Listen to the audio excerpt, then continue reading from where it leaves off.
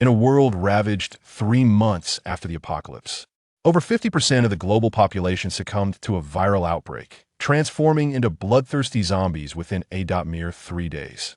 According to the author's incomplete statistics, at least 30% of the afflicted were assimilated through bites, while a select few resisted the viral onslaught, evolving into genetic enhancers. This was a realm originally dominated by women, where men, typically frail, had no chance of becoming enhancers. As societal order crumbled, the strong ruled supreme. Women enhancers emerged as sovereigns of various factions, relegating men to mere playthings and expendable resources. In a once opulent villa, the remnants of grandeur lay in ruins, surrounded by a grotesque pile of corpses, each unmistakably severed, with dark green blood splattered everywhere, a testament to the undead's wrath. With a resounding thud, the heavy iron door of the villa echoed ominously. A young girl wielding a long sword withdrew her fist, then struck the seemingly impenetrable steel lock with her blade. A sharp crack resonated as the lock shattered. With a swift, powerful kick, she forced the door open, producing a thunderous sound. The girl stepped inside, trailing the sword's tip along the ground, creating a hissing sound as the dark green blood seeped into the villa. "May the provisions within not disappoint me," she murmured, her gaze sweeping over the overgrown interior, a glint of cold bloodlust flickering in her eyes. With that, she approached the threshold of the villa's living room. Meanwhile, in a second-floor bedroom of the villa, sunlight streamed through the curtains, illuminating a delicate visage. The boy, with long hair cascading like a waterfall across the pillow, appeared as exquisite as a finely chiseled sculpture. Yet, he now bore an ashen, weakened countenance, resembling a flower on the verge of wilting. Pain etched deeply across his brow. The very air around him seemed to freeze, evoking a profound sense of pity. Tears glistened at the corners of his eyes, akin to morning dew, brimming with boundless sorrow and despair, revealing an indescribable torment deep within his soul. In that moment, he resembled a small bird struggling in the darkness, yearning for light and freedom, yet bound tightly by relentless agony. His once handsome face had become pallid and gaunt due to hunger and severe dehydration. His lips, once rosy, now cracked and parched, his breath barely discernible. "Am I to perish?" he murmured, lacking the strength to move, his voice barely louder than a whisper. His meager rations had been consumed 3 days prior, and the last drops of water were gone 2 days ago. Despair enveloped him completely. With great effort, he managed to open his eyes, but his vision was blurred, rendering even the simplest sight a challenge. Just as he believed he would succumb to starvation, a sound of approaching footsteps reached his ears, igniting a flicker of hope within him. No one wishes for death, having survived a month in this desolate world. He wished to cling to life. The footsteps drew nearer, entering one empty room after another in a hurried manner. Finally, they reached the door of his bedroom. The girl outside tested the doorknob, finding it locked, and in a fit of impatience, she lifted her leg forcefully. Bang! The door swung open. Her beautiful eyes reflected displeasure and disappointment, her cold gaze resembling distant stars in the night, betraying her inner frustration. The long sword dragged along the floor, producing a harsh metallic screech, as if protesting the letdowns this villa had wrought. She had thoroughly searched the entire villa, finding not even a trace of sustenance. Now, having breached the last bedroom, she harbored no hope, for the preceding rooms had been barren, devoid of any signs of habitation. Chapter 2. The Awakening System, Tie-Dye Number 1. Is anyone there? Upon entering the bedroom, she paused for a brief moment, her heart swelling with a flicker of hope as the boy struggled to regain his focus and discern her features. The girl was enveloped in a sleek black trench coat that accentuated her alluring curves, her lustrous ebony hair cascading gracefully over her shoulders. Her skin was as pale as snow, delicate as porcelain, and her exquisite features exuded an air of aloofness, evoking an instinctive sense of cold menace. At that moment, the girl furrowed her brow, her expression indifferent as she regarded the boy lying weakly on the bed. Her first inquiry was devoid of concern. A detached question, "Do you have any food?" Although her words were casually directed at him, she held little hope. After all, he was on the verge of starvation. How could he possibly have any provisions left? It was merely a habitual question, So, you came to scavenge for supplies. Upon hearing her indifferent words, the flicker of hope that had momentarily ignited within him extinguished completely, replaced by a wave of despair. Just moments ago, he had entertained the fantasy that perhaps a rescue team had arrived, but it seemed he had overestimated the situation. Ding. A system binding check has been initiated. Beep. The Tai random supply system has successfully bound. Host, Lu Xingyan. Tai number 1, Ningong Ming. A series of mechanical notifications suddenly echoed in Lu Xingyan's mind, leaving him momentarily stunned. The heart that was longing for death began to beat with a renewed vigor, for he had encountered systems in countless novels and was well aware of their significance. Yet now, on the brink of death from hunger, what good was the system's emergence? Nevertheless, a glimmer of hope persisted. As the system's voice faded, he immediately questioned within his mind, "System, what constitutes deity? What exactly does the term supplies refer to?" No response came for half a minute. Instead, Ningong Ming grew impatient, lifting her sword, still stained with the blood of zombies, poised to strike down Lu Xingyan on the bed. Dawn and Appos, T. As the blade descended towards his fragile head, he summoned all his strength to utter a faint, trembling plea. His voice was barely a whisper, his body devoid of movement. Yet, Ningong Ming and Appos' keen senses caught the faint sound. "I thought you were mute," she remarked coldly, observing his gaunt profile. At that moment, Lu Xingyan appeared disheveled, his delicate features obscured by tousled hair, his emaciated form giving him the semblance of a sickly beggar. Ningong Ming could discern only that he was a very young man, nothing more. However, even if she recognized his exquisite beauty, she would show no mercy. In the 3 months of this apocalypse, she had killed countless men and women. She had encountered several handsome men who attempted to barter their bodies for survival.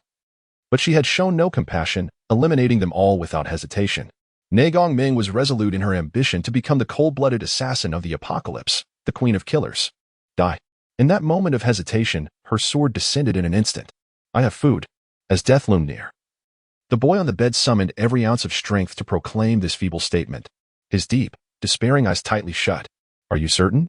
Ningong Ming's blade halted mere centimeters from Lu Xingyan's forehead. Chapter 3. Successful encounter. With a soft sigh, Lu Xingyan slowly opened his eyes, only to discover a blood-stained blade suspended ominously above him. Overwhelmed by despair, he could not help but cry out. Yet after 3 days without water, no tears graced his cheeks. "Speak, or perish," she threatened coldly, her tone unwavering as she observed his disheveled state. "Water." Lu Xingyan did not respond, instead casting a longing gaze towards the water flask at her waist, his eyes brimming with unquenchable thirst. "You wish for water despite the lack of supplies?" Ningong Ming and Appos' irritation surfaced, her brow furrowing. However, upon noticing the delicate beauty of his peach blossom eyes, her heart softened momentarily.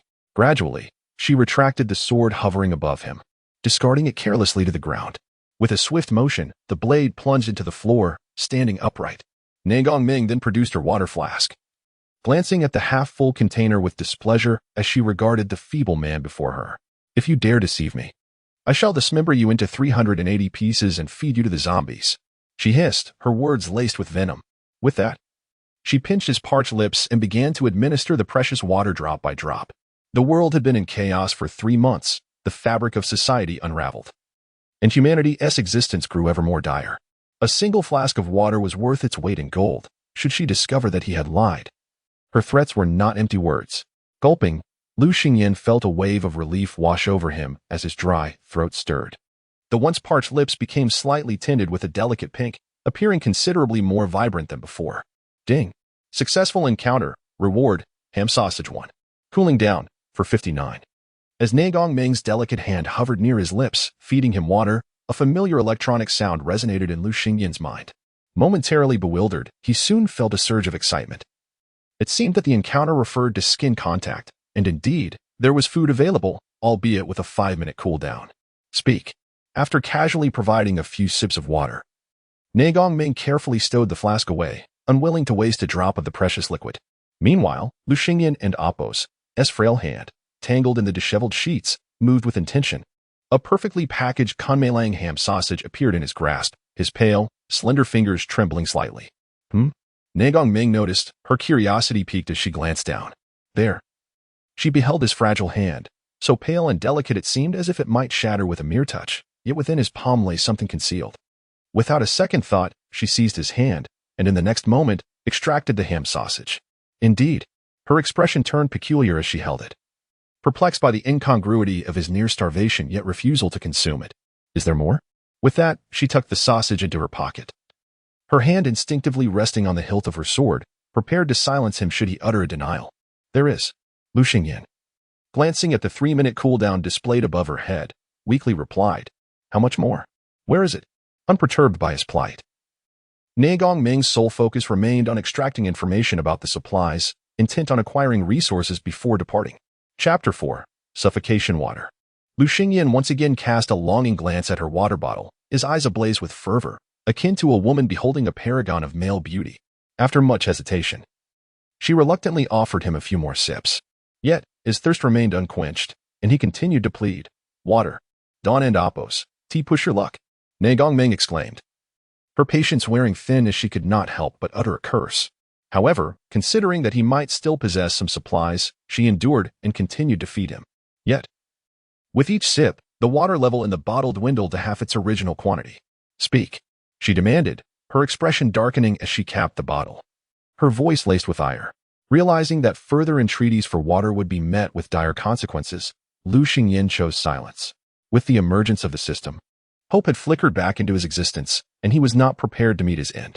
At that moment, the countdown above her head dwindled to a mere 8 seconds.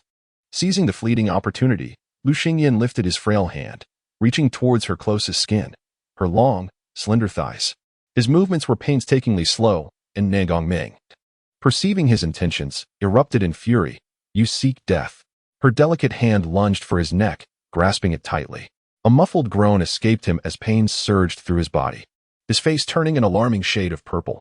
Yet, just then, the cooldown period expired. Ding. Successful attachment. Rewarded with 1.5 bags of instant noodles. Cooldown in progress. For 59. Nagong Ming's grip tightened, seemingly intent on severing his fragile neck. At that critical juncture, Lu Xingyan's hand delved into the filthy bedding beside him. However, as he summoned the noodles with his mind, an unforeseen calamity struck. His strength had not yet returned, and his fingers slipped, sending the noodles tumbling to the ground with a resounding thud. With that sound, the room plunged into an eerie silence. As if time itself had come to a standstill, the very air thickening such that one could hear a pin drop. Nagong Ming's movements froze, her gaze fixed on the pristine package of noodles that lay on the floor, a myriad of emotions swirling in her eyes. She parted her lips, seemingly ready to speak, only to be interrupted by the sudden stillness. Light streamed through the shattered window, illuminating the package of noodles as if casting a mystical glow upon it, rendering it akin to an invaluable treasure. Yet, in this post-apocalyptic world, 3 months into despair, that bag of instant noodles was indeed a priceless gem. As she momentarily lost herself in thought, Lu Xingyan felt the suffocating grip of death closing in. He lacked the strength to respond, his vision blurring. Hey, wake up. Nagong Ming, snapping back to reality, hastily released her hold and shook his head. Yet, he was teetering on the brink of unconsciousness, his eyelids heavy, gasping for air as oxygen flooded back into his lungs. Finally, unable to endure any longer, he feared that Nagong Ming might kill him in his unconscious state. With a voice faint as an ant, he whispered, I still have. With those words, darkness enveloped him, and he succumbed to unconsciousness. However, Nagong Ming had caught the faintest hint of his utterance, and her initial impulse to kill him was momentarily suppressed. Her intention was clear, to extract every last ounce of value from him before disposing of him at her convenience. Chapter 5. Embrace me. Soon, nightfall enveloped the surroundings. The zombies outside grew increasingly frenzied, their low growls faintly audible within the confines of the bedroom. Originally, Nagong Ming had dispatched all the nearby zombies upon her arrival, but now, a number of them had wandered back, due to her destruction of the Iron Gate. Several zombies had even managed to meander into the overgrown weeds of the villa. Fortunately, she had secured the hall door upon entering, preventing the zombies from intruding. What a bothersome nuisance.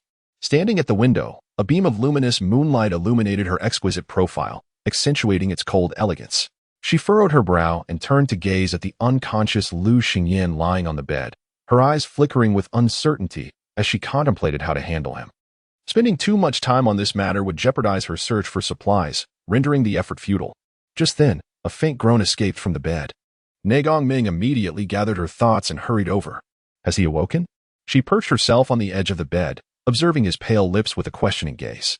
Lu Xingyan slowly opened his eyes, struggling to discern her silhouette against the dim moonlight. He felt a slight resurgence of strength. Yet a wave of intense hunger and the chill of the night caused him to tremble uncontrollably. However, an overwhelming thirst eclipsed all else. He yearned for water, fixating his gaze on the water bottle at her waist. After all, water is the essence of life. Following his line of sight, a surge of distaste arose within her. Just as she contemplated concealing the water bottle behind her, she heard his hoarse plea, "Water." His voice was raspy, seemingly suppressing a deeper craving. Witnessing his pitiful state, a flicker of disdain crossed her mind. Still wanting to drink? He had just consumed half a bottle of her water, and now he sought more? She resolutely decided against it. "Hand over all your food, and I shall grant you a sip," she declared coldly, offering a promise that was laced with malice. Indeed, as soon as he relinquished his food, she would not hesitate to end his life. "Embrace me." Lu Xingyan's voice trembled as he raised his pale hand, his bright eyes brimming with a desperate plea. What does he mean? Gongming pondered, perplexed by his intentions. Was he planning an ambush? Yet, in his current frail condition, it was unlikely that he could even wield a small knife with steadiness. Intrigued, she resolved to see what tricks he might attempt. After a moment of contemplation, she reached out and lifted his emaciated form into her arms. The instant he was cradled by her, a mechanical sound reverberated in Lu Xingyan's mind. Ding. Affection successfully granted. Reward: 2L bottled water X1. Cooldown in progress, 459. Water.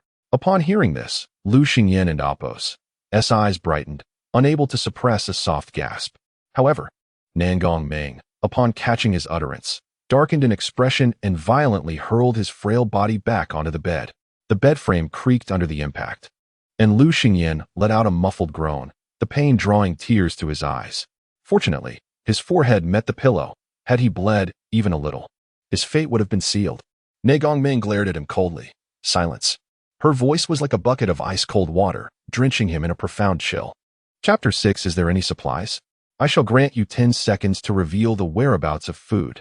With that, she raised her hand again, viciously pinching his emaciated chin. This woman is truly brutal, devoid of any compassion. Lu Xingyan gritted his teeth, enduring the pain, not daring to move, his eyes cast down, holding back tears. He then attempted to use his mind to place the bottle of mineral water he had just acquired into a nearby cabinet within his spatial storage. The bottle of water vanished from the storage space, indicating it had indeed been placed. Moreover, he sensed that his placement range was limited to within 5 meters. Time and Appo's up. You may perish.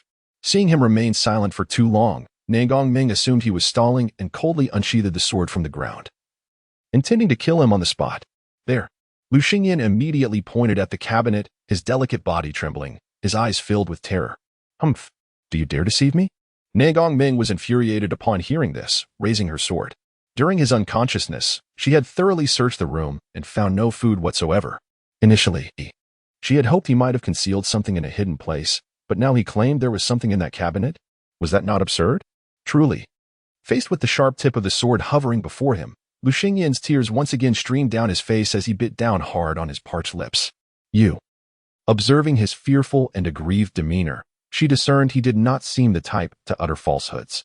After all, at the brink of death, one would hardly dare to lie. With curiosity piqued, she sheathed her sword and approached the cabinet, reasoning that glancing inside would not cost her anything. Upon opening the cabinet, her beautiful eyes widened in astonishment. How could this be possible?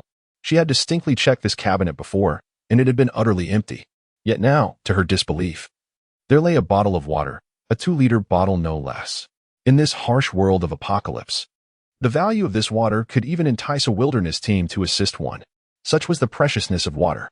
At that moment, having obtained the water, she immediately approached the bedside and unscrewed the cap.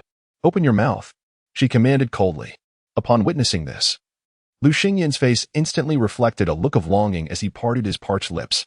She then twisted off the cap and poured the water into his mouth. In an instant, the sweet and refreshing mineral water cascaded down his throat, rejuvenating him as if the parched earth had been replenished. Gulp, gulp. His throat emitted swallowing sounds, his eyes still fixated on the water. She narrowed her beautiful phoenix eyes, scrutinizing his reaction, and observed him greedily lapping up the water from the bottle as if it would never run dry. And Appo's, this water must be safe. And Appo's, she thought to herself. A wave of disgust washed over her as she reclaimed the water, tightening the cap. Do you possess any supplies?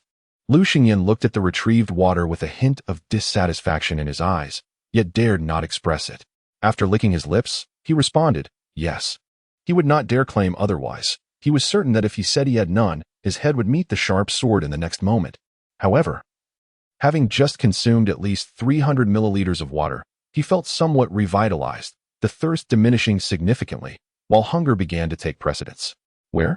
Nangong Ming inquired coldly, her icy gaze softening slightly. Since he claimed to have food, perhaps he truly did. After all, he had already provided her with a sausage, a pack of instant noodles, and a large bottle of mineral water. All prime supplies. Chapter 7. A disdain for men. I have hidden a substantial amount of easily preserved food in an apartment in the southern district. Lu Xingyan explained casually after a moment of contemplation. Before the apocalypse, he was the young master of the Lu family in the enchanting metropolis, renowned as the most handsome man in the city, indulging in an extravagant lifestyle with no less than 30 luxurious properties under his name. Indeed, he possessed an apartment in the southern district. Yet he had never actually resided there. It was impossible for food to be available. However, he could gather provisions along the way. As the distance to the southern district spanned several kilometers, providing ample opportunity to acquire a considerable amount of supplies from Nangong Ming. Yet, upon hearing this, Nangong Ming's eyes glimmered with a hint of menace. Do you take me for a fool? She coldly regarded him, her gaze devoid of warmth. The residences in the apartment complex must have been thoroughly scavenged long ago. How could any food remain? Moreover, the distance was significant, and he was undoubtedly stalling for time. Truly, I am not deceiving you. I have concealed it in an exceedingly discreet compartment, and no one could possibly discover it. He hastily defended himself, his tone cautious. Fearful of inciting her wrath, Nangong Ming narrowed her eyes slightly, seemingly deliberating his words. After a moment, she spoke with indifference. I will trust you this once. If there is nothing to show for it, you shall witness your own flesh being devoured bite by the zombies. Upon hearing this, Lu Xingyan's heart raced violently, his complexion paling as he averted his gaze. Yes, I understand. Wait for me here. She then set down her sword, casting him a fleeting glance before turning to leave. Wait. Lu Xingyan immediately raised his frail arm, his small hand grasping her collar, inadvertently brushing against her skin. Ding. Successful contact. Obtained canned beef X1. Cooldown in progress. For 59. Just as they were conversing, the cooldown had concluded, and at that moment of skin contact, the system was triggered once again. You seek death. Nangong Ming's beautiful eyes narrowed dangerously as she forcefully shook off his small hand, glaring at him with unmasked hostility. She already harbored a disdain for men. How dare he attempt to touch her? Where are you going? Please, don't abandon me. Lu Xingyan's eyes brimmed with tears, his body trembling with fear, his gaze pleading as if he were a forsaken child, begging her not to leave him behind. Observing him, frail and feeble, an inexplicable emotion surged within Nangong Ming, leading her to concede. I'm going to cook instant noodles. With that, she turned to depart.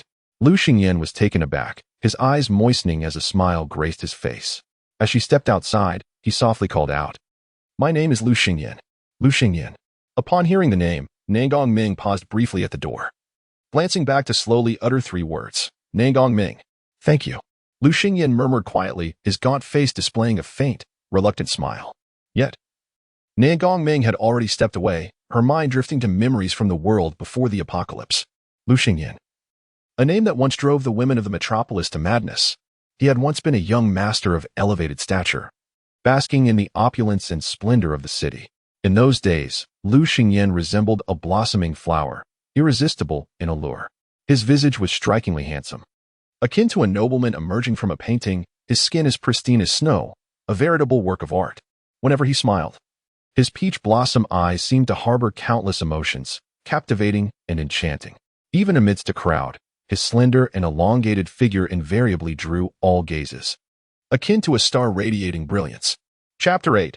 A bowl of instant noodle broth. Yet at this moment, the once proud young master was curled up in a dilapidated room, his face haggard and his expression anxious, resembling a forsaken creature.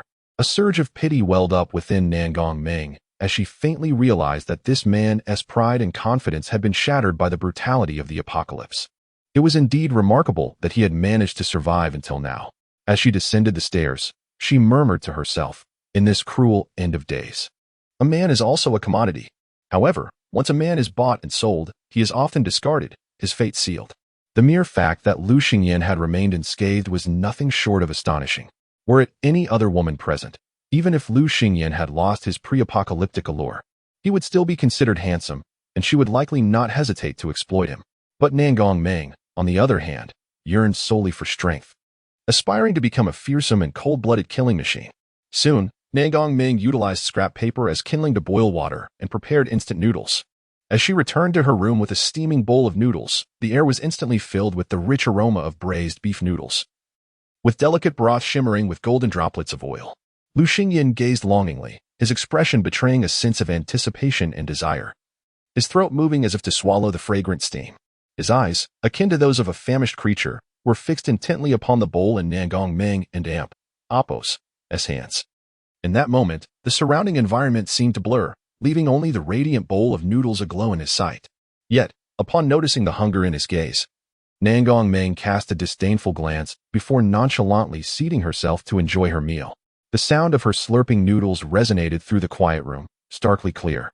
Lu Xingyan listened to the jarring noise, his eyes lingering on the steaming bowl in her hands, desire flickering in his depths. He could only watch helplessly as she savored her food, his tongue darting out to moisten his lips, swallowing repeatedly. Before long, the bowl containing noodles and a single sausage had nearly vanished into Nangong Meng's stomach, leaving only a small amount of broth. She then leisurely approached the bedside, placing the empty bowl on the small table. "Help yourself," she uttered softly, turning to gaze out the window at the enveloping darkness of the night, lost in thought. Although displeased, Lu Xingyan could not resist the enticing aroma wafting from the leftover broth, causing him to swallow hard. Ultimately, he succumbed to his cravings. Slowly rising to reach for the bowl, he brought it to his lips and drank deeply, once dismissed as mere junk food. This small remnant of broth now brought him immense joy, to the point where he momentarily forgot his hunger. In mere moments, he had finished the broth, which surprisingly contained a small piece of sausage, leaving him yearning for more. With a soft whimper, he set the bowl down, unable to suppress his tears. Hearing the sound of his sobs, Nangong Meng furrowed her brow and cast a cold gaze in his direction. She swiftly approached him, her resolve unwavering. With a sharp crack, she raised her hand and delivered a resounding slap to his gaunt face. Lu Xingyan, who had been sobbing, was momentarily stunned. With a clatter, the bowl slipped from his grasp and shattered on the floor. As he looked up in bewilderment, he met her icy, frost-bitten visage. It was precisely at that moment that the mechanical voice of the system announced, "Ding. Adhesive successful. Obtained compressed biscuit X1. Adhesive cooldown, for 59. Chapter 9, The Frigid Night. Nangong Meng spoke with an icy demeanor. "What time is it now? If your cries attract the zombies, I shall feed you to them." "I am sorry." Lu Xingyan quickly covered his burning face, tears streaming down his cheeks as he sobbed a quiet apology. He felt a deep sense of grievance, for no one had dared to strike him so before, not even his parents prior to the apocalypse. "Sleep. Tomorrow we shall go to the place you mentioned in the southern part of the city. It better have supplies, or you might as well not live any longer." Nangong Meng scoffed. Lu Xingyan wiped the tears from his cheeks and silently returned to his bed. He pulled the filthy, disheveled blanket over himself, which had not been washed for 3 months, curling his frail body into a tight ball, seeking solace within its folds. The nights in the apocalypse were colder than ever. Yet Nangong Meng, clad in a coat that was not particularly thick, seemed impervious to the chill. In that moment, Lu Xingyan's face appeared especially gaunt and pale under the soft glow of the moonlight, resembling a fragile wisp that could be whisked away by a gust of wind. His long strands of hair fell messily around him, reminiscent of dark clouds that obscured his tightly shut eyes. Although the soup and instant noodles he had just consumed provided a modicum of warmth, the youthful pallor of his cheeks remained stark, cocooned within the blanket. His delicate form was tightly wrapped, yet could not conceal the fear and unease gnawing at his heart. Every slight breath was accompanied by tremors, akin to a small beast shivering in a storm, endeavoring to assert its fragile existence against the looming unknown. The surrounding silence weighed heavily at that moment, as if the very air had solidified, and time itself flowed sluggishly, burdened by his vulnerability. Nangong Meng sat quietly on a wooden chair, her gaze as cold as winter and Appo's frost, betraying a detached, yet keen observation. This man, indeed, deserved the title of the most handsome man in the city. He possessed a certain allure. A tumult of complex emotions surged within her, yet her expression remained unchanged. Before the apocalypse, she would not have even been worthy of encountering such an entitled young master. But now he lay at her feet like a lowly ant, ripe for her dominion. Perhaps she could sell him at the trading post in the apocalypse. He would surely fetch a handsome price. This thought flickered in her mind. The trading post was a unique venue located in the heart of the city, at Yida Square, facilitating any form of transaction with a mere 30% fee. Yida Square was also the largest refuge in the city, teeming with various powerful individuals and survivors, equipped with modern firearms. Time swiftly flowed to the following morning. A beam of early light streamed in, illuminating Lu Xingyan's delicate features. Ugh! He instinctively groaned as the brightness pierced his senses, raising his fair arm to stretch lazily. Unbeknownst to him, this scene was entirely captured by Nangong Meng, seated nearby. His smooth, pale abdomen and frail figure glowed softly in the morning light, evoking boundless imagination. Had she been an ordinary woman, she might have been unable to resist pushing him down and imparting a thorough lesson. Yet, Nangong Meng was no ordinary woman. After casting a fleeting glance, she swiftly regained her composure. Upon lazily opening his eyes, Lu Xingyan finally noticed Nangong Meng's occasional glances in his direction. Gurgle at that moment. His stomach audibly protested. The color that had returned to his face quickly flushed crimson once more. Chapter 10. Kneel and eat. I am hungry. He lifted his gaze, cautiously glancing at Nangong Meng. I have no food, Nangong Meng replied coldly. Typically, she would stash any food she scavenged at her temporary hideout. This time, she had only brought a few pieces of bread and a flask of water. She had consumed them before arriving, and according to her plan, she was supposed to return to her hideout yesterday. However, upon encountering Lu Xingyan, she found herself reluctantly staying behind. The instant noodles and ham she had scavenged from Lu Xingyan had already been devoured, leaving only half a bottle of mineral water. I still have a piece of compressed biscuit. Upon hearing this, Lu Xingyan bit his lip. He then reached into the depths of the bedside table and retrieved a 50g compressed biscuit. Give it here. Nangong Meng, seeing this, did not attempt to snatch it but merely uttered the two words with indifference. Lu Xingyan hesitated for a moment but ultimately handed the compressed biscuit to Nangong Meng, deliberately placing his hand atop hers as he did so. A mechanical voice echoed in his mind. Ding. Stick successful. Gained fresh lettuce 1. Stick cooldown, 459. Fresh lettuce, Lu Xingyan thought, somewhat astonished. However, Nangong Meng felt the delicate hand resting in her palm and a flicker of displeasure crossed her face. Yet, she ultimately turned her hand to grasp the compressed biscuit, shaking off his hand. She opened her water flask, tore open the biscuit packaging, and began to eat. Taking a bite of the biscuit followed by a sip of water. Crunch, crunch, the thick compressed biscuit was steadily consumed by Nangong Meng. Lu Xingyan watched helplessly as she swallowed the biscuit, the sound of her chewing resonating in his ears, causing his throat to itch. Gulp, unable to resist. He swallowed a few mouthfuls of saliva, his little tongue licking his pink lips, eyes glistening with desire. Do you wish to eat? With only 2 or 3 bites of the compressed biscuit remaining, Nangong Meng paused momentarily to inquire. Lu Xingyan nodded eagerly, his face flushed with anticipation. His gaze fixed upon the biscuit in Nangong Meng's hand. Swallowing hard, he caught Nangong Meng's attention, prompting a smirk of mockery to grace her lips. Kneel and eat. Lu Xingyan was momentarily stunned, gazing at her in confusion. Kneel? Why must he kneel? With a sharp crack, Nangong Meng bit into the remaining portion of the biscuit, chewing and swallowing before speaking again. Did you not hear me tell you to kneel? Lu Xingyan and Appo's expression shifted slightly, pursing his lips before slowly rising from the bed. The slender figure clad in a thin pink nightgown descended to the floor, delicate feet touching the ground. Disheveled dark hair cascading over her shoulders. Thud. His knees buckled, and he knelt on the ground, exquisite peach-colored eyes shimmering with tears, gazing upward at Nangong Meng's stunning visage. Seeing this, Nangong Meng looked down at him, unable to suppress a mocking laugh. She then tossed the remaining morsel of the compressed biscuit before him, crumbs scattering widely.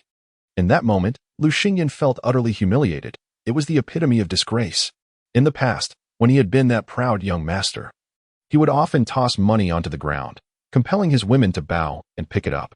Yet now, for the sake of a mere biscuit, he found himself kneeling in such a degrading manner. However, in the face of hunger, dignity seemed to be but a jest. He extended his small hand to retrieve the biscuit, shoving it into his mouth, savoring each bite, even picking up the crumbs to consume them bit by bit. Chapter 11.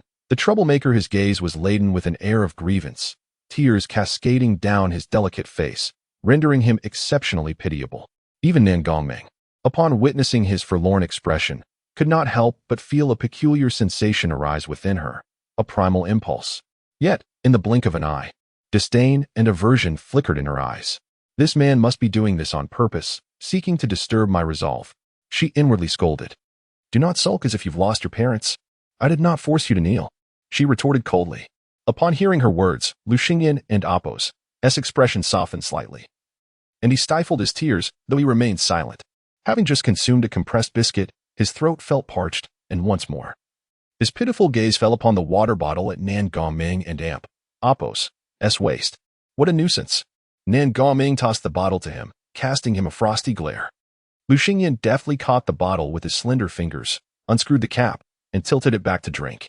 However, much of the water had already been consumed by Nan Gongming, and after only a couple of sips, he found it empty. He shook the bottle, confirming there was not a single drop left, and reluctantly replaced the cap, gingerly returning it to her. Nan Gongming glanced at him, her icy demeanor softening slightly, seemingly pleased with his obedient demeanor. All right, it is time to set off, she announced, rising slowly to her feet. At her words, Lu Xingyan bit his cherry lips, his voice barely a whisper. I lack the strength. What do you wish for then? Nan Gongming raised an eyebrow, her tone cool and questioning. Could you carry me? He implored, his slightly swollen eyes reflecting a pitiful plea. Without her assistance, he feared that once they reached their destination, devoid of supplies, she would surely eliminate him. He had no doubt of that. Presently, the system's inventory held but a single can of beef and a portion of fresh lettuce, wholly insufficient. What a nuisance! After a moment and Apos' contemplation, Nan Gongming could only mutter in exasperation. She then approached the wardrobe, carelessly selecting a black tracksuit and trousers, tossing them to him before donning them herself. At that moment, she was clad in a thin pink pajama set, the faint outline of her fair skin barely visible. Such a delicate figure, combined with her visage, posed a potential hazard should those troublesome women catch sight of her and take a fancy to her. Moreover, part of her decision stemmed from having witnessed him shivering under the blanket last night. Once he slowly donned the black tracksuit, she bent down, her tone icy. Climb on, nuisance. All right, he obediently settled onto her back, instinctively wrapping his slender arms around her neck. Ding. Successful attachment. Reward, instant noodles 1. Attachment cooldown, for 59. She then poured the remaining half bottle of mineral water into the water bottle and hung it at her waist. Grasping the long sword from the ground, she commenced her quest for supplies. Previously, she had always ventured alone, scavenging as she went. Now, with a man trailing behind her, she felt somewhat unaccustomed. As she stepped out of the villa, burdened by her little encumbrance, a few zombies lurking at the entrance with eyes gleaming hungrily immediately lunged towards them. Chapter 12. Scarred Sister. With a swift motion, Nan Gongming unsheathed her sword, cleaving a zombie in twain, ending its wretched existence. A fierce growl echoed as several more zombies charged from a distance. Yet they too met their demise at the edge of her blade. Nan Gongming ambled through the chaos as if strolling through a serene garden, exuding an air of ease and grace, effortlessly dispatching her foes. In stark contrast, Lu Xingyan clutched her neck tightly, his hands trembling slightly as he beheld the brutal scene before him. After all, he had prepared a lavish birthday party in this villa just as the apocalypse began, stockpiling food to ensure his survival thus far. Fortune had favored him, as no other survivors had come to pillage his provisions. Otherwise, he might have faced a fate far worse than starvation. Ding. Successful transaction. Large pack of spicy strips 1. Cooldown, for 59. Ding. Successful transaction. 1 portion of apples. Cooldown, for 59. Ding. Successful transaction. 1 box of safety supplies 1. Cooldown, for 59. As time marched on, the system chimed every 5 minutes, heralding a steady influx of resources that alleviated Lu Xingyan and Apos' anxious heart. Meanwhile, Nan Gongming dispatched countless zombies with ruthless efficiency, her strikes relentless and precise. Regrettably, the undead seemed inexhaustible, a ceaseless tide that she could not fully eradicate. Thus, she continued to evade the throngs of zombies, navigating cautiously through their scattered ranks. Sister Ming, you are truly remarkable, Lu Xingyan exclaimed softly from her back, a blend of excitement and trepidation in his tone as he witnessed her prowess. Unimpressed by his praise, Nan Gongming retorted coldly, less chatter. Do not draw all the zombies to us. Yet, unbeknownst to her, a swell of unbidden pride blossomed within, her lips curling into a subtle smile. Oh, Lu Xingyan murmured weakly, falling silent as he lay quietly on her back. Inspired by his words, Nangong Ming quickened her pace, her movements growing ever more fierce and decisive. Soon, she cleared the zombies obstructing their path and pressed onward toward the southern part of the city. "Big sis, come quickly. There are people outside." A young girl rushed to the door of an 18th-floor apartment, calling out urgently. The faint sounds within ceased, replaced by an impatient voice. "If there are people, take a few sisters and eliminate them. We and Amp, Oppos, we've been together for so long. Can't you manage that?" In the dimly lit room sat a woman with a scarred visage. A cigarette, one of the cheapest from before the apocalypse, dangling from her lips. She was the notorious leader of the Southern District, known as Scarred Sister. 3 months into the apocalypse, territories had been claimed, each faction ruling over its own domain. Beside her, a trembling 68-year-old husband with streaks of gray in his hair cowered in silence. Even so, such men had become a rare commodity. But, big sis, there are 2 people, a man and a woman. The man is exceptionally handsome, akin to a movie star, albeit a bit gaunt. He must be malnourished. The girl stammered, recalling the sight she had glimpsed from the balcony. Just a glimpse of his slender profile had sufficed to conclude his undeniable beauty. Beautiful men, in the current trading market, were worth 2.5 bottles of large mineral water. Chapter 13, Genoa Community, please. Give me something to eat. The 68-year-old husband murmured a desperate plea beside Scar Sister. Get lost. Scar Sister kicked him aside with disdain and strode out of the room. Where are they? If that man ISN and Amp, Oppos, T as handsome as you claim. Ha. She sneered at the younger girl reporting at the door, her eyes glinting with a bloodthirsty menace. East Street. The girl pointed towards the balcony, her voice trembling at Scar Sister's fierce demeanor. Yes. Take me there quickly. Scar Sister shot her a cold glance and commanded. But, sister, the woman beside that man seems formidable. She could slay several zombies with a single sword strike.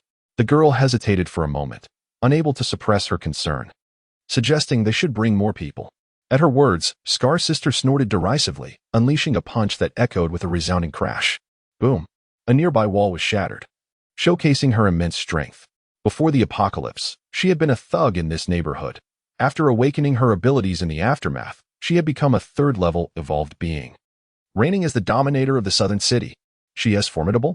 Can she surpass my prowess? Scar Sister scoffed at the girl's stunned expression. I could easily charge into a horde of zombies and wreak havoc. Yes, Scar Sister is mighty. The girl beamed with admiration. All right, lead the way swiftly. We cannot let them escape. Scar Sister brushed the dust off her hands and added, once we capture that man, the one inside will be your reward. Thank you, Scar Sister. The girl exclaimed joyfully, hurrying ahead to guide. Though the man in the room was already 68, in this apocalyptic world, having a man to toy with was a luxury. Who could afford to be picky? Meanwhile, Nangong Ming, accompanied by Lu Xingyan, remained blissfully unaware of the attention they had drawn. Nangong Ming was carving a path with her sword as they made their way towards Genoa Community, their intended destination. Sister Ming, we are almost there, just hold on a bit longer. Lu Xingyan had dismounted from her back, closely following her. With another swift strike. She decapitated a zombie in front of her, wiping sweat from her brow.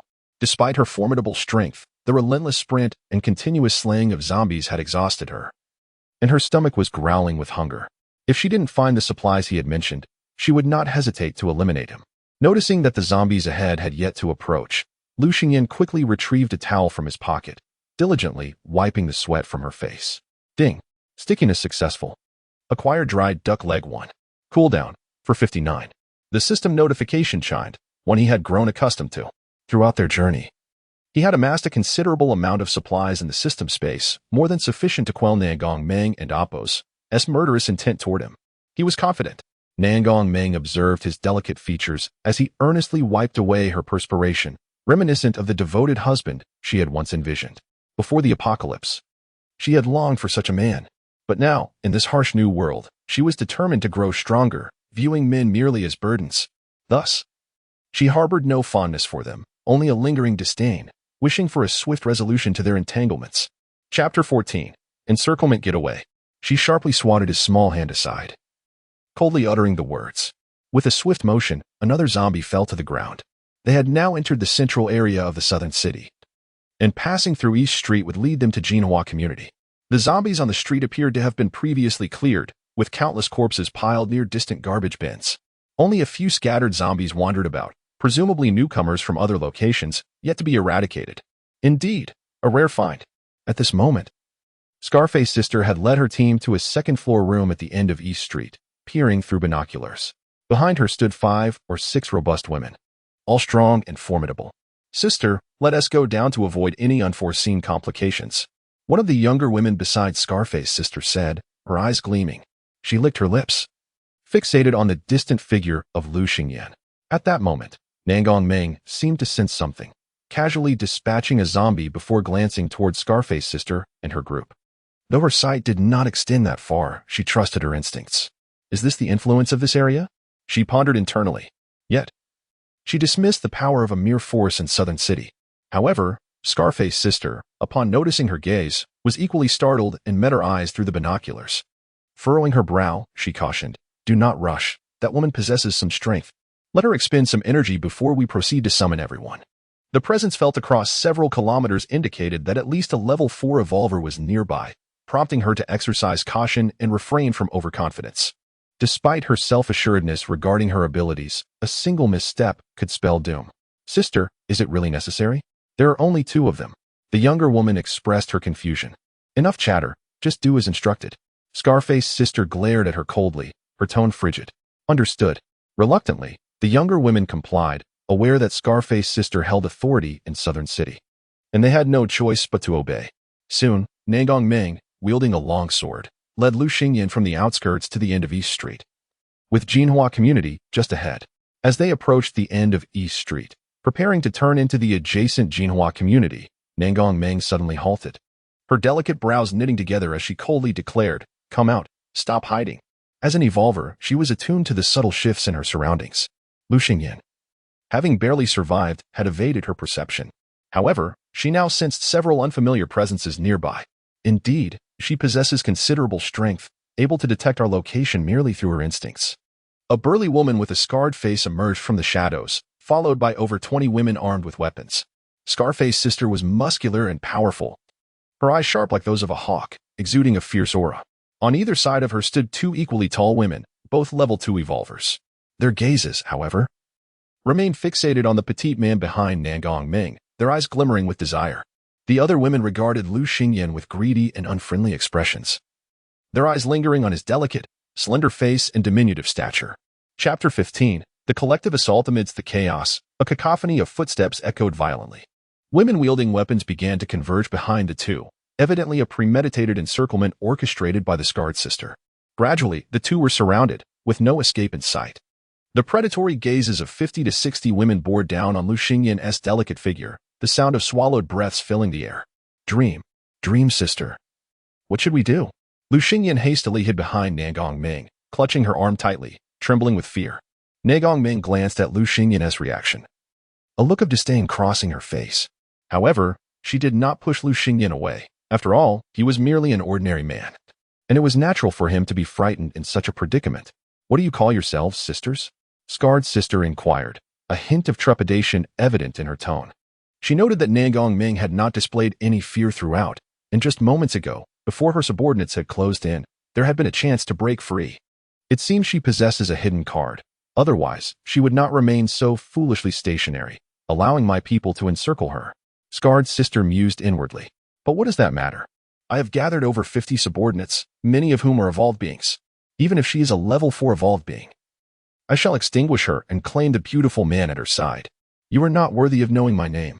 Nangong Meng replied coldly, her voice laced with an icy edge. "Huh, you arrogant wench, how dare you speak to us like that?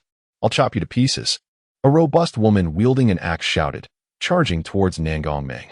"If I slay this woman, perhaps I can share in the spoils of that handsome man." She thought with exhilaration as she raised her axe to strike. Yet, in the next moment, a flash of sword light cut through the air. Swish, the expression on the woman's face froze entirely as Nangong Meng sheathed her sword. With a soft thud, a fine line appeared on the woman's neck, and her head fell to the ground, the lifeless body collapsing shortly thereafter, blood splattering everywhere. This. The crowd gasped collectively, their disbelief directed at Nangong Meng, who stood unfazed within the encirclement. Even Scarred Sister's expression grew grave, her eyes betraying a hint of retreat. It was crucial to note that the fallen woman had been a level 2 evolved being, albeit a novice. Yet, She had not even had time to react before her throat was severed. The speed and strength displayed were formidable, a level beyond her own. Lu Xingyan, witnessing this, turned pale, trembling even more violently. Although he had been in the apocalypse for 3 months, it was his first encounter with such a brutal scene, decapitation. He had grown accustomed to slaying zombies, but taking a human life was still beyond his capacity to bear. Sister, I admit you are powerful. But there are over 50 of us here. We could wear you down. Scarred sister swallowed hard, her gaze shifting away from Lu Xingyan, now focused intently on Nangong Meng. Yes, let us all attack together and finish her. Another woman eagerly chimed in. Yet, many felt a rising sense of dread. Even if they knew that a concerted assault could likely overpower Nangong Meng, it would undoubtedly cost lives. No one wished to be the first to fall. Whoever charged in first would surely perish. So, who will take the lead to their doom? Nangong Meng seemed to read their thoughts, a cold smirk gracing her lips, her bloodied sword still dripping with crimson and emerald droplets. Chapter 16 Selling him? Do you truly wish to become our adversary? Scar Sister was aware that her group of younger sisters lacked unity, hence she refrained from issuing the command to attack. It is you who obstruct my path. Yet you accuse me of wanting to oppose you. How ludicrous. Nangong Meng scoffed disdainfully. Why don't we both take a step back? You hand over this handsome man to us, and we will allow you to depart. How does that sound? Scar Sister gritted her teeth, ultimately conceding, pointing at the cowering Lu Xingyan beside her. How amusing. This is a valuable resource. Do you believe that attempting to seize my supplies constitutes a mutual concession? Nangong Meng retorted with a mocking smile. Resources? If that is the case, how about I offer you a 500 milliliters bottle of mineral water and 5 pieces of bread in exchange for your man? Scar Sister furrowed her brows, contemplating for a moment before speaking again. Oh. Upon hearing Scar Sister's proposal, Nangong Meng appeared intrigued, stroking her chin in thought. However, upon seeing Nangong Meng seemingly moved and ready to sell him, Lu Xingyan grew anxious. Shaking her arm desperately, he pleaded, Meng Jia, I beg you not to sell me. I surely have more supplies at my house than she claims, please. Witnessing Lu Xingyan's urgent and almost coquettish demeanor, Scar Sister couldn't and Oppos, helped but lick her lips, adding 2 more pieces of bread. The surrounding younger sisters gazed at Lu Xingyan with great excitement, as if they could already envision the delectable morsel before them. Deal. Nangong Meng uttered the words coolly, as if she had anticipated Scar Sister's concession. No. Upon hearing this, despair washed over Lu Xingyan. He clung tightly to Nangong Meng's arm, tears welling in his eyes, pleading earnestly, please don't sell me. I beg you. Yet, Nangong Meng casually flung him aside, her gaze directed at Scar Sister. Where are the goods? I want them now. Lao Air. Go to the warehouse at once and fetch a bottle of mineral water and 8 pieces of bread. Scar Sister commanded a woman beside her. Yes. The woman promptly replied, then hurried off. Nangong Meng discreetly noted the path she took, a smile playing on her lips. Soon, the woman known as Lao Air returned, carrying a white plastic bag containing precisely 1 bottle of water and 8 pieces of bread. After receiving it, Scar Sister approached Nangong Meng, stating, here are 8 pieces of bread and a bottle of mineral water. Consider the extra piece of bread as a gesture of friendship. Excellent. A cold smirk spread across Nangong Meng's face. She directly seized the frail body on the ground, pulling on one of his arms casually. No, I do not want to be sold. Wu Lu Xingyan's voice trembled, as clear as shattered glass, imbued with despair and fear. His body swayed like a fragile leaf in a tempest, attempting to retreat. Yet before Nangong Meng stood like an insurmountable mountain, utterly immovable. Tears streamed down his delicate peach-colored eyes, resembling morning dew, crystal clear yet profoundly desolate. Each tear bore his lament against fate, as if pleading for mercy from this cruel world, yearning for a glimmer of compassionate warmth. Yet, the gazes of the women surrounding him grew increasingly excited, as if anticipating a tragedy about to unfold. How pitiable, he cries. I wish to teach him a lesson. One of the younger sisters licked her parched lips, her eyes glimmering with desire. It was as if she could already envision Lu Xingyan, a succulent morsel, about to be served at the table. Her voice broke the silence, igniting flames in the air and stirring a wave of hushed laughter and whispered conversations. Chapter 17. Ambush. Yet, Lu Xingyan and Oppos' struggle was so feeble, akin to a helpless little bird, forcibly dragged by Nangong Meng, eventually arriving before the scarred-faced woman. Everyone is here. The scarred sister was the first to extend the plastic bag in her hand towards Nangong Meng, her gaze fixed on Lu Xingyan and Oppos' tear-streaked, a grieved face throughout. Nangong Meng reached out to take it, then seized Lu Xingyan's arm, compelling him to stand. He continued to sob, his reddened eyes filled with despair. At this moment, the scarred sister had already extended her sturdy arms, preparing to catch the young beauty and drag him back to the room. But in the next instant, whoosh! A flash of sword light sliced through the air as Nangong Meng's sword struck the outstretched arm of the scarred sister. A cry of agony followed.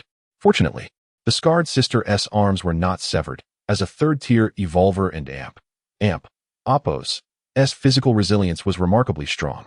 Moreover, as Nangong Meng and Appo's strike came, she instinctively attempted to evade, which, although ultimately unsuccessful, did alleviate some of the impact. Big sister.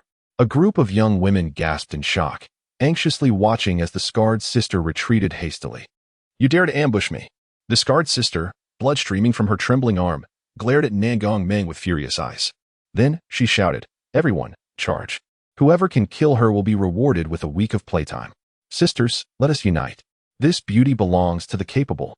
Soon, a second-tier evolver eagerly rallied her companions. Kill. Immediately, one woman, her eyes alight with excitement, rushed towards Nangong Meng.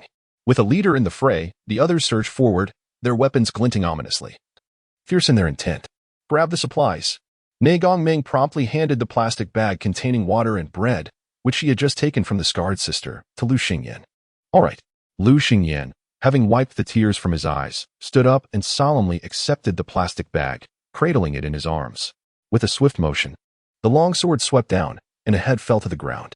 Yet, the remaining sisters of the scarred woman were consumed by greed for the beauty, each desiring to slay Nangong Meng and claim Lu Xingyan for themselves.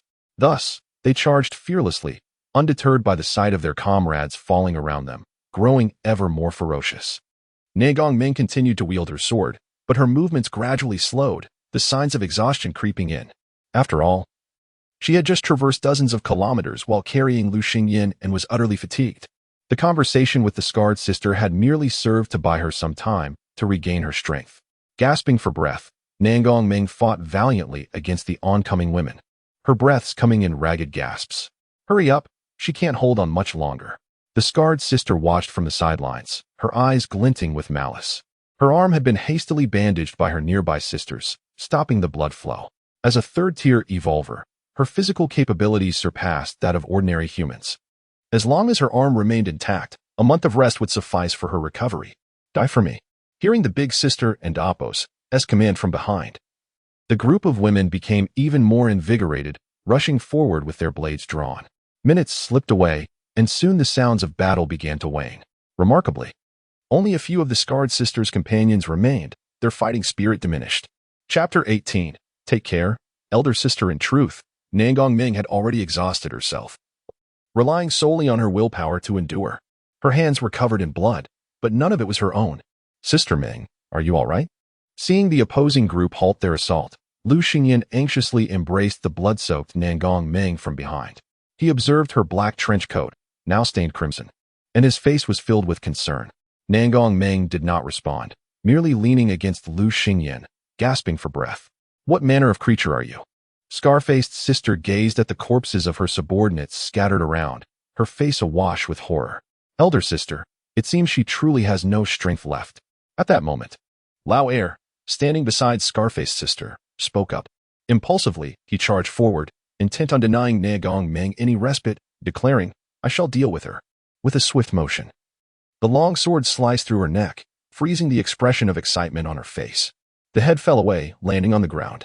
Lao Er. Scar-faced sister retreated a few steps, fear gripping her heart. Nangong Meng's grip on the sword trembled violently, and Lu Xingyan, using what little strength he had left, supported her faltering body. Everyone, attack. She cannot possibly strike again. Regaining her composure, Scar-faced sister, her eyes aflame, commanded the few remaining subordinates at her side. However, these timid girls were too cowardly to heed her orders, for if they had been brave, they would not have survived thus far. Faced with what appeared to be an inexhaustible monster, they preferred to flee. Elder sister, best of luck to you. Observing Nangong Meng, drenched in blood and exuding a demonic aura, one girl succumbed to the pressure and bolted. With the first one leading the way, others soon followed suit. Elder sister, take care. Scar-faced sister, farewell. One by one, the girls turned and fled, not daring to look back. Before long, only 3 individuals remained amidst a heap of corpses. The air thick with the stench of blood. A bunch of useless fools. Watching the retreating figures, Scarface's sister could not suppress her fury. Her gaze then shifted back to Nangong Meng, her eyes burning with rage. I will make you pay with your life. With a sudden surge of power, she forced her injured arm upward, grasping a cleaver from the ground, and charged towards the two. Kill her. As Scarface's sister approached, a chill ran through Nangong Meng's heart. Yet, at that moment, she found herself devoid of strength, unable even to steady her blade. With a clang, the long sword slipped from her grasp and fell to the ground. I cannot. As Scarface's sister drew near, Lu Xingyan panicked, his words tumbling out in a disjointed rush, trembling uncontrollably. Kill. Nangong Meng let out a low growl, her body collapsing against him. In Scarface's sister and Appo's eyes, excitement flickered. It seems she has truly spent this time. If I can eliminate her, I will relish torturing this man, she thought bitterly, her frustration deepened by the loss of her hard-won power. Suddenly, Lu Xingyan shouted, "Ah!" He seized the long sword from the ground and swung it towards Scarface's sister. Unaware of his intent to strike, Scarface's sister had her gaze fixed on Nangong Meng. In the midst of her alarmed expression, Lu Xingyan's sharp sword met its mark, cleaving through her skull. With a sickening splatter, blood erupted forth, and amid Scarface's sister and Appo's incredulous gaze, her body collapsed to the ground. I have killed someone. Lu Xingyan, in a flurry of confusion, dropped the bloodied sword, lost in a daze. Chapter 19. The King of Corpses. A deep and resonant roar reverberated through the air, as if tearing apart the tranquility of the world. With this cry, the surrounding atmosphere seemed to shudder, and the stench of blood intensified, as if even the heavens and the earth trembled in fear of the impending storm.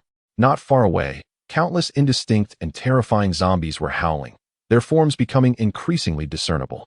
Leading them were several grotesque zombies, resembling demons clawing their way from the depths of hell.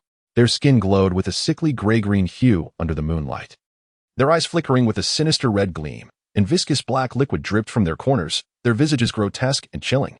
These zombies had undergone evolution, akin to human evolvers. What should I do? Lu Xingyan anxiously glanced at Nangong Meng, only to find her face as pale as parchment, having completely succumbed to unconsciousness. As the ground trembled violently, Lu Xingyan gritted his teeth, summoning every ounce of strength to lift Nangong Meng. He disregarded his sword and the bag of provisions, hastily making his way into the Jinhua community. Upon entering the vicinity, he hastily selected a relatively clean room and laid Nangong Meng upon the bed, locking the door tightly behind him. Meanwhile, a throng of zombies surrounded the recently deceased bodies, their greedy gazes fixed upon the fresh blood and flesh below. Yet they dared not act. Clearly, they were waiting, anticipating the command of their king to partake first. In a matter of moments, the crisp sound of footsteps approached, growing nearer. Sensing the aroma of fresh blood and flesh, a beautiful, pale visage appeared, adorned with a wicked and eerie smile. Her scarlet eyes sparkled with flames of hunger and greed as she swayed her slender waist toward them. She was the queen of this horde of zombies, her appearance defying the grotesque nature of her kin, resembling a maiden stepping forth from a classical painting, breathtakingly stunning. "Feast, my subjects," she beckoned, her lips curling into a smile as she spoke in the tongue of corpses. Upon hearing their queen and imp, Appo's command, the previously hesitating zombies erupted in excited roars. They surged forward, tearing into the fresh flesh and blood below. The sound of gnashing echoed as they devoured the remains strewn across the ground. In no time, the bodies that had lain in pools of blood were gnawed down to nothing, leaving behind mere stains and tattered clothing. Observing the scene, the beautiful maiden's lips curled into a cruel, bloodthirsty smile. "I shall lead my subjects to dominate the entire world," she mused, her red lips parting in anticipation of the future. As night fell, in one of the rooms of the Jinhua community, Nangong Meng slowly regained consciousness on the bed. "Am I still alive?" she murmured, her eyes fluttering open to reveal an abyss of darkness, though she could faintly discern that she was in a bedroom. Exhaling a sigh of relief, she felt a wave of soreness and fatigue wash over her, causing her to furrow her brows. She recalled the scarred woman charging at her with a knife. She had lost all strength and had ultimately urged Lu Xingyan to take the woman and Appo's life before collapsing into unconsciousness. The fact that she was still alive indicated that Lu Xingyan had succeeded. Just then, a soft murmur arose from her embrace. She paused in surprise. You and Amp, Oppos, reawake? Lu Xingyan and Amp, Oppos' weak voice reached her ears. Yes. The tension in her heart eased at the sound of his voice, and she responded softly. She then inquired with curiosity, "Did you kill that scarred woman?" Chapter 20, Fever indeed, I have taken a life. As these thoughts coursed through his mind, Lu Xingyan still felt a lingering dread, trembling as he spoke. Then why didn't you eliminate me as well? Wouldn't he that grant you your freedom? Nangong Meng said with a calm demeanor, her lips pressed together. I didn't dare, he replied, his voice quivering with trepidation. The most pressing reason was that he needed her proximity to procure supplies. Alone, he would likely perish from starvation. Upon hearing his words, Nangong Meng fell silent. After a long pause, she inquired once more, "Did you bring back the water, the bread, and my sword?" Water and bread were vital resources. And after that fierce battle, she was on the brink of starvation.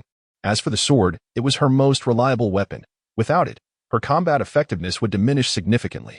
I saw numerous zombies approaching and could only hold you tightly as I fled here. Lu Xingyan curled up in her embrace, his voice tinged with fear.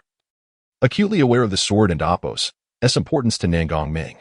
Upon hearing that the sword had not been retrieved, Nangong Meng and Oppos' expression darkened, and she immediately pushed him away from her warm embrace. Incompetent, she spat, turning her back. I and Oppos, am sorry. His voice of regret echoed behind her. Bereft of Nangong Meng and Oppos' comforting warmth, Lu Xingyan could only curl up to fend off the chill of the night. Yet, the bedding that once adorned this room was now nowhere to be found, leaving him without any covering. Time swiftly passed, bringing forth the dawn. As the faint light of morning broke, Gurgle his stomach protested. The pangs of hunger roused Lu Xingyan from sleep, his frail form curling at the edge of the bed as he caressed his flat belly. Overwhelmed by hunger, he felt weak and even a bit dizzy. His system space had accumulated a fair amount of food, but in Nangong Meng's presence, he dared not bring it forth. Nangong Meng was also awakened by the sound of his protesting stomach, instinctively reaching for her waist as if to draw her sword. However, upon turning, she noticed Lu Xingyan's slightly trembling figure and relaxed. As a level 4 evolver, her senses were exceptionally keen. In this perilous apocalypse, she had always wandered alone. The slightest noise was enough to rouse her. What troubles you? She suddenly observed that Lu Xingyan's condition seemed off. It was now daytime. The temperature warmer than the previous night, yet he continued to shiver. Realizing this, she extended her delicate hand to touch his forehead, discovering it was burning with fever. As her hand made contact, a notification echoed in her mind. Ding. Skin contact successful. Received 1 box of fever-reducing capsules. Cooling period, 459. Medicines were indeed valuable resources, and during their journey, Lu Xingyan had already revealed some medicinal supplies. You have a fever. Nangong Meng furrowed her brow, murmuring softly. I'm so hungry, my head feels so dizzy. Lu Xingyan raised his gaze, a hint of panic in his eyes as he weakly spoke. The temperature had plummeted during the night. While he had managed to endure in Nangong Meng's warm embrace, she had pushed him away upon awakening, leaving him to shiver alone and ultimately succumb to fever. What a troublesome individual, she muttered under her breath, rising from the bed. Gazing at the small figure huddled at the edge of the bed, she felt a sense of exasperation, already contemplating the notion of abandoning him. After all, in this apocalyptic world, medicine was exceedingly scarce. Hospitals and pharmacies had been thoroughly pillaged in the early days. As an evolver, she could generally heal from common ailments. Thus she had no habit of stockpiling medications in temporary shelters. Chapter 21. Finding supplies. I have antipyretics hidden in my house. Lu Xingyan hastily whispered, seemingly attuned to Nangong Meng's thoughts. His earnest gaze fixed on her, fearing abandonment in this desolate place. On which floor? She inquired, her brow furrowing as she stepped forward to cradle his trembling form. On the 8th floor, room 808. Lu Xingyan's soft voice whispered in her ear.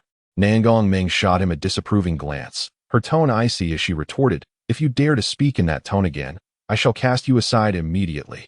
Forgive me. His voice grew a touch stronger, yet it was tinged with a hoarse quality, as if his throat were injured, evoking a sense of sympathy. Do not speak. Nangong Meng snapped, her gaze piercing. She was now resolute in her belief that this man sought to ensnare her, to become her burden, and to rely on her for protection. And Oppos, what of the former beauty of the magic city? Nangong Meng shall never be blinded by mere allure. And Oppos, she vowed silently. Lu Xingyan fell silent, drawing the curtains of his eyes closed, breathing carefully. Satisfied, Nangong Ming carried the frail nuisance up the stairs. Fortunately, this area was under the dominion of Scar's sister, and the zombies had been largely dealt with.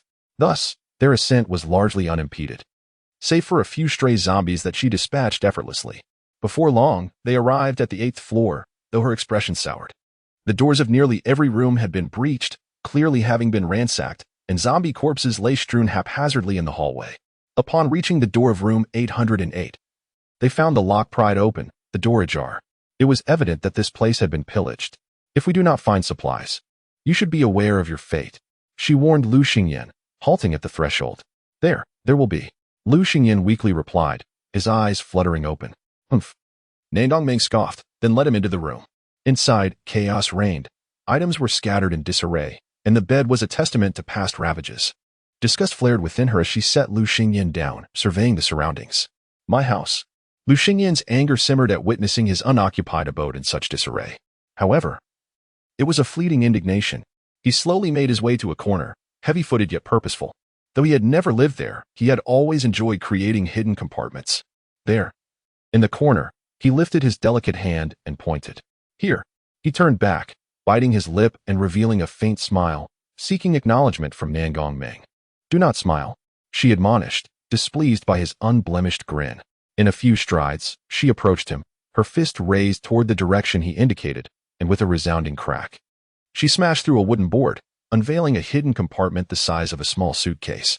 Inside lay an abundance of supplies: canned fruits, beef, herring, milk, bread, jelly, mineral water, instant noodles, and even a box of antipyretics. Nangong Ming was momentarily taken aback. She had not anticipated that this looted house would still harbor such provisions. Yet, as she stood in astonishment, Lu Xingyan stepped forward. He was unfazed by the bounty, for he had just placed these items within the compartment using his system. As his small hand reached out to grasp a cup of jelly, he eagerly bit into it, his hunger overwhelming all else. Chapter 22. Torment. In an instant, a resounding slap struck his face, a searing pain radiating through him. His already frail body was sent reeling backward by the force of her blow. A soft thud echoed as the jelly he had been holding fell to the ground where he had just stood. Ugh. Lu Xingyan, petite in stature, collapsed onto the floor with a pained groan, curling up in a ball. His cheeks were swollen and bruised, faint traces of blood visible. He lifted his pale eyes to gaze at her, his orbs brimming with tears, an expression of pitiful vulnerability. I haven't and Appos, to even moved. How dare you eat? She remarked coldly, advancing toward him. I was wrong. He gasped, tears streaming down his face, a humble apology escaping his lips. Wrong? You are not at fault. It is this world that is misguided. Suddenly, Nangong Ming and Appos' lips curled into a disdainful smile. Her long, elegant leg came down forcefully upon his delicate hand. A wave of excruciating pain enveloped him, and he could not suppress a heart-wrenching scream. Her foot did not relent, it pressed down further, mercilessly trampling upon his hand, devoid of compassion. Please, no. Large, glistening tears cascaded down his face, each one resembling a pearl that had slipped from its string, rolling down his cheeks incessantly. He curled up, helplessly weeping and pleading, his voice thick with terror and despair. He extended his other hand, attempting to push her foot away, yet it felt utterly powerless, like a blade of grass swaying in the wind, unable to budge her in the slightest.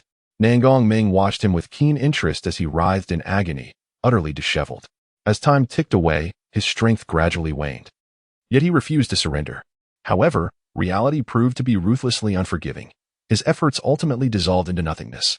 Observing his diminishing struggle, merely raising his exquisite face to behold her with despairing and pleading eyes, Nangong Ming felt no trace of pity. You have lost all value, she declared, lifting her other long leg, poised to deliver a fatal kick to his heart, unless it happened to be situated on the right side. I still have food.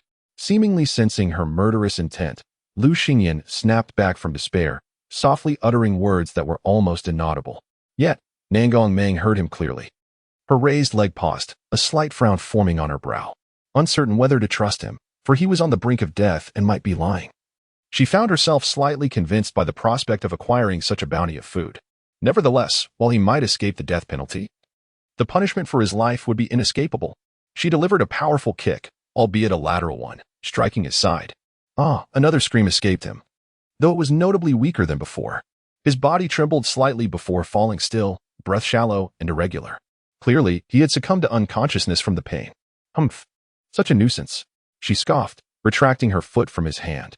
His once delicate skin was now marred with bruises, cracks appearing, blood seeping forth, a horrifying sight. His face was devoid of color, frozen in an expression of agony before he lost consciousness. Chapter 23. Tell me, are you obedient now? Yet she could hardly care, casting a disdainful glance, thinking that if he were to perish, so be it. Although she uttered such words, a part of her still harbored the hope that he would survive to continue providing her with sustenance, contributing his final worth. However, her desire was solely for resources. His life or death held no significance for her.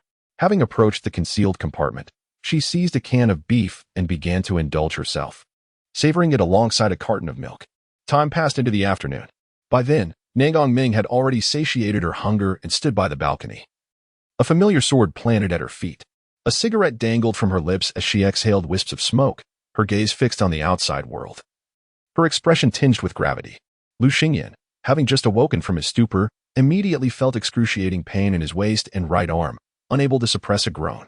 His frail body lay motionless, untouched. Upon hearing his voice, Nangong instinctively glanced back, her beautiful eyes devoid of warmth. During Lu Xingyan and Appo's unconsciousness, she had already descended to search for food, but her quest for the original provisions and the warehouse of the scarred woman yielded nothing. Clearly, those fleeing women had returned to take it all. Most alarmingly, the individuals she had slain the previous day had vanished without a trace, leaving behind only desiccated bloodstains as testament to their existence. Not a single zombie was in sight. Hence, she surmised that a corpse king had led a tide of the undead through this area, and in the distance lay the city center. The heart of the demon city was the official refuge, teeming with evolved beings, including a formidable 5th-level evolver, a titan among the ranks of the apocalypse. Coupled with the formidable military strength of the authorities, even a 5th-level corpse king leading 100,000 zombies would find it exceedingly challenging to breach the defenses.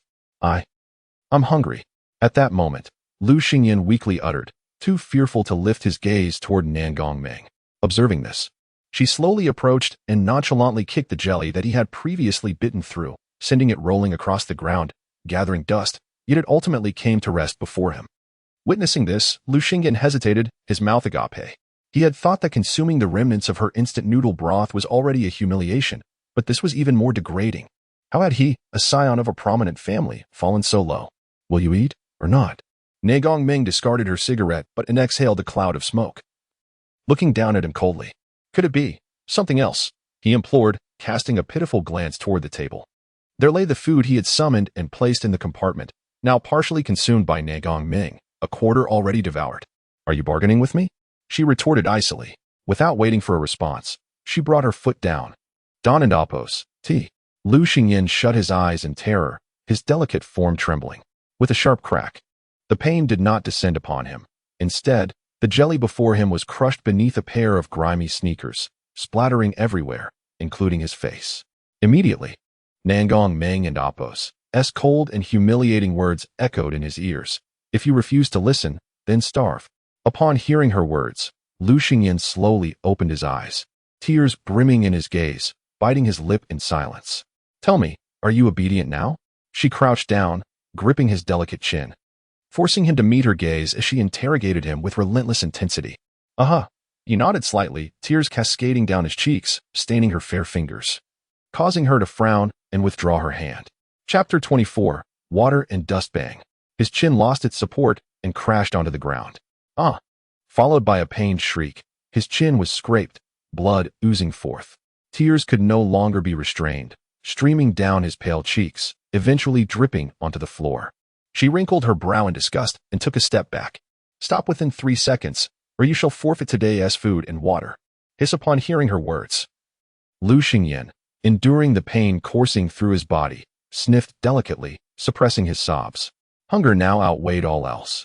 He had only consumed a bit of water and a small bowl of instant noodle soup provided by Nangong over the past 2 days, and he was now famished. Very well. Only then did Nangong reveal a faint smile of satisfaction, which quickly vanished. She slowly retrieved a bottle of water from the table and unscrewed the cap.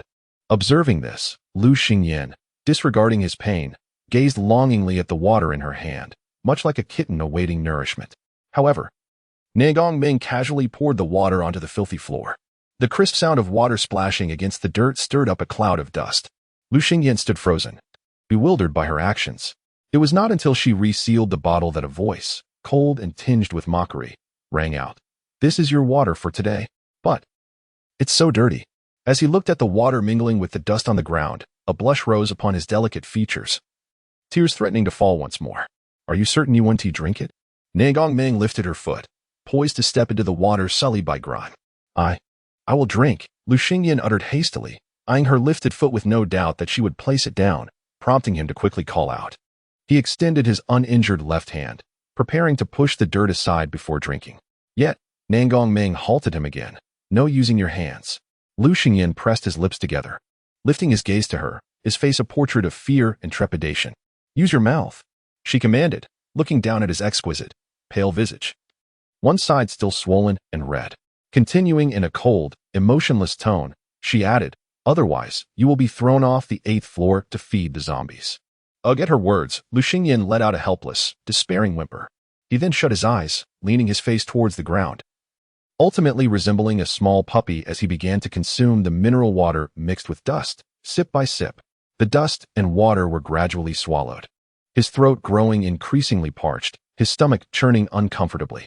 Crystal-like tears swirled in his eyes, yet he dared not cry out, allowing the tears to trickle down his cheeks, merging with the dust and water below. Ultimately, he ingested it, the salty taste of tears accompanying the mixture. Cough, cough, cough. The dust not only accompanied the water into his mouth, but also invaded his nostrils, triggering bouts of coughing. Nagong Ming watched this pitiful scene unfold, and inexplicably, an unprecedented sense of achievement blossomed within her heart. It was as if she reveled in having tamed a pet, a smile involuntarily curling at the corners of her lips. This continued until Lu Xingyan had nearly consumed all the filthy water. Only then did she turn her head, satisfied, towards the table. "Not bad. I shall reward you with a can," she announced, her tone light and airy. Upon hearing this, Lu Xingyan's eyes sparkled with delight as he swallowed repeatedly, quenching the dryness in his throat. Chapter 25. Herring in a can. I am quite curious about the taste of canned herring, so it is up to you to give it a try. At this moment, Nagong Ming has already picked up the can of herring from the table, her curiosity piqued. She then opens it. Instantly, a foul odor of decaying fish assaults her senses. Ugh! Even someone as resilient as Nagong Ming cannot suppress a wave of nausea. On the ground, Lu Xingyan also catches a whiff of the rancid scent, but he merely furrows his brow. Nevertheless, the hunger that gnaws at him diminishes somewhat. "Go ahead." Nagong Ming pinches her nose with one hand, while tipping the can onto the floor with the other. Plop! A few limp, lifeless fish tumble out, accompanied by a noxious broth that spills onto the ground. Once emptied, she quickly retreats, flinging open a window for ventilation, still covering her mouth. Her gaze fixed on Lu Xingyan. At that moment, Lu Xingyan lies on the ground, his eyes glazed over, his mind a tumultuous whirl. The pungent aroma of the pickled herring pierces through the air like an invisible blade, suffocating him with its presence. The acrid scent transports him to a decaying ocean, where waves teem with the essence of death, causing him to feel queasy. His stomach feels as if gripped by a merciless hand, on the verge of expelling all that he has consumed. Fear and despair engulf his heart, his throat parched as if consumed by the desert, his eyes glimmering with helplessness. The surroundings seem to lose their color, fading into a dull haze. His gaze locks onto Nagong Ming, as if she were his last hope. He silently pleads for her to offer him an alternative, something that might grant him respite from this suffocating despair and revolting fare. Yet, Nagong Ming remains callous. Her expression frosty, a smirk curling at the corners of her mouth, tinged with disdain. Her voice cuts through the silence like a chilling blade. "Eat." This single word resonates as a decree, pronouncing his fate. Lu Xingyan's heart sinks, the sound of his heartbeat echoing in his ears. Better to die than not eat. Observing his dazed expression, Nagong Ming continues. A wave of desolation spreads through him, the gnawing hunger intensifying. Desire triumphs over reason, and he reluctantly parts his lips, not reaching for the food, but instead burying his face into it. The stench envelopes him, the odor growing more intense. Tears, accompanied by a sense of injustice, trickle down onto the herring, and he ultimately opens his mouth to consume it. The herring possesses a strong, fishy, salty flavor, disintegrating into mush at the slightest bite, reminiscent of fish that had long since perished. Ugh! A wave of dry heaving overtakes him, his cheeks puffing out as he fights the urge to vomit. However, Nangong Meng and Amp Apos S cold words halt him once more. If you dare to spit it out, I will cut out your stomach and stuff it back in your mouth. Lu Xingyan's movements freeze instantly, and then, gulp, he struggles to swallow, yet the acid rises incessantly, nearly causing him to faint. Living like this is unbearably painful, treated like a dog, subjected to her whims. He longs for death, yet fears it. After that first mouthful, Lu Xingyan, with a vacant and hollow expression, begins to consume the remaining fish. He even licks the broth from the ground clean. Chapter 26, Bloodied and Despairing. Nangong Ming nodded with satisfaction. From now on, you shall eat in this position. Only then will I consider keeping a dog. As she spoke, she slowly approached him, grasping his disheveled hair, lifting his head to meet her gaze. Lu Xingyan and Amp Apos S eyes were vacant, resembling a soulless creature, staring blankly at Nangong Ming. At this moment, despair and helplessness enveloped his heart, leaving him in a daze. However, Nangong Ming's indifferent gaze sliced through the fog like a sharp blade. Her expression suddenly turned frigid, devoid of emotion, the curve of her lips twisting into a grotesque shape. Without any warning, she seized his hair like a fierce leopard and forcefully slammed his head against the ground. The moment his skull collided with the tiled floor, a thunderous crash echoed throughout the room, deafening in its intensity. Lu Xingyan's forehead met the ground with a resounding thud, and overwhelming pain surged through him. As though an invisible force was tearing his consciousness apart, blood trickled from his forehead, cascading down his pallid cheeks like a crimson stream, leaving a stark trail on the floor, narrating his current despair and helplessness. Do you hear that? Nangong Ming's voice was as cold as ice, each word a razor-sharp blade piercing Lu Xingyan's soul. Her merciless tone suggested she cared not whether he truly heard her. She was merely declaring her absolute dominion over him. In that moment, she resembled a lofty queen, looking down upon a groveling slave, devoid of any compassion. Lu Xingyan's heart shattered, the warmth of his blood and the excruciating pain in his mind threatening to plunge him into unconsciousness. Tears streamed silently down his face, mingling with blood, soaking into the stench of dead fish, carrying all his grievances and helplessness. He seemed to hear the desperate whispers from deep within, an inescapable fate that threatened to drown him like a relentless tide. Yet, Nangong Ming had no intention of granting him respite. Her grip tightened around his hair, compelling him to raise his head, their eyes locking in a frigid stare.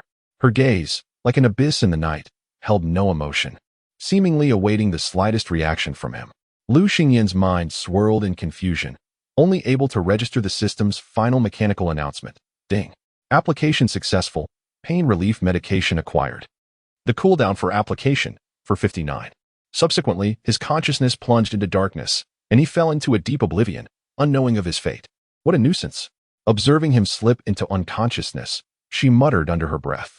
Noticing the blood still trickling from his forehead, she rummaged through the cabinet in the room, finding a few pieces of clothing, tearing them into strips to provide a hasty bandage.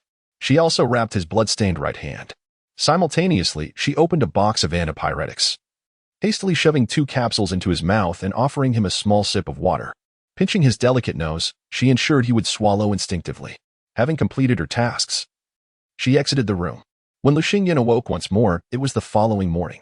After being unconscious for half a day, his forehead throbbed painfully, each movement of his hand sending jolts of agony through him, as did his lower back. Yet, contrary to yesterday, his body felt less feeble, for the fever had notably subsided. Where am I? His voice emerged, raspy and weak. Chapter 27. Once again embarking on the quest for supplies awake, let us depart. Nangong Ming, seated cross-legged nearby, softly uttered these words. She had spent the entire night in wakefulness, absorbing the essence of the world around her. This essence could enhance the genetic lock, yet its effects were minimal. One night of cultivation yielded far less than a basic level 1 zombie crystal nucleus. At her peak level 4 evolution stage, absorbing nuclei below level 3 proved nearly futile. Zombies of levels 3 and 4 were formidable warriors among the undead, capable of commanding their own hordes, making solitary hunting a daunting task for her. Lu Xingyan raised his gaze, his expression a complex tapestry as he regarded the cold yet stunning beauty before him. What are you staring at? Where is the other location where you stored supplies? She inquired, her brow furrowing in displeasure. In the northern part of the city, he replied in a low murmur, his demeanor somewhat dazed. Let us set off at once. She rose promptly, glancing at the sunlit sky outside, and seized the travel backpack placed beside her. This was something she had casually scavenged from several rooms during Lu Xingyan's unconscious state. In this apocalyptic world, backpacks were often overlooked and thus left behind. Yesterday, she had filled this backpack with the supplies found in Lu Xingyan and Appo's hidden compartment. I lacked the strength. He looked up, his expression devoid of emotion, revealing a hint of vulnerability. Humph, what a nuisance. Ne Gongming shot him a scornful glance, her disdain unmistakable. He pressed his lips together in silence, his head bowed, projecting an air of solitude and despondency. With a furrowed brow, she turned away, crouching down, her back to him. Come on. Ultimately, she resolved to carry him. Allowing him to walk slowly would be a waste of precious time. Moreover, his light weight would scarcely hinder her stamina. He softly acquiesced, his arms encircling her slender neck, his right hand hesitant to exert pressure, fearing excruciating pain. What a bother. Ne Gongming murmured softly, instinctively reaching behind to support him. Her warm palm inadvertently cradled Lu Xingyan and Appo's delicate form, as if offering him a temporary refuge. In that fleeting moment, a tremor coursed through Lu Xingyan's heart, and he bit his lip gently. The term nuisance had become a moniker for him in her mind, encapsulating her genuine feelings towards Lu Xingyan. To her, he was not merely an ineffectual burden, but a man who seemed to breed trouble. Whenever faced with adversity, he would resort to tears. She often pondered the purpose of such beings as men. Before the apocalypse, the process of having children was remarkably straightforward due to the advancement of genetic technology. A single vial of serum could enable a woman to conceive a child of her own, perpetuating her lineage without the necessity of a man. Thus, the two once again set forth on their journey to seek supplies. However, the route from the southern part of the city to the north spanned several kilometers and would lead them through the outskirts of the heart of the city. Due to the geographical orientation of Yida Plaza, they would also traverse the surrounding areas. Yida Plaza served not only as a marketplace but also as the largest sanctuary for survivors in the city. It was a collaborative establishment between the former first family of the city, the Yun family, and the authorities, with both factions wielding power in unison. Additionally, the only level 5 evolutionist in the city belonged to the Yun family, a person she had encountered before. Chapter 28. The zombie tide assault. The journey proceeded smoothly, with only a few zombies encountered along the way. However, they did come across a couple of first and second tier evolved zombies, which Ne Gongming swiftly dispatched, consuming their cores to slightly enhance her strength. It was not until she carried Lu Xingyan to the dividing line between the north and south, a mere 3 kilometers from the city center and Appo's Yida Plaza, that she halted. A tremendous roar reverberated through the air. No, it was not the sound of a single creature, but rather a cacophony produced by a horde of zombies, synchronized in their chilling cries. A tide of the undead. She furrowed her brow and exclaimed. Only the zombie king leading such a horde could command such coordinated howls. Could it be that a zombie tide is assaulting the Yunhuang refuge? She speculated, murmuring to herself. The Yunhuang refuge was the designated sanctuary established by the Yun family in collaboration with the Phoenix Kingdom, anchored at Yida Plaza. Boom. Another thunderous sound erupted. This was not the roar of zombies, but rather the explosive blast of a grenade. Following this, a series of gunshots rang out. A torrential downpour of gunfire interspersed with the eerie cries of the undead, sending shivers down one's spine. War had commenced. Ne Gongming pondered, her gaze warily fixed on the direction of the refuge, refraining from rushing forward. Such battles thrilled her, for they would result in the demise of countless evolved zombies, allowing her to collect an abundance of cores with minimal effort. She had initially grown stronger by continuously harvesting in the battlegrounds of humanity versus the undead, scavenging for sustenance. Without this strategy, it would have been impossible for her to attain her current peak of 4th-tier strength. Let us hurry along. Lu Xingyan murmured weakly from her back. Despite his impaired hearing, he could still discern the haunting roars and gunfire in the stillness of the environment. Let us investigate. Ne Gongming contemplated for a moment before responding nonchalantly. Lu Xingyan's eyes widened in disbelief at her words. How could one possibly intervene in such a perilous situation? Just as he was about to dissuade her, Ne Gongming had already taken a step forward, coldly declaring, "Speak another word, and I shall extract each of your teeth and sever your tongue." Lu Xingyan promptly sealed his lips, his eyes betraying his anxiety and despair. Were it not for the resource system that provided him with a tenuous will to survive, he might have succumbed to thoughts of ending his life after the torment he endured at Ne Gongming and Appo's hands the previous day. However, To reach the back entrance of the Yunwang refuge, they must traverse the Qinghe River, a vast expanse measuring 200 meters wide, with no bridges in sight. In the pre-apocalyptic era, boats could have facilitated passage, but now, with no vessels available, they had no choice but to swim or find alternative means. As they approached the riverbank, Nangongming contemplated gathering some wooden sticks to fashion makeshift stilts for crossing.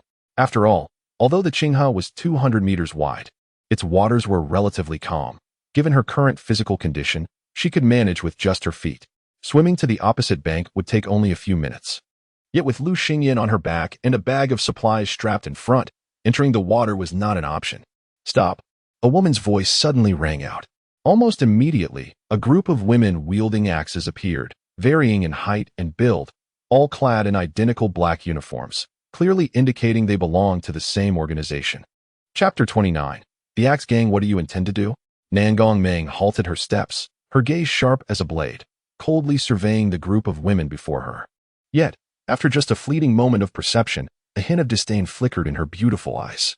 The woman at the forefront, sporting a sleek back hairstyle, wore a self-assured smile, declaring, "What do you think? This is the territory of my Axe Gang. If you wish to cross here, you must pay the toll." "Oh, is that so?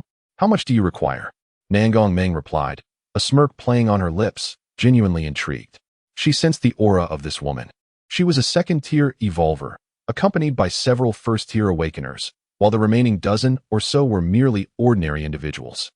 This assembly was scarcely a fraction of the formidable Blade Scar Sister from the Southern District, yet they dared to obstruct and rob her? "Oh, I suspect you have quite a bit of supplies in your backpack, don't you? Leave them all behind, and you may depart." The Axe Gang leader's gaze fixated greedily on the travel backpack in her arms. "Ajang, do you see? Isn't there a man on her back?" Suddenly, one of the younger gang members pointed at Lu Xingyan, who had buried his head low, fearful of being sold off by Nangongming. Indeed, Ajang flicked her hair back, casting a sidelong glance at Lu Xingyan hidden behind Nangongming, despite his disheveled hair obscuring his face. The delicate contours of his profile confirmed his identity as a man. In this era, a man was indeed a rare commodity. "That man stays too. And then you may leave." Ajang spoke with an authoritative tone directed at Nangongming. Upon hearing her name mentioned, Lu Xingyan trembled slightly, burying his face deeper in embarrassment, wishing to vanish entirely. "Very well," Nangongming responded, slowly setting down both her backpack and Lu Xingyan, appearing remarkably compliant. "Ha! At least you know your place." Ajang laughed heartily at Nangongming's apparent submission. Once set down, Lu Xingyan weakly clutched at Nangongming's collar, seeking refuge behind her. Casting a frantic glance at the gathering of over 20 individuals before them. "Don't cling to me." Nangongming shot a cold glance back. The intensity of her stare startled Lu Xingyan into releasing her, stumbling backward and falling to the ground. His unkempt hair fell to the sides of his face, exposing his features to the multitude of eager gazes. "Goodness, leader, this blue-haired lad is a gem. So beautiful and youthful," one exclaimed excitedly, albeit with imperfect Mandarin. "Of course, I see it."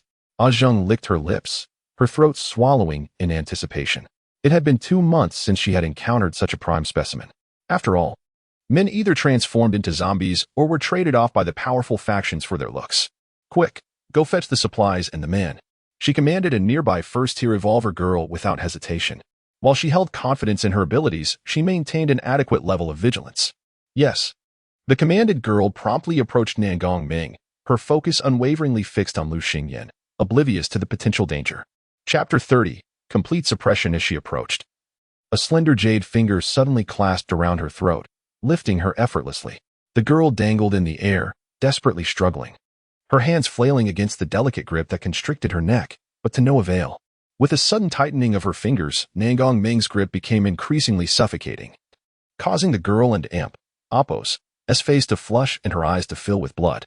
"Help, help me," she gasped, her words growing more labored as her breathing became increasingly difficult. In the end, under the astonished and terrified gazes of the Axe Gang members, her eyes bulged, and her pupils dilated. With a sickening crack, her neck was snapped, and her lifeless body was discarded carelessly to the ground. Throughout the entire ordeal, Nangongming did not so much as blink, as if the act of killing had become a mundane affair, as effortless as eating or drinking in the pre-apocalyptic world. "How dare you kill my people?" Coming to her senses from her shock, Sister Asian glared furiously at Nangongming. Yet she was acutely aware that the girl who had just been slain was one of her most capable subordinates, although merely a first-level evolver.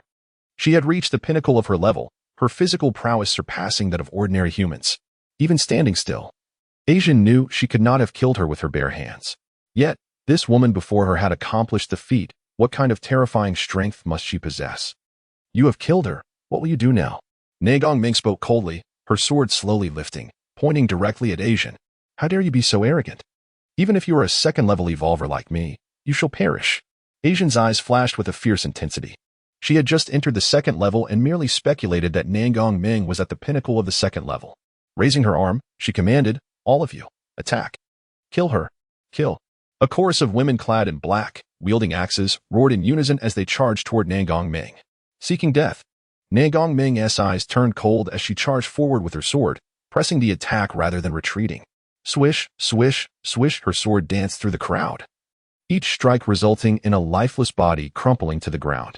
Within a mere 3 minutes, screams echoed and bodies fell, causing Asian and Appo's heart to race with fear, planting the seeds of retreat in her mind.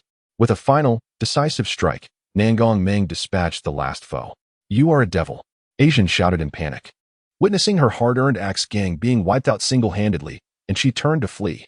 However, Nagongming's peak 4th-level speed was far beyond Asian, who had just barely entered the second level. In less than 10 seconds, Asian was intercepted by Nagongming. Do not force my hand. Asian trembled, gazing at the woman who had killed more than 20 people without a single drop of blood on her. The earlier bravado had vanished, replaced by palpable fear. Nagongming coldly curved her lips, a hint of mockery flashing in her eyes. The last person who tried to rob me went by the name Scarface Sister. What? You mean the leader of the Southern District, Scarface Sister? Asian's pupils contracted in disbelief, staring at Nagongming, her mind swirling in confusion. She knew Scarface Sister well. A 3rd-level evolver, with several 2nd-level evolvers and numerous 1st-level evolvers under her command, she was a force far beyond what Asian's axe gang could contend with. Chapter 31. Crossing the river even yesterday, she had heard whispers suggesting that the forces in the southern city had been eradicated. Could this be the woman before her? Then you should accompany her. Nagongming, uninterested in idle chatter, lifted her sword once more, poised to strike. Why you? Don't come any closer, or I'll shoot. At that moment, Sister Asian suddenly brandished a pitch-black handgun, aiming it at Nagongming, while retreating nervously. A handgun? Do you think that will be effective against me? Nagongming scoffed, advancing relentlessly. I really will pull the trigger. Don't come any closer. Sister Asian's composure faltered, her hand trembling as it gripped the gun. But in the next instant, Nagongming lunged forward, and before Sister Asian could even attempt to resist, her neck was severed in a single swift motion. Her body falling apart. Not even the courage to fire.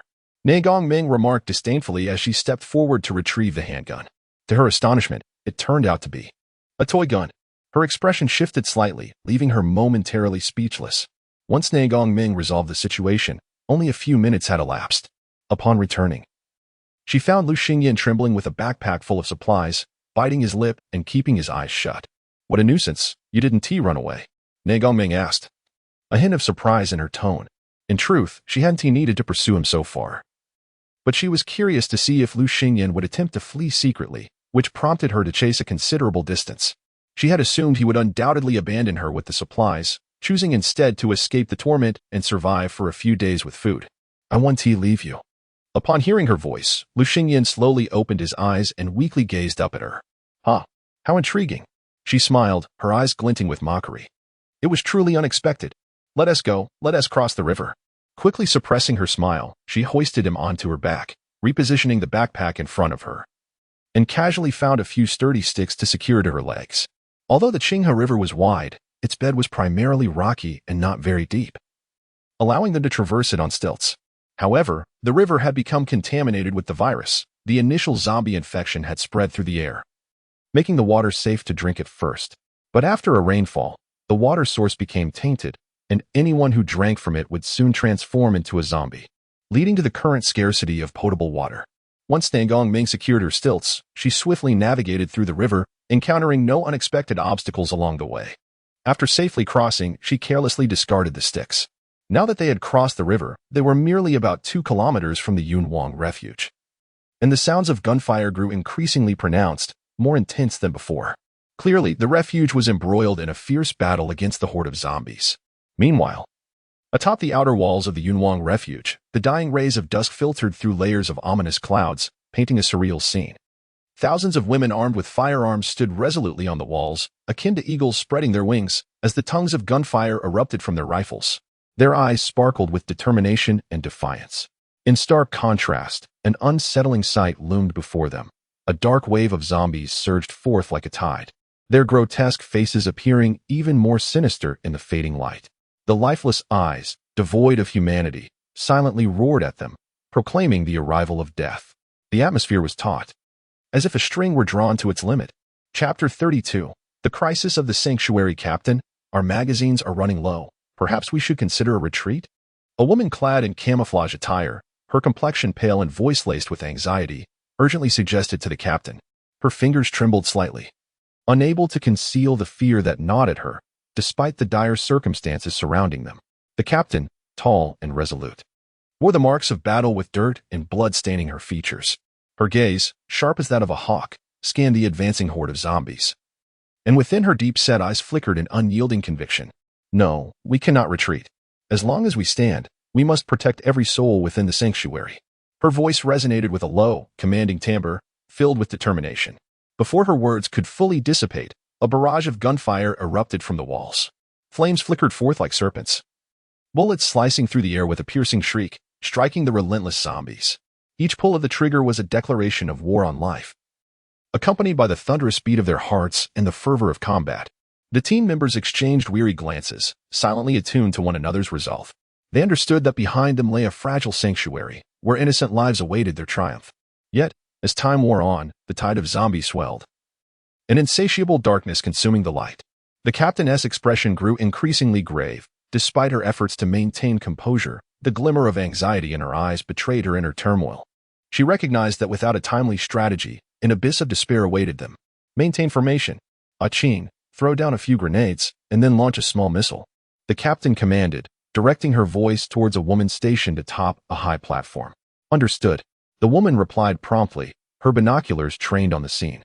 She swiftly retrieved several fragmentation grenades, seeking the densest concentration of zombies for her aim. Though separated by hundreds of meters, her status as a level 3 evolver rendered precise throwing a trivial task. Yet, just as she identified her target, a sudden whoosh sliced through the air. Not good. A sense of imminent danger surged within her, yet before she could react, a sharp sound pierced the chaos.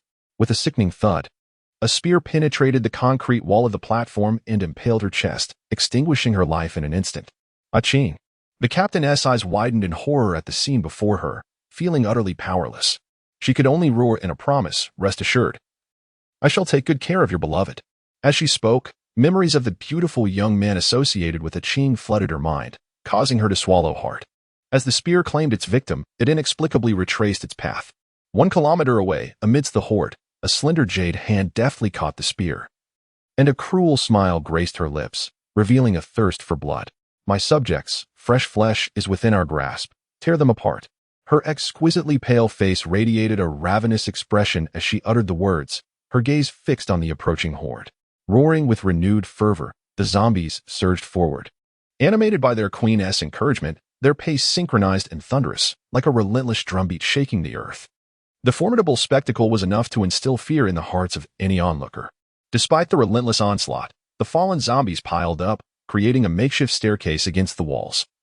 As the undead continued to trample over their fallen brethren, desperately clawing their way upward. Chapter 33. The Emergence of the Level 5 Evolver, the Corpse King. At the heart of the city wall, a woman of exquisite beauty, with fair and delicate skin, a tall stature, and a full bosom, slowly spoke. Her name was Yun Mingxiu, the daughter of the Yun family, the head of the Yunwang Sanctuary, and the strongest individual within the entire base, the sole Level 5 Evolver. At this moment, wielding a massive sword, she fixed her gaze upon the slender figure amidst the tide of corpses, her eyes radiating an intense fervor. The two, a human and a corpse, exchanged glances from afar, both able to perceive the excitement in each other and Oppo's eyes. Captain, shall we proceed? Inquired one of her teammates beside her. They were a specialized squad tasked with hunting down the Corpse King, with Yun Mingxiu naturally assuming the role of captain due to her unmatched strength. Once the Corpse King was vanquished, even the most formidable tide of corpses would soon become disoriented and manageable. Stay close. We will circumvent the tide of corpses to eliminate the Corpse King, Yun Mingqiu decisively commanded. Understood. Behind her stood 2 level 4 and 6 level 3 evolvers. All elite cultivators from the base, responding in unison. Hold your ground a little longer. As she departed, Yun Mingqiu addressed the captain of the armed team nearby. All right. Meanwhile, Nangongming had already carried Lu Xingyan to the back entrance of the sanctuary. Halt. Who goes there? 2 women armed with AK-47 stopped Nangongming at the massive iron gate. I've come to participate in the defense against the tide of corpses. I hear the rewards are quite generous? Nangongming casually remarked. The sanctuary typically sought to recruit outside evolvers during every confrontation with the tides, promising substantial rewards and ownership of the cores from the defeated zombies. Although the outside evolvers were acutely aware of the high probability of becoming mere cannon fodder, many still chose to join as resources outside had been nearly exhausted, leaving only the sanctuary capable of sustaining itself. Those who aided the sanctuary against the tides were often rewarded with ample supplies based on their contributions. Oh, then please proceed to register over there. The gatekeeper, having heard Nangongming's words, showed little suspicion and pointed to a pathway. After all, they had grown accustomed to such individuals. With her sword in hand, Nangongming entered without glancing back, carrying Lu Xingyan. However, upon entering the registration area, she found the registrar yawning and lounging in a leisurely manner. The tide of corpses had been surging for several hours, reaching a critical stage, and those wishing to join the defense had already been on standby at the city wall. Naturally, few newcomers were expected at this juncture. Upon seeing Nangongming enter, with a petite figure slumped against her back obscuring her face, the registrar nonchalantly asked, "Are you here to participate in the defense against the tide?" "Yes," Nangongming replied, her brow furrowing in dissatisfaction at the registrar and Oppo's dismissive tone. "Apologies. But we are currently at full capacity and cannot accept evolvers below level 3. You may leave," the registrar firmly refused without hesitation. Hearing this, Nangongming and Oppo's expression darkened instantly, her cold eyes glinting with a frosty light. "Are you certain you are at full capacity?" The registrar scoffed derisively, as if finding her words ludicrous. "I will reiterate. We are at full capacity and cannot accept evolvers below level 3. Please leave." She sneered, glancing pointedly at the person on Nangongming's back, attempting to discern their appearance. However, at that moment, Nangongming had already placed her hand on the measuring device. With the numeral 4 illuminated, the measuring apparatus, demarcated into 5 gradations corresponding to levels 1 through 5 for evolved individuals, revealed Nangongming to be a level 4 adept, with even a faint glimmer suggesting an imminent ascent to level 5. This indicated a level 4 apex combatant on the cusp of level 5. The registrar was visibly shaken. Yet, in the subsequent instant, a resounding slap resounded across her visage. "What did you just utter?" Nangongming inquired icily, retracting her hand as Lu Xingyan surreptitiously peeked over her shoulder, embodying childlike curiosity. I apologize profusely, esteemed one. I was blinded by ignorance and offended you." "I deserve this," she stammered, clutching her cheek and hastily bowing in contrition. A level 4 grandee was not to be trifled with in this cataclysmic world where the strong reign supreme. How dare she, a mere mortal, provoke such a being? "Escort me to the Cloud family patriarch. I have matters to discuss with her," Nangongming stated frigidly. Yes, I shall conduct you to the Cloud family estate immediately." The registrar responded obsequiously. Soon, Nangongming, with Lu Xingyan on her back, was ushered by the registrar to the imposing gates of a lavish estate within the Cloud Phoenix Sanctuary.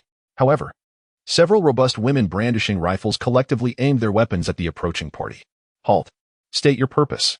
"This is the Cloud Family Estate Command Center. Unauthorized personnel are forbidden," one of them declared in a stern tone, her countenance grave. The registrar cast an embarrassed glance at Nangongming. As a mere registrar, she possessed no influence before these evolved, armed sentinels, let alone access to the Cloud family patriarch. "Depart," Nangongming uttered dismissively, casting a cursory glance at the registrar. Yes.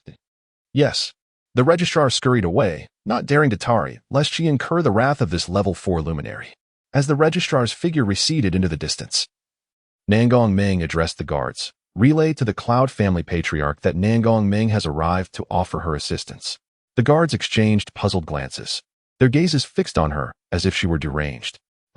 "Our patriarch is an individual of unparalleled stature. Who are you to demand an audience?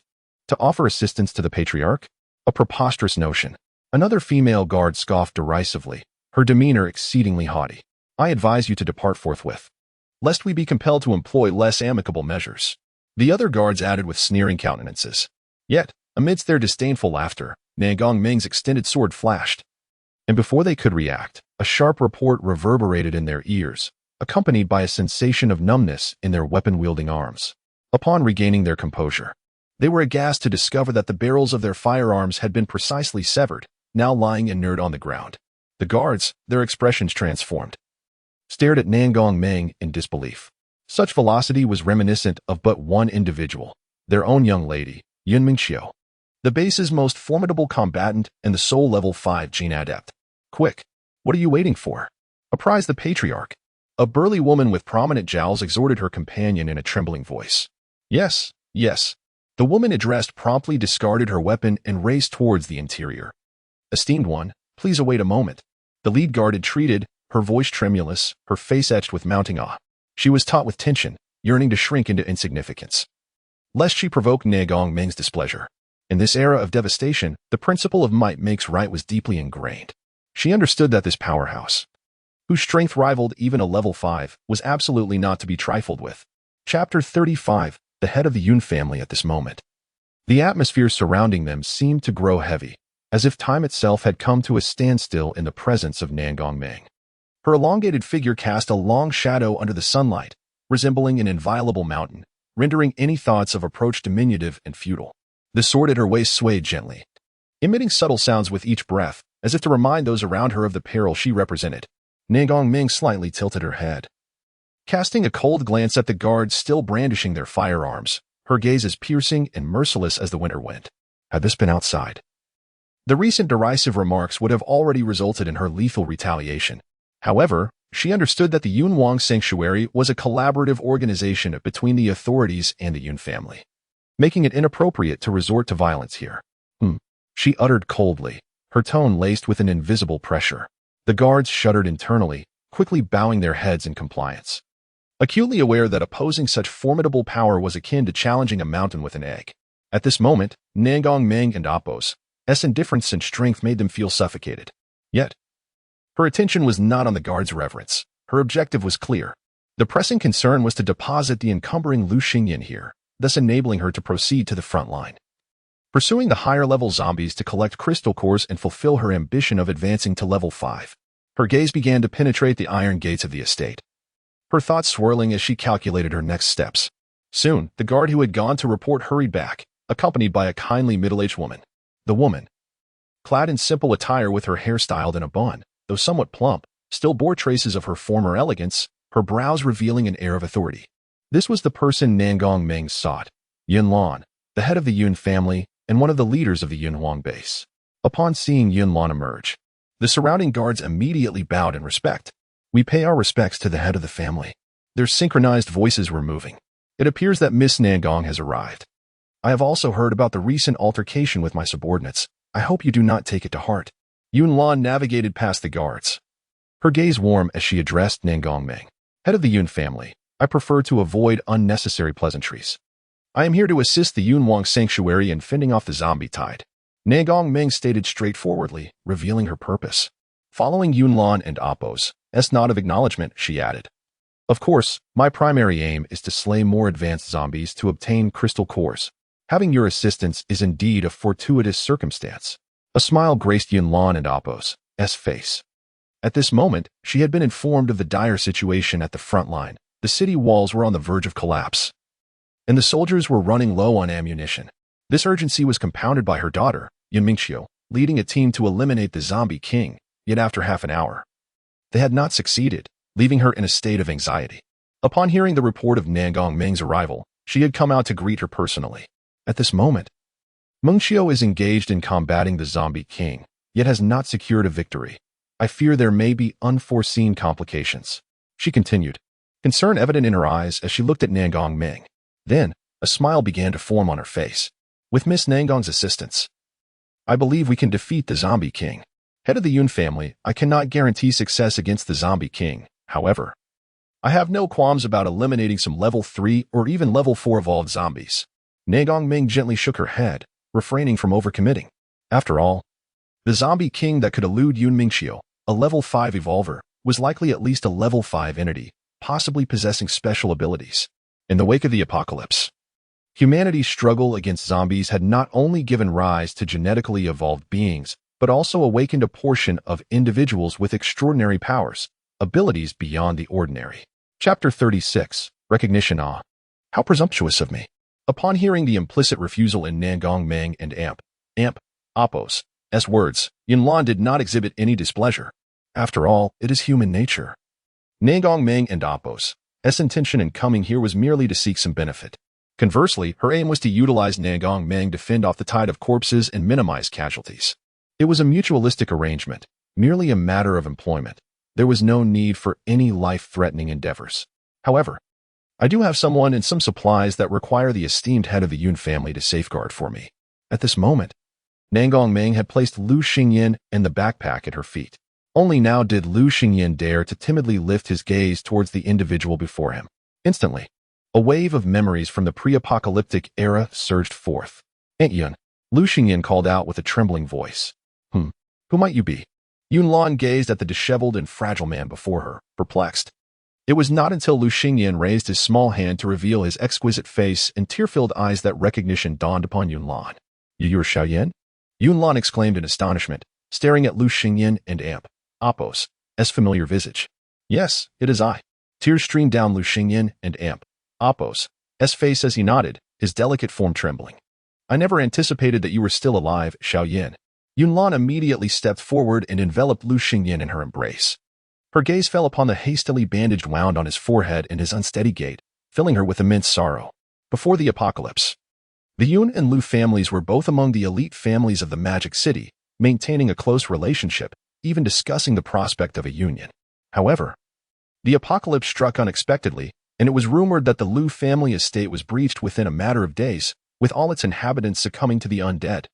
She had presumed that Lu Xingyan must have perished or transformed into a zombie during that calamity, never imagining that he, a man, could have survived until now. Since the head of the Yun family is acquainted with him, I need not elaborate further, Nagong Ming thought, feeling a twinge of inexplicable discomfort at the sight of the two embracing. Yet, she understood that her irritation was not due to jealousy over their embrace, but rather the annoyance at the time they were wasting in this moment. Very well. Yunlan discerned the implication in Nagong Meng and Apos' words and promptly addressed her personal bodyguard behind her. "Ada, take Miss Nagong to the front lines for support. With Miss Nagong's involvement, this battle will surely culminate in a resounding victory. But, esteemed head, I must ensure your safety." Ada shook his head immediately. "Do I still require protection? Is there anyone in the refuge or the estate who would dare to harm me?" Seeing that her bodyguard was reluctant to depart, Yunlan furrowed her brow, clearly displeased. Ada, sensing the head's impending ire, hesitated momentarily before ultimately acquiescing with a nod. "Miss Nagong, please follow me. I shall escort you to the front lines." He gestured invitingly. "All right." Nagong Meng nodded slightly, but before departing, she cast a cold glance at Lu Xingyan, then followed Ada away. Once she had left, Yunlan released Lu Xingyan and took his hand, leading him into the estate. As they walked, she inquired, "Xiaoyan, how have you survived these past 3 months? It must have been quite arduous, yes?" "Yes, Aunt Yun, I was fortunate. I was preparing for a party and had gathered a considerable amount of food at a villa in the suburbs." Lu Xingyan, entirely unguarded, recounted his experiences over the past few months. "And what are the injuries upon you?" Yunlan looked at Lu Xingyan with deep concern, her eyes brimming with worry. Chapter 37, Out of Bullets. "Oh, I have been tormented by Nagong Ming these past few days," sobbed Lu Xingyan, tears streaming down his face uncontrollably, glistening like pearls set free from their string. The tears soaked his disheveled hair, framing his handsome yet helpless visage. In that moment, he appeared utterly consumed by endless suffering, exuding a fragility that suggested he might shatter with the slightest touch. "How could she treat you this way?" Yunlan and Apos' complexion paled abruptly, her eyes flashing with shock and indignation. She understood that Nagong Ming was a formidable evolver, cold-hearted and ruthless. A lone wolf who had never allied with any organization. Yet, she had not anticipated that beneath it all, she was a sadistic tormentor of men. I just want to live." Lu Xingyan's voice was deep and laden with profound grievance and despair. Even Yunlan, who had lost her husband many years ago, felt a surge of fierce protectiveness within her. It was as if she were gazing upon a delicate flower swaying precariously in a tempest, vulnerable to destruction at any moment. Instinctively, she pulled Lu Xingyan into her embrace, her warm arms providing a semblance of refuge, offering him a modicum of solace. "Yan, I want to stay with you, may I?" Lu Xingyan seemed resolute, his voice trembling. As he reached the end of his plea, it was almost a supplication. "Very well. Once this tide of corpses subsides, I shall have Ming Qiu retrieve you from Nagong Meng's clutches." Yunlan tenderly brushed her fingers through Lu Xingyan's hair. Observing the faint traces of blood on his wounds, she led him towards the medical room of the estate. "Your wounds have not even been disinfected, fortunately. The base has recently developed a gene therapy agent that should be able to heal all your injuries." She mused inwardly, and Oppos, before the apocalypse, Ming Qiu adored this little fellow. Bringing him in as a son-in-law wouldn't be such a bad idea. And Oppos, meanwhile, at the front line of the Yunhuang shelter. "Captain, we are out of ammunition. What should we do?" A soldier felt a chill course through him as he gazed at the approaching horde of zombies. "Ladies, are you afraid?" She tightened her fists, staring at the advancing tide of undead. This wave was unprecedented. They had already dispatched over 100,000 zombies, yet the onslaught showed no signs of abating, relentlessly surging forth. At this moment, they had exhausted all their ammunition, and the horde had already constructed a makeshift ladder of corpses halfway up the towering walls.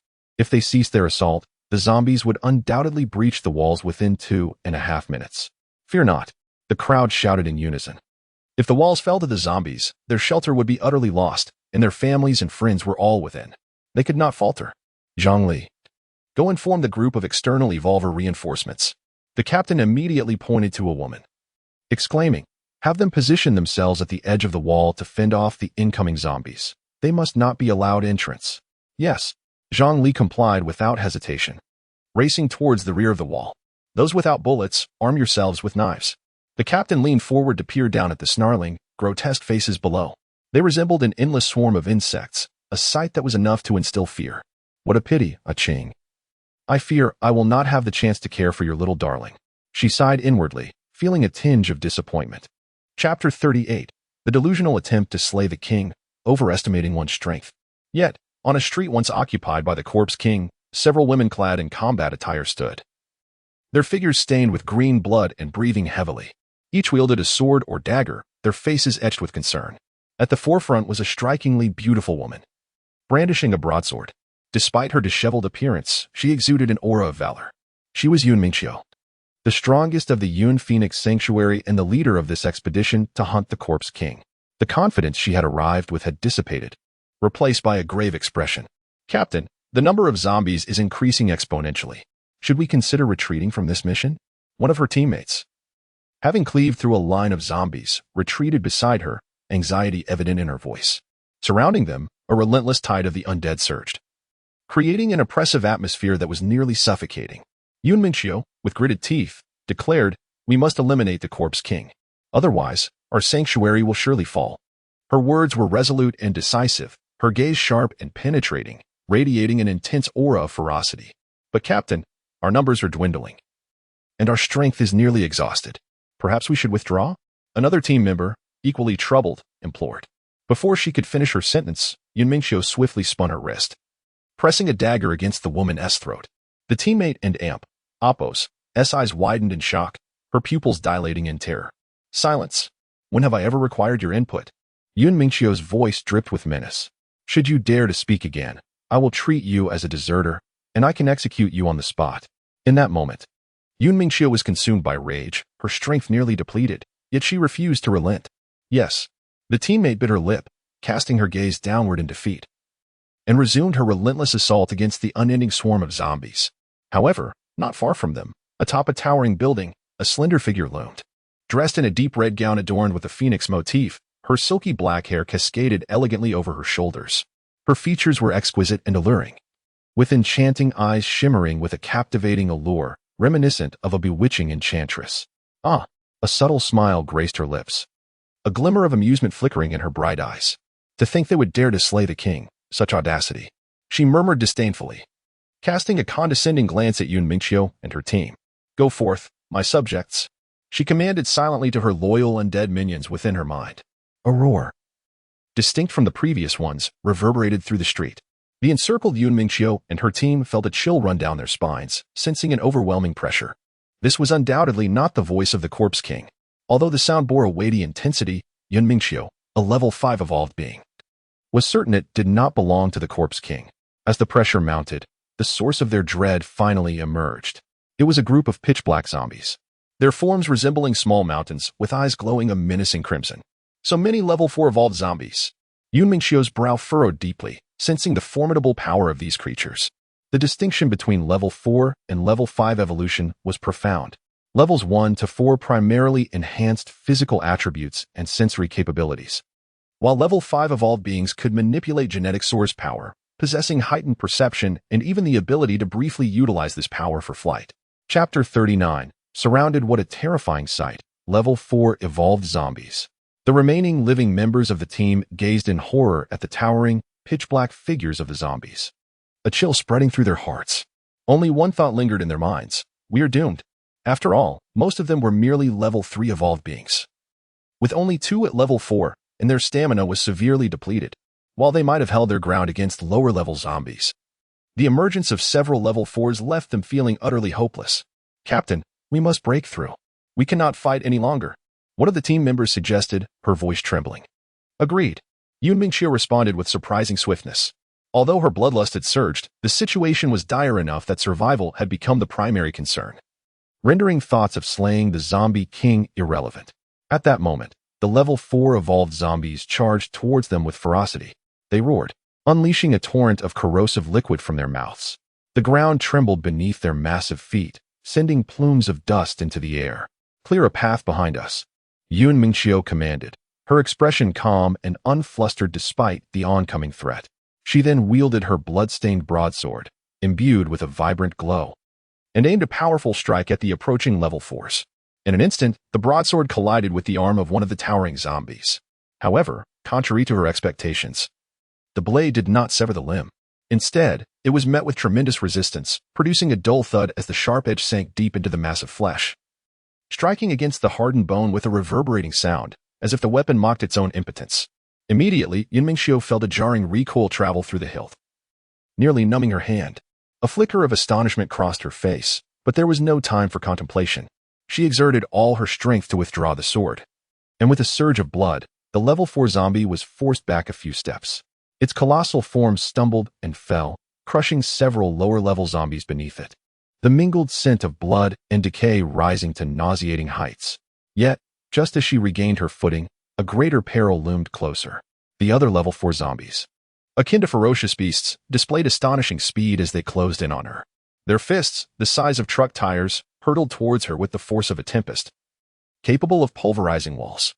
Yun Mingqiu's heart raced in alarm, her blood seemingly freezing in her veins. In an instant, her combat instincts flared, and her body instinctively darted to the side to evade the oncoming blow. Harnessing the extraordinary speed of a level 5 evolved being, she narrowly escaped the earth-shattering impact of the fist. The ground trembled violently as the fist struck, sending a resounding crash echoing in her ears. The vibrations felt beneath her feet. Dust and debris erupted around her, resembling a minor earthquake. Meanwhile, the team members behind her dared not hesitate, wielding their swords and blades to fend off the encroaching zombies, striving to carve a bloody path to safety. In such a critical moment, they paid no heed to their waning strength, pushing their genetic powers to the utmost limit. Their weapons were nearly smoking from the exertion as they managed to gain a small distance. Yet, the relentless tide of zombies kept surging forth, with new ones taking the place of those that fell. It was precisely this unwavering resistance that caused the number of zombies battering against the city walls to plummet dramatically. Chapter 40. The emergence of the Corpse King accelerate the escape. Yun Mingqiu shouted furiously, wielding her horse-slaying blade as she charged once more at the several level 4 zombies. A surge of pure energy began to manifest along the blade, transcending mere genetic power to encompass the primal force of her genes. Originally, this primal force was her trump card, intended for the annihilation of the Corpse King. However, if she remained ensnared in this predicament, her demise would be inevitable. Thus, she was compelled to unleash it. With a swift motion, the shimmering blade struck the head of an oncoming level 4 zombie.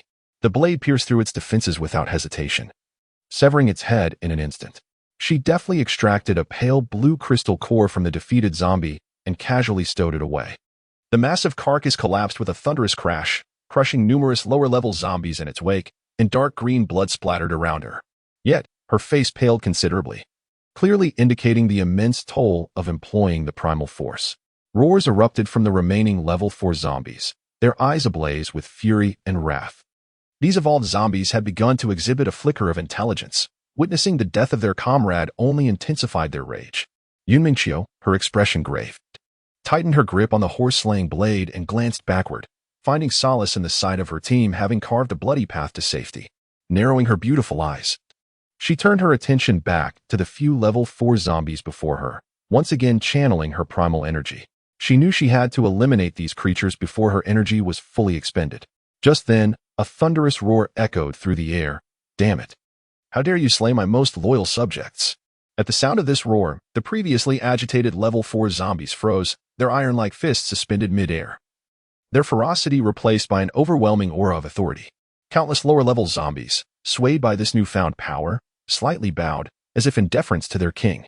The scene unfolded like a breathtaking and terrifying painting, leaving one breathless. To the right of the street, the zombies retreated like a receding tide, forming a path that led toward an unknown abyss. The air was thick with the stench of decay and blood, yet at the end of this path, a figure emerged. Captivating and mesmerizing. Dressed in a flowing, pale red phoenix gown, the hem danced gently with her every step, resembling a flower swaying in the wind. Her raven-black hair cascaded down her sides, deep as the night sky, her brows elegantly arched, rich yet soft in their beauty. With each movement, she emanated an aura of majesty and inviolable authority, akin to cold stars shimmering in the abyss. This stunning woman walked with lightness and grace, as if each step was a performance of a grand ballet, echoing a rhythm of opulence. It was as if she were destined to be the centerpiece of this gruesome banquet, drawing all eyes irresistibly toward her. Her presence subtly altered the atmosphere, an invisible force that commanded attention. Yun Mingqiu and Appo's pupils dilated in alarm, a tide of trepidation washing over her as her heart raced violently in her chest. She recognized that this was the Corpse King she had glimpsed from atop the city wall. The Corpse King approached slowly, her gaze piercing through all, locking onto Yun Mingqiu. Those abyss-like eyes glimmered with cunning and fury, as though evaluating the audacious challenger before her. A chill surged up Yun Mingqiu's spine, quickly engulfed by a swell of anger and defiance. Chapter 41. The Corpse King strikes. I am Ji Suyu, the future ruler of the entire world. How dare you slay my people? The voice of the beautiful Corpse King resonated like a deep roar from the depths of hell, as if it could tear asunder the very fabric of space, sending chills down one's spine. Yun Mingqiu gripped her horse-slaying sword tightly, her resolve unwavering. She understood that the only way to survive was to slay this Corpse King, thereby alleviating the crisis of the undead tide threatening the sanctuary. The surrounding zombies seemed to sense the fury of the Corpse King, growling softly, their movements becoming increasingly frenzied. Not only will I kill your people, but I shall also ensure your demise. Yun Mingqiu's voice rang out powerfully in the air. Her gaze met Ji Suyu's, and sparks ignited in that instant. As she inhaled deeply, her source power surged like a tidal wave, a fearless strength rising within her. With a profound desire for battle, she raised her blade high. I shall personally bring you to judgment. Ji Suyu's eyes sparkled with a fierce light as her slender, jade-like hand lifted. Kuan, come forth. A sharp sound pierced the air. In an instant, a long spear, entirely blue and emanating a ghostly cold light, appeared in her graceful hand. This spear was known as the Kuan spear. The moment Ji Suyu grasped the Kuan spear, she felt her blood surging, her source power swelling, as if she were in a state of unparalleled peak. A sly smile curved her lips, and then, with a delicate point of her toes, she vanished into a fleeting illusion. The very next second, bang! A tremendous clash erupted as Ji Suyu's Kuan spear met Yun Mingqiu's horse-slaying sword. Clouds of dust billowing beneath their feet. Such incredible speed. Yun Mingqiu braced against the back of her sword in a desperate struggle, murmuring to herself. Had she not reacted swiftly to block with her blade, she would surely be a corpse by now. Yet, even as she managed to hold her ground for the moment, she found herself constantly retreating, clearly outmatched in strength. Return. Join me in slaying the Corpse King. Knowing the futility of relying solely on her own power, she called out to her teammates behind her. However, her comrades seemed deaf to her pleas, perfectly synchronized in their retreat, already on the verge of breaking free. Ridiculous. The Corpse King has arrived, and with so many level 4 zombies, how could they, nearly exhausted, hope to prevail? If you wish to perish, then perish alone. This was the shared sentiment in their hearts. Kill them. Jisuyu, undeterred, addressed the few level 4 zombies that had remained motionless behind her. Roar. The level 4 zombies abruptly changed course, charging towards the teammates still engaged and battling the lower-tier zombies, their speed astonishing. Hearing the thunderous commotion behind them, some turned to look. They were met with the sight of zombies, as imposing as mountains, barreling toward them, their eyes widening in terror. No. Don't come near us. Yet, regardless of their fright, they could only watch helplessly as the fist, the size of a truck tire, loomed ever larger before them. Bang. Before they could even scream, the first teammate was reduced to a mere puddle of flesh, attracting the attention of nearby low-tier zombies to feast upon. How infuriating. Witnessing this scene, Yunming Chiu cursed under her breath. Yet, there was little to grieve over. Had they come to assist earlier, perhaps there would have been a chance to slay the Corpse King. But now, she was still locked in a stalemate with Jisuyu. And should she be ambushed from behind, it would surely spell her doom. Chapter 42. I have lost. However, Jisuyu seemed to sense her trepidation. Through the tense standoff of blades and spears, she faintly curled her lips. I shall slay you alone. Very well. Yunming Chiu's source power erupted once more. Her visage now pale as death. Clearly, she had completely exhausted her strength, preparing for a desperate final stand. With a sudden surge of force in her hands, a resounding clang of metal echoed as Yunming Chiu finally broke the deadlock. The broadsword spun rapidly, slicing toward Jisuyu with lightning speed. Come forth. I have yet to encounter an opponent as formidable as you. Jisuyu laughed heartily, her own source power igniting as she charged forward with the Kuan spear. Though her journey as a Corpse King had not been without its challenges, this was the first time she faced such a powerful evolver like Yunming Chiu. Buzz clang. The sounds of their weapons colliding filled the air, their tall figures intertwining in an unending dance of combat, the clatter of steel reverberating around them. The clash of blade and spear was swift as lightning, each exchanging hundreds of blows in the blink of an eye. Yunming Chiu gritted her teeth, her gaze growing ever colder and sharper, the broadsword in her hand swinging with increasing ferocity. The broadsword unleashed a cascade of blinding light, enveloping her in brilliance, rendering her true position nearly indistinguishable. Meanwhile, Jisuyu moved like a phantom, deftly dodging and parrying with her Kuan spear, which emitted streaks of darkness to counter the relentless barrage. Is this the power of a level 5 evolver? Truly formidable. In a corner of the second floor of a nearby building, an onlooker observed the spectacular battle from afar. Blood, a deep green hue, dripped incessantly from the long sword in her hand, indicating she had just charged here from a considerable distance. As the battle escalated to a fever pitch, Yunming Chiu soon displayed signs of fatigue, her breath becoming labored.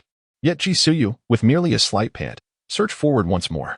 Clang, another collision of arms echoed. But this time, Yunming Chiu felt a sweetness in her throat as the overwhelming force sent her hurtling backward, a mouthful of fresh blood erupting from her lips. Splash. The crimson blood blossomed in the air as Yunming Chiu crashed against the wall, sliding down, a fresh spurt of blood staining her chest. You have lost. Jisuyu hovered above, looking down at the disheveled Yunming Chiu with a detached tone, her eyes betraying a hint of mockery. Cough. Yunming Chiu wiped the blood from her lips, her complexion ghostly pale. The fierce exchange had drained her of all her strength. I have lost.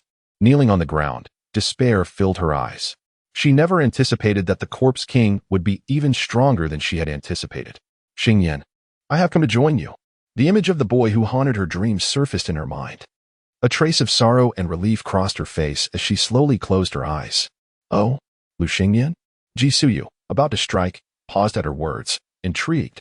He perished at the Lu family estate. Yunming Chiu did not open her eyes. Her tone steadied somewhat. Although she had not received word of Lu Xingyan's demise, she was aware of the assault on the Lu family estate by zombies. Moreover, in this post-apocalyptic world, 3 months had passed. There was no way Lu Xingyan could still be alive. Chapter 43. Ambush, the abilities of the Corpse King. How unfortunate it is. Had he still been alive, I would have shown him the true essence of suffering. Jisuyu reminisced about the past, her eyes filled with a morbid excitement. Very well. It is time to send you on your way. She raised the Kuan spear, poised to pierce downward. Yet, in this critical moment, a chilling sensation surged from her chest, spreading throughout her body. Jisuyu and Appos' eyes widened as she gazed at the sword tip that had pierced her heart, momentarily rendered speechless. Roar. The surrounding zombies unleashed a collective roar, charging towards this direction. Uft. Nangong Meng, standing behind Jisuyu, withdrew her long sword. aiming to strike at the back of her head and extract the crystal core. This was a level 5 zombie crystal core, enough to elevate her, who had 1 foot already in level 5, fully into that realm. However, just as the longsword was about to make contact with her skull, Jisuyu's body abruptly switched places with a distant zombie swoosh. The longsword embedded itself into the skull, yet it was merely an ordinary zombie. Yellow brain matter erupting forth as she swiftly evaded. The abilities of the Corpse King, perhaps? She raised her gaze towards that direction. Jisuyu, appearing weak yet filled with fury, stared at her. If it were not for her awakened ability to switch places with the corpse, she would undoubtedly have had her brain core extracted by now. How dare you ambush this king? With her furious roar, even the horde attacking the shelter redirected their charge towards her. Very well, Nangong Meng sighed in resignation. Subsequently, she hoisted the almost lifeless Yun Mingqiu onto her shoulder and moved with remarkable speed. In a few leaps, she ascended to the rooftop of a second-story building, continuously jumping to escape. Soon, she had evaded the encirclement of the zombie horde. Yun Mingqiu opened her eyes to find Nangong Meng carrying her away from the relentless pursuit of the zombies. She froze for a moment, then revealed a smile of relief, murmuring to herself, "Am I not destined to survive? Yun Mingqiu, the reward for saving you. You must repay me when we return." Nangong Meng's cold voice reached her ears. It's certainly not something I can forget. Although she did not see Nangong Meng's face, the icy tone had already allowed her to recognize her. Nangong Meng did not take her directly back to the shelter. Instead, she circled around on the rooftop several times to shake off the pursuing zombies before finally returning to the sanctuary. When she carried Yun Mingqiu back to the shelter, many were already outside clearing the battlefield. Each incoming support evolver was diligently extracting zombie crystal cores. However, the difference between ordinary zombies and those of levels 1 and 2 was negligible, and there were hardly any level 3 zombies among them, making the process of extracting the cores from each zombie quite time-consuming. Meanwhile, in the residential area, a woman clad in a soldier captain's uniform approached the long-awaited door of a particular house. Bang, bang, bang. The knocking echoed, and the door quickly swung open. A petite yet handsome man stood within. Upon seeing the visitor, he anxiously inquired, "Captain Wang, you have come. Is it the zombie horde?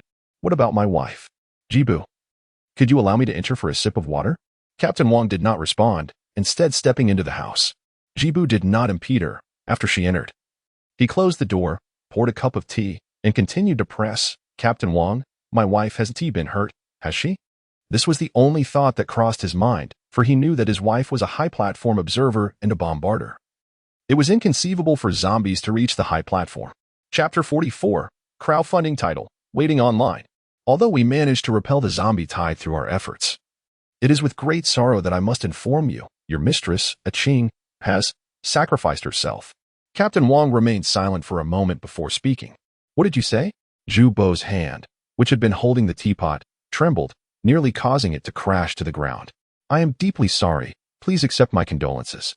Seeing Zhu Bo and Apos' face pale as a sheet, Captain Wang sighed and shook his head. How can this be possible? Zhu Bo and Apos' mind went blank, and he felt as though he might collapse. Just then, a warm embrace enveloped him. "Zhu Bo, please do not despair. Qing was my dearest comrade. Henceforth, I shall take good care of you in her stead." Captain Wang held Zhu Bo's trembling hands tightly, offering words of comfort. Sob, sob. Zhu Bo wept in Captain Wang's embrace, tears streaming down his face. "Zhu Bo, Qing once confided in me that if ever she were to leave this world, she wished for me to take care of you, ensuring you would suffer no grievances." Captain Wang gently stroked his head, speaking softly to console him.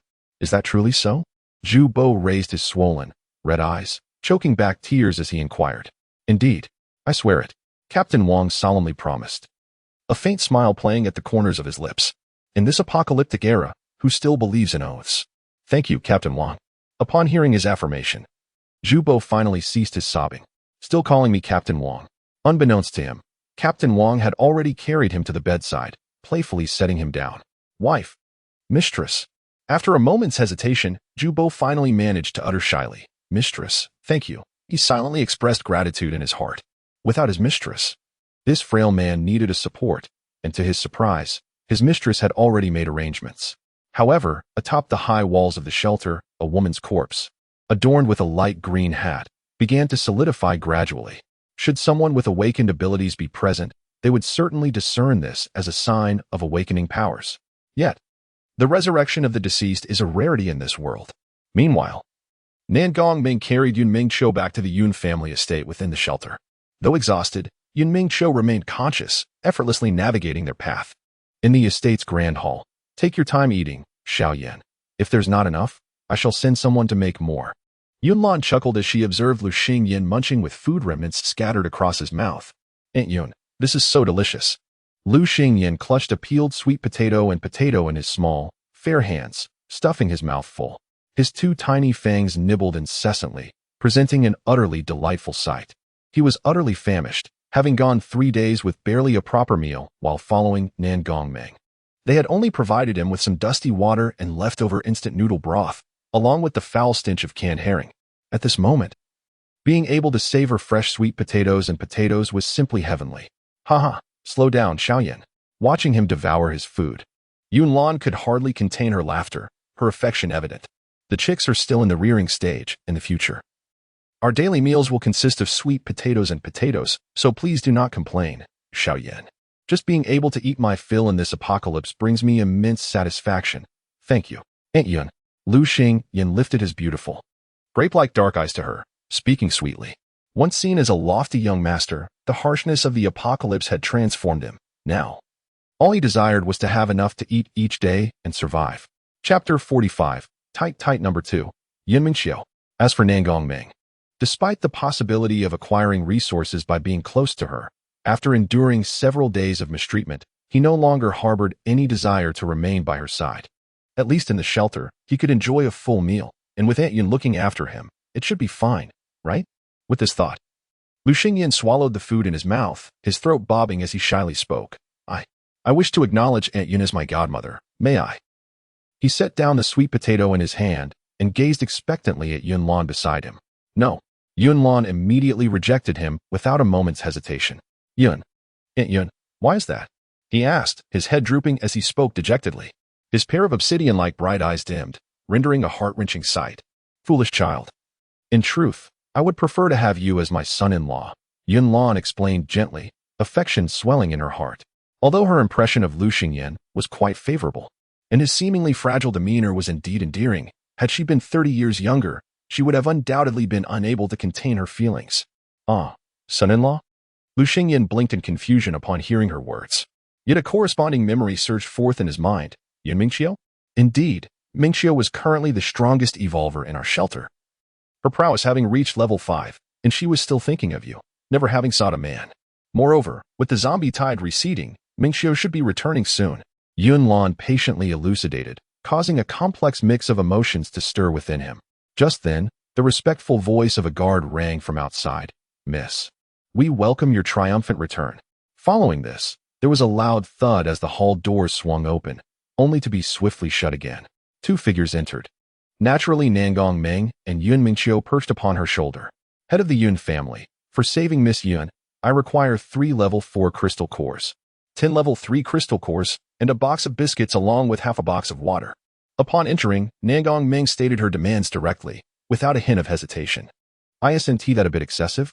Upon hearing Nangong Ming and Appo's conditions, Yunlan furrowed her brow. Level 4 crystal cores were extremely precious in these times, capable of instantly creating a level 3 evolver. "Not a problem." Yun Mingqiu alighted from Nangong Ming's shoulder and readily agreed. Thanks to the formidable physique of a level 5 evolver, she had regained some strength and could barely stand. However, just as she raised her eyes to her mother, she was taken aback by the sight of the person beside her. "Dream. Mingqiu." It was Lu Xingyan who first broke the silence with a greeting. He looked at her tattered garments and the myriad of wounds and blood covering her, a tinge of sorrow welling in his eyes. Being from one of the 4 prominent families of Magic City and having a close collaboration between the Yun and Lu families, he and Yun Mingqiu had grown up together, sharing classes from kindergarten through university, a quintessential tale of childhood sweethearts. However, Yun Mingqiu had confessed her feelings to him on several occasions, only to be met with his cold rejections, which had led to a rift in their relationship. Lu Xingyan? Yun Mingqiu's eyes widened in astonishment, as if she could scarcely believe that Lu Xingyan was still alive. In her subconscious, she had long regarded him as a cherished memory, a light that could never be erased. Yet now, witnessing his living presence filled her with shock and boundless elation. Mingqiu, it's me. Lu Xingyan and Apos. S voice was soft, a gentle smile gracing his face. Yin Yin. In an instant, Yun Mingqiu summoned an unexpected surge of strength, her previously feeble body bursting forth as she rushed toward him, enveloping him in a tight embrace. Tears of joy streamed down her face, her eyes shimmering with emotion. Oblivious to the astonished gazes of those around them. Wu, I thought I would never see you again. Wu, Yun Mingqiu sobbed, her voice thick with longing. At that very moment, a series of mechanical beeps echoed in Lu Xingyan and Apos' mind. Ding. Binding target detected. Beep. Tight random resource system successfully bound. Tight number 2. Yun Mingqiu. Ding. Binding successful. Received healing potion 1. Binding cooldown, 459. Chapter 46. Levels of affection. Yin Yin, you have lost weight. Yun Mingqiu held his frail body, overwhelmed with compassion. At this moment, Lu Xingyan had already undergone the latest gene therapy developed by the sanctuary, as he was not yet an evolved being. The treatment had healed all his injuries within half an hour. The gene therapy was a powerful tool designed specifically for evolved beings, as their robust physiques rendered ordinary wound ointments ineffective. Yet for ordinary individuals, the gene therapy acted as an elixir, facilitating rapid recovery from injuries. Not only had Lu Xingyan recovered from his wounds, but he had also taken a shower, washed his hair, and donned a clean outfit, shedding the grime of his previous state. Now he appeared revitalized, reminiscent of his former self before the apocalypse, albeit considerably slimmer. Yun Lan observed the embrace of the two, her heart swelling with contentment. With Xiao Yan by her daughter's side, she hoped for the swift arrival of a grandchild. However, Negong Ming watched the two with an inexplicable annoyance, particularly as she saw Lu Xingyan, freshly bathed and immaculate, locked in an embrace with Yun Mingqiu, igniting an unprecedented fury within her. Yet, she forcibly suppressed her emotions and reminded herself, he is merely an inconsequential pet, insignificant compared to the crystal core. Nothing would deter her resolve to grow stronger. After a prolonged moment of closeness, Yun Mingqiu felt an overwhelming sense of bliss. Lu Xingyan nestled against her, his eyes solely upon her. Given the opportunity to choose, he would undoubtedly select Yun Mingqiu, although he had previously regarded her merely as an elder sister. The current circumstances left him with few alternatives. He had harbored some concerns about remaining here, fearing the system would be ineffective. However, after the system bound to Yun Mingqiu moments ago, his resolve solidified entirely. Yin Yin, you will remain by my side forever. I will protect you well, will you not? Yun Mingqiu gazed at him tenderly, her face adorned with a gentle smile. Lu Xingyan was the only man she had ever cherished, a love that would endure a lifetime. Lu Xingyan nodded, a blissful smile gracing his face. Seeing this, Yun Lan felt a wave of relief wash over her. Her daughter had finally attained her heart's desire. Meanwhile, Negong Ming felt a suffocating pressure in her chest, her anger rising and falling like a tide, her breath becoming somewhat labored. Yet, the next scene heightened her blood pressure even further. At that moment, Yun Mingqiu unexpectedly wrapped her arms around Lu Xingyan's neck. Lu Xingyan was taken aback, but just then, the system notification chimed. Ding. Advanced affection successfully obtained, earning 1 level 3 crystal core. Affection cooldown, 0.29. The unfamiliar sensation and cooldown in his mind left Lu Xingyan frozen in place, devoid of any struggle. System, what does advanced affection mean? Although he had his suspicions, he could not help but inquire in his mind. This time, the system unusually provided an explanation. Affection is divided into 3 levels. Skin contact is ordinary affection. A kiss is advanced affection, and the highest level of affection awaits activation. Ordinary affection has a cooldown of 5 minutes, advanced affection has a cooldown of 30 seconds. And the highest level of affection has no cooldown. Chapter 47. Nangong Dreams Fury Ding. Advancement successful. Gain mutated wild boar meat 1. Cooldown, 0.29. Once again activating the system, Yun Mingqiu gazed at him with eyes full of affection, her heart fluttering. However, beside her, Nangong Dream clenched her fists, a flicker of jealousy igniting in her eyes. How dare that wretched man betray her? It was utterly infuriating. Nangong Dream's gaze was as frigid as a bolt of lightning, filled with a chilling fury as she surveyed the affectionate duo. An insatiable blaze of rage ignited within her, as if an invisible force compelled her to rush forth and tear Yun Mingqiu apart. Her beautiful eyes brimmed with resentment and unwillingness, the flames of hatred consuming her heart, nearly obliterating her reason. Enough. Suppressing the murderous intent within, she bellowed with a voice as cold as frost, as if shattering the warmth of the moment. The surrounding crowd froze, turning their gazes towards her. The air grew tense, as if time itself paused for a moment in response to her furious shout, disrupting the tender scene. At that instant, Lu Xingyan trembled, his body involuntarily tensing. He cautiously glanced at Nangong Dream, an unwelcome sense of dread rising within him. He feared her wrath would strike him without warning, like a sudden slap. What about the crystal core I desire? Nangong Dream gritted her teeth, suppressing her indescribable anger and anxiety. Her eyes were sharp as blades, piercing through Lu Xingyan before turning to Yunlan. Only Yunlan held the greatest authority over the crystal core. Nangong Dream was resolute in her intention to obtain that crystal core, intending to take Lu Xingyan with her and ruthlessly torment him, making him feel the pain of betrayal. A tense atmosphere enveloped the air, and the motherly smile on Yunlan's face gradually faded. Realizing the intensity and authenticity of Nangong Dream's fury, she felt a tightening in her chest, sensing an unprecedented threat. I can give you the crystal core, but you must allow Xiaoyan the right to choose his own path. She spoke calmly, her tone carrying an air of authority. However, Nangong Dream was unimpressed, crossing her arms over her ample bosom and coldly regarding Yunlan. He is mine. If you wish to purchase him, a level 5 crystal core will suffice. As for the level 4 and level 3 cores, they are my reward for rescuing Yun Mingqiu. Her words were resolute, filled with undeniable strength. Upon hearing this, Yunlan's eyes darkened, a shadow of gloom settling on her brows. You are asking for far too much. She had not anticipated Nangong Dream's brazen demand for a level 5 crystal core. The apocalypse had only begun 3 months prior, and even the strongest in the first tier were merely at level 5. The only level 5 crystal core had already been consumed by Mingqiu to break through to level 5. There were no such cores within the shelter. Since you cannot present me with an acceptable offer, he is mine. No one shall take him from me. A cruel smile curled at the corners of Nangong Dream and Appo's lips, her phoenix eyes glinting like sharp blades as they fixed upon the two locked in an embrace. Mingqiu.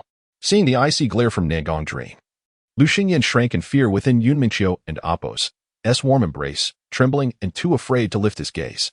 He had now firmly resolved to remain here, dreading the unimaginable torment that awaited him should Nangong Dream claim him once more. Chapter 48. The pure love warrior is severely injured.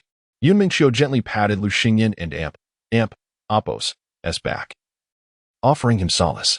She then slowly turned to Nangong Ming and said, Nangong Ming, I can agree to your request for the 5th level crystal core for now. Once my injuries have healed, I will hunt down that 5th level corpse king, and when I succeed, you may come to claim it.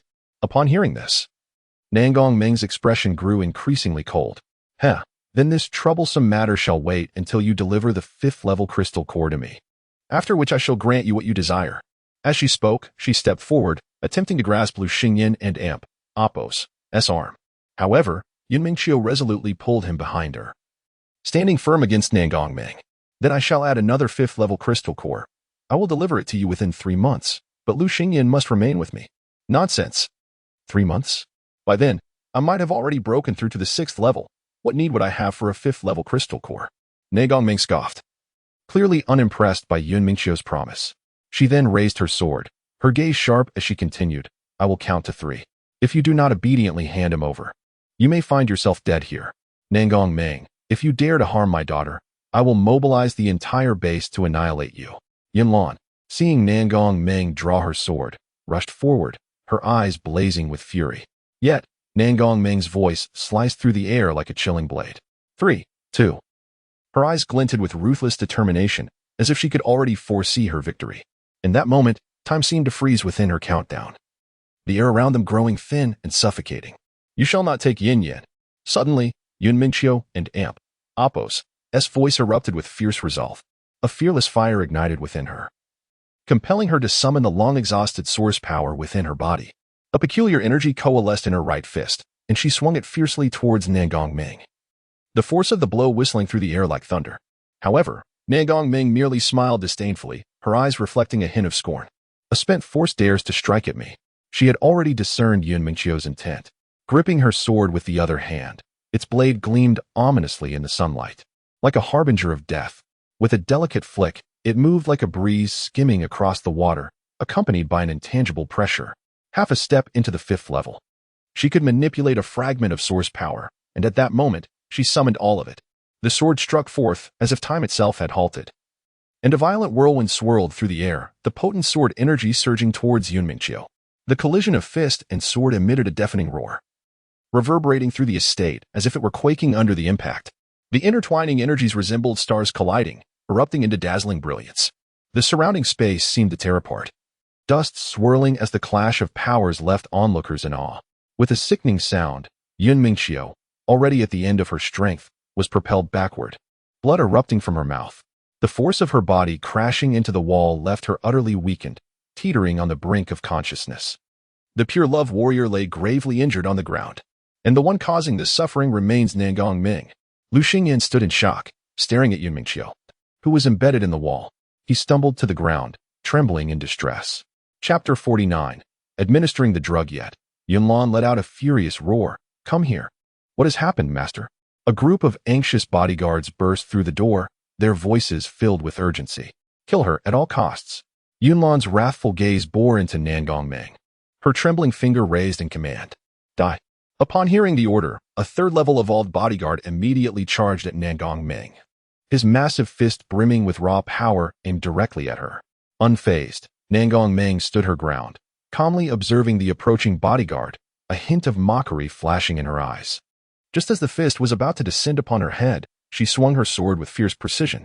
With a sharp thud, the blade cleanly severed his neck, the body collapsing lifelessly to the ground. A moment of stunned silence befell the other bodyguards who had entered, their faces a mix of shock and disbelief. That had been a third-level evolved individual, effortlessly slain by a single stroke. Open fire. Yunlan and Amp, Oppos, as voice rang out. The bodyguards, armed with handguns, sprang into action. Though firearms had become less effective against those of third-level evolution and above, it was only due to the difficulty of precise targeting. However, in a widespread assault, even a fourth-level evolved might not withstand the impact of bullets. Bang, bang, bang, with their master's command echoing in their ears. The bodyguards drew their weapons and unleashed a hail of gunfire toward Nangong Ming. In the spacious hall, Nangong Ming deftly evaded the onslaught, her agile movements and keen perception allowing her to dodge each bullet with ease. Amidst the chaos, the sound of footsteps echoed from outside the door, followed by more bodyguards entering the hall. Upon seeing their comrades engaged in gunfire, they too pulled out their handguns. In an instant, 20 to 30 guns were firing simultaneously, causing Nangong Ming to furrow her brow in concern. If she were to become trapped here with reinforcements continually arriving, her situation would become perilous. Thus, she cast her gaze toward Lu Xingyan. Meanwhile, Lu Xingyan had reached Yun Mingqiu's side, gently supporting her as she slid down from the wall. Filled with dread, she sobbed. Mingqiu, I am fine. Yun Mingqiu's voice was faint as she offered her reassurance. As long as she had not sustained a fatal blow, the gene therapy medication would suffice for her recovery, though the time required would depend on the severity of her injuries. However, witnessing the harrowing scene before him, Lu Xingyan trembled, clutching Yun Mingqiu tightly. I and Oppos, am sorry. I and Oppos, am sorry, it's all my fault. Tears welled in his eyes as he wept in apology. Simultaneously, he remembered the healing potion he had received as a reward for kissing Mingqiu earlier. Without hesitation, he summoned it from his pocket and retrieved the vial. The healing potion was contained within a glass tube filled with a green liquid. With no time to ponder, he uncorked the vial and poured it into Yun Mingqiu's mouth. Mingqiu, quickly open your mouth. Upon hearing this, a bittersweet smile graced Yun Mingqiu and Oppos' face as she slightly parted her lips. The cool liquid trickled into her mouth, its bitter taste spreading throughout her senses. Yet, despite the unpleasant flavor, a warm sweetness blossomed in her heart. He is feeding me. For the first time. And Oppos, previously, she had always been the one to give, only to face rejection when she had confessed her feelings. However, at that moment, Nangong Ming had already lunged toward Lu Xingyan from behind. Upon witnessing Lu Xingyan feeding Yun Mingqiu, her expression twisted momentarily in anger. With a swift motion, her palm struck down on the delicate nape of Lu Xingyan's neck. Chapter 50. Return him to me. An abrupt and excruciating pain caused Lu Xingyan to cry out in anguish. Subsequently, his frail body was hoisted into the air, grasped by the nape of his neck like a chick, his little feet flailing helplessly in midair. Yen. As she witnessed Lu Xingyan being seized, Yun Mingqiu murmured softly, yearning to rise but finding herself utterly powerless. At that moment, Her entire being was engulfed in agony, devoid of any strength, resembling a mere shell. With even the effort to speak draining her completely. "Let him go," Yunlan exclaimed angrily, her voice a sharp command. Beside her stood over 30 bodyguards, each armed with pistols. However, when Ne Gongming rushed towards Yun Mingxiu and Lu Xingyan, they instinctively ceased fire, fearful of inflicting harm. "I will not only refuse to release him, but I also intend to eliminate Yun Mingxiu." With one hand clenched around the end amp, Oppos, chickened amp, Oppos wink with a frown Lu Xingyan, and the other brandishing her sword. Ne Gongming cast a glance at Yun Mingxiu, a flicker of pleasure dancing in her eyes. Having just witnessed Yun Mingxiu kiss her beloved pet before her very eyes, her fury was palpable. Now presented with an opportunity, she was determined to act swiftly. "Release me," Lu Xingyan gasped. His breath constricted as his face flushed crimson. His flailing legs showed signs of weakening, clearly on the brink of suffocation. Yet, Ne Gongming remained indifferent, raising her sword to strike at Yun Mingxiu. "How dare you?" Yunlan shouted, her eyes wide with fury. But Ne Gongming had no intention of halting her assault. Her sword hovered ominously above Yun Mingxiu's head.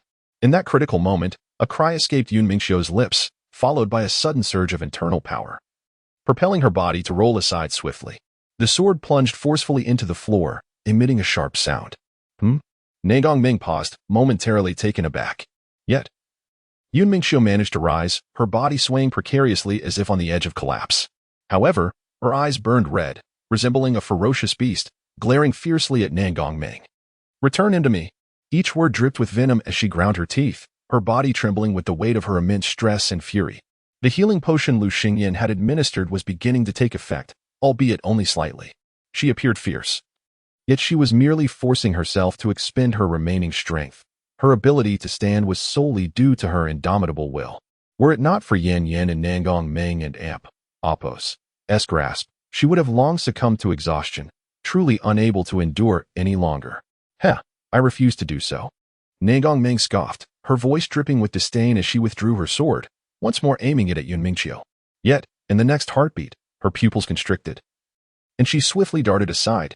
In the spot she had occupied just moments ago, 2 deep imprints marred the floor, left by a pair of fists. The figure before her was robust, rivaling the formidable level 4 zombies that Yun Mingxiu had once battled outside the city. It was none other than Li Damei, the second strongest member of the Yun family shelter, a peak level 4 powerhouse, on par with Ne Gongming's prowess. However, Li Damei belonged to the official faction's elite forces, residing at the opposite end of the shelter, which explained her timely arrival. "Yun family head, I hope I am not too late," Li Damei and Oppos' voice boomed like thunder, her imposing figure starkly contrasting against the chaos of the room. Her fierce visage bore a menacing grin, her gaze locking onto Yunlan with the keen intensity of a hawk. Chapter 51. Escape through the window. Damei, you have arrived just in time. Reclaim the hostage and eliminate that woman. Yunlan's furious voice sliced through the air, her eyes ablaze with hatred for Ne Gongming. How infuriating. Ne Gongming cursed inwardly, sensing that Damei was her equal in strength, her brows knitting in concern. However, Damei afforded Ne Gongming little time for contemplation. Like an enraged lion, she surged toward Yun Mingxiu with tremendous force, causing the floor beneath her to tremble with each powerful stride. Observing this, Ne Gongming and Oppos' eyes flashed with determination as she aimed her sword directly at Yun Mingxiu, the blade glimmering ominously, poised to strike at this critical juncture. Yun Mingxiu's gaze was piercing, fixated on Ne Gongming, her face a tumult of anger and defiance. Yet, her weary body rendered her immobile, akin to a trapped beast, her heart ablaze with an indomitable spirit. Seeing this, Damei swiftly altered her course, intent on safeguarding Yun Mingxiu first. Yet, as Ne Gongming's sword momentum reached its peak, it abruptly diminished. In a sudden movement, she cradled the unconscious Lu Xingyan in her arms, securing him firmly. Her actions were as swift as lightning, decisive as she pivoted towards the nearest window. With a resounding crash, she kicked the window open, shards of glass scattering through the air. Narrating the climax of this fierce confrontation, Ne Gongming, moving with astonishing speed, leapt from rooftop to rooftop, her silhouette vanishing like a specter, leaving chaos and astonished gazes in her wake. "Quick, pursue her." Damei was the first to react, letting out a sharp command. Without hesitation, she darted out the window like a bolt of lightning. At that moment, Yun Mingxiu's expression darkened, her eyes rolling back as she collapsed. Just as she fell, she was caught by the rushing Yunlan, her face etched with urgency as she cried out, "Mingxiu! Mingxiu!" Wake up. Don't scare your mother. Quickly. Take her to the medical room. Summon the genetic doctor. Everyone must come. Also, announce throughout the shelter to intercept Nangongming. She must be brought back alive or dead. Ding. 4:59. When Lu Xingyan awoke once more, he was roused by the mechanical voice resonating in his mind. At that moment, the system space had accumulated a wealth of resources, medications, food, water, and safety measures. There was even a level 3 crystal core obtained through a bonding with Yun Mingqiu, alongside mutated wild boar meat. As his eyes fluttered open, he found himself enveloped in darkness, yet it exuded a sense of security. He was nestled in a warm, soft embrace, a faint fragrance wafting to his nostrils. Mingqiu, is that you? He weakly inquired, shifting slightly to confirm the identity of his captor. Though the situation had been dire, he firmly believed that Aunt Yun would successfully rescue him from Nangongming and Appo's clutches. After all, if it were truly Nangongming, how could she hold him like this, without inflicting torment? Yet, his inquiry went unanswered, the embrace merely tightening around him, the gentle strands of hair brushing against his forehead, bringing him comfort. Mingqiu, do your wounds hurt? He asked softly, filled with concern. Recalling how Yun Mingqiu had been slammed against the wall by Nangongming, nearly becoming trapped, he felt a wave of dread. If he had been subjected to such brutality, he would likely have perished on the spot. Chapter 52. I am not Yun Mingqiu. A dismissive snort echoed in his ear. Suddenly, he felt a slender finger tightly gripping his smooth neck, a wave of suffocation and pain washing over him. Lu Xingyan couldn't help but let out a muffled groan, his small hands instinctively rising to struggle. Yet, that hand clutched like iron pincers, rendering him unable to break free, only tightening its grip further. Mingqiu Lu Xingyan and Appo's face flushed with discomfort, but he still did not doubt the identity of his captor. Forcing out words with great difficulty, this only served to aggravate Nangongming's inner turmoil, even igniting a flicker of anger within her. To be in her embrace yet be concerned for another woman, to be mistaken for someone else. I am not Yun Mingqiu. Just as he felt he might lose consciousness, she finally released him, her cold words slicing through the air. Coughing, he gasped for breath. You are Nangongming? As he regained his breath, his head swam, but he could still recognize her voice. What, do you long to remain in the Yunwang sanctuary, to be with Yun Mingqiu? Nangongming and Appo's gaze was frigid, utterly devoid of warmth. Even under the veil of moonlight, he could envision the icy anger etched upon her face. Hearing her words, Lu Xingyan's expression turned panicked. His lips quivered, and though he truly desired to be with Mingqiu, he was acutely aware of his predicament now that he had fallen into Nangongming's hands. He could only comply with her for the time being, seeking an opportunity to escape to the Yunwang sanctuary. However, as these thoughts swirled in his mind, Nangongming seemed to sense his intentions.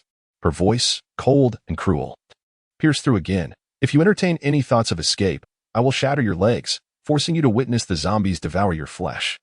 I don't want. Upon hearing her brutal threat, Lu Xingyan shook his head vigorously, fear evident in his eyes. Though he yearned to flee back to the Yunwang sanctuary to find Mingqiu, he treasured the desire to survive and scathed even more. Then stay put and behave, Nangongming commanded with chilling detachment. I will be obedient, please don't hurt me. Lu Xingyan nodded eagerly, recalling the torment he had previously endured at her hands. Feeling utterly wronged, tears welled in his eyes, and he looked up with an utterly endearing expression that tugged at the heartstrings. Though Lu Xingyan could not see her face, Nangongming could discern his features clearly. At that moment, his handsome, gaunt face was but a breath away, weeping against her chest, stirring within her a flicker of tenderness. Had she not visited the Yunwang sanctuary, she would have undoubtedly kicked him off the bed and subjected him to torment. Yet now, having cleansed his body of filth, his wounds healed, and his entire being exuding a sweet softness, he appeared irresistibly charming. She had sworn to grow stronger and eschew romantic entanglements, yet now, she found it increasingly difficult to suppress her thoughts from straying into other realms. Just as Nangongming contemplated this, the little one who had been crying suddenly ceased his sobs. He wrapped his arms around her waist, gently nuzzling against her, and then closed his eyes again. Seemingly exhausted from his tears, Nangongming lowered her gaze, her eyes falling upon a small patch of unhealed scab on his forehead. That was the result of the time he had been thrown to the ground by her own hand in the southern part of the city. Even after undergoing the genetic therapy from the sanctuary, it had not fully healed, a testament to the force she had exerted. Upon reflecting on this, a sense of regret, perhaps even remorse, began to stir within her heart. Chapter 53. Do not disturb my resolve now. I should not be like this. She clenched her fists tightly, biting her lip in frustration. Then, with determination, she pushed the soft, fragrant body in her arms away, turning over to sleep back to back. Lu Xingyan, who had just drifted off to sleep once more, was suddenly awakened, rubbing his bleary eyes. He found himself enveloped in darkness, unable to see anything, and the night was eerily silent. A chill breeze wafted through the window. Achoo! He sneezed suddenly. On this cold night. He was clad only in thin garments. So cold. He curled up his small frame, shivering, his delicate nose twitching, shaking even more violently. Yet, Nangong, being an evolved being, was entirely unfazed by such chill. What a nuisance, she muttered under her breath, grabbing the blanket that had been discarded to the side and carelessly tossing it over his trembling form.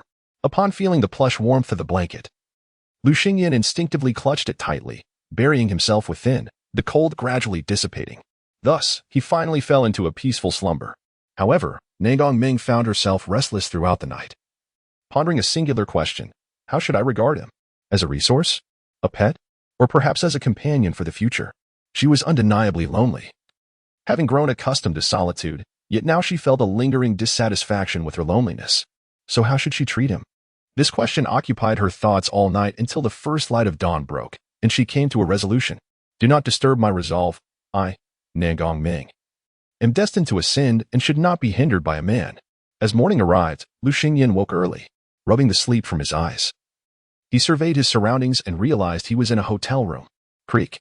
The door swung open, and he immediately looked up to see who had entered. It was none other than Nangong. Now we find ourselves in a hotel in the northern part of the city. Where are the supplies you mentioned?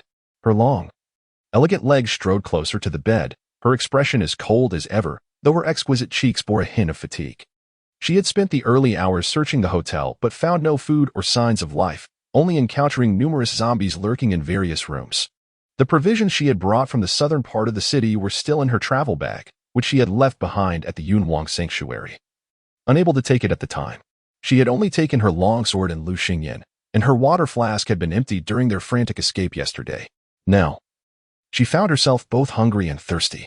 There, in a villa on the outskirts, Lu Xingyan contemplated before responding obediently. He recalled a small villa he owned in the outskirts of the northern city, where he could summon supplies, just as he had done previously, and then hand them over to Nangong. However, he feared that she might resort to violence to silence him. So he continued cautiously, "You must promise me that once I give you the food, you will send me back to the Yunwang base." His delicate peach blossom eyes sparkled with fervent hope and a tinge of anxiety. Yet, his words ignited a flicker of anger within Nangong. Is he so fond of Yunmeng Qiu? However, her lips curled into a cold retort. You have no right to negotiate terms with me. You are merely my pet at this moment. She stepped forward, her jade fingers swiftly grasping his fair chin, forcing him to lift his gaze. Leaning closer, she coldly articulated, "Understand your place." Chapter 54. This insufferable nuisance actually opens his eyes at this moment.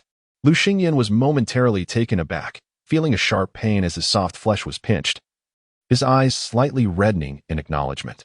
At this juncture, he could only acquiesce to Nangong. He had no doubt that a single word of dissent would lead to immediate torment.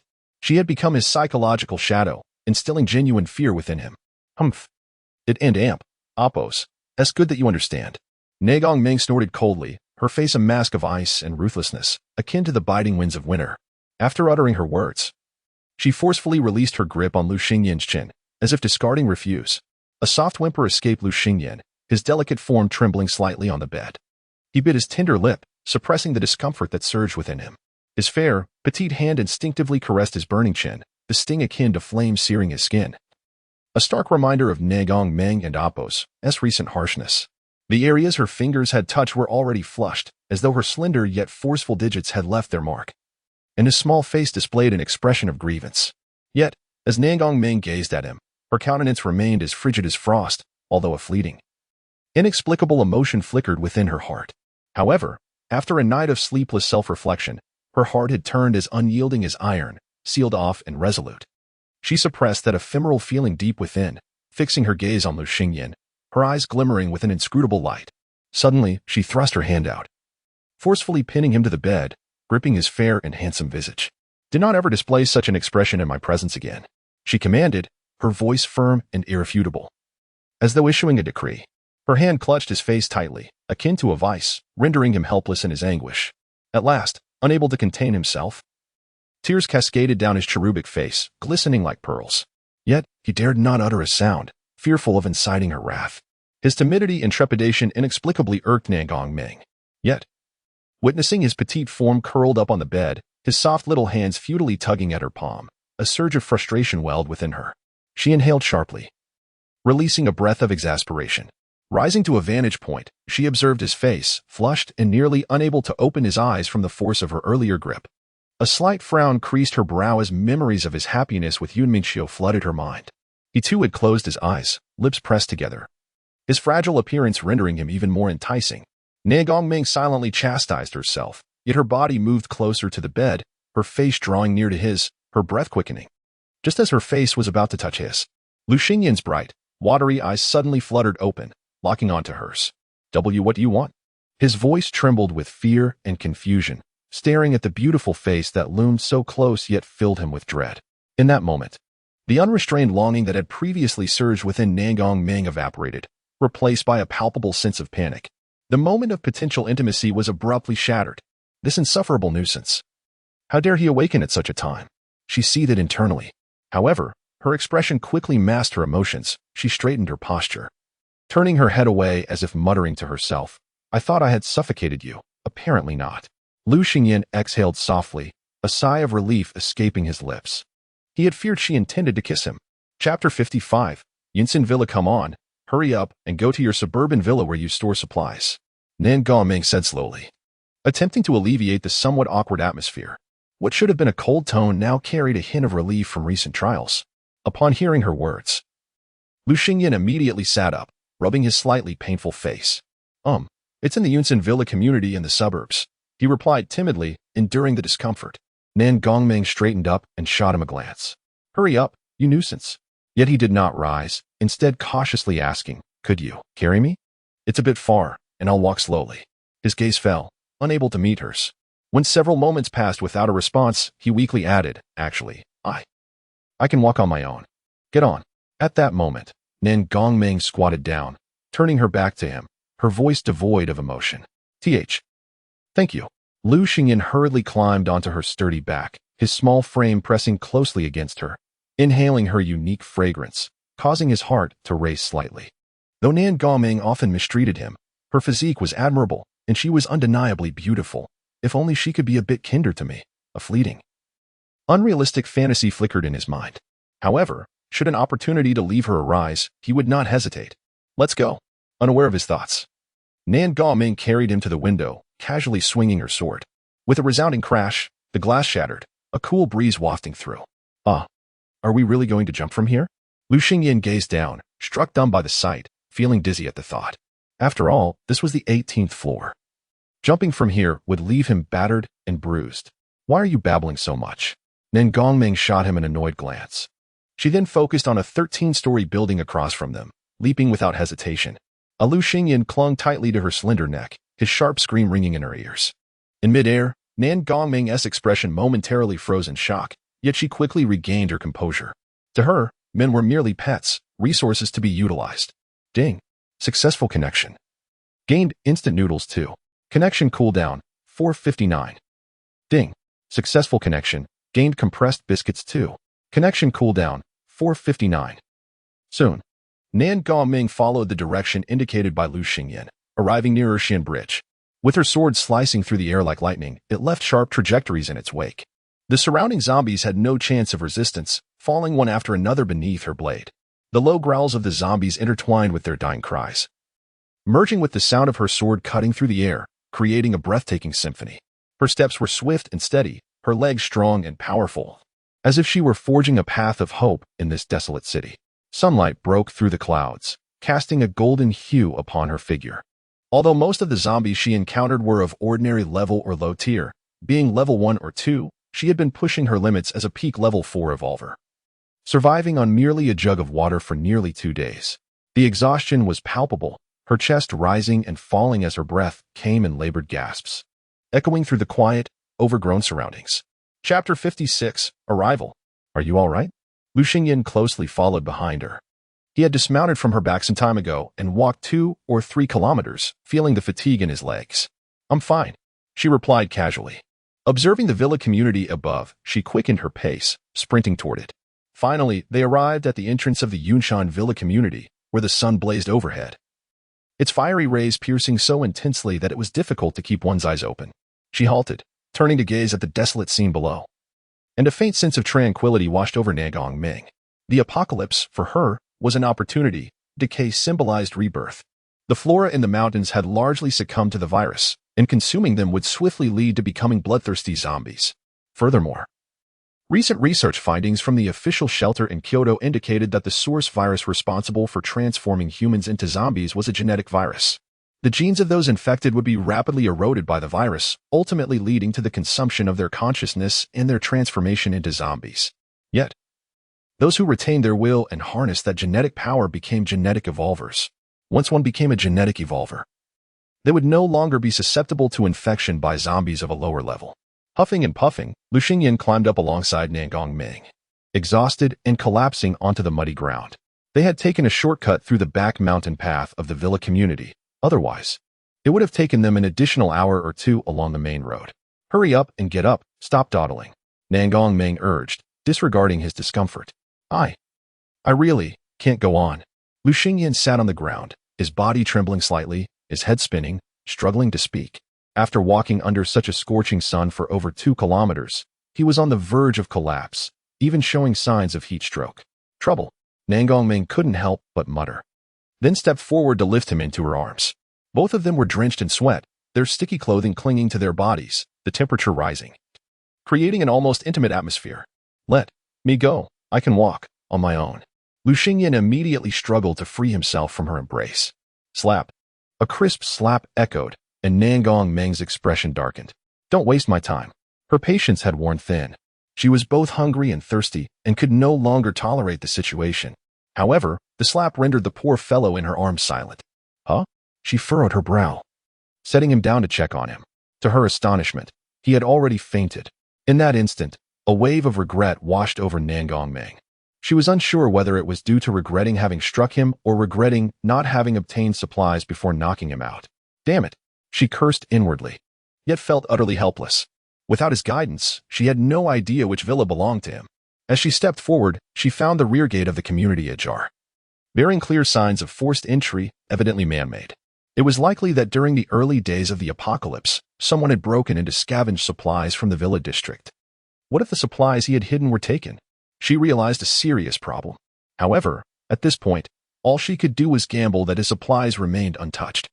So she would have to wait for him to awaken. Nangong Ming carried him into the villa community and randomly entered a nearby small villa to rest. Yet, her arrival did not go unnoticed. A pair of eyes was secretly observing her. Due to her extreme fatigue, her perceptive abilities had significantly diminished, and she remained oblivious to the watchful gaze. Chapter 57. Trouble approaches. At the back door, a man and a woman entered. A gaunt, sharp-featured woman descended from the rooftop of a villa, reporting to a robust woman lounging in the hall. "Do they possess any supplies?" The muscular woman lay sprawled on the couch, her arm draped around a frail man. Beside her were 2 emaciated men, likely in their 30s or 40s, who were being held by the woman, paralyzed with fear.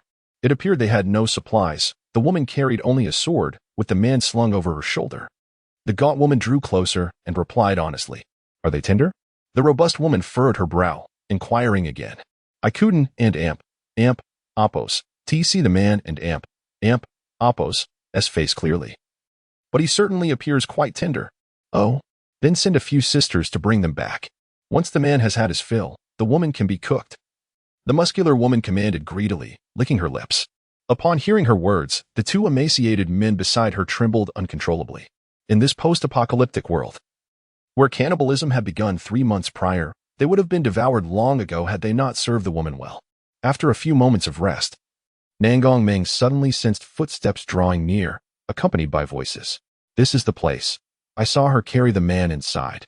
To bring a man here alone indicated some level of strength. We must be cautious."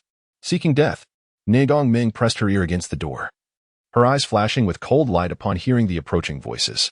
How dare they covet her? She would be fortunate to avoid killing them. Grasping the long sword from the ground, she glanced at the still unconscious Lu Xingyan on the couch and opened the door. Creak. The sound of the door startled the approaching group, who turned to face Nangong Meng with wary expressions. Oh, she dares to open the door. The gaunt woman at the forefront smirked disdainfully. Since you and Appos, VE opened the door, you shall perish. You will serve as our lunch. No sooner had she finished speaking than her companions raised their weapons, evidently intent on killing Nangong Meng. However, Nangong Meng merely smiled contemptuously, a cold smirk gracing her beautiful face. She could sense that these individuals were all first-level evolved beings, with the gaunt woman being a second-level evolved. Yet, in her eyes, they were no different from ordinary zombies. As the group of small thugs closed in within half a meter, she swiftly brandished her long sword, unleashing a flurry of fierce sword shadows that sliced through the air with a hissing sound. In the next moment, cries of anguish erupted as the thugs' necks were slashed. Clutching their throats as they collapsed into pools of blood, their lives swiftly extinguished.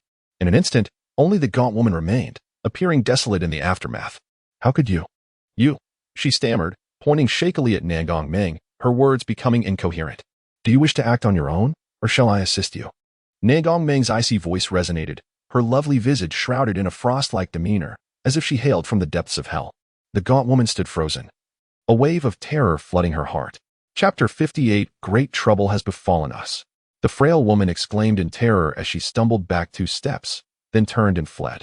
Without hesitation, Nangong Meng drew her long sword and pursued with agility. A muffled thud echoed as the frail woman halted, the blade piercing her chest with lethal precision. You dare to kill me? My master will not let you go. Her face contorted in agony as she struggled to turn her head, her body slowly collapsing to the ground. Ha! Nangong Meng scoffed coldly, withdrawing the sword from where it had embedded itself in the woman's heart. She then lifted her gaze towards a nearby direction, sensing that others were watching, likely the accomplices of the recently slain. Thus, she resolved to leave no trace behind. The sound of her sword scraping against the ground filled the air as she advanced step by step, the blood cascading from the blade trailing behind her. Great trouble has befallen us. A lookout girl atop the central villa and Appos' roof rushed down the stairs, her voice filled with urgency. What is it? Can't you see the master is in high spirits? Boomed Lao Da, a burly man lounging on the sofa, his bare arms reflecting his anger. Beside him, 2 gaunt, naked men trembled in fear, their eyes swollen and filled with tears, overwhelmed by their suffering. Gulping, the lookout girl was taken aback by the sight before her. These 2 men, once the husbands of affluent villa residents before the apocalypse, now lay vulnerable, mere playthings at the mercy of others. One false move could lead to their dismemberment. Speak. If it's trivial, you shall be tonight's meal. Lotta glared at her, clearly displeased. The lookout girl froze for a moment before realizing, it's about the outside. What about outside? Has that old 6 returned? No. It's not that. Then what is it? Speak quickly, stop dawdling. 6 sister has been killed, she reported, lowering her head in haste. Yet Lauda remained unnervingly calm, asking, Who killed 6? She had no regard for the lives of her subordinates. Their deaths could serve as provisions. After all, as Lauda, if she turned against her loyal followers, she would lose her standing and ultimately face rebellion. But if they were slain, the fault lay elsewhere. It was those 2 individuals you ordered 6 sister to capture. That woman swiftly dispatched 6 and her companions. I saw it clearly through the telescope. The lookout girl trembled as she spoke. Humph. It seems that woman possesses considerable strength. Gather a group and let us confront her, Lauda declared after a moment of contemplation. However, before she could descend the stairs, a shrill scream erupted from below. What is happening? She rushed to the edge of her bed, only to witness Nangong Meng and Appos' frigid visage as she effortlessly dispatched one of the lookout girls stationed downstairs. Lauda. It's her. The lookout girl pointed, recognizing the threat. Well, such audacity. It appears that in this age devoid of the internet, no one fears Huang Dapio. Lauda roared, her fists, as large as bags of sand, cracking ominously. Without hesitation, she unleashed a powerful punch. Chapter 59. Have you ever heard of a palm technique descending from the heavens? With a resounding crash, the tempered glass before her was shattered by a single punch, creating a large hole. After landing a few more blows, the glass was completely obliterated, and her robust figure leaped down from the floor above. Bastard! Have you ever heard of a palm technique descending from the heavens? Wang Dabia roared. Nangong Meng naturally heard the voice, even as she smashed the glass. However, she had no time to look up, preoccupied with eliminating the small obstacles below. Now, glancing upwards, she beheld a figure akin to a colossal beast, fist raised, crashing down towards her. Simultaneously, she sensed the opponent's aura, a peak level 3 evolver. Though she had a significant advantage in level, her energy was severely depleted, leaving her no choice but to swiftly roll aside. A thunderous explosion resonated where she had just stood, dust billowing and obscuring the vision of both parties. According to the law of smoke without injury, Nangong Meng evaded the attack. Dodged it. Huang Dabiao gazed at the crater left by his fist, frowning in displeasure. Grandma, you have finally arrived. A group of small figures approached behind her. As the smoke gradually dissipated, Huang Dabiao and Apos' gaze fell upon the bodies of a dozen young women. Igniting her fury, you dare to kill my people? You seek death. She glared at Nangong Meng, her fists creaking ominously. Killing so many, how will Grandma possibly manage? She inwardly lamented. In truth, 2 individuals were needed daily to sustain the entire team, yet now, there were more than 10 corpses. Within 2 days, they would begin to rot. An utter waste. Grandma, she has already slaughtered over 10 of our sisters. Please, take action and eliminate her. A younger sister promptly reported, visibly moved. Witnessing the slaughter of her kin had incited such rage. It was clear that following Grandma had not been in vain. If it weren't Apos, tea for your people coming after me first, would I have sought you out? Nangong Ming stood resolutely, her long sword still dripping with fresh blood. Grandma will avenge you. Huang Dabiao roared, raising her fist as large as a sandbag, and hurled it towards Nangong Ming, sensing the terrifying force behind it. Nangong Ming and Apos' expression grew solemn, yet she simultaneously slashed her longsword. Meanwhile, in a small villa and Apos' hall, sunlight streamed through the gaps in the curtains, casting a gentle glow that caressed the walls and furniture like flowing strands of gold. On the sofa lay a diminutive figure, carelessly discarded, resembling a delicate flower swaying in the wind, shivering slightly as if bidding farewell to a slumbering dream. It was a petite boy, his skin smooth as congealed fat, akin to a peeled egg, exuding a fragile beauty. His eyes slowly opened, shimmering with confusion and unease, reminiscent of stars reflecting in morning dew, trembling slightly. Everything around him felt unfamiliar, evoking a sense of bewilderment and anxiety. Where am I? His voice was a faint whisper of self-inquiry, still tinged with remnants of dreams. Echoes of indistinct memories resonated in his ears, yet he could not piece together any definitive answers. He attempted to sit up, his delicate fingers inadvertently grasping the armrest of the sofa, but his feeble body wobbled precariously. Taking a deep breath, he shook his little head, striving to awaken fully. Chapter 60. The oncoming tide of corpses. After a prolonged silence, Lu Xingyan slowly regained his senses, murmuring to himself, was I not knocked unconscious by Nangong Ming? As memories of the events leading up to his unconsciousness flooded back, his expression shifted dramatically. He hastily propped himself up and called out, Nangong Ming, are you there? His voice was barely above a whisper. However, after several calls, he received no response. No footsteps echoed in the stillness. She is not here. A wave of relief washed over him. Then, thoughts of Yun Mingxiu crossed his mind as he assessed his current location. This should be the Yunshan Villa area, approximately 30 to 40 kilometers from the Yunwang Sanctuary. He analyzed the situation, yet a sense of despair crept in. In the pre-apocalyptic world, driving a sports car at such a distance would take merely half an hour, but now he found himself immobilized. Indeed, with his currently frail physique, he could scarcely contend with ordinary zombies, let alone traverse several kilometers on foot. Sighing heavily, he slumped back onto the sofa, feeling utterly drained. A wave of hunger and thirst washed over him as he glanced around, confirming he was alone. It was then that he summoned a bottle of mineral water and a few sausages from the system space. Just at that moment, a chilling chorus of undead roars erupted, reminiscent of death and Apos' whisper, reverberating through the air. The sound was long and fierce, echoing throughout the villa area, as if a colossal beast were roaring, heralding an ominous arrival. Lu Xingyan and Apos' heart raced, cold sweat trickling down his spine, as his blood seemed to freeze in his veins. Overwhelmed with anxiety, he could hardly think. In that instant, his trembling hand inadvertently dropped the mineral water bottle, creating a sharp, piercing sound that shattered the silence of the empty hall. A stark reminder of the impending peril he faced. What should I do? He murmured weakly, curling up on the sofa, his body involuntarily shaking, as a profound sense of despair enveloped him. The terrifying roars were reminiscent of those he had heard in the Yunwang Sanctuary, as if they were the prelude to an apocalypse, signaling endless terror and hopelessness. As the roars drew nearer, the air thickened with a faint, putrid odor, intensifying to the point of nausea. He could no longer maintain his composure, a voice in his mind incessantly urging him to flee, to escape. The fears of death and the disappointment in his fragile body surged like a tidal wave, nearly overwhelming him. Yet, his body refused to obey his commands, trembling uncontrollably as images of Nagong Ming filled his mind. "Please come back," he whimpered, covering his ears with his small hands, tears welling up.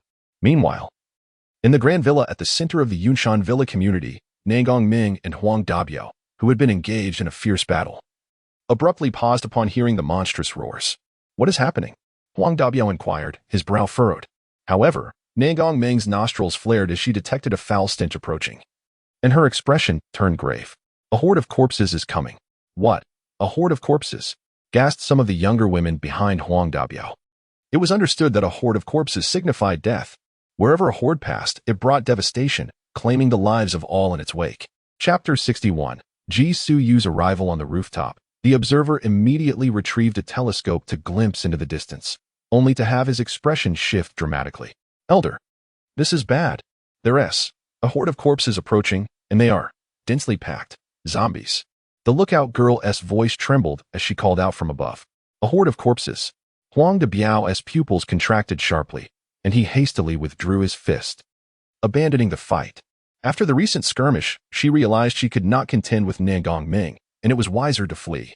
"Elder, it's not just ahead. There are zombies behind, to the left, and right," the lookout girl suddenly exclaimed, her voice quaking with fear. In the distance, amidst the dark throng of the undead, a palanquin adorned with a phoenix motif swayed. An enraged voice emanated from within. "For the ambush last time, I shall flay your skin and strip your muscles." For burly zombies bore the palanquin, within which sat a woman dressed in phoenix garments, her beauty striking and enchanting. A cold, murderous smirk played on her lips as her icy gaze surveyed the landscape, a hint of fury flickering across her countenance.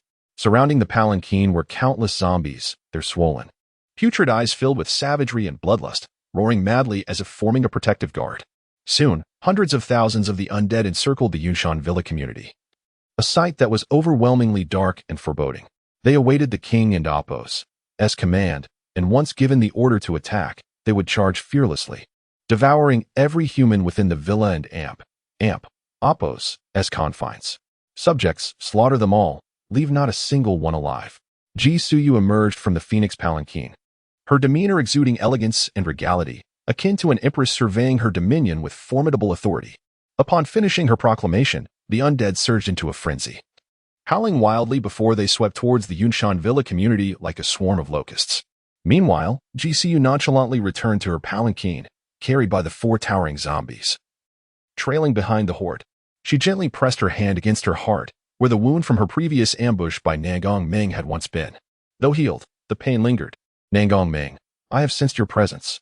Her beautiful eyes narrowed as she gazed towards the dilapidated villa community in the distance. At that very moment, Lu Xingyan, trembling in fear, curled up on the sofa, clutching his knees.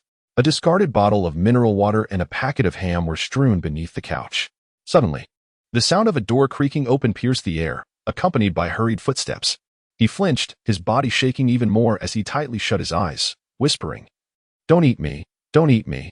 In a desperate plea, Nagong Ming had already closed the door behind her, stepping into the living room, her gaze landing on the boy huddled on the sofa. "Troublesome," Nagong Ming exclaimed, visibly displeased as she regarded the quivering figure on the couch. "Nagong Ming?"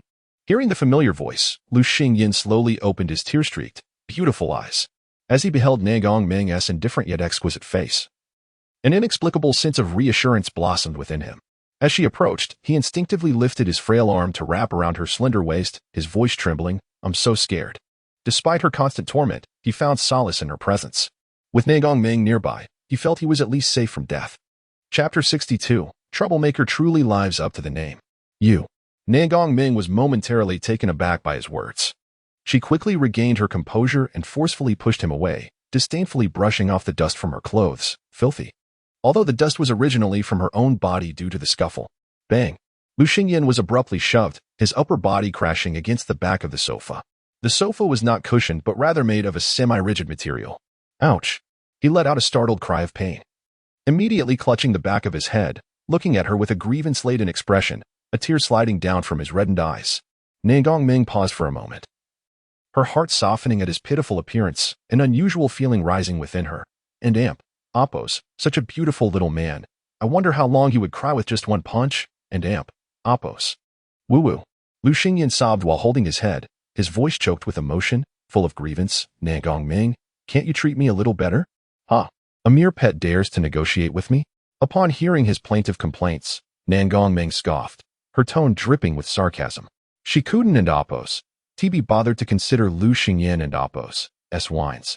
After all, this was not the first time he had cried like this, and she was already accustomed to it. Troublemaker indeed. However, just then, a roar echoed from the entrance. Roar.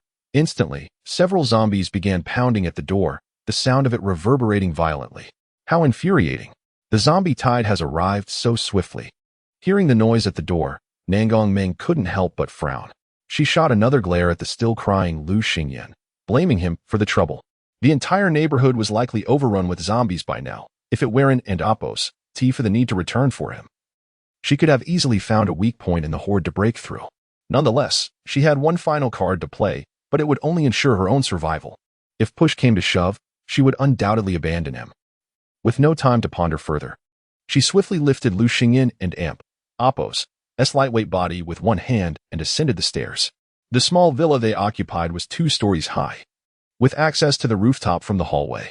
Thus, she opted to take him to the top floor, seeking an opportunity to escape. At that moment, Lu Xingyan's mind suddenly resonated with the system's alert sound. Ding. Successful application, healing potion 1. Cooldown for application, for 59. Puffing and panting. Na Gongming finally reached the rooftop, utterly exhausted. Carrying him here had already drained her, and she had just engaged in a fierce battle with Huang Dapio before hastily returning. At this point, she was on the verge of collapse. She unceremoniously placed Lu Xingyan on the ground and sat down herself, gasping for breath. Are you all right? Lu Xingyan inquired softly from the side, noticing the sheen of sweat on her forehead and the slight paleness of her complexion. He couldn't help but worry. If she were in trouble, he too would fall prey to the zombies. Humph, do you wish for me to be in trouble? Na Gongming shot him a glance, letting out a cold snort. Lu Xingyan shook his head. I didn't. Then speak less. Your presence is bothersome. Na Gongming glared at him fiercely once more, her tone harsh. Chapter 63. Genetic Potion. Upon realizing this, he silently lowered his head in contemplation.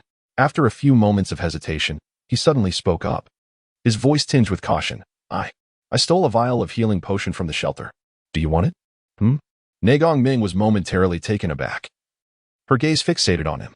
Where is it? She had heard of the healing potions from the shelter, which were developed by the official organization and possessed remarkable healing properties for human genes. Given the injuries Lu Xingyan sustained from her, it was reasonable to deduce that they required genetic healing potions. In response, Lu Xingyan, with a slight blush on his cheeks, reached into his pants and slowly extracted a long object. It was a vial of pale blue potion, brimming with potent energy. Na Gongming sensed its essence and felt a surge of excitement. Indeed, it was a genetic potion, and of a considerable grade. However, her brow furrowed as she observed the place from which he had retrieved it. You hid it there? Na Gongming questioned with a curious glance at his midsection, pointing towards the potion in his hand. Lu Xingyan froze, his face flushing crimson. He hurriedly explained, I was afraid of being discovered, so I hid it there. As he spoke, he lowered his head, his final words barely louder than a whisper. Naturally, his pocket was too shallow. If he were to suddenly summon the potion into it, it would appear rather peculiar. Thus, apart from more intimate areas, there were no other reasonable places to conceal such an item. Hand it over. She was not one to be polite. Swiftly reaching out to snatch the vial from his hands, the thought of the potion being hidden in such a manner stirred an inexplicable thrill within her. However, there was no time for contemplation, as the sound of the front door being breached echoed through the first floor, accompanied by the sound of countless footsteps. Without hesitation, she uncorked the vial, tilted her head back, and ensured to savor every last drop that trickled down. A bitter taste invaded her senses, prompting her to frown momentarily. But soon her expression softened into one of satisfaction. She felt her strength rapidly rejuvenating, and she suspected that in mere minutes, she would be fully restored. Additionally, her hunger and thirst had considerably diminished, and her entire being felt invigorated. This healing potion is indeed remarkable, she internally praised. This was her first experience with such a potion, and she was astonished by its efficacy. Yet, the manner in which he had procured it stirred a peculiar emotion within her. Are you all right? Lu Xingyan timidly inquired, noticing Ne Gongming's unwavering gaze upon him after consuming the potion. I'm well. Ne Gongming's previously frosty demeanor softened, her lips curling into a faint smile without her realizing it. With every glance towards Lu Xingyan, her eyes instinctively lowered, as if attempting to see through illusions and behold the essence of divinity. Is everything truly fine? Observing her unusual behavior, Lu Xingyan couldn't and Oppos, help but take a step back in apprehension. However, before Ne Gongming could respond, a roar resonated from the hallway. Shortly thereafter, several ordinary zombies, attracted by the scent of fresh flesh, charged up the stairs in a frenzy. Get behind me, she shouted, brandishing her sword and pulling Lu Xingyan and Oppos' delicate form behind her. Chapter 64. The God of the Stairwell with a swift motion. A sword sliced through the air towards the entrance of the stairwell, instantly severing the heads of several zombies that dared to ascend. Their lifeless bodies tumbled backward, and dark green blood trickled down the blade. Suddenly, a new wave of zombies surged forth, their eyes glinting with ferocity and greed as they lunged at Ne Gongming. Yet these were not ordinary zombies. Among them lurked a third-tier creature. Upon recognizing this, Ne Gongming's gaze sharpened. She wielded her longsword with precision. The blades gleamed swiftly, dispatching the necks of the encroaching zombies in a single, lethal stroke. Simultaneously, she deftly extracted a small, pale green third-tier crystal core from one of their skulls, tucking it into her pocket. The sound of her sword echoed as she continued to strike down the relentless horde, sending their bodies crashing to the ground. The stairwell became saturated with the stench of decay and the metallic scent of blood. Ne Gongming stood like a deity of war at the top of the stairwell, tirelessly slaughtering the undead. One by one, she filled her pockets with cores of various tiers. Yet the zombies pressed on, fearless and unyielding, a seemingly endless tide of flesh. Behind her, Lu Xingyan was paralyzed with fear, stumbling and falling to the ground, biting his lip in terror. However, as he turned to glance back, he was met with a horrifying sight. The entire villa complex was swarming with zombies, all converging upon the largest and most fortified villa in the center, the lair of the formidable Huang Dabiao. Inside the central villa, a group of 30 to 40 women valiantly defended the entrance, wielding their weapons against the oncoming zombies. They managed to take down several ordinary zombies, but were soon overwhelmed by second and third-tier creatures. The weapons of mere mortals proved futile against these foes, leading to tragic counterattacks. Help, please, Don and Oppos, do you want to die? Their desperate cries echoed throughout the villa. The zombies, driven by an insatiable hunger, fought with fervor to rend the humans before them into flesh, transforming them into their next meal. This harrowing scene instilled dread in the hearts of all who witnessed it, breeding a sense of despair as the sheer number of zombies became insurmountable. Meanwhile, their leader, Huang Dabiao, was preoccupied upstairs, packing his belongings, utterly indifferent to their plight. Meanwhile, atop the small villa, Ne Gongming continued her relentless assault, but as time wore on, her previously restored strength began to wane. The unending swarm of zombies felt like a ceaseless tide, a battle that seemed impossible to finish. Even a fourth-tier evolutionist and Oppos' physique struggled under such relentless pressure. Just as she contemplated retreat, a sudden stillness enveloped the stairwell. The frenzied roars of the zombies fell silent. At that moment, the corridor was littered with a multitude of corpses, dark green blood splattered everywhere, and the stench of decay engulfed the villa, creating a scene of utter horror. I have found you. A voice resonated, laced with excitement and a thirst for blood. Ne Gongming, panting heavily, turned her gaze towards the source of the sound with curiosity. There, over there. Lu Xingyan, still trembling, pointed a trembling finger towards the opposite side of the ceiling. Unbeknownst to them, a woman of breathtaking beauty had appeared, her visage adorned with a sinister and bloodthirsty smile. Her complexion was fair and translucent, her enchanting eyes captivating, and her features strikingly profound.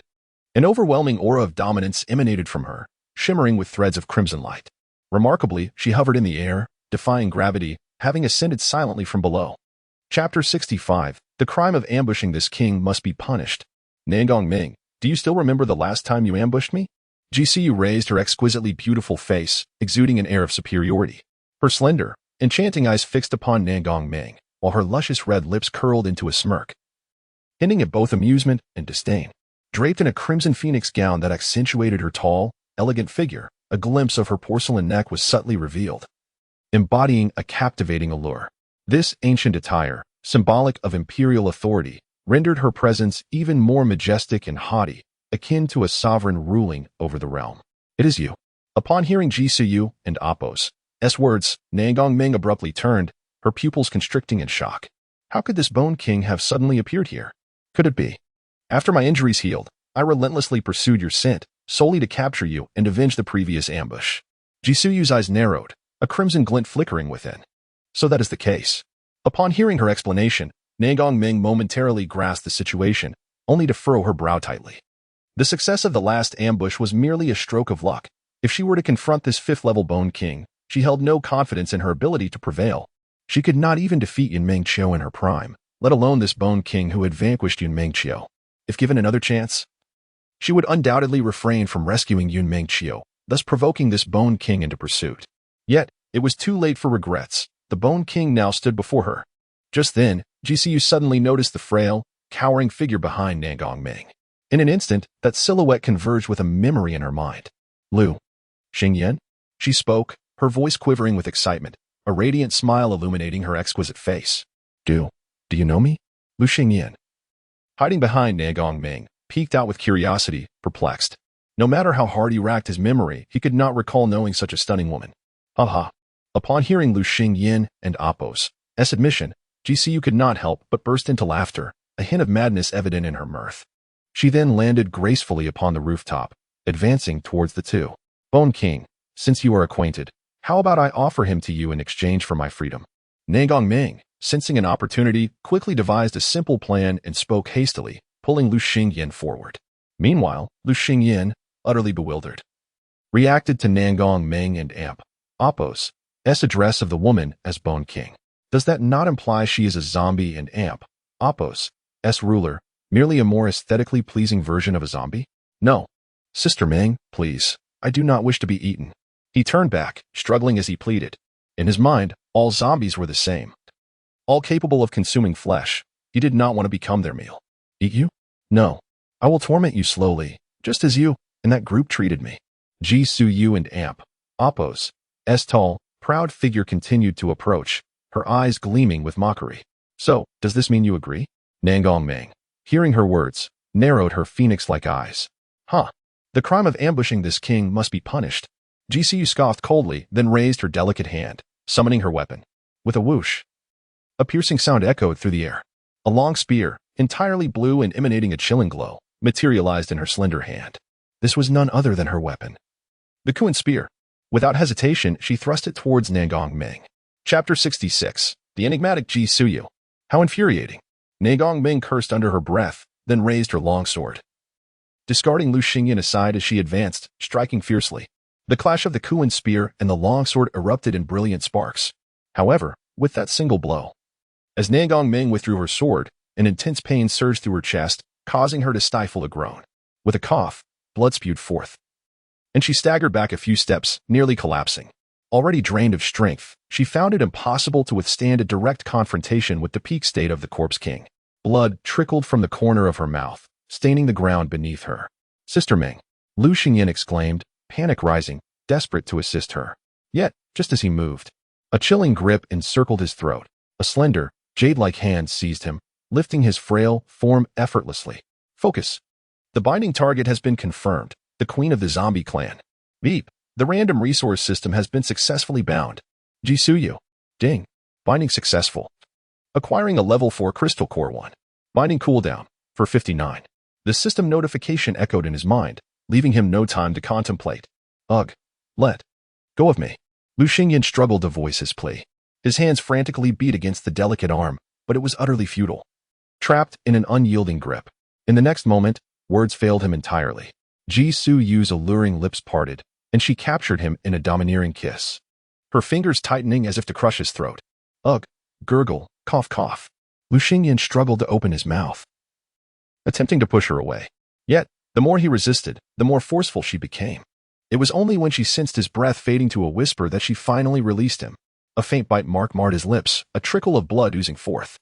Coupled with his fragile visage, which seemed to hover on the brink of death, He evoked both pity and a strange allure, igniting a desire to claim him entirely, to possess him forever in a passionate embrace. This spectacle awakened a primal madness and bloodlust within Ji Suyu, her lips curling into a wicked smile. This is merely the beginning. I shall ensure you receive the punishment you deserve, repaying the humiliation you once inflicted upon me. During their university days, Ji Suyu and Lu Xingyan had been classmates and deskmates.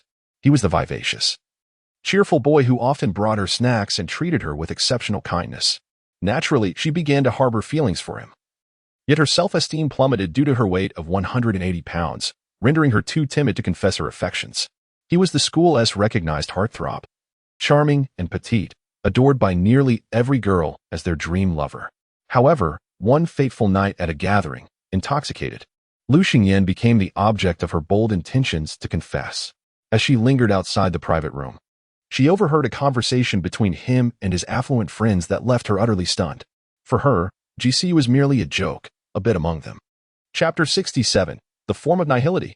The words that left the deepest impression on her, and caused her the greatest sorrow, were his disdainful remark, "This big, fat girl surely doesn't think that I, the young master, would ever like her, right? If it weren't for our bet, would she even qualify to sit at the same table as me?" That moment was further compounded by the unfortunate circumstance of being pushed into the private room by someone heading to the restroom. She stood frozen, as if her soul had momentarily left her body, enveloped in a daze akin to the ringing in one's ears, with everyone in the room fixated on her, laughing heartily. And among them was Lu Xingyan. From that day forth, she became the laughingstock of the entire school, a target for anyone to bully at will. Even now, the memory of that humiliating moment lingered vividly in her mind. She had come to utterly despise Lu Xingyan. Yet as a mere commoner facing the scion of the Lu family, she felt utterly powerless. But now, the tides had turned completely. He was the ordinary one, while she had ascended to heights of power, a queen. However, just as Nangong Ming steadied herself, she witnessed the entire scene unfold before her eyes. A wave of frustration surged within her, as if something that rightfully belonged to her had been usurped by another woman. A fierce anger ignited in her heart. "Die!" She screamed in fury, unleashing her longsword in a swift strike aimed at Ji Suyue and Amp, Apos, S face. "Too weak." Ji Suyue scoffed, her spear glimmering with a faint crimson hue before she lunged forward with a thrust. The spear, propelled by an overwhelming force and speed, surged towards Nangong Ming. Boom. The two forces collided, erupting in a cacophony of thunderous roars. With a sickening sound, Nangong Ming was sent flying off the rooftop, spitting a mouthful of blood midair. Below, the horde of zombies roared with excitement, eagerly anticipating this delectable offering from above. Lu Xingyan and Amp, Apos, S heart trembled, tears slipping from the corners of his eyes as he helplessly watched Nangong Ming and Apos' body be consumed by the swarm. If given a choice, he would rather remain by her side. "This is the fate of those who dare to ambush me," Ji Suyue proclaimed with haughty arrogance, her eyes gleaming with a thirst for blood. But at that moment, the once chaotic tide of zombies seemed to freeze, standing still in a daze. Nihility. A low growl resonated from where Nangong Ming had fallen. A translucent figure swiftly darted through the zombies, racing away into the distance. Is this a supernatural ability? Ji Suyue furrowed her brow, contemplating the direction of the escape. Even with her level 5 enhanced perception, she could not sense any aura emanating from it. Had she not seen the phantom, she would have doubted her own vision. Yet, in the brief moment of her astonishment, the spectral figure had already vanished into the depths of a dilapidated forest, leaving no trace behind. She chose not to pursue, redirecting her gaze to the fragile figure before her, a cruel smile gracing her lips. Compared to Nangong Ming and Apos' ambush, the downfall of Lu Xingyan, once the exalted young master of the apocalypse, thrilled her far more. "Please, spare me." Lu Xingyan trembled at the sight of her malevolent smile, shaking uncontrollably. "I beg you, spare me." Chapter 68. Recognize her. Spare you? I once pleaded with you. Yet you only escalated the torment against me. Ji Suyu scoffed coldly. With a swift motion, she hurled him to the ground like a discarded rag doll and placed her foot firmly upon his chest. From her elevated position, she regarded him with a gaze full of exhilaration. The roles had now been reversed. It was Lu Xingyan who orchestrated her humiliation, rendering her the laughingstock of the entire school. In truth, had Lu Xingyan chosen to intervene, she would have been spared the cruelty of her peers. However, when she had sought his help, he responded with mockery alongside his affluent friends, leading to an even harsher torment. "We clearly do not know each other. Lu Xingyan whimpered, his voice trembling as he beheld her expression of resentment and satisfaction from her vengeance. Hey, GCU replied with a chilling smile. How could we not know each other? Have you forgotten? Years ago, due to a wager, you made me the butt of all jokes, subjecting me to ridicule. She crouched down, delicately caressing his smooth face, her lips curling into a mocking smile. You still look as exquisite as ever. Truly a paragon of beauty from the magical city. The wager, the entire school. Lu Xingyan bit his lip, frantically searching his memory. And then, he found it. Yet the revelation left him stunned, even causing him to forget his fear. Are you Ji Suyu? Lu Xingyan and Appo's voice quivered with despair and terror, as if he had expended every ounce of strength to utter those words. His eyes, brilliant as stars, were now filled with disbelief, his heart torn as if he were ensnared in a nightmare. He scanned the woman before him, her figure enchanting and alluring, as though she had emerged from the shadows. Her skin, as white as snow, radiated a soft glow, reminiscent of moonlight dancing upon a tranquil lake, breathtaking and unsettling. Her exquisite features were akin to finely crafted art, with a hint of cold elegance in her eyes. Yet the slight upward curve of her lips concealed a wealth of derision. A vivid memory surged within Lu Xingyan, the plump girl he and his friends had cruelly tormented, her round face filled with helplessness and despair. The GCU of today bore a striking resemblance to her, yet her aura was entirely transformed. The former weakness had metamorphosed into a chilling aura of retribution, instilling fear in all who beheld her. Have you finally remembered? GCU's voice was gentle, yet carried the sharpness of a blade. She grasped his face, her icy fingertips gliding over his skin, causing his heart to constrict in sudden panic. She leaned closer, her smile reminiscent of a venomous serpent basking in the summer sun, glimmering with a cunning and perilous light. How you tormented me back then, I remember it all too clearly now. A glint of triumph and satisfaction flickered in her eyes, as if relishing the sight of her prey consumed by terror. Did you think I would forget your jeers and humiliations? Her words sliced through Lu Xingyan's memories like a frigid blade, painfully and vividly. His heart sank, tears streaming down his cheeks. I'm sorry, I was wrong. His voice was faint and helpless, yet in GCU and Appo's eyes, these futile apologies were but dust dissipating in the wind, utterly failing to capture her attention. Chapter 69, Breaking Both Legs. Am I mistaken? GCU scoffed coldly. She then rose to her feet, gazing down at him with a piercing intensity. With her long, graceful legs raised, her eyes glinted with increasing ferocity. I am no longer that plump girl without any backing, easily bullied. Nor are you the one who can trample upon me at will. Now, it is my turn to pass judgment upon you. At that moment, Lu Xingyan felt an invisible pressure surge towards him like a tidal wave, nearly overwhelming him. A tumult of fear and regret intertwined within him, pressing down like an immense weight upon his chest, rendering him breathless. He wished to flee, yet was bound by profound despair and helplessness, unable to move even an inch. But in the next instant, a clear sound of bones cracking echoed sharply. Crack, crack, 2 consecutive sounds. He instantly felt a searing pain radiate throughout his body, a heart-wrenching scream escaping his throat. Meanwhile, Jisua looked on, relishing his anguish, as if delighted by her own handiwork, a cruel, bloodthirsty smile curving her lips. Heh! Jisuyue chuckled coldly before turning away.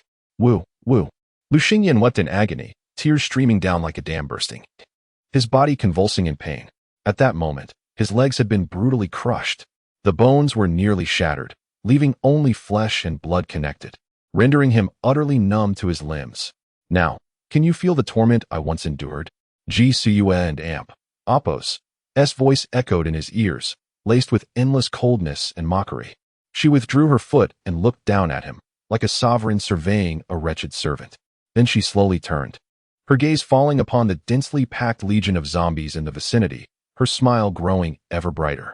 I, Jisue, shall become the ruler of the entire world, she proclaimed loudly, brimming with unbounded confidence.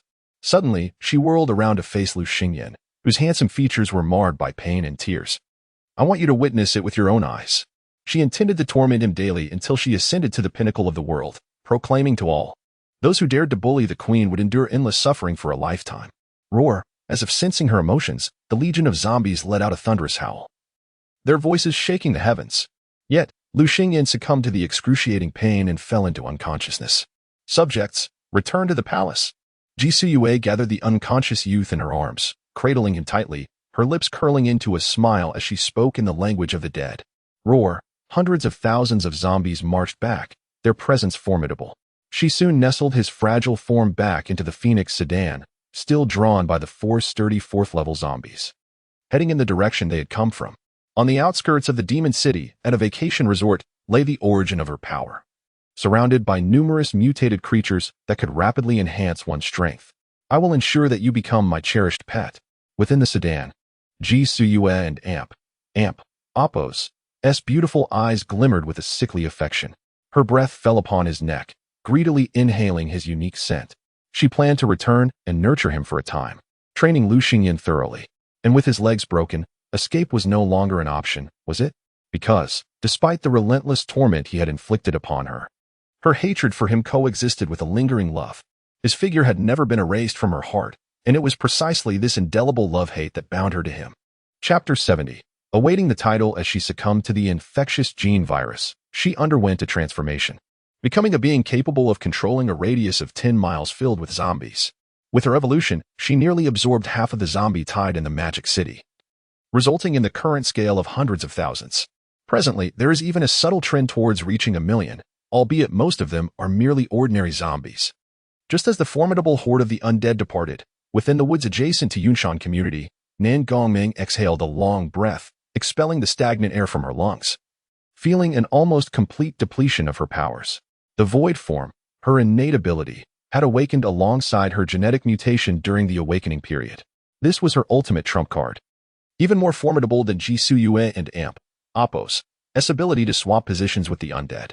While Ji Suyue required a completely submissive zombie as a medium for her exchanges, her own void form rendered her utterly invincible. It was akin to an unselectable state in a game, or a ghostly form, impervious to any external harm, though her original injuries remained.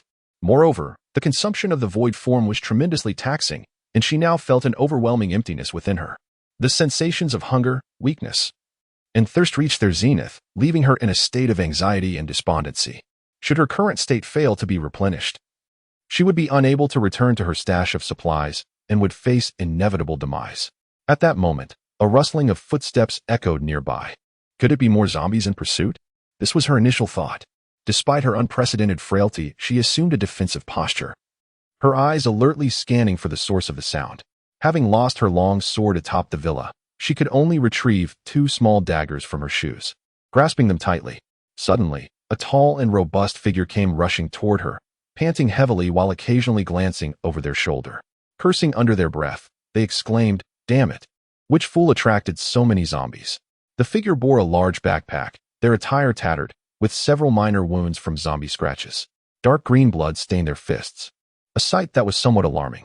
To her surprise, she recognized the individual, Huang Dabiao, the eldest of the Yunshan villa community, who had abandoned her younger sisters to escape alone. A sense of relief washed over Nan Gongming. At least Huang Dabiao had survived. After standing still for a while, Huang Dabiao noticed that the zombies had ceased their pursuit and took a moment to catch her breath. Initially, she had attempted to bring along her 2 most cherished companions, but unfortunately they had been devoured by zombies along the way. Had it not been for the majority of the stronger zombies, level 2 and 3, being preoccupied with besieging a small villa, she might have perished as well. Feeling a wave of hunger wash over her, she no longer hesitated or remained on guard. She began rummaging through her backpack. Although they had begun to resort to cannibalism among themselves, she had wisely preserved a substantial amount of non-perishable food for emergencies. Just as luck would have it, this was the perfect moment to utilize those provisions. This was truly a dire situation, and the toll had been immense. Huang Dabia casually retrieved a well-packaged bottle of mineral water and a loaf of bread from her backpack, eager to open them. Chapter 71. Regret. Suddenly, a chill crept up behind her, causing her hair to stand on end. Before she could react, 2 small daggers crossed her throat. Crimson blood gushed forth. Huang Dabiao's eyes widened as he collapsed to the ground, countless questions flashing through his mind in his final moments. How could it be that she, a 3rd-level evolver with boundless potential, met such an untimely demise? Unwilling to accept it, she would forever remain without answers. From behind her emerged Nan Gongming, her lithe and graceful figure stepping forth, the bloody daggers wiping against Huang Dabiao before being tucked back into her shoes. Her phoenix eyes fixated greedily on the bread and bottled water that lay on the ground. With the swiftness of a cheetah, she reached out and unhesitatingly tore open the packaging. She shoved the entire piece of bread into her small mouth, executing the action with remarkable speed, only to find herself choking as she attempted to swallow it. Gasping, she clutched her throat and hastily grabbed the water, gulping it down. The bottled water gradually dissolved the bread, allowing her to finally swallow it. Yet, a mere piece of bread and a bottle of water were evidently insufficient. She carelessly discarded the bottle and packaging, rummaging through her backpack for more food, indulging heartily. Huang Dabiao had indeed possessed a few provisions, filling half a backpack.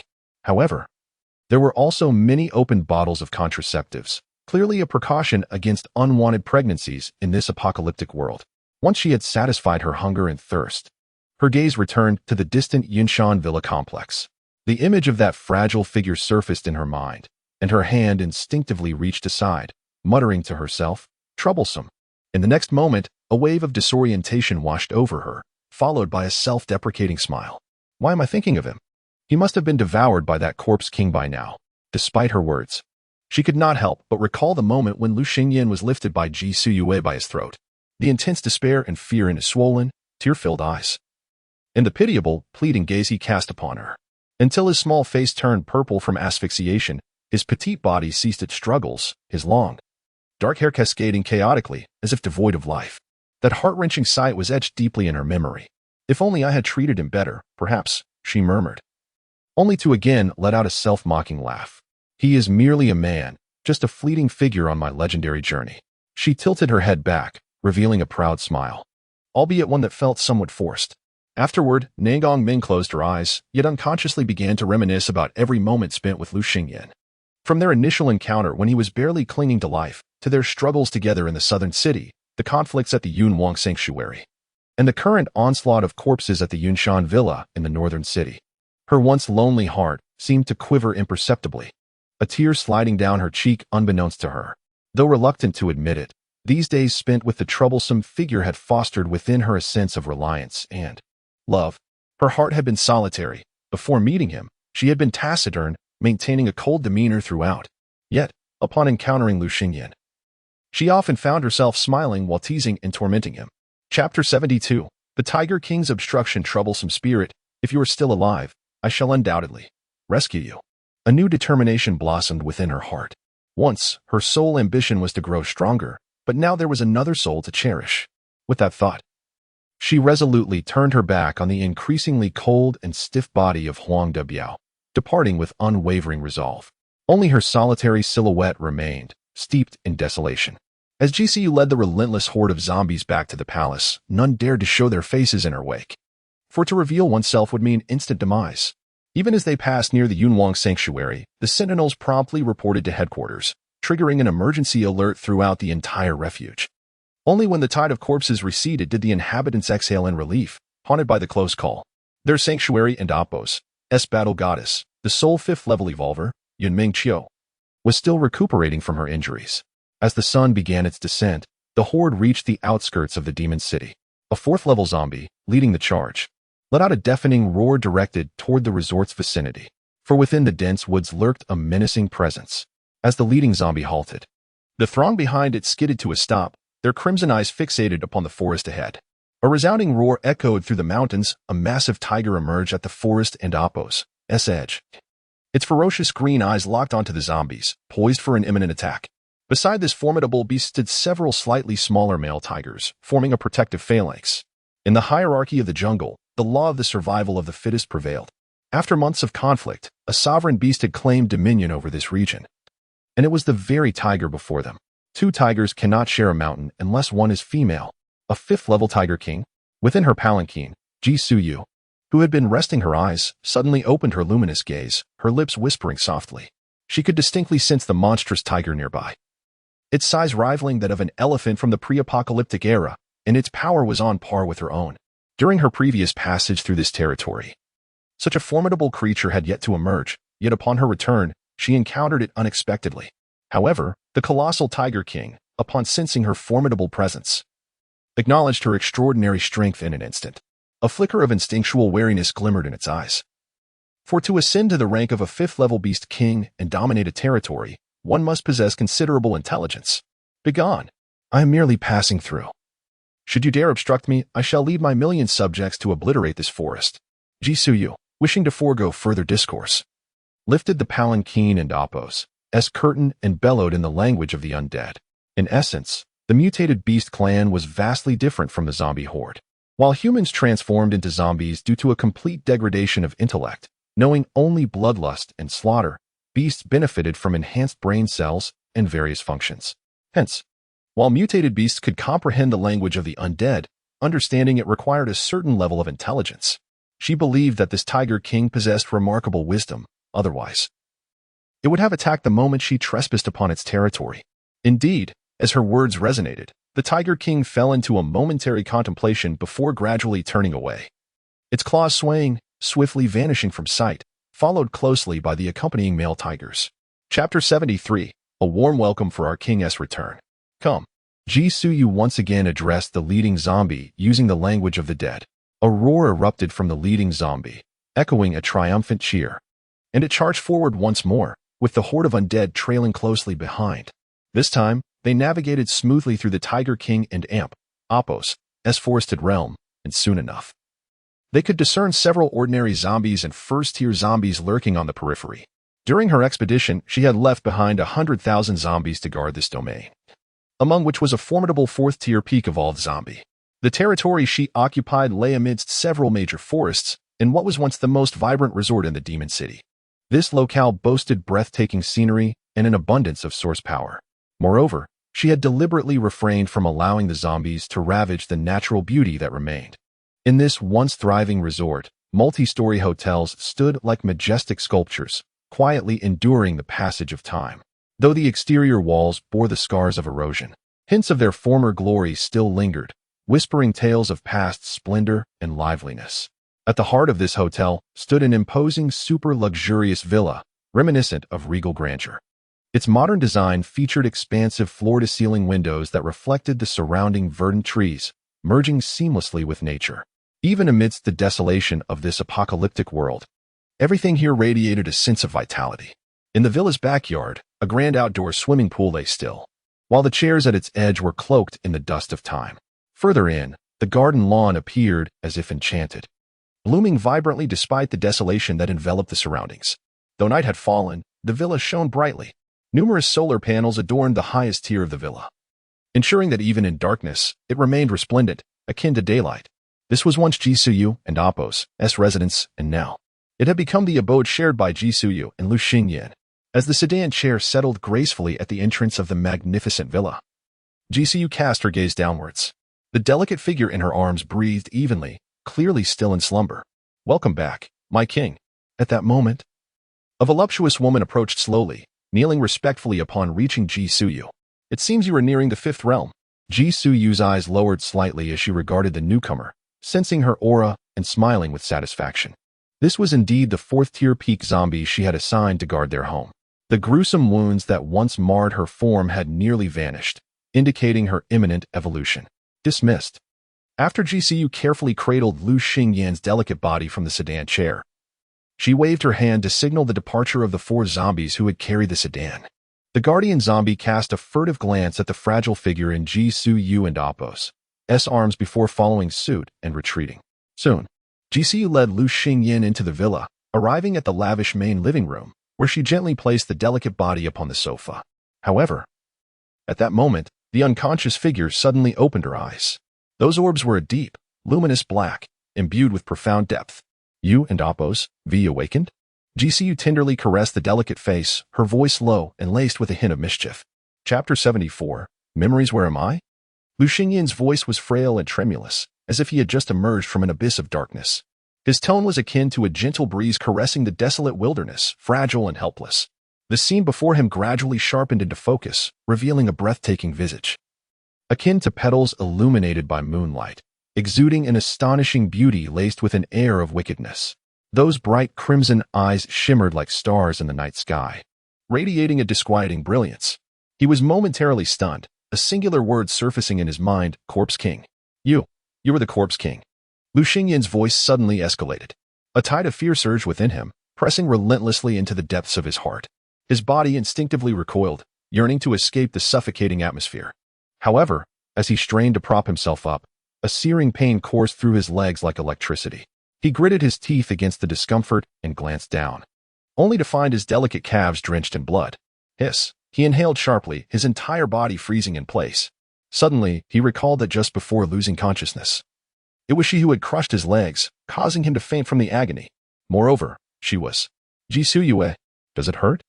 Jisuyue's delicate hand reached toward his shattered legs, then she exerted a sudden force. Ah! Lu Xingyan cried out in anguish, beads of sweat forming on his brow. The weakness in his legs was unbearable, his body trembling incessantly. The tearing pain compelled him to look down. Vivid crimson blood flowed slowly from where his calves had been crushed, blooming like a seductive flower upon the white sofa. At that moment, Jisuyue wore a faint smile. You bullied me like this back then. I am merely returning the favor in kind. I gave you money back then, didn't I? His expression was one of torment, tears glistening in his peach blossom eyes. Huh? She scoffed mockingly. Indeed. But what of it? Did you think that offering me money would absolve you?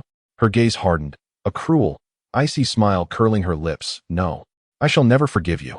I intend to utterly destroy you and make you my lifelong slave. Please, don't treat me this way, Lu Xingyan pleaded, his eyes brimming with tears. He was terrified. He was genuinely terrified, yet her grip only tightened, the pain incessantly gnawing at his nerves.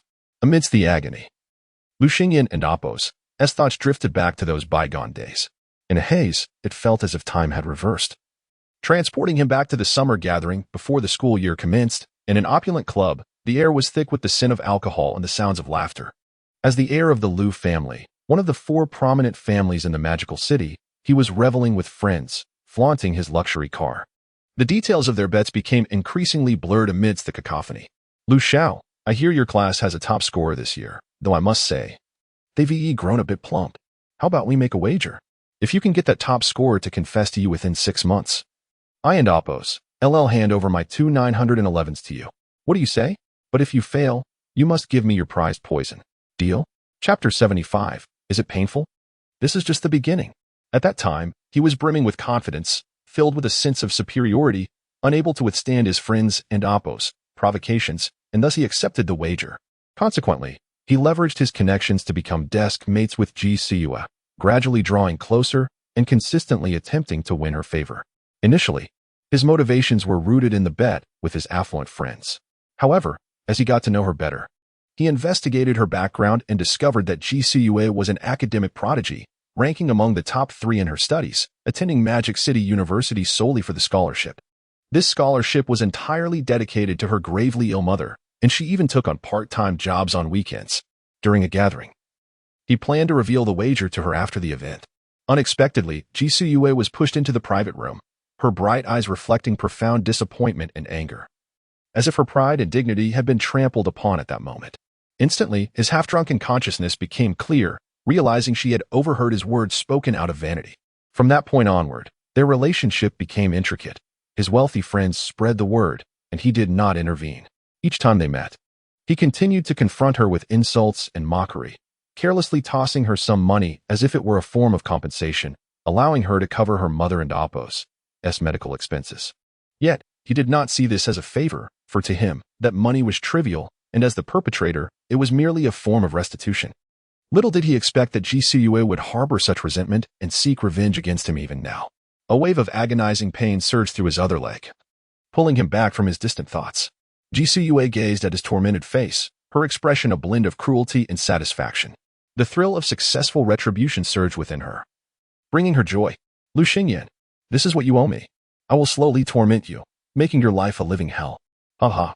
Back then, it truly was not as you imagined. Lu Xingyan gritted his teeth, eager to explain. However, the pain twisted his features, as though he could no longer bear the immense suffering. His delicate body convulsed uncontrollably, tears streaming down his cheeks. He threw his head back, letting out a heart-wrenching wail, his body reaching its limits. Yet, Jisuyue remained utterly indifferent, gripping his hair with a hand devoid of compassion, even harboring a hint of excitement. Is it painful? This is just the beginning. She tugged at his hair, dragging him step by step toward the kitchen. The agony of his scalp being torn heightened within his frail form, pushing Lu Xingyan to the brink of unconsciousness. Yet, the chaotic thoughts in his mind clung desperately to the last remnants of his sanity, refusing to succumb to despair. With great difficulty, he kept his eyes open, watching her pull his hair and drag him across the floor, his gaze filled with hopeless sorrow. Wu Lu Xingren wept, Tears fell onto the floor, mingling with the blood flowing from his legs, staining the ground, yet receiving not a shred of sympathy from Jisoo. He was swiftly dragged into the kitchen, where Jisoo finally released him and moved to rummage through the spice area. Within mere seconds, she turned back, her jade-like hands stained with his blood, now holding 2 packets. To his horror, it was salt. Chapter 76, Exquisite Pain. Savor it. Her scarlet, malevolent gaze radiated excitement, accompanied by a hint of a sickly yet anticipatory smile. No, please. A wave of utmost terror spread through his heart, causing his trembling body to shiver uncontrollably, for he had foreseen the torment she was about to inflict upon him. I beg you, do not do this to me. His frail arms clawed desperately at the floor, attempting to escape. Yet, Jisoo merely smiled coldly, stating, I once pleaded with you, but you still chose to humiliate me alongside those wretches. She then advanced slowly, her delicate leg lifting to pin him in place. With a deliberate motion, she tore open a salt bag, her lithe form crouching down. In one swift motion, she flipped his petite body over, gripping his hair with one hand while the other began pouring salt. Granules of fine white salt cascaded onto his broken leg. No. Ah. The heart-wrenching screams echoed throughout the villa. Even the zombies patrolling outside felt a chilling sensation. Jisoo regarded him with indifference, a cruel smile gracing her lips. This is all you're doing. She repeated her actions, pouring another packet of salt onto his other shattered leg. The salt would increase the osmotic pressure of the extracellular fluids, causing cells to dehydrate and perish, indirectly worsening the wound and heightening the pain to its zenith. She intended to render him in a state worse than death. Ah, it hurts. Please. The excruciating agony became unbearable for Lu Xingyan, who writhed and screamed in despair, teetering on the brink of collapse. His frail body curled on the ground, trembling and convulsing, his complexion pale as a ghost. Yet, he did not lose consciousness. For Jisoo was utilizing her source power to sustain his spirit, preventing him from succumbing to the abyss of unconsciousness. At that moment, Jisoo and Appo's face drew closer, her stunning visage adorned with a sinister, alluring smile. In the next instant, their faces were mere inches apart, her jade lips brushing against his. Ding. Progression successful, awarded random ability Crystal 1. Cooldown, 0.29. This kiss, however, was remarkably gentle, a stark contrast to the earlier brutality. Amidst this juxtaposition, Lu Xingyan felt the pain diminish, a wave of tranquility washing over him, until she withdrew her lips, gazing at him with a smile. I beg you. A surge of longing erupted in his mind, his eyes pleadingly fixed upon her lips, yearning for solace. For at that moment, the pain once again overwhelmed him, causing him to sob uncontrollably. Heh, what do you plead for? She mocked with a grin, her hand caressing his handsome face, mischief dancing in her eyes. After a moment, her hand suddenly pinched his nose, forcing him to breathe through his mouth. Please, please, help me. Speaking without the ability to inhale through his nose, each word became a laborious struggle. Meanwhile, Jisoo reveled in his plight, her finger lifting his chin, revealing an enticing smile. Are you certain? Upon hearing her question, his eyes brimmed with tears, his voice thick with emotion. Yes. I beg you. She lightly curled her lips. All right. He felt the pain recede once more, lost in its embrace. Yet soon he realized something amiss, for her grip on his nose had not relented. Chapter 77. Evolutionary levels. At this moment, a profound sense of suffocation enveloped him, gradually leading him to lose consciousness. His vision blurring as he caught a glimpse of her radiant smile. Just before he succumbed to the darkness, he heard her commanding voice. From this moment forth, I am your master. Master, he murmured, his eyelids growing heavier until they finally closed. The cool night breeze caressed the curtains, ushering him into the bathroom for a cleansing wash, before placing him gently upon a lavishly soft bed. Jisoo held him tightly in her embrace, gazing at his handsome visage, her own exquisite features adorned with affection. Soon, you shall belong entirely to me, she declared, intent on molding him into her ideal. Forever by her side, as her king. Throughout the night, the system's notifications echoed persistently in Lu Xingyan's mind. Ding. Successful attachment. Gained lively shrimp 1 pound. Attachment cooldown for 59. Ding. Advanced attachment successful. Gained intermediate healing potion 1. Attachment cooldown 0.29. Ding. Advanced attachment successful. Gained level 4 beast inner core 1. Attachment cooldown 0.29. Note, genetic evolution levels. Levels 1 to 3 are early stages, 4 to 6 are intermediate, 7 to 9 are advanced. and levels beyond that are currently classified. The beast inner core is equivalent to a zombie crystal nucleus. However, the flesh of the beast is consumable, while zombie flesh is deemed inedible, barring special circumstances. Water source contamination is limited to unsealed sources. Humanity's purification technology is still rudimentary, yet the sanctuary can still produce sufficient clean water for basic sustenance. Feel free to inquire if there is anything you wish to add. Upon awakening the following midday, Lu Xingyan was beset by excruciating pain throughout his body, his mind in a haze, his gaze vacant. Just then, the system's attachment cooldown concluded, triggering another notification. Ding. Successful attachment. Gained reluctance to elaborate 1 box. Attachment cooldown, 459. As he raised his gaze, he was met with the stunning visage of Ji Suyu, her expression seemingly serene, a smile lingering at the corners of her lips. Yet, recollecting the events of the previous day, fear gripped Lu Xingyan, his eyes widened in terror, lips pressed tightly together, and his delicate form trembling. Instinctively, he began to struggle, attempting to escape her embrace. However, just as he was on the verge of success, a cool voice interrupted him, such a disobedient one. Ji Suyu tightened her hold on him, leaving no opportunity for escape. Overwhelmed with fear, Lu Xingyan pushed against her with all his might. But she remained as immovable as a mountain, his efforts futile. "Please, let me go, won't you?" he pleaded, tears streaming down his cheeks. His voice choked and hoarse, a pitiful supplication for her mercy. Ji Suyu narrowed her eyes, looking down at him, a seductive curve gracing her lips. "Let you go?" Lu Xingyan nodded fervently. "Yes, I beg you." "Ha! I have already stated my intent. I want you to suffer unbearably." Her voice was low and cold. She then grasped his delicate, angular jaw, continuing, "But if you obediently comply, when I am in a good mood, you might escape torment." Her words dripped with malice, instilling further dread in Lu Xingyan. Chapter 78. Today, this monarch shall personally embark on the expedition. I will obediently comply. I implore you. Do not torment me any further." Lu Xingyan pleaded with tears streaming down his face. He merely wished to be free from further abuse. "Then what should you call me?" she replied, her lips suddenly drawing close to his ear. "Master." His eyes shimmered with tears, his delicate face displaying immense grievance. Upon hearing this, Ji Suyue's smile blossomed like a flower as she gently pecked his cheek and then released him. "Today, this monarch shall personally lead the expedition," she declared, rising slowly to look down upon him. "You shall accompany me. But I am so hungry." At that moment, Lu Xingyan gazed up at her with pleading eyes, his tears glistening. The last time he had eaten was at the Yinhuang base. A hearty meal before being forcibly taken away by Nangong Ming, leaving him famished for an entire day. Now, ensnared by Ji Suyue, he had gone half a day and night without food, enduring torment, and was utterly ravenous and exhausted. "From now on, you must address me as master," Ji Suyue commanded. Her brows slightly furrowed, her demeanor one of superiority. Seeing this, Lu Xingyan lowered his head, gritting his teeth, and timidly uttered, "Master, I wish to eat." "Very well. This monarch shall prepare your meal," Ji Suyue replied, lightly patting his head with a satisfied smile. Immediately after, she stood up, walked to the door, and abruptly turned back with a sickly smile. "If you dare to escape."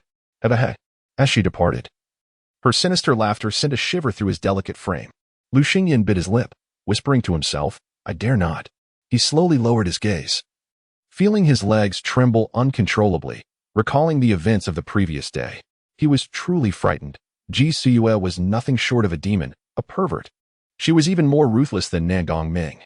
If given a choice, he would rather have perished in the villa from the very beginning.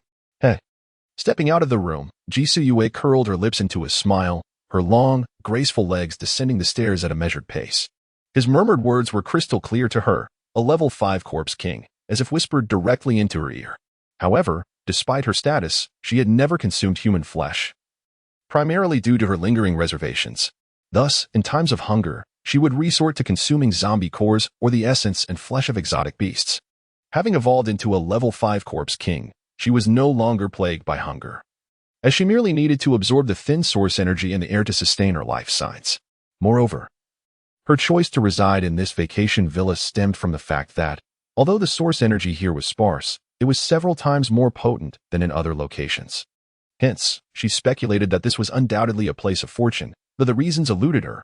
She held an instinctive premonition. The gene virus was merely the beginning. The apocalypse would inevitably resurface, and this place would surely become a sanctuary. After careful contemplation, she resolved to eradicate all the exotic beasts in the surrounding forest to prevent future calamities. She also felt confident in her ability to slay the level 5 Tiger King.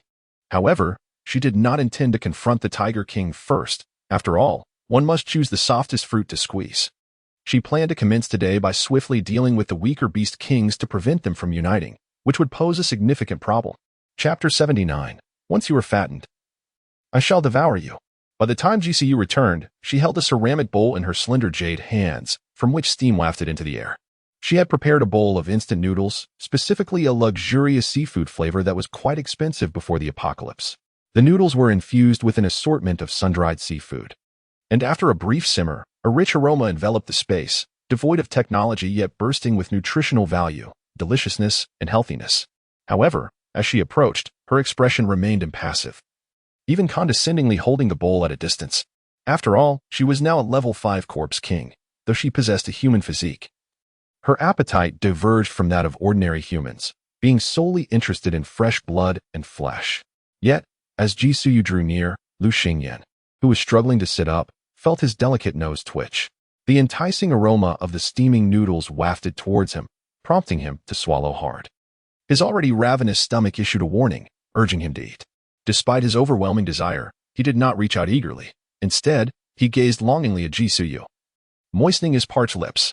Is something amiss? Ji Suyu placed the bowl on the bedside table, only to find him gazing at her timidly. Unable to suppress her curiosity, she gently pinched his delicate chin, frowning as she asked, "Are you dissatisfied?" At that moment, a notification from the system echoed in his mind. Ding. Affectionate gesture successful. You have received Pure Milk 1 box, 1L. Cooldown, for 59. Master, you aren't going to eat? He retorted, shrinking back in trepidation. If Nai Gongming had been present, she would have left him with merely the remnants of the soup. In this era of famine, a few packets of instant noodles could exchange for a man, and not just any man, but one of some charm. Humph. My food is not limited to this. GCU coldly declared, her stunning visage inching closer, her beautiful eyes glimmering with a hint of greed. Once you are sufficiently nourished, I shall consume you. Lu Xingyan was taken aback, instinctively retreating a few steps, only to forget his injuries, which caused him to gasp in pain. Eat quickly. Do you require me to feed you? Ji Suyu's displeasure was evident as she pulled him closer and handed him the bowl and chopsticks. I can eat myself. Lu Xingyan shook his head, hastily reaching for the chopsticks. However, a sudden jolt of pain radiated from his chin, nearly bringing him to tears. Before he could utter a word, Ji Suyu and Appo's voice rang in his ears. What should you call me? Master, he exclaimed, realization dawning upon him, yet the pain in his chin brought tears cascading down his pale cheeks. Humph. Remember, when speaking to me, you must address me as master. GCU seemed quite satisfied with his compliance, finally releasing her grip. Yes, I will remember.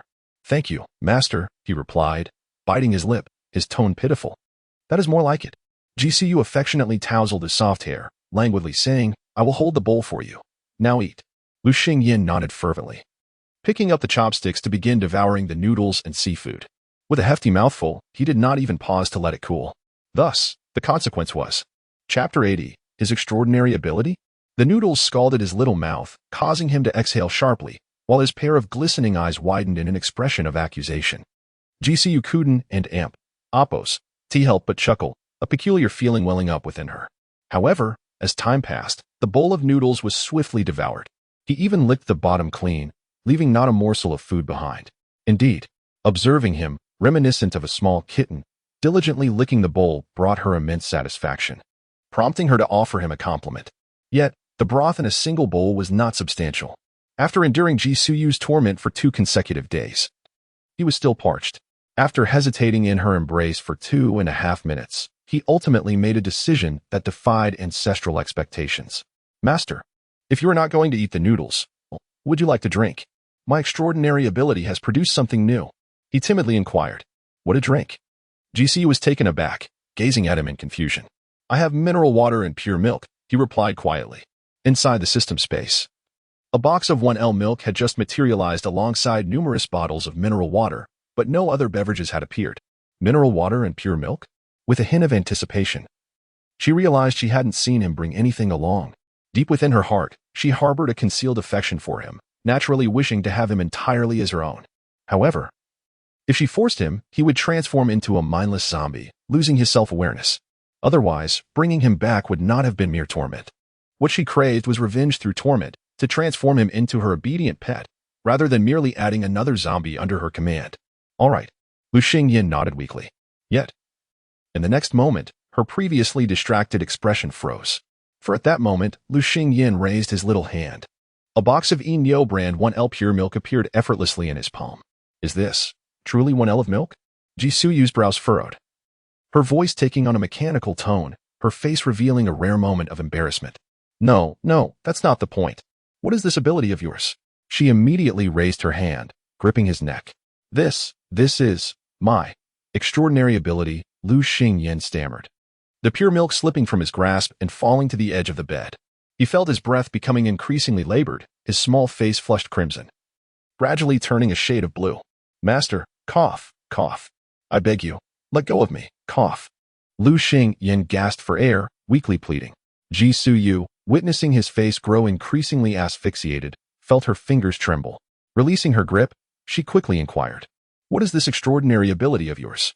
She was no stranger to extraordinary abilities. After all, her own ability, corpse shifting, had awakened innately and was fully realized after she was infected and turned into a zombie during the initial chaos of the apocalypse. Had it not been for this ability, she might have perished in the tumult of the first month of the apocalypse. With a sudden intake of fresh air, Lu Xingyin and Appo's delicate form slumped onto the bed, panting heavily. Speak. What is this ability of yours? Ji Suyu pressed on relentlessly, her gaze fixed on him, eager for an answer. Just from that previous display of telekinesis, she was already convinced that he possessed a spatial type ability. Chapter 81. The peculiarity of resources. Each department possesses distinct characteristics. For her ability, corpse shifting is also categorized under spatial powers. She can only wield her ability when the zombies under her control are in close proximity, enabling her to exchange the life forces between two locations and achieve the desired switch. Lu Xingyin took a moment to gather his thoughts, weakly explaining that his ability randomly generates resources each day. This was a fabricated explanation he had just conjured, as he felt compelled to demonstrate some utility. After all, she had mentioned her intent to fatten him up for consumption. Being the corpse king, capable of devouring humans, he genuinely feared that one day he might become her meal. Oh, what do the resources include? Upon hearing his explanation, Ji Suyu let out a sigh of relief. Had he possessed a lethal or escape-oriented spatial ability, she would have unhesitatingly pinned him down, transforming him into a zombie.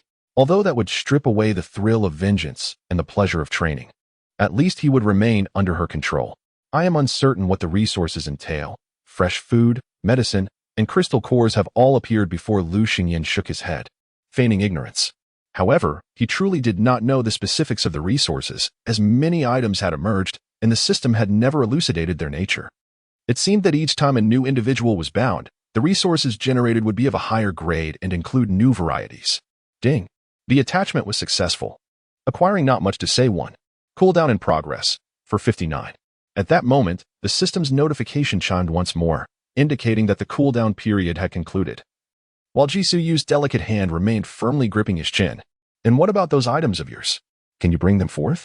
She raised her elegantly arched brow, her expression tinged with skepticism. Rather than immediately complying, he continued, I have a small space in my mind. The generated resources can be stored within, but once taken out, they cannot be returned. Upon hearing this, Ji Suyu's eyes sparkled with intrigue. Bring out every type for me to see. He replied obediently.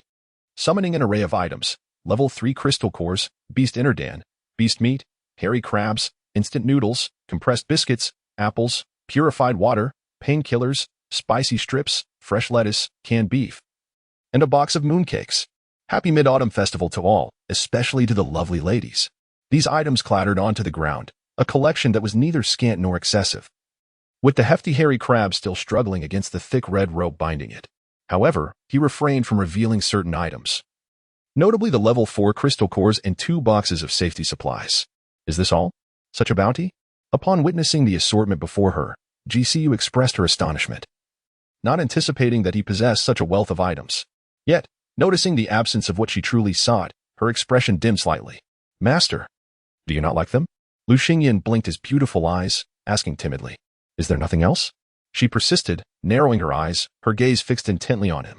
"Truly, there is nothing more," Lu Xingyan replied, a hint of grievance in his tone as he shook his head, feeling a sense of relief that he had withheld the surplus items. Chapter 82. My king, when shall I usurp your throne? Very well, for the moment. I shall refrain from consuming you, considering you still possess some utility. She released his delicate chin and picked up the third-tier crystal core along with the beast and Appo's inner core from the ground, casually tossing them into her mouth as if they were mere sweets. Let these provisions be set aside. You may indulge later upon our return tonight, she continued, casting an impatient glance in his direction. Although these delicacies were fresh, they would not spoil immediately, save for that large hairy crab. Suddenly, a guttural roar echoed through the air. It was time to depart, absorbing the source energy contained within the devoured crystal core and inner core. She returned to the bedside and lifted his delicate form. She understood the meaning behind that roar. It was an urgent summons. After formulating her plan the previous night, she had discreetly informed her legion of fourth-tier zombies to prepare for the day's offensive. However, before leaving, she infused the large crab with a thread of source energy to sustain its life signs, allowing it to witness its own demise tonight. As GCU cradled Lu Xingyan and entered the Phoenix sedan, the earth shook with the thunderous roars of the undead. The tide of corpses surged forth, led by the formidable fourth-tier guardian zombie. My king, when shall I take your place? Observing the retreating figures of the horde, her voluptuous silhouette stood tall, her gaze ablaze with determination. Let us choose to strike at the Eastern Forest District. Sitting within the Phoenix sedan, GCU grasped Lu Xingyan's chin and murmured. Through her mental probing, she had gleaned fragmented memories from the zombies lurking on the periphery, revealing a vague map of the area. The nearby mountainous forest could be divided into 4 cardinal directions. The most powerful entity was, of course, the 5th-tier Tiger King she had encountered during the horde's advance, located in the Northern Forest District, the largest expanse of territory. Thus, she planned to conquer them sequentially, moving from east to north. The weak memories of the outer zombies also contained valuable information. For example, the Eastern Forest District was ruled by a monstrous Hen King. This Hen King stood at an imposing height of 2.5 meters and donned overalls, yet she had not witnessed its true prowess in battle. The Eastern Forest District was home to the most mutated beasts, as the Hen King, upon gaining intelligence, had not exterminated the other aberrant creatures but rather united the weaker ones, forming a significant force that wholly occupied the region. However, the Eastern Forest District was often coveted by other predatory forest territories, yet it consistently managed to defend its domain, albeit narrowly. A wicked smile curled at the corners of Ji Suyu's lips as her slender fingers tenderly caressed his soft black hair. Then, with a sudden tug, the unexpected pull on his scalp elicited a pain scream from him. Yet, gazing at his exquisite visage and pitiful expression, Ji Suyu callously hurled him against the window of the sedan, producing a resounding thud. She then dangled his entire form out of the window. At that moment, the Phoenix sedan was steadfastly borne by 4 towering 4th-tier zombies, racing through the throngs of the undead. Meanwhile, Lu Xingyan dangled precariously outside the window, held aloft by her single hand, while below him loomed an endless sea of ravenous zombies, a sight both terrifying and overwhelming. Chapter 83. Kneel down. Beside the palanquin, a cadre of elite zombies instinctively lifted their crimson eyes towards Lu Xingyan, whose half-exposed figure barely protruded from the vehicle. Countless pairs of undead gazes, filled with desire, greed, and excitement, burned into him. He was instantly terrified, letting out a piercing scream as his small hands frantically clutched the window of the Phoenix palanquin, his expression resembling that of a child on the verge of tears. Her delicate hand tugged at his hair, ensuring he would not tumble down. Woe is me, please spare me. His bright eyes shimmered with unshed tears, a pitiable expression tugging at the heartstrings of anyone who beheld him. Yet, the fierce eyes of the zombies below remained fixated on Lu Xingyan, their hunger palpable. Humph. Jisoo scoffed softly. She swiftly pulled him back inside the palanquin, the curtain blocking the horrific scene outside. Lu Xingyan nestled in her gentle embrace, exhaling a sigh of relief as he patted his chest. How terrifying. With so many zombies staring at him, if he were to fall, he would surely be devoured within moments. You must remember, you are merely a pet at my feet. Jisu's hand caressed his tear-stained, fair face, her low, calm voice resonating in his ear. Master. At her words, he lifted his head, his eyes glistening with moisture as he gazed at her, filled with a sense of grievance and discomfort. his pitiful demeanor evoking sympathy from all who laid eyes upon him. Remember? A flicker of malice crossed her stunning visage as her jade hand suddenly constricted around his throat, her eyes glowing with a crimson hue. I remember, he gasped, his face reddening as he struggled to respond. Only then did Ji Suyue gradually loosen her grip. Her long, slender fingers brushed against his soft lips, her voice cold as ice, commanding, "Kneel." With a soft thud, obediently following Ji Suyue and Appo's command, Lu Xingyan knelt at her feet, lifting his small head to gaze up at her. However, his little legs had already been crushed, significantly dulling the pain. Yet, kneeling like this intensified the agony in his knees, and streaks of blood began to trickle down, staining the floor of the palanquin. Ji Suyue looked down at him from her elevated position, her crimson pupils radiating a chilling aura, her lips curling into a bloodthirsty smile. Remember, never entertain thoughts of defiance against me, nor shall you ever leave my side. As she spoke, she lifted her foot, the ornate phoenix boots moving with her, gently tilting his chin upwards. She continued, her tone icy. Otherwise, my subjects shall feast upon you inch by inch. I will not dare, master. Lu Xingyan's heart filled only with fear, the recent horrifying scene replaying in his mind, his delicate frame trembling uncontrollably. The pain in his knees intensified, the bloodstains spreading more prominently. Remain in this position until we reach our first destination. Ji Suyue showed no mercy, issuing her command. Woe is me thus. Lu Xingyan could only endure the excruciating pain, tears cascading down, dripping from his chin onto the ground. In his heart, he wished fervently to reach their destination soon, faster, ever faster, if only possible. Only then did Ji Suyue curl her lips in satisfaction, observing his frail yet valiantly enduring visage of suffering. Chapter 84, Confrontation of the Dead and Beast. She intended for him to remember this moment, a warning of the consequences for daring to negotiate with her. Should he persist, he would inevitably become her obedient little dog, submissive at her feet, never to defy her again. The thought of the once proud young master, now reduced to pleading at her feet, filled her with delight, eliciting a smile of satisfaction. This was her achievement, and she reveled in it. With a thunderous roar from the undead, the tide of corpses came to an abrupt halt. Not far away, amidst a shrouded wilderness, a menacing group of mutated beasts stood silently. Among them, a shadowy figure flickered, resembling a ghostly apparition. It was a colossal python, slithering gracefully, its scales glinting with an eerie luminescence in the faint light, appearing as a living black river. There were also massive wolves, capable of standing on two legs like humans, their ferocious gazes locked ahead, teeth glimmering menacingly in the moonlight as if poised to pounce at any moment. Agile leopards darted through the underbrush, their top muscles showcasing both agility and power. A host of smaller mutated creatures, including mantises and centipedes, lurked in the corners, their fluorescent eyes radiating a chilling light. Akin to hunters in the darkness, ready to attack any who dared approach. Though most possessed only first or second level strength, with a few at level 3. In this densely vegetated area, they were like lurking vipers, exuding an intense aura of menace.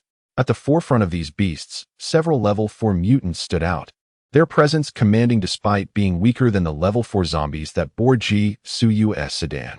Yet, at the very front of the corpse tide, a luxurious phoenix sedan appeared unaffected by the surrounding chaos.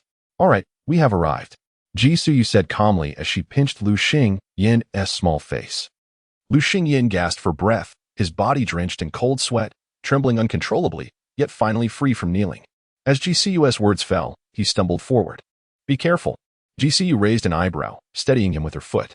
I'm sorry, mistress, I was wrong, he mumbled, lowering his head and sniffling, his voice filled with humility.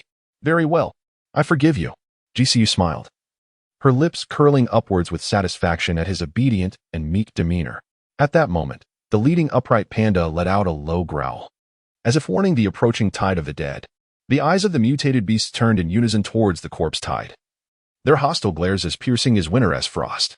Within that roar, the language of the undead could be disowned, questioning, What are you doing? Do you wish to wage war against us in the East Forest region? Due to the presence of avian mutants patrolling the area and the overwhelming force of the corpse tide, they had received word long before the tide approached within 10 kilometers. Their beast king swiftly issued orders to gather them, preparing to resist the impending crisis. Chapter 85, The Foolish Bear Ha. Upon hearing the whispers of the deceased ahead, Ji Suyue curled her lips into a cold smile. With her elongated arms, she gradually unfurled the curtain of the palanquin, raising her gaze to the menacing horde of beasts before her. Her beautiful eyes flashed a crimson light as she swiftly catalogued the number of creatures, approximately several thousand mutated beasts, most of which were weak, with only a few formidable fourth-tier variants commanding attention. Yet, it was not their strength that captivated her, it was their inner cores. Having absorbed numerous cores and inner Dan from creatures below the third tier, their efficacy had diminished significantly, akin to consuming mere candy. However, if she could acquire sufficient fourth-tier inner Dan, ascending to the sixth tier would pose no challenge. At that juncture, commanding a million-strong tide of the undead would surely be a sight to behold. "Are you the king of corpses?" The panda leading the horde inquired, its fierce eyes locking on Jisuyue. Among the assembly, it possessed the highest intelligence and had instinctively learned the language of the deceased after its mutation, enabling seamless communication. "Indeed, I am the king." Jisuyue slowly emerged from the phoenix palanquin, adorned in a resplendent phoenix gown, her raven hair dancing in the wind, a golden belt entwining her waist. Her skin was as pale as snow, her features exquisitely crafted, and her figure perfectly proportioned. She appeared regal and elegant, reminiscent of a fairy stepping forth from a painting. "Humph, king of corpses, why do you dare intrude upon my territory? Do you wish to provoke us into battle?" The panda bellowed, its voice gruff. "Humph, battle? Do you truly think you are worthy of such a confrontation?" Jisuyue sneered disdainfully, her eyes brimming with irony. This group of mutated beasts was remarkably dim-witted. She had boldly entered their domain, yet they dared to question her? Was it not blatantly obvious? Furthermore, she possessed overwhelming advantages. It could hardly be deemed a battle. It was more akin to a unilateral slaughter. For at this moment, while the majority of her hundreds of thousands of undead were mere common zombies, she commanded tens of thousands of first tier, thousands of second tier, hundreds of third tier, and nearly 10 fourth-tier zombies. It was likely that her tide of the undead ranked among the most powerful in the entire apocalyptic world. "What did you say?" The panda, livid, let out a derisive laugh, its face contorted in rage. "Do you think we would fear you simply because of your horde of undead? Oh, then what gives you such confidence?"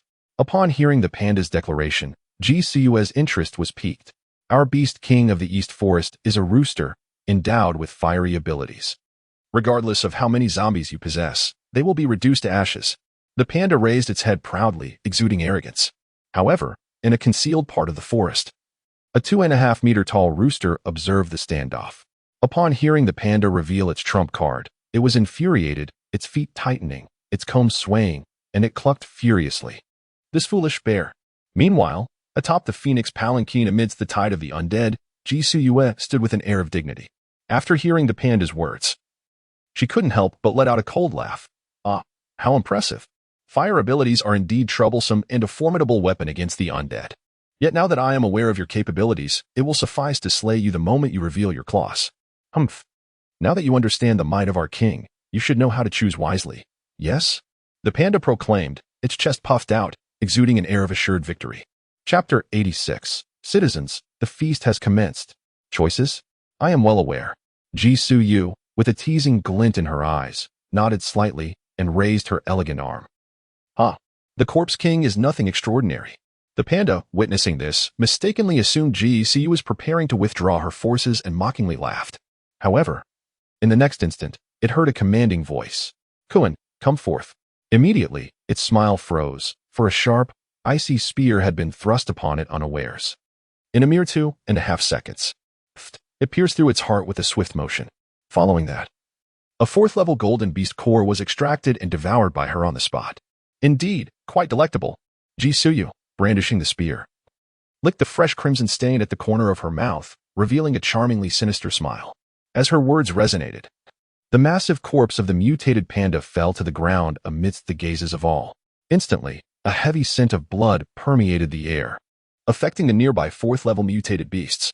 Yet, these creatures, possessing a modicum of intelligence, now exhibited a glimmer of human-like horror in their eyes. Was the sturdy, thick-skinned panda Lauer so easily dispatched, captured and killed in an instant? Roar. However, the lower-tier mutated beasts behind could only see their leader slain. Their eyes blazed with ferocity, and they immediately charged toward Jisuyue with a furious roar. Although the third and fourth-level beasts were gripped by fear, the incessant assault from the beasts behind left them no choice but to advance, almost being propelled forward. Particularly, the few fourth-level beasts were left in despair. Even if they fled, they could seek refuge with other beast kings, now that the eastern forest district was overrun by the undead. But now, there was no turning back. Precisely as the Chicken King had anticipated, foreseeing the actions of these foolish creatures. Citizens, the feast has commenced.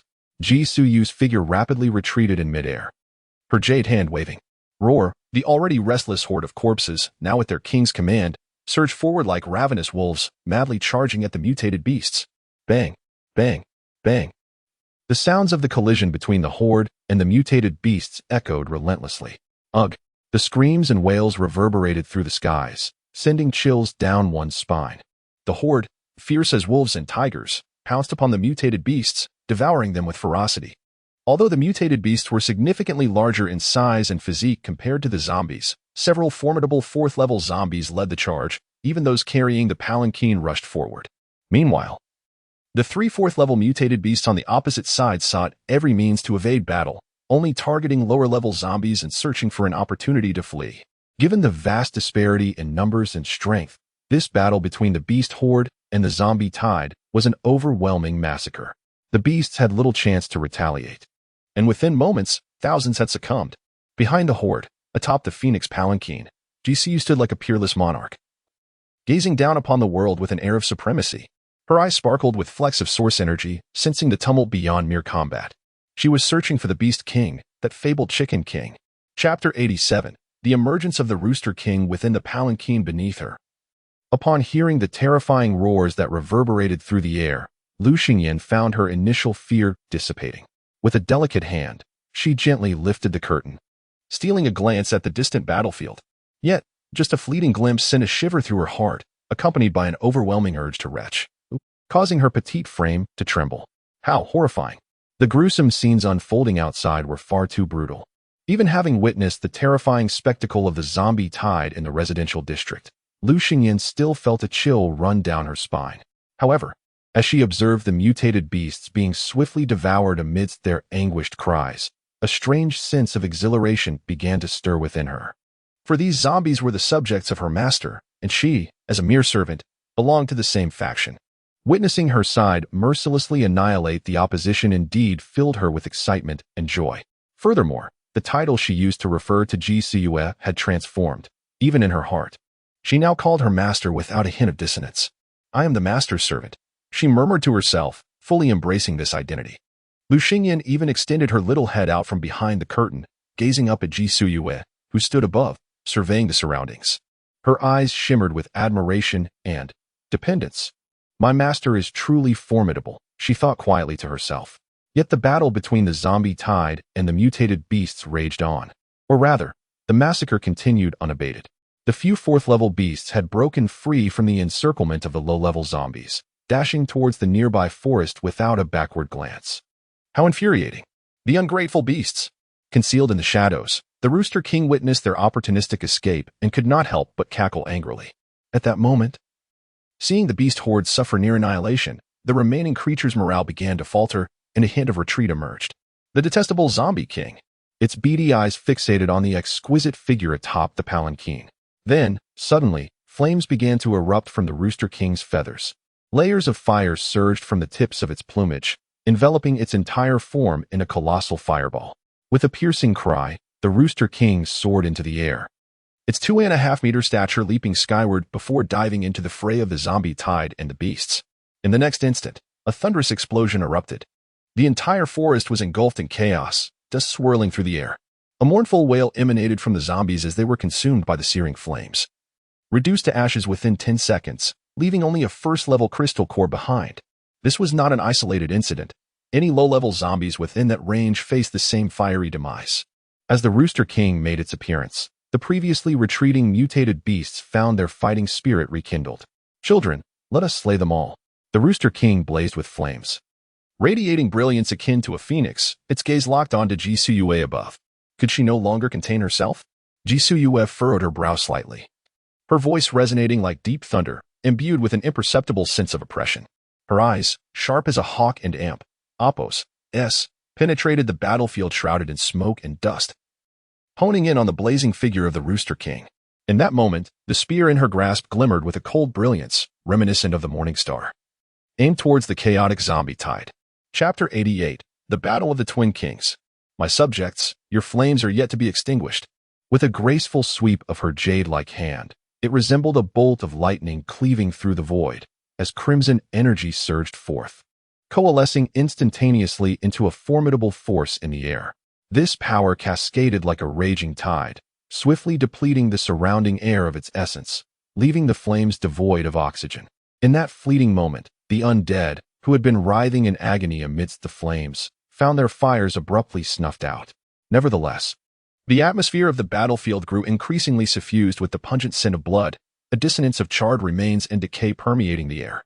At this juncture, the anguished roars of the zombies intertwined with the lamentations of the mutated beasts echoed around, as if the very ground trembled in anticipation of the impending bloodbath. Jisuyu's gaze, sharp as a blade, swept across the center of the battlefield, landing upon the Chicken King, her beautiful eyes shimmering with uncontrollable excitement. My subjects, they are but a horde of ignorant beasts. Let us feast upon them together. She spoke in the tongue of the undead, her voice resonating across the battlefield like a divine oracle, invigorating her zombie kin. Her presence exuded absolute authority, akin to an empress gracing the battlefield, commanding all. As her words reached the ears of each zombie, they seemed to gain an invigorating buff, unleashing ferocious roars. With a cacophony of howls, they charged once more towards the fleeing mutated beasts, regaining their combat rhythm disrupted by the Chicken King. The zombies surged forth like a tidal wave, their fervent battle spirit intertwining in the air, igniting waves of fervent cheers. Meanwhile, Jisuyu brandished her Koan spear, hurtling towards the Chicken King with a voice as frigid as ice. Let me be the one to judge you. What an overwhelming pressure. At the moment Jisuyu charged forth, the Chicken King sensed her evolutionary prowess, its expression contorting into a frown as it muttered to itself. For it, too, had only recently ascended to the 5th level, still struggling to stabilize its newfound power. Just then, as Jisuyu closed in, the Chicken King suddenly cried out, "Chicken, you are too beautiful." In the next instant, with a resounding crash, 2 colossal basketball-sized orbs appeared beneath its talons. One orb was named Chicken You, and the other 2 beautiful, both being its innate Koan artifacts. Empowered by these 2 weapons, it felt confident enough to contend with mid-level 5th-tier opponents. Without hesitation, its suspenders erupted with energy, enveloping the basketballs in flames.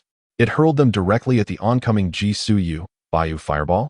Jisuyu was momentarily perplexed, yet her Koan spear remained undeterred, thrusting toward the flaming orbs. With a resounding clang, one fireball was deflected, followed swiftly by the second. However, this diversion caused her charging momentum to dissipate by nearly half. Just as her Koan spear was about to pierce the Chicken King, it too reacted, its claws slamming against the ground, retreating hastily by several steps, narrowly evading this lethal strike. Boom! The Koan spear plunged deeply into the mire, leaving a conspicuous trench, dust swirling upwards. The Chicken King, still reeling from the close call, patted its little heart, shaken yet relieved. Chapter 89. Overwhelming Victory. It was unforeseen that even after summoning the formidable powers of Chicken You and Too Beautiful, it could not withstand a single strike from its adversary. The creature opened its beak slightly, employing the language of the dead to propose a negotiation. Allow me and my people to depart, and I shall concede my territory to you. Huh, do you think I have come for your land? The poised figure of Jisuyu emerged gracefully from the dust, resembling a war god, spear in hand. Then, why have you come? 2 fireballs returned to the ground beneath the Chicken King's feet, its gaze fixed upon her. I have come, naturally, for your inner core and flesh. A cruel, bloodthirsty smile graced Jisuyu's cold visage, sending shivers down one's spine. Humph. Upon hearing this, the Chicken King let out a furious scoff, declaring, "You shall not succeed. Your words hold no weight." Jisuyu retorted with disdain, her form vanishing in an instant. The moment she disappeared, the Chicken King heightened its senses to the maximum. Whoosh, whoosh. The 2 fireballs shot towards a specific location, but this time they veered off course. Sizzle. One of its wings was pierced, causing it to stagger back, trembling with trepidation. Your perception is far too slow. Jisuyu and Appo's mocking voice echoed through the air. Soon after, a whooshing sound resonated again as her figure reappeared on the opposite side of the Chicken King. A sharp pain surged through the Chicken King's shoulder. Caw, caw. The Chicken King felt the sting of agony, letting out a pained squawk. Jisuyu moved like an elegant assassin, endlessly circling around the Chicken King, her spear striking with precision. In a mere 3 minutes, its body was riddled with wounds, blood flowing profusely, presenting a scene of utter devastation. Meanwhile, Lu Xinyan's gaze remained fixed upon Ji Suyu's fleeting form, his heart ignited with admiration and fervor. "My master, you are truly magnificent," he murmured, as though cheering her on. Roar. After half an hour of relentless slaughter, the outcome was sealed. As the horde of corpses erupted in triumphant cheers. Although the Chicken King possessed formidable strength as a beast, it simply could not withstand Ji Suyu's fierce onslaught. After enduring for 25 minutes, filled with reluctance and shattered dreams of grandeur, it collapsed at Ji Suyu's feet. Gulp. Ji Suyu promptly consumed a level 5 beast and Appo's inner core. Then, feeling somewhat fatigued, she returned to her phoenix carriage. "Let us return to the palace today. Tomorrow, we shall continue our conquest." Her commanding words were articulated in the language of the dead. Roar. Roar. The horde of corpses rejoiced and retraced their steps. The 4 level 4 zombie bears once again hoisted their burdens, heading home, while the horde continued its relentless march. As for the battlefield, wherever the horde passed, it was a scene of simultaneous slaughter and consumption. The bodies of the mutated beasts had been reduced to mere remnants. Moreover, due to the rich essence contained within the flesh of these beasts, most of the zombies that feasted upon the meat experienced evolution. Though this battle claimed nearly 1,000 zombies, in the grand scheme of hundreds of thousands, it was but a trivial loss. "My master, you are remarkable." The moment Ji Suyu returned to the carriage, Lu Xingyan and Appo's delicate form instinctively leaned closer. His eyes sparkled with admiration as he gazed at her. His cheeks slightly flushed, utterly enchanting. Ding. Successful embrace. Acquired level 3 mutated beasts inner core 1. Embrace cooldown, 459. Chapter 90. Master, you are so bad this is only natural. I am formidable in every aspect. In the future, when the opportunity arises, I shall allow you to experience the full extent of my power. Ji Suyu gently caressed Lu Xingyan's head in her embrace. A glimmer of wicked allure danced in her eyes, akin to a ravenous wolf fixating on its prey. Lu Xingyan shyly nodded in response. After a moment of hesitation, he wrapped his arms around her neck and, with sudden boldness, planted a fleeting kiss on her lips, which ended as swiftly as it began. Ji Suyu was momentarily taken aback, and by the time she regained her composure, Lu Xingyan had buried his blushing face into her bosom. Too bashful to meet her gaze. Hee. She playfully pinched his rosy cheek, teasing, "You little rascal, how daring of you to take advantage of this king." At her words, Lu Xingyan buried his face even lower, hastily stammering, "Master. I. Seeing his flustered demeanor, Ji Suyu couldn't help but chuckle. She then embraced his soft little form tightly, declaring, "All right, this king is tired. Be good and let me hold you." Oh, Lu Xingyan nodded hesitantly. A faint smile soon graced his face as he affectionately nuzzled against her, resembling an adorable kitten seeking affection. Ji Suyu, holding him, felt an immense sense of joy. Their expedition had proven fruitful, not only eliminating the beast horde in the eastern forest region, but also transforming Lu Xingyan to this extent. As afternoon approached, the sun began its descent. The horde of zombies finally returned to the resort, and the Phoenix Palanquin was delivered to the villa and Appo's entrance. "We have arrived." Ji Suyu playfully pinched his tender face and laughed lightly. He had yet to open his eyes, and merely emitted a soft sound, still nestled in her arms. Ding. Successful affection. Received 1 pack of additive-free dried fish. Cooling down, 459. The system notification echoed in his mind once more, triggering every 5 minutes along the way. The spoils from his affectionate exchanges with Nangong Ming had accumulated to the point where he could hardly count how many supplies were stored in his system space. It was evident that he possessed enough provisions to last an entire year. Hee. Observing the way he leaned into her, Ji Suyu's eyes sparkled with tenderness. She then scooped him up effortlessly, and Lu Xingyan instinctively draped his arms around her neck, gazing at her with wide, innocent eyes. "Master," he called out in a sweet, melodious voice that sent shivers down one and Appo's spine. "Whom the little one has learned to be charming." Ji Suyu and Appo's lips curled into a smile as she leaned down to place a gentle kiss on his fair forehead. Reflecting on the times he had bullied her in the past, his disdainful expressions now stood in stark contrast to their current dynamic. Once a lofty young master, he was now a humble, affectionate pet, a complete reversal. "Master, you are so bad." Lu Xingyan blushed, whimsically pouting. though his eyes betrayed a sense of confusion. He had completely surrendered his heart to his master. The sight of Ji Suyu, clad in her phoenix gown commanding the tides of the undead, had etched itself deeply into his soul, inspiring both admiration and reverence. Surely, everything his master had done to him previously was merely a test, right? Chapter 91. Thump, thump, thump. Soon, the two entered the villa, into the room. Since you're being so obedient, you may choose whatever you wish to eat. With a gentle tone, he spoke while glancing at the heap of supplies that Lu Xingyan had summoned with his powers before leaving. Lu Xingyan's gaze followed to the pile. His beautiful eyes filled with surprise. Look, master, that crab is still alive. He pointed, and indeed, the large crab that Ji Suyu had specially rejuvenated with her source power that morning was struggling valiantly, full of spirit. Shall we eat this crab then? Ji Suyu said, casting a casual glance at the crab on the floor. All right, thank you, master. Lu Xingyan exclaimed joyfully. The crab seemed to sense its impending fate, its 8 legs thrashing in a desperate struggle. Unfortunately, the red rope binding its body was heavy and resilient. No matter how fiercely it fought, it was in vain. Ji Suyu glanced at the crab and continued, aside from the crab, what else do you wish to eat? Eat. Lu Xingyan's eyes widened as he stared at the pile, yet he felt little appetite. However, when his gaze fell upon a 1L carton of pure milk, his eyes sparkled. Master, I want to drink milk. He pointed eagerly at the carton, speaking animatedly to Ji Suyu. Upon hearing this, Ji Suyu nodded slightly. All right.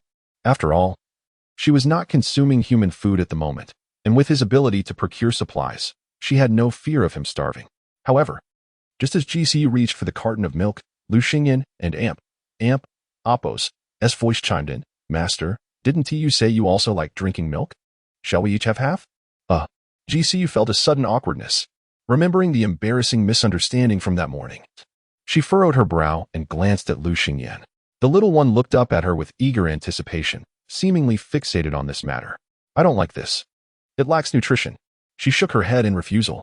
If she weren't aware that he was now her loyal servant, she might have thought he was jesting with her. His innocent and carefree demeanor was indeed endearing, yet it also stirred her irritation. Oh then, master, if you ever want water or any other beverage, just tell me. If I can summon it with my powers, I will certainly provide it for you. Lu Xingyan nodded gently, his voice soft and sweet. Good. Ji Suyu slightly nodded, her gaze towards him filled with an inscrutable depth. She couldn't help but add, there will surely be opportunities in the future. Master, could you help me open this carton of milk? Lu Xingyan sat on the edge of the bed, smiling happily and pointing at the carton in her hand. Of course, she replied immediately, leaving no room for refusal. The carton was promptly opened, and without hesitation, he lifted his small paws, embracing it and drinking directly from the opening. Thump, thump, thump. The pure milk, clear and sweet, brought a satisfied smile to Lu Xingyan's face as he enjoyed it. In the apocalypse, being able to drink pure milk was already a sign of exceptional living conditions. Chapter 92. He must reveal his true nature. Is it delicious? Observing his enjoyment, Ji Suyu could not help but smile and inquire. Lu Xingyan nodded vigorously, his eyes sparkling with delight as he replied without hesitation, Master, the pure milk is truly exquisite. As he spoke, he tilted his head back and licked the remnants of milk from his lips, appearing utterly adorable. His childlike exuberance stirred something within Ji Suyu's heart. Master, you should have a sip too. It's really delightful. Lu Xingyan, as if presenting a treasure, held up the remaining box of pure milk to Ji Suyu and Appo's lips. His large, glistening eyes seemed to yearn for her praise. She gazed at his eager face, her breath quickening, and swallowed hard. I want Appo's tea drink. You can finish it. She ultimately shook her head in refusal. Now that she was the corpse king, her sensory perception was vastly different from that of a human.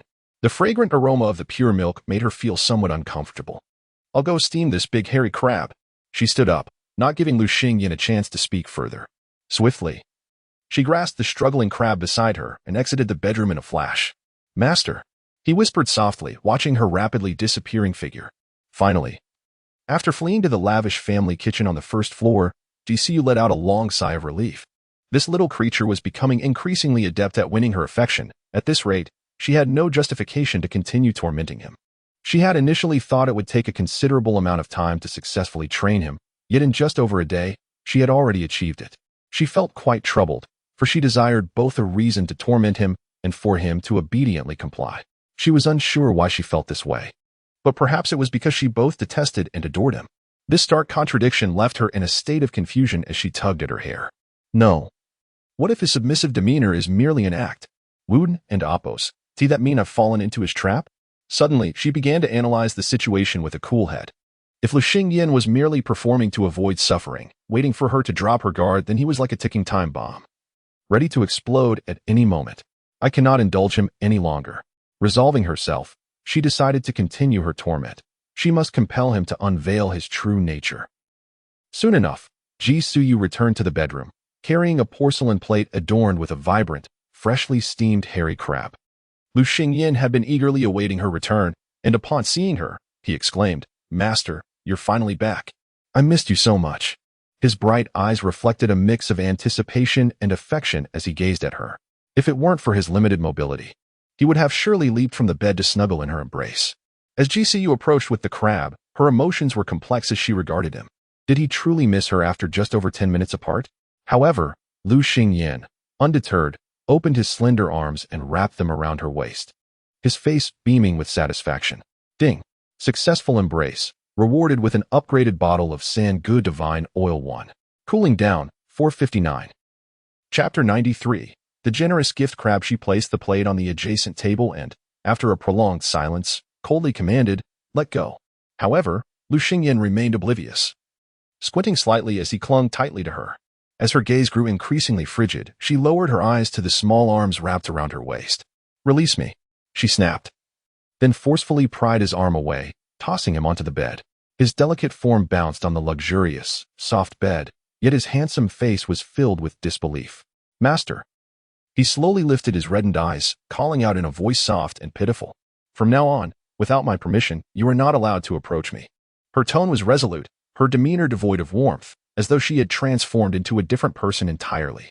Upon hearing her words, Lu Xingyin stood frozen, staring at his master's frosty demeanor, his small hands clutching the bedspread. "Master," he murmured softly, pain flickering in his eyes, accompanied by a hint of a whimper. "No crying." Ji Suyu frowned at his woeful, tearful expression, her voice sharp. He immediately raised his hand to cover his mouth, his dark, glimmering eyes brimming with tears, exuding a heart-wrenching vulnerability. Ji Suyu took a deep breath, striving to quell the turmoil within her. Although she was reluctant to admit it, Lu Xingyin and Oppos' fragile and pitiful appearance was indeed a formidable weapon, even for her, the corpse king. It was somewhat unbearable. It was simply too enticing. Had he displayed such a demeanor in front of any other woman, she would have likely been reduced to tears by now. "Hurry and eat, then shower and sleep," she urged, extending her hand to assist him in opening the crab. The crab was filled with rich, golden roe, akin to a creature bearing a generous gift in gratitude. Thus it was aptly named the generous gift crab. As the sun sank beneath the horizon, at the gates of the Yunwang sanctuary, "Where is your pass?" A guard, fully armed and wielding an AK, halted a figure attempting to enter. "Just go in and announce that Nangong Meng seeks her. She will come to see me." The woman, clad in a flowing black robe, stood tall and slender, her alluring figure enveloped by the garment. Her glossy, raven-black hair cascaded down her shoulders, and her exquisite features were unmarred, yet her elongated, beautiful phoenix eyes glimmered with a faint hostility. At that moment, an air of enigmatic authority surrounded her, radiating the aura of a formidable and domineering presence. The cold glint in her eyes instilled fear, making the air around them feel several degrees cooler. "Apologies, but without a pass, you are not permitted to enter or announce your presence." The guard unhesitatingly refused, his AK subtly cocked. Upon hearing this, Nangong Ming's brows furrowed tightly, and she coldly replied, "Not even an exception for a level 5 evolver?" As she spoke, a faint luminescence flickered around her, and an overwhelming pressure enveloped the level 3 evolver guard, rendering her breathless. This. The guard and Oppos' expression twisted in fear, causing the AK to clatter to the ground as she trembled uncontrollably. Such an immense pressure was a testament to the release of source power, undeniably indicating that she was a level 5 evolver. "Madam, please retract your pressure. I will announce you at once." The guard stammered, her face paling. Chapter 94. This chapter lacks a title. It is suggested to glance through it casually. Nangong Ming snorted coldly, then retracted her oppressive aura, standing with her hands clasped behind her back, swift in her comings and goings. The guards, without a moment to ponder, responded hurriedly and fled into the interior in a panic. Nangong Ming stood silently outside the city gates, her gaze suddenly sweeping towards the top of the city wall. At this moment, the walls of Yunwang Sanctuary had risen even higher than before, with numerous new defensive measures added. Clearly, the shadow of the previous zombie tide had compelled them to bolster their defenses against the looming threat of another possible onslaught. However, atop the watchtower, a woman adorned with a green hat stood resolutely, her gaze meeting Nangong Ming's in a silent confrontation. I cannot see through her. Nangong Ming furrowed her brow, fixated intently on the woman with the green hat. After narrowly escaping death last time, she clung to the belief of reclaiming Lu Xingyan. She had plunged into the mountains, fervently hunting demonic beasts, consuming their flesh and essence, thus achieving her current 5th-level prowess. Yet, despite her advancement to a 5th-level evolver, capable of sensing through her source power, she found herself unable to penetrate the aura of the woman in the green hat. This led her to deduce that the woman was undoubtedly an awakened ability user. The notion that this individual might possess strength beyond her own and was deliberately concealing it did not cross her mind. After all, she was acutely aware that the strongest among the Yunwang Sanctuary was Yun Mingqiu. Had there been an evolver surpassing the 5th level, the outcome of the last zombie tide siege would have been markedly different, with the zombie king vanquished rather than the chaos that ensued. While Nangong Ming contemplated these possibilities, a sudden wave of mortal danger washed over her. Without a moment to think, she swiftly drew her slender jade hand back. Clang! The sound of clashing weapons erupted abruptly. There stood Yun Mingqiu, clad in a sleek black combat suit that accentuated her statuesque figure, wielding a sword with an air of defiance as she faced Nangong Ming. Her gaze, sharp as a blade, bore down on Nangong Ming, enveloped in an aura of lethal intent. Why resort to ambush? Nangong Ming gradually retracted her longsword, her eyes flickering slightly. Had she not drawn her sword in time, she would surely have sustained injury. You escaped last time, but this time, you shall undoubtedly perish here. Even though she sensed the source power pressure emanating from Nangong Ming, signifying her status as a 5th-level evolver, Yun Mingqiu's face contorted with rage, her anger spilling forth. She had harbored resentment towards Nangong Ming since the last encounter when Nangong Ming had forcibly taken Yin Yan, nearly costing her life. Upon receiving the guard's report, she had rushed out without hesitation. I am aware of your animosity towards me, but considering I saved you from the zombie king last time, isn't that a form of balance? Nangong Ming addressed the furious Yun Mingqiu in a tone that remained surprisingly composed. Balance? You dare mention balance to me? Yun Mingqiu erupted in laughter as though she had heard the most absurd joke. The matter of your abduction of Yan Yan is far from resolved. Today, you shall meet your end. With that, she raised her blade once more, preparing to strike at Nangong Ming, her beautiful eyes gleaming with murderous intent. Chapter 95. Achieving Cooperation. I have come to seek your assistance regarding that troublesome matter concerning Lu Xingyan. Nangong Ming raised an eyebrow, adopting a vigilant stance before continuing. Has Yin Yin not accompanied you? Where have you concealed him? Upon hearing that it pertained to Lu Xingyan, Yun Mingqiu paused momentarily, lowering her broadsword slightly, her gaze intense as she inquired. I have not hidden him. If you were still by my side, would I need to seek you out? Nangong Ming shook her head. Observing her retract her aggressive demeanor, Yun Mingqiu relaxed her guard. What do you mean? After a brief contemplation, Nangong Ming spoke in a somewhat somber tone. Lu Xingyan has been taken. By whom? Yun Mingqiu's heart sank. The Corpse King. The same Corpse King who severely injured you last time, from whom I managed to escape. Nangong Ming replied slowly. What?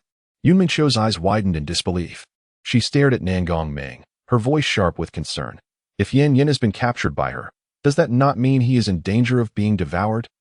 Perhaps not, for that Corpse King recognizes him and has expressed a desire to torment him. Nangong Ming pondered the events of that day, her brow furrowing. What? At her words, Yun Mingqiu's face turned ashen, a wave of sorrow washing over her. In her view, the means to torment a man was to forcibly dominate him. If Yin Yin were to be defiled by that Corpse King, he would become a soulless zombie. No, absolutely not. Yin Yin belongs to me. Yun Mingqiu gritted her teeth, her eyes fierce and menacing. I must slay the Corpse King.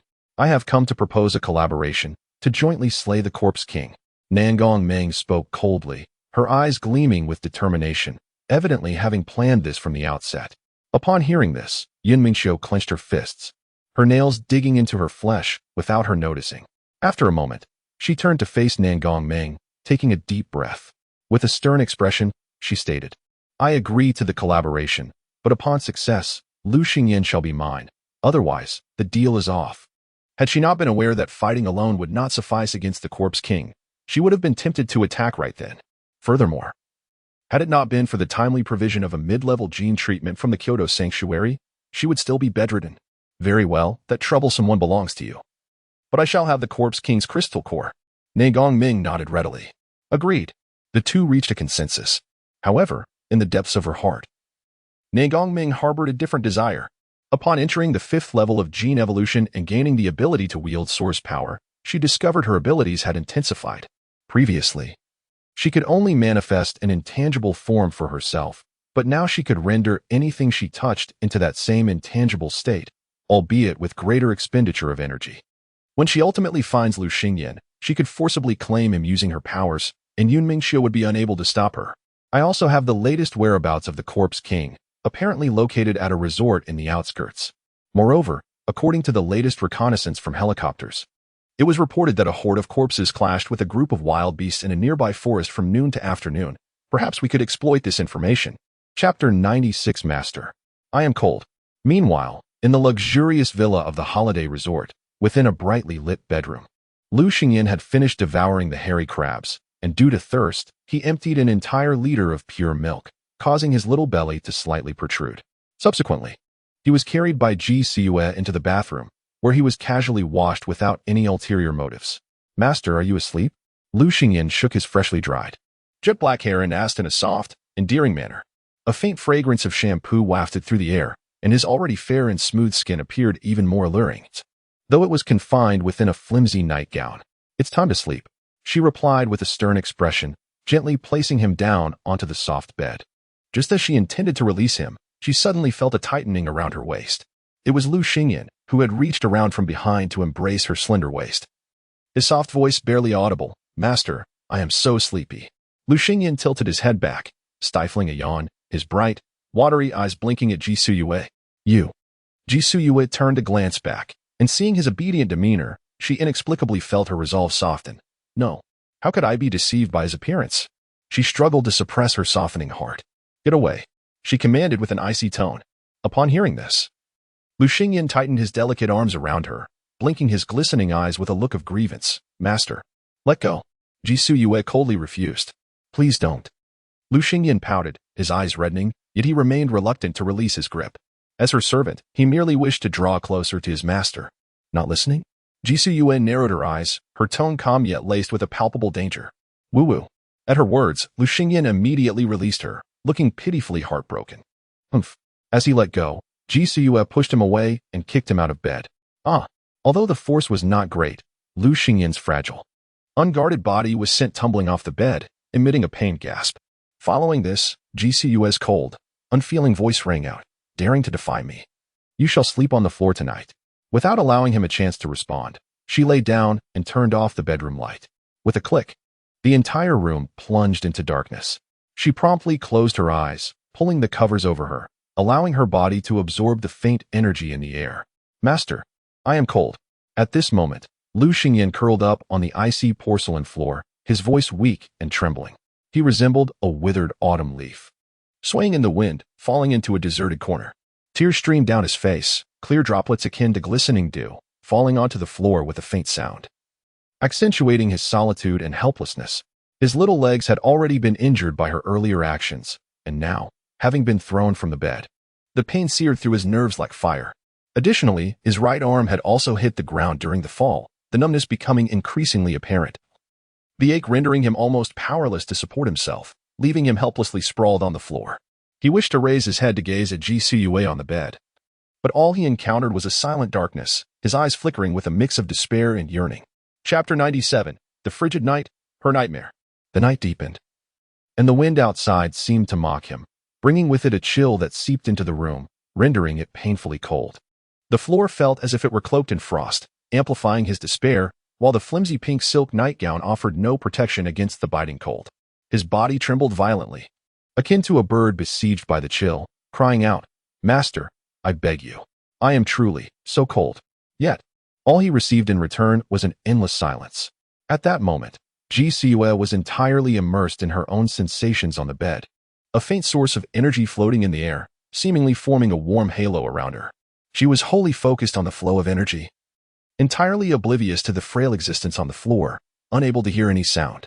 Master, are you there? After a few minutes of silence, Lu Xingyan's voice echoed once more in the air. However, this time, his voice was even more hoarse, barely audible, almost impossible to detect without keen attention. Minutes passed. Time appeared to freeze in that instant, and he received no response. The cold, unyielding floor made him shiver even more intensely, tears falling like droplets. The sound of them hitting the floor resonated sharply in the still, pitch-black room. His petite body curled tighter, yearning for just a hint of warmth. However, the night wind was merciless, chilling breezes seeping through the window. He lay helplessly curled upon the floor, enveloped in boundless loneliness and cold. His body rendered fragile and helpless in the depth of night. Master, came another faint call. His voice was laced with the subtle sound of sniffling, as if conveying the unutterable grievances and yearnings deep within his heart. Yet, his pleas were destined to remain unanswered throughout this frigid night. In the depths of his heart, Lu Xingyan silently prayed for a trace of warmth, even if it were merely the gentle heat from his master's palm. Amidst this agonizing torment, he eventually succumbed to a deep slumber, though his body continued to tremble, never ceasing. If one were to lift his garment, they would discover that his delicate, pale skin had suffered frostbite, the bluish hue spreading across his entire form. The following morning, Jisoo Yue abruptly opened her eyes, sitting up straight. She gasped, drawing in deep breaths, a surge of anger swelling within her chest. She had, indeed, experienced a nightmare. Last night, she dreamed of Lu Xingyan, seated in the embrace of a captivating woman who matched her beauty, sporting a dazed and peculiar smile directed at her. He gazed at her, whispering, "You are not my master." After uttering those words, he kissed the woman holding him, while she, surrounded by endless corpses, could only scream in futile rage. For facing her relentless tide of the dead were figures with crimson eyes and elongated fangs, numerous in count. How could I have such a nightmare? Jisoo Yue shook her head, speaking to herself. After all, as a fifth-level corpse king, her perceptive abilities were unparalleled, rendering dreams beyond her reach. Unless, could it be a prophecy? Just as this thought crossed her mind, she suddenly realized the space beside her was empty. Instantly, a wave of panic surged within her, compounded by the remnants of her nightmare, sending a chill coursing through her heart. This sensation was akin to having something cherished snatched away, a feeling she despised. Chapter 98. Warming up Lu Xingyan. She called out, her gaze sweeping the room, yet finding no trace of him. Where could he be? A surge of agitation coursed through her veins, prompting her to exclaim in frustration.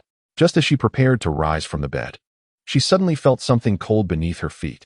Looking down, she beheld a small figure curled up on the floor, appearing pitiably vulnerable. Due to the height of the bed, she had not noticed him lying there when she had previously sat down without activating her senses. "Hey, why are you not responding?" She furrowed her brow, gently nudging him with her delicate foot. To her dismay, she discovered his body was unnaturally rigid, devoid of the usual softness she was accustomed to. At her touch, the system chimed in his mind. Ding. Affection successfully established, gaining a durian from Kunwang Mountain X1. Cooling down, 459. Her movements elicited a slight tremor from Lu Xingyan's tear-streaked eyes. Gradually, his dazed and delicate gaze, reminiscent of peach blossoms, began to blink open.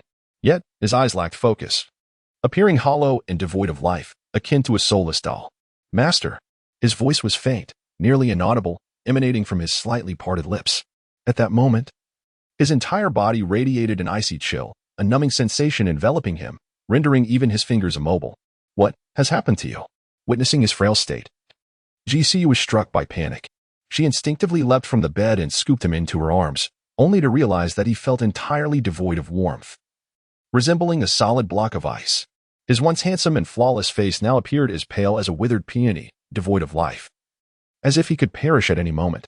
Tear stains marred his cheeks, and the ground beneath remained damp, bearing witness to his helplessness and despair the previous night.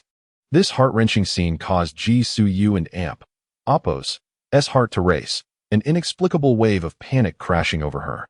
"Lu Xingyan, wake up! Please wake up!" Just yesterday, he had been all smiles and playful, and now he lay in this dire condition. "Have I done something wrong?" she murmured to herself in a daze. She had merely intended to give him a slight reprimand, never to inflict such harm. The nights in this post-apocalyptic world grew ever colder, yet she felt no chill. She had forgotten. He was merely an ordinary man without genetic evolution, possessing only a somewhat trivial ability. In a desperate attempt, she summoned her internal source power, forcefully stirring his blood circulation, and carried him back to bed, covering him with blankets, determined to warm him. It was not until half an hour later that his body regained some warmth. With a sigh of relief, she found herself gasping for breath, sweat beading on her forehead. Although she had reached the 5th level of genetic evolution, allowing her to wield source power, she was still a novice. This exertion had drained nearly half of her energy. Master. At that moment, a weak, delicate voice emerged from her embrace. It was Lu Xingyan, feeling a profound sense of happiness being held so closely. She lowered her gaze to his frail form, biting her lip as she inquired, "Are you still cold?" "Not cold anymore. In your arms," Lu Xingyan replied. His voice still fragile, soft, and tender, as if it could be whisked away by the slightest breeze. She nodded lightly, maintaining their position, opting not to continue using her source power to warm him further. After all, source power was derived from her genetic strength, and using it on others was considerably less efficient, consuming 10 times more energy than sustaining her own body heat. Unless. Chapter 99. Wait for me at home. Half an hour passed, and suddenly, a chilling roar echoed from outside. It was a summons. For GCU had arranged to set out at dawn to annihilate the next forest region, the southern forest. The horde of zombies outside was prepared and ready, awaiting the arrival of their king to lead them into battle. Following their resounding victory yesterday, the blood and essence of the thousands of exotic beasts had facilitated the evolution of most of the zombies. Among them, there were over a dozen level 4 zombies, and the level 3 zombies had surpassed 1,000, possessing a modicum of intelligence, albeit still at a primitive level. Yet they understood that embarking on this expedition would mean gaining strength, and thus, they were filled with exuberance. "My subjects are urging me. You should remain at home to recuperate today." GCU glanced at the little figure in her arms, who wore an expression of sheer enjoyment. And her tone was no longer as frigid as it had been the night before. "Master, please don't leave me." Lu Xingyan suddenly raised his head to look at her, his small hand gripping her sleeve tightly, his voice tinged with a hint of panic. "Be good and wait at home. I shall return triumphantly soon." She gently stroked his little head, a flicker of tenderness crossing her eyes. The resolve she had cemented the day before crumbled once more at this moment. If his demeanor was merely an act, she would willingly remain deceived. Such an endearing little creature, which woman could resist being captivated? "Please, master, I beg you not to abandon me." He tightened his weak grip around her neck as he spoke. At that moment, his exquisite peach blossom eyes brimmed with a sense of grievance and vulnerability, reminiscent of a small kitten pleading not to be sold away. However, Ji Suyu felt a twinge of helplessness, and her expression abruptly turned cold as she gazed down at the small head that had lifted against her chest. "Are you being disobedient?" Master. I will be obedient." His emotions wavered as he stammered an explanation. "Then wait patiently for my return. Tonight, I allow you to sleep in my embrace." With that, she leaned down and placed a soft kiss on his delicate lips, a gesture of affirmation. Ding. Level up successfully, gained level 5 Crystal Core 1. Cooldown for level up. 029. The system notification sounded. GCU's actions instantly ensnared Lu Xingyan, who felt enveloped in happiness. His originally pale face was now tinged with a captivating blush, and his wide eyes sparkled with brilliant starlight, dazzling and enchanting like the stars themselves. A subtle smile curved his lips, sweet as a child's, adorning his cheeks with a charmingly foolish grin, utterly adorable. A pang of guilt pierced Jisuyu and Apos, as hard as she beheld the pure, radiant smile on his face, evoking a profound sense of moral conflict. She gently caressed his smooth face, whispering, "Be good and wait for me at home." Saying this, she slowly lowered his fragrant, soft form, feeling a sense of reluctance. She longed to simply hold him at home, doing nothing else. Yet, she was the undisputed sovereign over hundreds of thousands of zombies. If she were to halt her evolution and succumb to the allure of male charm, she would inevitably be devoured by other zombie kings. This era was unforgiving. It was a relentless struggle for evolution that allowed no room for stagnation. Chapter 100. Ha ha ha. I have become the king of the undead. My master, please return swiftly. Lu Xingyan gazed at her with utmost caution, fearing that in the blink of an eye, she might vanish yet again, or perhaps never return to him at all. Ji Suyuan nodded in response. She then rose, approached the window, and leapt out, gracefully landing at the entrance of the villa, where the Phoenix sedan awaited her. Roar. Upon the king and Apos' arrival, the legion of undead outside erupted in a cacophony of cheers and howls. Where is Xinya? She wondered aloud as she settled into the sedan. The Xinya she referred to was Lin Xinya, the 4th-tier pinnacle zombie, who had been guarding their home in her absence. Once the general manager of this resort, Lin Xinya had earned an impressive 30,000 a year, yet remained unmarried for reasons unknown.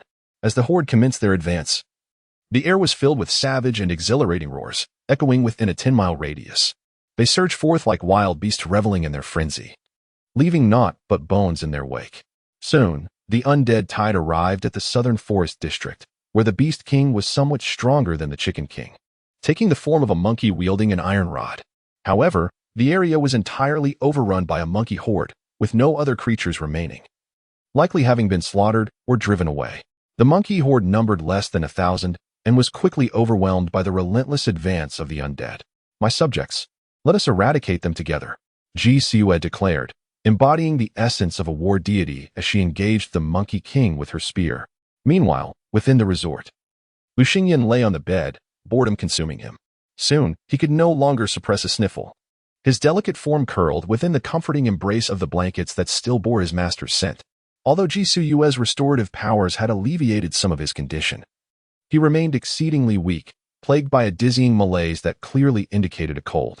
The last dose of fever-reducing capsules he had procured from Nangong Meng had already been consumed. After a moment's contemplation, he retrieved a vial of low-tier healing potion that had emerged the previous night, encased in a petite azure bottle. He uncorked it without hesitation and drank deeply. The bitter taste was overwhelming, refusing to dissolve upon his tongue. He gasped, desperately trying to expel the bitterness. But to little avail, the taste only intensified, bringing tears to his eyes as he longed to cry, a habit he had grown accustomed to. For it was the only recourse available to him. However, 2.5 minutes elapsed before a wave of warmth began to spread through his body. A comforting energy enveloped him, dissipating the discomfort of his cold and restoring some of his strength. Regrettably, the healing potion did not remedy his broken leg. At that moment, he still felt numbness in his calf, and even the slightest attempt to move it elicited sharp pain. After a couple of attempts, he dared not try to shift his legs any longer. As the afternoon wore on, I have become the king of the undead. Suddenly, from a luxurious suite on the top floor of a hotel not far from the villa, an ecstatic voice rang out. Almost immediately, an overwhelming aura of pressure emanated from the room, enveloping the entire area. Roar. In response, the tens of thousands of zombies left behind erupted in a chorus of jubilant howls. For one of their own had evolved into a 5th-tier genetically enhanced zombie. Chapter 101. Ties of Affection Number 4. Lin Xinya. In a luxurious suite, a voluptuous and alluring woman reclined languidly upon the bed, her attire in disarray. Darkened remnants slid down her fair skin, a testament to her transformed physique, indicating the expulsion of bodily impurities following her evolution. 1. I shall usurp your place. She extended her long and delicate arm, accentuating her alluring figure, her sensuous red lips curling into a coy smile. And Wang Jun, I desire you as well. Though she remained oblivious to the precise nature of Ji Siyue and Lu Xingyan's relationship, anyone residing with Wang was naturally presumed to be Wang Jun in her eyes. I, Lin Xinya, shall be the new sovereign. What is happening? Lu Xingyan heard the resounding cheers of the undead, causing him to bury his entire body beneath the covers. Trembling in fright. Tap, tap, tap. In response to his fear, a series of crisp footsteps echoed. The sound emanated from downstairs, and in the stillness of the room, Lu Xingyan could not help but feel a glimmer of hope. It must be the master returning. His heart leapt with joy, for aside from himself, no one else would enter this room, with the perimeter guarded by a throng of zombies. The momentary panic induced by the zombie and Appo's roar dissipated, leaving only anticipation for his master's return. Click. At that moment, the doorknob turned, as Ji Siyue had no habit of locking the door. It was soon followed by the door swinging open. A pair of long, elegant legs appeared first, followed by a delicate chi-pao adorned with floral patterns that embraced her curvaceous form, revealing a snowy neck and enticing silhouette. Master, Lu Xingyan blurted out. But his eyes widened in shock the next moment, for the newcomer was not the one he longed for, but an unfamiliar woman, her figure and beauty rivaling that of his master. Yet, he desired only his master. Who are you? Why are you here? Lu Xingyan pouted, glaring at her with indignation. Me? I shall become your new master. Lin Xinya approached with poised elegance, her beautiful, refined visage breaking into a captivating smile. As she spoke, she reached the bedside, gently leaning down to grasp Lu Xingyan's cheek. Ding.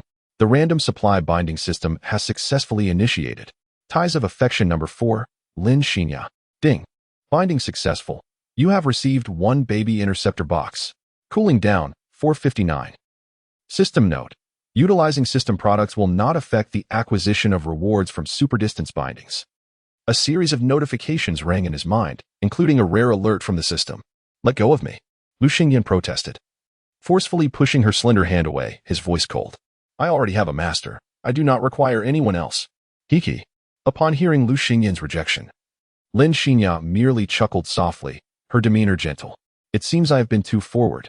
However, I am confident that once the dust settles, you will undoubtedly fall for me. What do you intend to do? Lu Xingyan retorted, his anger flaring as he glared at her. Naturally, I intend to make you wholly my man. Lin Xingya lifted her chin slightly, wearing an expression of undeniable certainty. Rest assured, even if you were to become a zombie afterward, I would continue to cherish you. Chapter 102. The Accuser First. You shall not. Lu Xingyan gritted his teeth and said, even my master has not laid a finger on me. If you dare to touch me, she will surely not let you off. Then I shall put it to the test. Lin Xingya curled her lips into a smile, directly grasping his delicate chin and lifting his face. In the apocalyptic world, despite her wealth, she had never sought a man. Little did she expect that it would be in becoming a zombie that she would soon possess one. Ding. Upgrade successful. Obtained Zombie Antidote 1. Cooldown, 029. Note. The Zombie Antidote grants complete immunity to any transmission of zombie toxins for 48 hours. Lu Xingyan's eyes widened, struggling yet utterly powerless. How could a feeble man contend with a level 5 zombie? Little one, this king has returned. At that moment, a distant voice resonated from outside. Gradually drawing near, it was none other than Jisoo Yue. Longing for her little one back home, she hurried back with utmost speed, leaving the horde of zombies far behind. However, upon soaring through the window into the bedroom, she was suddenly taken aback. Before her stood a woman clad in a cheongsam, embracing Lu Xingyan in a compromising position. Ding. Upgrade successful. Obtained dog food 10 gene. Cooldown, 029. Meanwhile, Lin Xingya felt her body tense up with anxiety, her mind racing to devise a countermeasure. Though she harbored ambitions of seizing the throne, she was acutely aware that having just reached level 5, she was no match for Ji Siyue. She had never contemplated a direct confrontation. What are you doing? Ji Siyue's voice trembled with fury, her enraged roar echoing through the room. As she spoke, she charged toward the two. Lin Xingya hurriedly released the delicate youth from her embrace, tossing him onto the bed before retreating a step. Though her expression was frantic, a glimmer of treachery flickered in her eyes. Master Lu Xingyan raised his gaze from the bed, tearfully looking at Jisoo Yue with a pitiful expression. Before he could utter more, a loud thud resounded. My king, it is all my fault. Lin Xingya knelt without hesitation, her eyes shimmering with a hint of seduction. Filled with regret. Humph. Seeing the two separate, Jisoo Yue approached the bedside with a cold snort, then turned her gaze to the kneeling figure. You are Lin Xingya? My king, it is I, fortunate to have received your favor. Today, I have ascended to level 5 and regained my form from before the apocalypse. Lin Xingya maintained a solemn and respectful demeanor, causing Jisoo Yue to narrow her eyes. Then how do you explain what I just witnessed? Her anger still simmering. She regarded Lin Xingya with an icy stare. My king, I have been absorbing source energy from yesterday until today in pursuit of my breakthrough to level 5. Unbeknownst to me, you had already departed for battle. I intended to bring you good news. However, in my search, I only found you in the bedroom. But you wished for me to take you away and even suggested that you could submit to me. I did not consent. Yet you embraced me first. Lin Xingya quickly recounted her fabricated tale with utmost sincerity, as if it were the absolute truth. Upon hearing this, Jisoo Yue furrowed her brow in silence, evidently contemplating the veracity of her words. Chapter 103. Unwilling to acknowledge. Are we? No, it is not as such. My lord, she is lying. Lu Xingyan, witnessing Lin Xingya and Appo's audacious kiss and her slanderous words directed at him, felt a surge of indignation. His eyes turning crimson as he fervently protested. Your Highness, it is indeed my fault. I implore you to deliver your punishment. Lin Xingya lowered her head even further, appearing submissive and ready to accept any retribution. After a tumultuous whirlwind of thoughts, coupled with Lin Xingya's respectful demeanor in accepting her punishment, Jisoo Yue found herself completely convinced. Lu Xingyan, I never anticipated you could be so adept at feigning innocence. Her furious gaze fixed upon Lu Xingyan, who wore a panicked expression upon the bed. It was not long ago that she had harbored doubts about Lu Xingyan and Appo's current compliant facade, only to relinquish her suspicions upon finding no evidence to the contrary. Lin Xingya, on the other hand, had been her invaluable ally in the initial development of the corpse tide, a bond forged through life and death, one that had nearly become sisterly. Yet Lu Xingyan had once been nothing more than an arrogant young master who had bullied her during their school days. Now, whom should she trust? My lord, you must believe me, it is truly she who lies. Lu Xingyan, sensing her accusatory gaze, immediately began to plead. He extended his slender, fair arm, attempting to grasp Ji Suyue and Amp, Appo's, garment. My lord, silence. Ji Suyue disdainfully swatted his hand away, then shot a fierce glare at Lin Xingya. You may leave. Yes. Lin Xingya nodded and swiftly exited the room. Ji Suyue, however, wore an expression that seemed to ignite flames from her very eyes, sitting at the edge of the bed, fixated on him. My lord, I beg you believe me. Lu Xingyan, now crippled, could only crawl towards her, his eyes pleading. His pitiful appearance, however, was of no consequence to her anymore. How dare you attempt to escape and incite rebellion among my subordinates? Ji Suyue glared at him, her teeth clenched tightly. She had initially intended to treat him with kindness, yet he had chosen this course of action instead. Most importantly, he had dared to embrace another woman behind her back. And she had caught him in the act. While the author may tolerate such behavior, she could not. My lord, I did not. It was she. Lu Xingyan explained frantically, his eyes brimming with tears. However, before his words could finish, he felt a chilling grip around his throat, rendering him breathless with terror. At that moment, her slender fingers had tightened around his neck, and then, a resounding crash echoed. Ah! Lu Xingyan and Amp, Appo's agonized cry pierced the air as his frail body was forcefully slammed to the ground, followed by a violent cough as blood erupted from his lips, staining the corners with crimson. Ji Suyue looked down upon him from above, her gaze frigid, filled with murderous intent and loathing. She slowly crouched down, gripping his neck, compelling him to gaze up at her once more. I have given you a chance, yet why did you not cherish it? Her eyes bore into his, filled with anguish. I did not, do it. Lu Xingyan struggled, each word a strenuous effort. His body, having been violently thrown, now lay completely immobile, his senses dulled, even speaking became a challenge. He had not done as Lin Xingya claimed, so why could his lord not believe him? Aha! Seeing him still attempting to argue, Ji Suyue suddenly let out a chilling laugh, one that was both cruel and sinister. She elegantly lifted the hem of her phoenix-embroidered gown and crouched down, surveying his pitiful state, blood trickling from multiple wounds. Unwilling to concede, are we? She inquired with a smile, though the beauty of her visage was marred by an air of malice and deception. Chapter 104. The Fracture of All 5 Fingers. Master. I did not. Despite feeling an overwhelming agony ravaging his entire being, he remained obstinately unwilling to concede. His tearful eyes, brimming with a sense of injustice, gazed imploringly at her, yearning for her trust. As Ji Suyue observed his pitiful state, her gaze grew increasingly frigid, her patience wearing thin, in that case. With that, she seized his delicate, unblemished hand, gripping his pinky finger. In the next instant, the sound of shattering bones echoed through the air. Crack! Ah! The heart-wrenching screams, accompanied by intense pain, reverberated all around. His face contorted in anguish. He gasped for breath, sweat mingling with blood trickling down from his brow. As he looked down, he discovered the source of his torment. Once a dainty, pristine finger, it now bent at an unnatural angle, stained with crimson.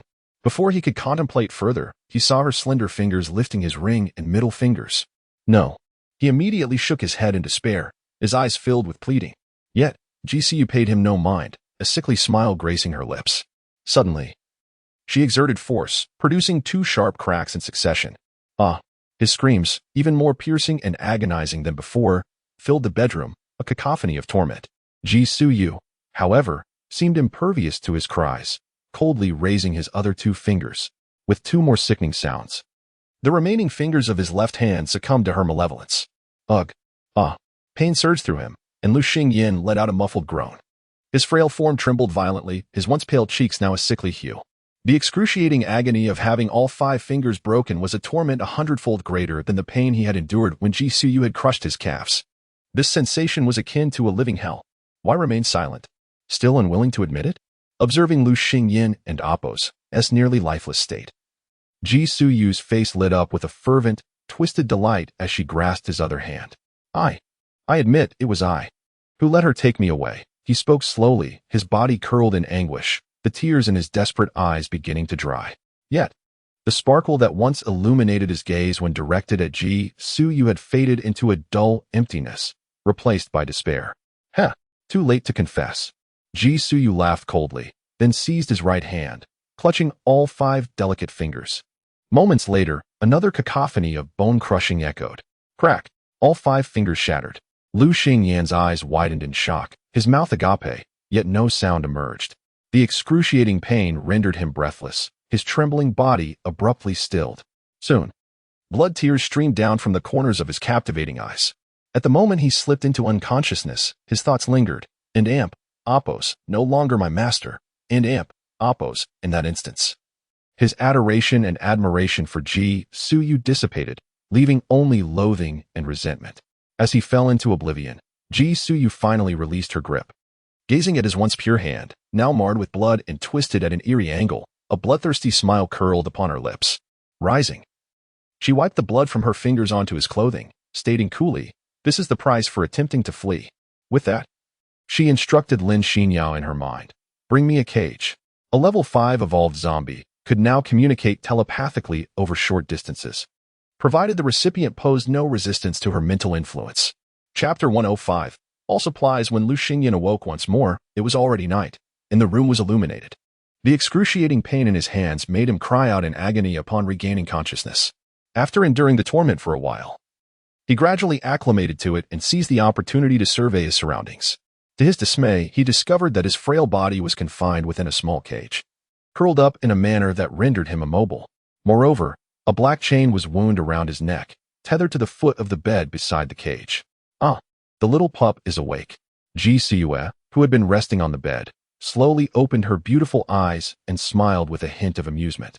Why? Corpse King?" Lu Xingyan struggled to lift his gaze, meeting her enchanting visage, which was filled with mirth, and felt his heart wrench in despair. Yet, he realized that she would never again be his master. Suddenly, Ji Suyu furrowed her brow and descended from the bed, approaching the cage with measured steps. Her voice laced with anger. "What did you just call me?" "Corpse King," Lu Xingyan managed to utter, his voice barely a whisper. "You should address me as master." Her eyes gleamed with fury as she fixed him with a piercing glare. "You are no longer my master." His voice trembled, yet it bore a semblance of resolve. The emptiness in his eyes flickered with a glimmer of life, but upon meeting her icy, wrathful gaze, it was swiftly overshadowed by despair. "You seek death," she bellowed, raising her hand to viciously tug at the chain. With a resounding clang, his pale face slammed against the iron bars of the cage, a fierce sensation of suffocation gripping his throat. He let out a muffled groan. Yet he could only gaze at her with a despondent, vacant expression. Even as his complexion turned a shade of blue, teetering on the brink of asphyxiation, he remained unchanged, as if yearning for the sweet release of death. "You," Ji Suyu observed as he neared suffocation, glaring at him with disdain before relinquishing her hold on the chain. Gasping for breath, Lu Xingyan lay curled up within the confines of the cage, his mouth involuntarily inhaling the fresh air with fervor. His once vibrant visage had turned as pale as a sheet, his body drenched in a mixture of blood and tears, rendering him a pitiful sight. He had not perished. Yet within him, a profound sense of loss and sorrow lingered. "Do not presume that this will soften my heart." Ji Suyu towered over him, her expression one of superiority. However, the next moment, his pleading voice broke through. "In my life, will you?" He abhorred this existence, despising the torment of being treated like a mere dog, imprisoned in a cage, and shackled with chains. Upon hearing his words, Ji Suyu let out a scornful laugh. Mocking him? "In your life? On what grounds?" "I can provide you with supplies." "In my life, will you?" His eyes, filled with despair, rose to meet hers, brimming with hope and longing. He truly wished to escape this wretched life. He would gladly embrace death. "Very well, then produce all your supplies, and I shall grant you your wish." Ji Suyu appeared to relish the prospect of witnessing his reaction, a wicked smile curving her lips. Upon hearing her agreement, a flicker of anticipation ignited within Lu Xingyan, a yearning for death. Thus, he promptly retrieved all his belongings from his spatial inventory, including crystal cores and potions, summoning everything without reservation. Upon witnessing the heap of items that occupied half the floor, even Ji Suyu and Amp, Oppos, eyes widened in disbelief, rubbing them to ensure she was not imagining things. So much food, and an abundance of fresh fruits and vegetables. Among them were numerous potions of which she was unaware. Alongside a plethora of crystal cores, including several 4th-level cores, and even a 5th-level core. Was this a manifestation of his unique power to gather supplies? It was utterly astonishing. In an instant, her heart raced, her gaze fixated on Lu Xingyan. If he could consistently produce such resources, then unifying the world would be within her grasp. However, before that, her eyes glinted with an insatiable malice as she regarded Lu Xingyan within the iron cage. Chapter 106, Seeking Death. However, Lu Xingyan believed that she was quite pleased with the array of things he had summoned. He urged, "I have given you what you wanted. Now kill me. Will you?" "Very well. Splendid." Ji Suyue finally suppressed her excited emotions, deliberately adopting a frosty demeanor. She opened the cage, yanked him out, and extended her slender, delicate fingers to caress his pale, exquisite face. "Kill me." His fervent plea for death resonated in the air. "All right. Tonight, I shall see if I can indeed bring about your demise." Her breath quickened slightly, fury evident in her gaze.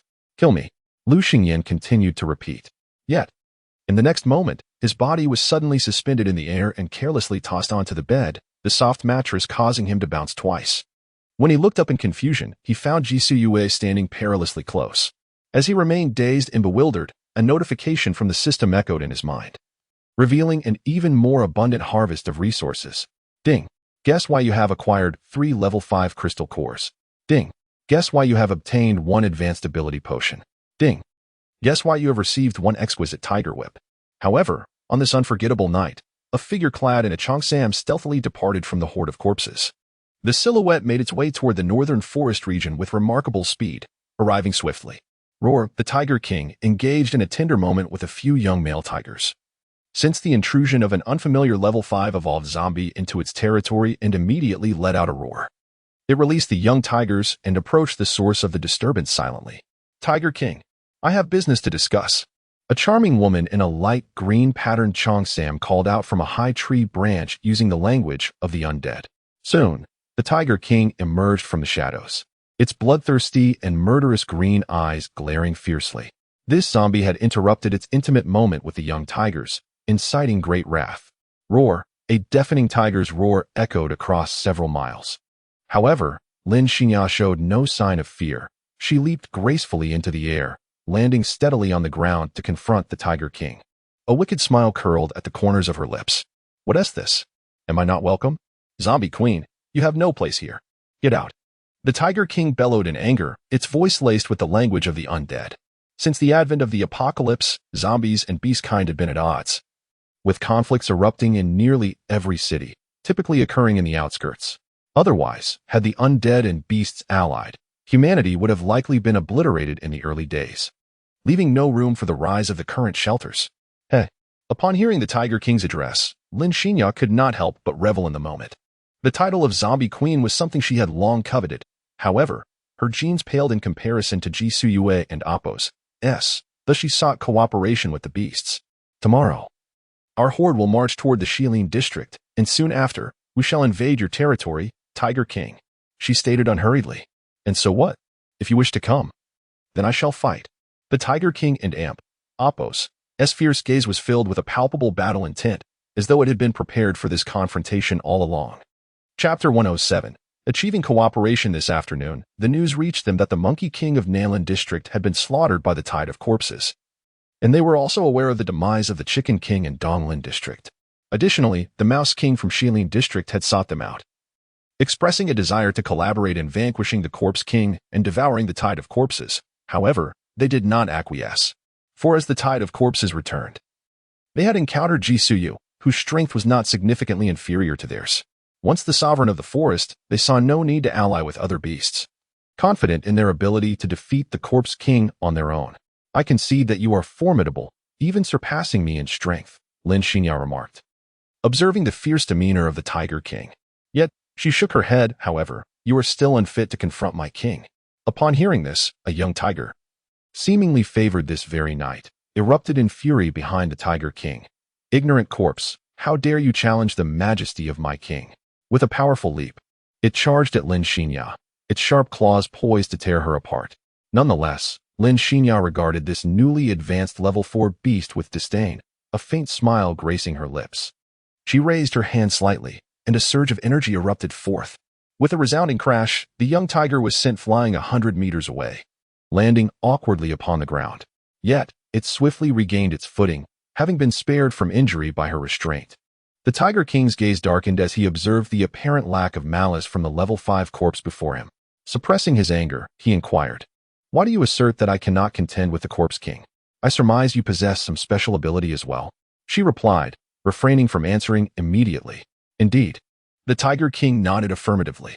"And my king possesses unique abilities as well." At this juncture, Lin Xinya paused momentarily, her expression laden with meaning. "What is it?" The Tiger King's brow furrowed, sensing an ominous premonition. "Corpse exchange," Lin Xinya explained slowly, "allows one to instantaneously swap positions with nearby corpses under complete control." As anticipated, the Tiger King's eyes widened in shock at her revelation. If corpse exchange enables instantaneous relocation, then the Corpse King's horde, numbering in the hundreds of thousands, could effectively utilize this ability to an almost limitless extent. Given that their strengths were relatively equal, should they engage in battle, the opponent could exchange injuries for injuries while simultaneously shifting positions. Wouldn't he that place them in an invulnerable position? And I aspire to become the new Corpse King. How about we collaborate to eliminate my king? Lin Xinya continued to dangle the bait, her smile brimming with confidence. She was certain that the Tiger King would not reject her proposal. The Tiger King remained silent for a moment, lost in thought. Finally, he spoke. "I am willing to cooperate with you. Furthermore, I shall seek the Mouse King of Shilin District. Together, we shall devise a plan, and you will ambush her from behind." He had no fear of Ji Suyu's impending assault on his territory. But if what this level 5 corpse claimed were indeed true, that the Corpse King possessed the ability of corpse exchange, then he would not be a match for it. To be prudent, he would consult with the Mouse King regarding their strategy to eradicate the Corpse King. After all, the Mouse King commanded a near million-strong horde of mice. Although weak and not considered a beast, there is strength in numbers. If the Mouse King's legion could distract the tide of corpses, their chances of defeating the Corpse King would significantly increase. Very well. Tomorrow, I shall accompany my king to the Shilin District. The rest shall depend on your strategies. Tiger King. Lin Xinya's lips curled into a satisfied smile, her heart filled with exhilaration. The thought of soon ascending to the throne and claiming dominion over the king thrilled her beyond measure, her eyes sparkling with joy. As Lin Xinya's figure gradually receded, the Tiger King relayed a few instructions to the young tiger before making his way to Shilin District. Meanwhile, the young tiger, having been favored only moments ago, now lay on the ground, sulking. Chapter 108. System Recommendations within the Sanctuary of Yunwang. The enchanting Yuming Qiu. Clad in a form-fitting black combat suit that accentuated her flawless figure, perused the latest reports from her subordinates. Her captivating gaze lifted slightly, and she spoke softly. "We have confirmed that this afternoon, the Monkey King in the Nanlin district has been completely annihilated by the horde of corpses, and it is highly likely that tomorrow will mark the assault on the Shilin district." Opposite her sat the equally graceful and strikingly beautiful Nangong Meng, who had temporarily allied with Yuming Qiu. She picked up another document from the table, paused momentarily, and then remarked, "The Beast King of the Shilin district is the Rat King, commanding a legion of at least 700,000 to 800,000 rats. Though the combat prowess of the rat swarm is feeble, they can still hinder the corpse tide. When the Rat King engages the Corpse King, we can seize the opportunity for a surprise attack." Suddenly, both women and Apos' hearts began to race violently. With a gasp, they instinctively pressed their hands to their chests, overwhelmed by a sensation of palpitations. In their minds, the fragile figure of Lu Xingyan surfaced simultaneously. And Apos, could something have happened to him? And Apos, this thought surged within them. Indeed, they were not mistaken, for at that moment, Lu Xingyan was enduring the relentless torment of the abyss. The following afternoon, Lu Xingyan awoke languidly. As he regained consciousness, he was acutely aware of the waves of agony assailing his delicate form. He found himself confined within an iron cage, which had only a small opening sufficient for him to poke his head out. Before the aperture lay 2 bowls, one filled with freeze-dried pet food, the other with water. "Why? Am I still alive?" he murmured weakly, tears of despair welling in his eyes. She had clearly commanded him to perish, and he believed he would find release. Yet here he was. The previous evening's harrowing experience had resulted in a sudden influx of approximately 10,000 items into his system space, the majority comprising crystal cores and sustenance. A small portion included healing potions and 2 boxes of infant eradication devices, all of notably high quality. With no crystal core lower than level 3, the disparity in rewards was evidently due to the differing methods employed. Why? Am I not dead yet? His gaze reflected profound hopelessness as he spoke to himself. The torment of severed fingers and Ji Suyu's brutal exploitation of his already fragile body lingered vividly in his memory.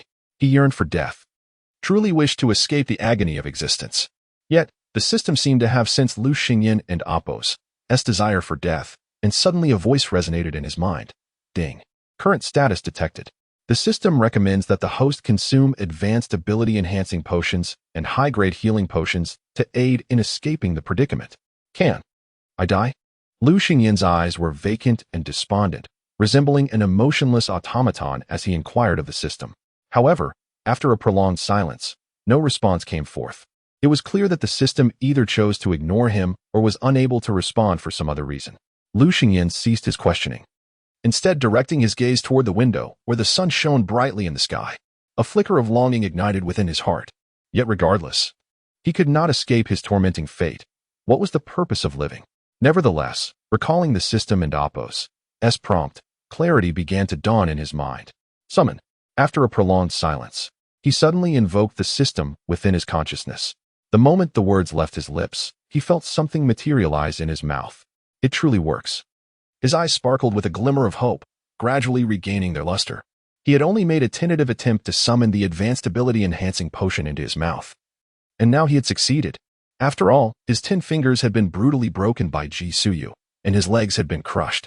Without hesitation, he began to gnaw at the potion bottle with his teeth.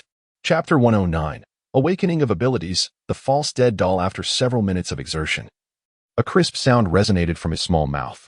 Immediately, a sweet liquid flowed down his throat, which he swallowed without hesitation, along with some shards of glass. Cough. Cough. The glass shards slid down his esophagus, igniting a wave of pain and discomfort in his throat. Cough. Cough. He could not suppress his cough any longer. The shattered vial of the ability potion was expelled from his mouth, but it was mingled with bright red blood, rendering his already pale face even more ghastly. At that moment, he felt an unusual sensation in his mind, as if it were stirring to life. My brain feels itchy. It seems to be growing. And Appo's. This thought flickered through his mind. However, he already possessed a brain, so how could it grow? But before he could ponder further, a system notification echoed in his mind. Congratulations, host. You have awakened a special ability, the False Dead Doll. False Dead Doll, capable of creating a doll that is a perfect replica of the host. The doll can switch positions with the host at will within a 24-hour period, or be manipulated through thought, maintaining a shared perception. However, once the 24-hour countdown concludes, the doll will disintegrate into source energy. A false dead doll? He murmured softly, a flicker of hope blossoming within him, infusing the despairing soul who once sought death with a glimmer of new dawn. He then attempted to silently command, summon the doll. His gaze fixated intently on the outside of the iron cage. Rustle, sounds of shifting began to emerge slowly. Then, a figure identical to him gradually solidified from transparency, even bearing the same tattered clothing. Once the doll had fully materialized, he endeavored to control its movements. Yet in the next moment, a sharp pain surged from the doll's contorted fingers, transmitting to his own body. This was the shared perception. However, he could control the doll's actions at will, as if it were an extension of his own being. He continued to explore the potential of this newfound ability. After nearly an hour of persistent experimentation, Lu Xingyan had fully comprehended the doll and Appo's capabilities. He could switch places with the doll, much like Ji Suyu and Appo's ability to transfer corpses, thus replacing the position of his doppelganger. At that moment, his essence had shifted to the body outside the dog cage. The Lu Xingyan within the cage was merely a doll under his control, devoid of thought or consciousness. Summon. With a thought, a vial of advanced healing potion materialized in his mouth, fueling his determination and making his bites more vigorous. In just 2.5 minutes, a bitter taste began to pervade his mouth. Gradually, the pain that had plagued him began to dissipate. Even the long-injured leg slowly started to heal, and the severely contorted fingers began to straighten. Such was the formidable power of the advanced healing potion, even for a level 9 gene evolver. As long as the wounds Warren and Appo's completely severed, they could be healed, not to mention the relatively minor injuries of his ordinary body. Soon, Lu Xingyan stood upright again, his injuries fully restored, although his frail form remained at the level of an ordinary human. It exuded an inexplicable aura as he silently gazed at the doll in the iron cage, blood still trickling from its mouth, though he was now entirely healed. The sight of his previous pitiable state within the cage. Chapter 110, Desperation. Jisuyu, I shall make you regret for a lifetime. His handsome visage was suffused with hatred as he uttered these words in a low voice. He then picked up a shard of glass from a recently crushed potion and placed it into the mouth of his caged doppelganger. Without a backward glance, he turned to leave. However, as he passed by the bedside, his peripheral vision caught sight of two objects he utterly despised in the trash can, prompting him to kick it over in disgust. The sound echoed through the air. A low, pained whimper escaped his lips as he immediately crouched down, tenderly rubbing his foot, tears nearly spilling from his eyes. His physique, still that of an ordinary human, rendered his delicate foot no match for the hardness of the trash can. After resting for a few minutes, he finally rose and descended the stairs, wary of kicking the trash can again. Yet, upon reaching the entrance of the villa, he was met with a terrifying sight, a throng of zombies densely packed outside the iron gate, causing his heart to plunge into fear. Lin Xingyo was absent, having accompanied Jisuyu and Appos horde into the Shilin district. What should I do?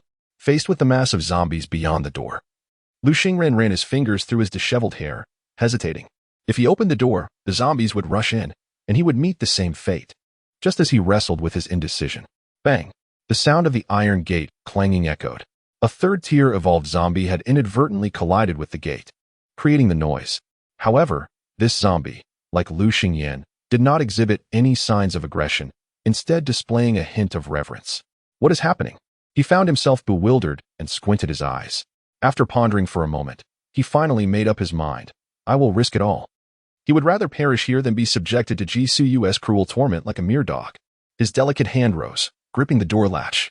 The door was not locked, primarily because Jisuyu had not anticipated that he could escape from the iron cage. Click. The iron gate swung open, and the noise immediately attracted the attention of countless zombies surrounding him. Since Lin Xingya had followed Jisuyu to secure the Shilin district, she had left several fourth-tier and third-tier zombies to guard the villa and Appos as perimeter. At that moment, several hulking zombies, resembling small mountains, turned their fierce gazes upon him.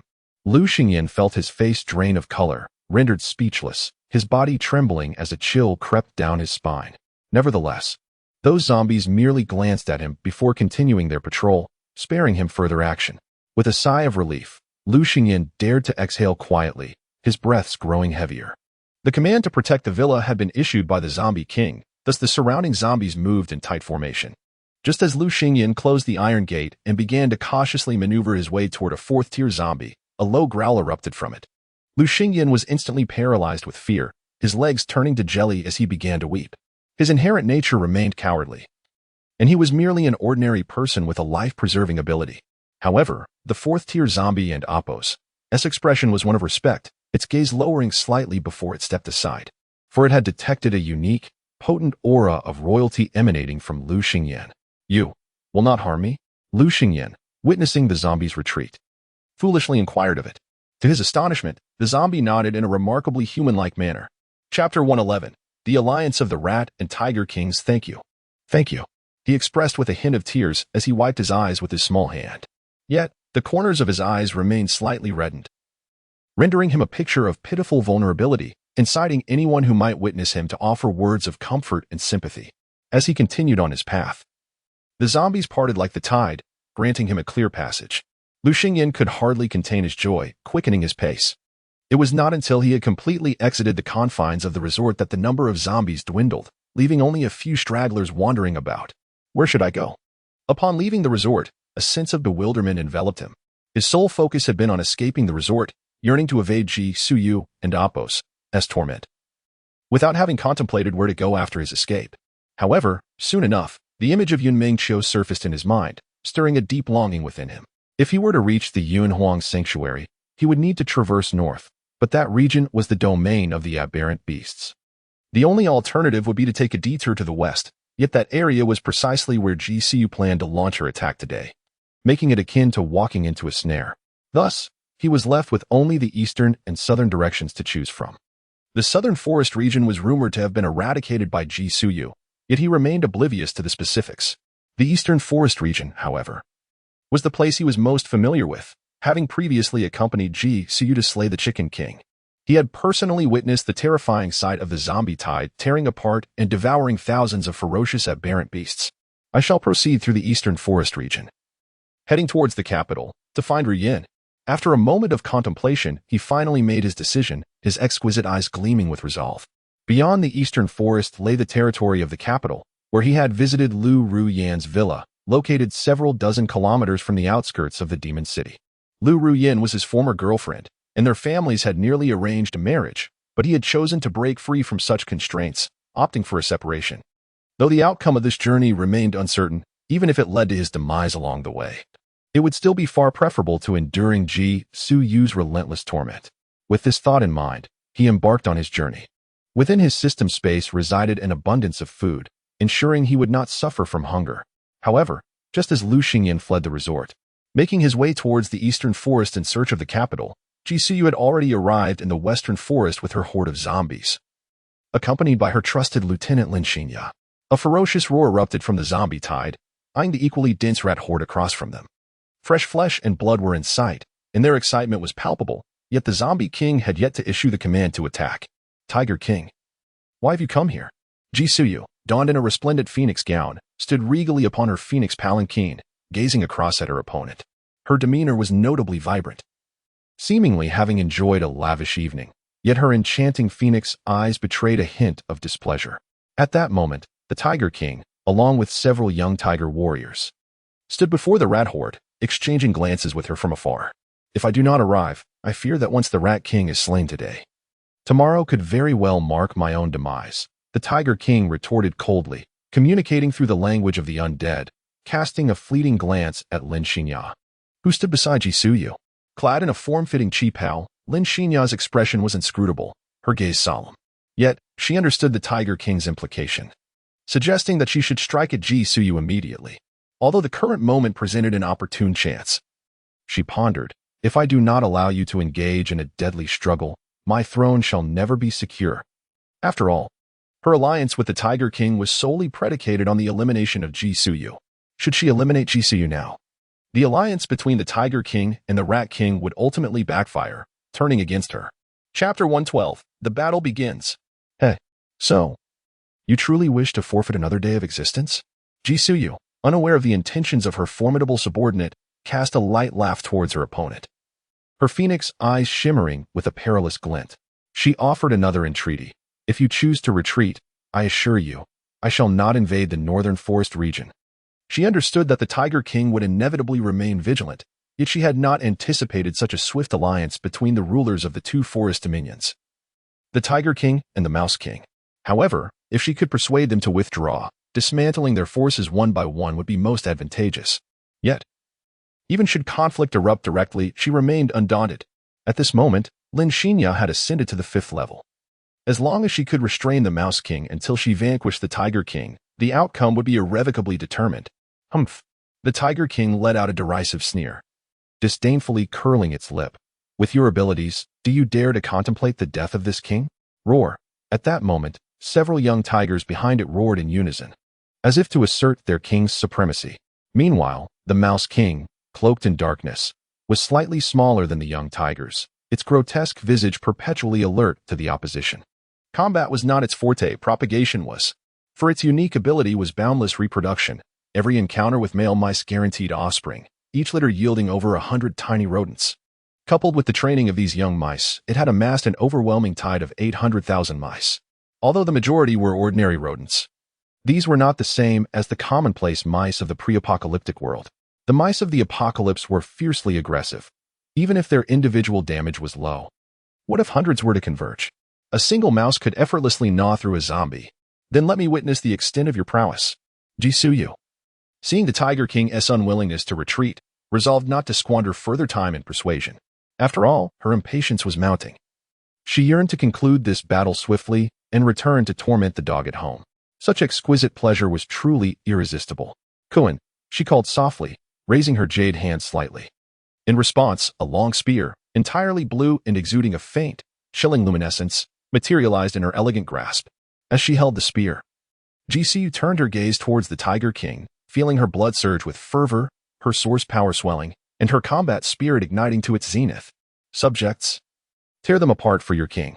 Her voice resonated with fervor, and her lithe form darted forth like a streak of lightning towards the Tiger King. Roar immediately. The horde of zombies reacted to their king's command. Boom, boom, boom. The zombie tide surged forward, charging towards the dense mass of mice. Children, devour them. The Mouse King issued its command, directing the onslaught. Squeak, squeak, squeak. Ordinary mice, each the size of a cat, screeched as they surged forth. Crack, crack. In an instant, the zombie tide clashed with the mouse horde. The zombies surged like a colossal torrent, overwhelming in their approach, while the mouse swarm rushed forth with astonishing speed. Within mere seconds, they collided, engaging in a savage melee. Roar, the young tigers behind the Tiger King leaped into action, their fierce claws striking down, instantly annihilating a large number of level 1 and 2 zombies. A few level 4 zombies, the designated attendants of Jisuyu, charged towards the young tigers with the force of a small mountain. Bang! The battle between the level 4 zombies and the level 4 tigers commenced. Chapter 113. Fierce battle. At this moment, Jisuyu had already charged forward with her spear, closing in on the Tiger King without hesitation, thrusting fiercely. The fierce source energy shimmered at the spearhead, harboring terrifying power. Roar! A thunderous roar erupted from the Tiger King's mouth, followed by a surge of red light emanating from its massive form. A searing heat spread across its fur, flames gradually revealing themselves on each strand. This was undeniably a manifestation of fiery supernatural ability. Boom! A conflagration surged with the wind. Jisuyu and Appo's spear was obstructed by the flames, and a ferocious, blazing paw of the tiger struck out instantaneously. In a split second, just as the paw was about to make contact with her, she murmured softly. The next moment, the tiger's claw obliterated the zombie before her into a mist of blood, and the dark green, fierce eyes of the zombie involuntarily gleamed with joy. Yet, before it could revel for long, a spear came hurtling towards it once more. Clash! The battle between the Zombie King and the Tiger King had officially commenced. The Tiger King, engulfed in flames, appeared as a fiery war deity, while Jisuyu stood diminutively before it. However, each strike from both the zombie and the tiger was nearly evenly matched, with Jisuyu narrowly evading lethal blows multiple times, relying on her ability to swap positions with the zombie. Yet the Tiger King was also struck by the spear several times, though its injuries were not severe. It would inevitably be worn down. Meanwhile, on the other side, the Rat King had begun its battle with Lin Xinya. Both were highly cautious and coordinated, akin to diligent workers pretending to be busy, leaving no apparent vulnerabilities. As one rat and one zombie fought, they simultaneously kept an eye on the fierce clash between the Tiger King and the Zombie King. Not far away, atop a massive century-old tree, two women, with curvaceous figures clad in black combat attire, observed the brutal battle below through binoculars. These two were Yun Mingxiu and Nangong Ming, who had long been lying in ambush, waiting for an opportunity to slay the Zombie King. They had also scouted the nearby vacation villa, where tens of thousands of zombies stood guard, along with several 4th-level zombies. Even though both women were at the 5th level, they would eventually be overwhelmed. Hence, they resolved to eliminate Jisuyu, the Zombie King, allowing the zombie tide to dissipate before searching the villa, as they were uncertain whether Lu Xingyan was still alive. It appeared that the strength of the zombie tide was greater. We must act swiftly, lest we miss our chance once the tide consolidates. Nangong Ming analyzed the situation below. Currently, the Zombie King and the Tiger King were engaged in a one-on-one duel, while the zombie tide was held in check by the rat tide, presenting the best opportunity for a sneak attack. However, the supernatural ability of the Zombie King was exceedingly peculiar, and with the Tiger King injured, she had not even lost a corner of her garment. Yun Mingxiu's brows furrowed, her beautiful eyes narrowed in contemplation. Let us wait and see. If the Tiger King truly cannot hold on any longer, we can strike then, Nangong Ming suggested, her expression grave. Agreed. As time passed, the battle escalated to a fever pitch. The air was thick with the pungent scent of blood and the acrid aroma of burning flames, as if the very earth trembled under the weight of their clash. The crisp sound of flesh being pierced suddenly echoed across the battlefield, slicing through the oppressive atmosphere. Roar! In an instant, the Tiger King's roar rent the air, a painful and ferocious cry erupting from its maw. Its crimson eyes fixated on Jisuyu, as if wishing to tear her apart. Damnable Zombie King! The Tiger King's low growl was laced with heart-wrenching agony. It felt the spear deeply embedded in its back, blood gushing forth alongside the remnants of the flames. Accompanied by its roar, the massive tail of the tiger whipped through the air like a whip tearing through the sky, conjuring an unstoppable gale, akin to furious waves crashing against the shore. Swish! Jisoo deftly evaded, her figure retreating like a wisp of smoke, narrowly avoiding that deadly strike and landing steadily a short distance away. Today marks your demise. Do you have any final words? Jisoo's voice was low, tinged with a hint of mockery as she gazed upon the Tiger King, its fiery form nearly extinguished, its strength waning. Chapter 114. Betrayal, are you so certain? The outcome is yet to be determined. Its gaze, akin to two sharp blades, fixated on Jisoo, as if attempting to pierce through her very soul. Oh, what other trump cards do you possess? Jisoo's beautiful eyes shimmered with radiant source energy. That brilliance sparkled like the stars, illuminating the mockery on her face, as her spear unwaveringly pointed towards the Tiger King. Meanwhile, the Tiger King's fierce eyes darted towards the distant Rat King, exchanging furtive glances with Lin Xinya. If Lin Xinya did not strike soon, it would truly face annihilation at the hands of the Corpse King. Huh? Do you still hope that Rat will save you? Its feline gaze was conspicuously evident, and Jisoo naturally caught on, though she remained unfazed.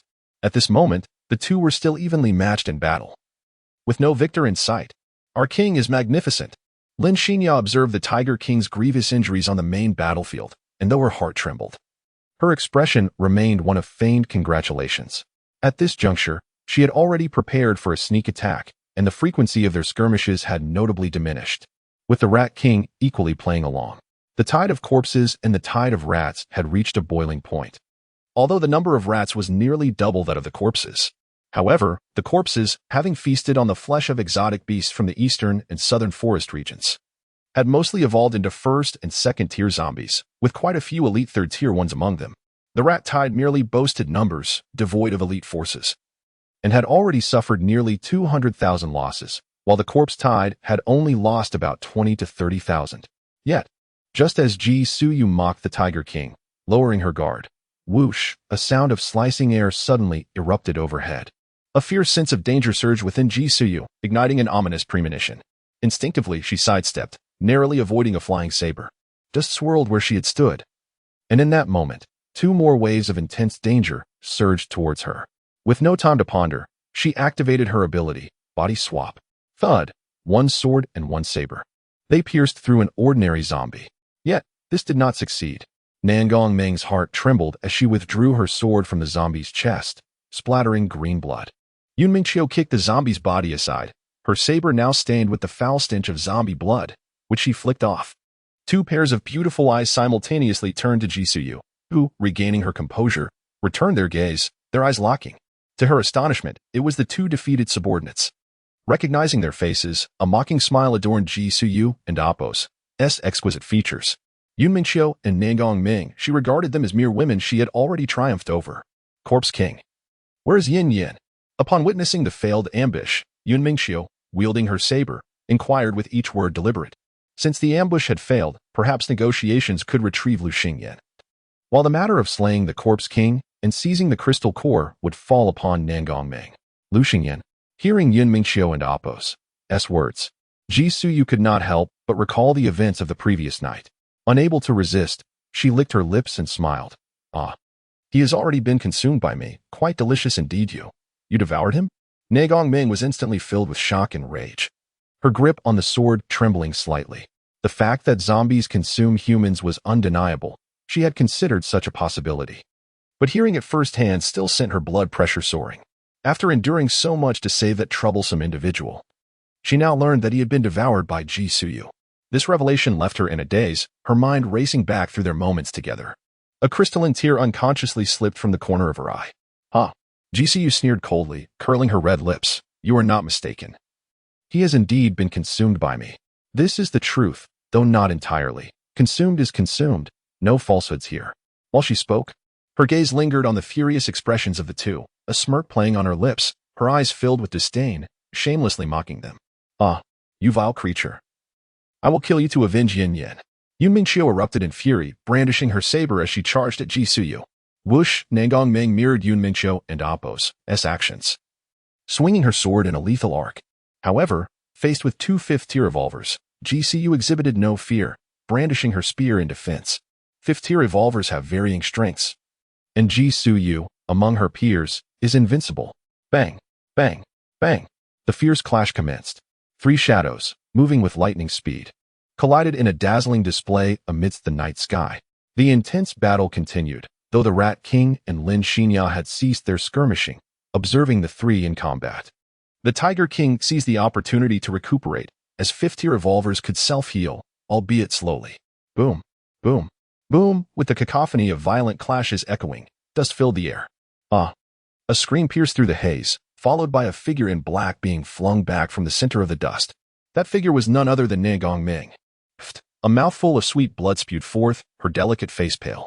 She had believed that becoming a fifth-tier revolver, alongside Yun Mingxiu, was sufficient to contend with the Corpse King, only to be defeated so swiftly.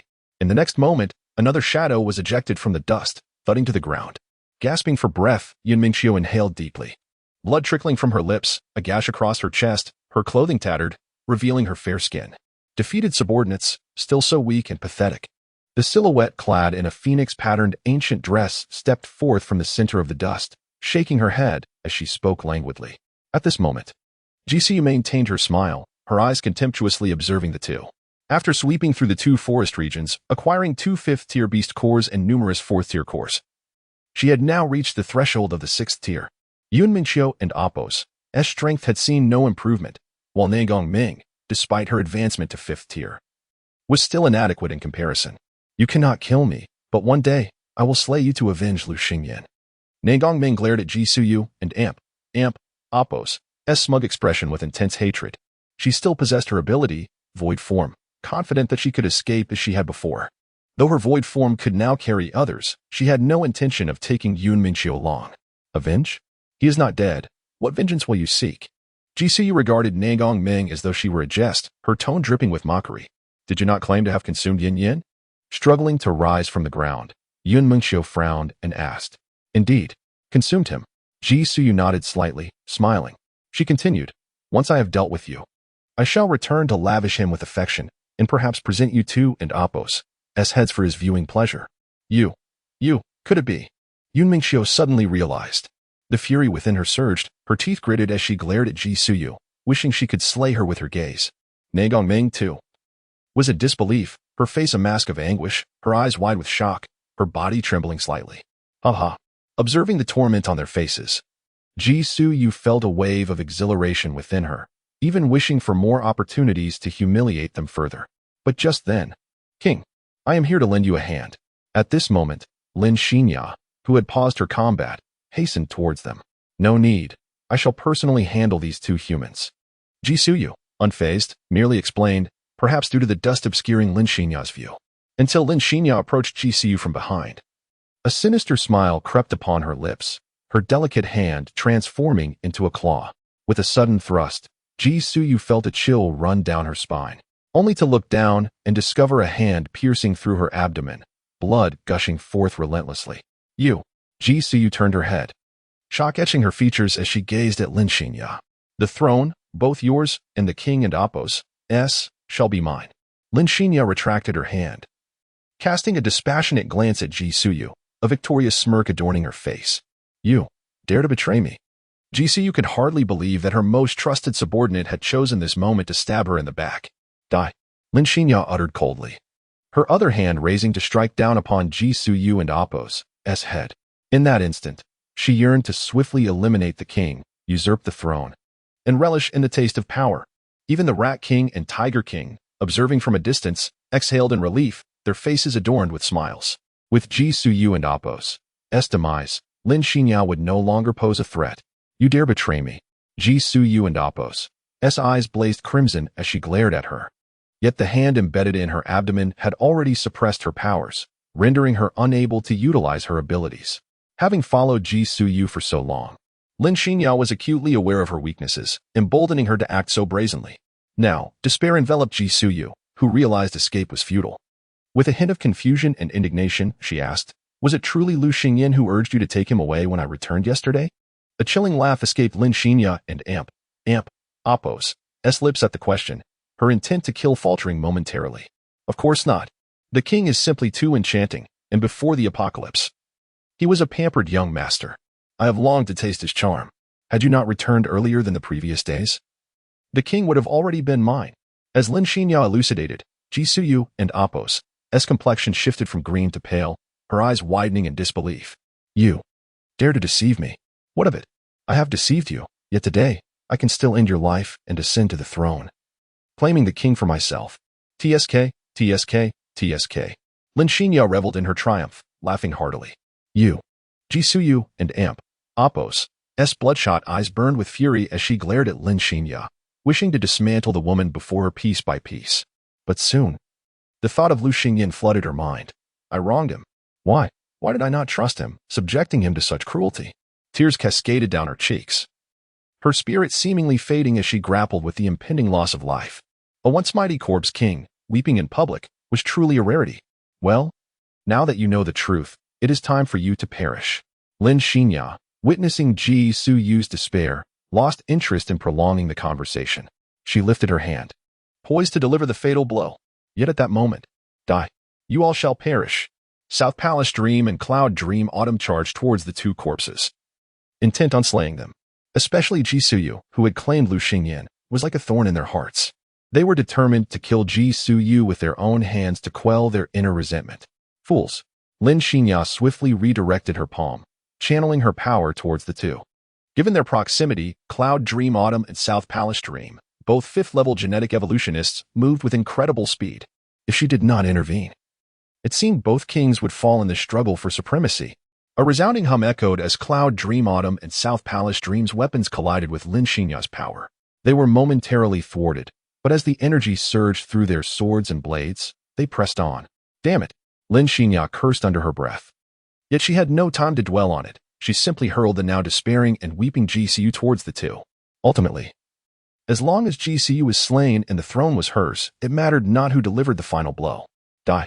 Both South Palace Dream and Cloud Dream Autumn and Apos' eyes blazed red, their powers coalescing to the limit, ready to reduce Jisuyu to a mist of blood.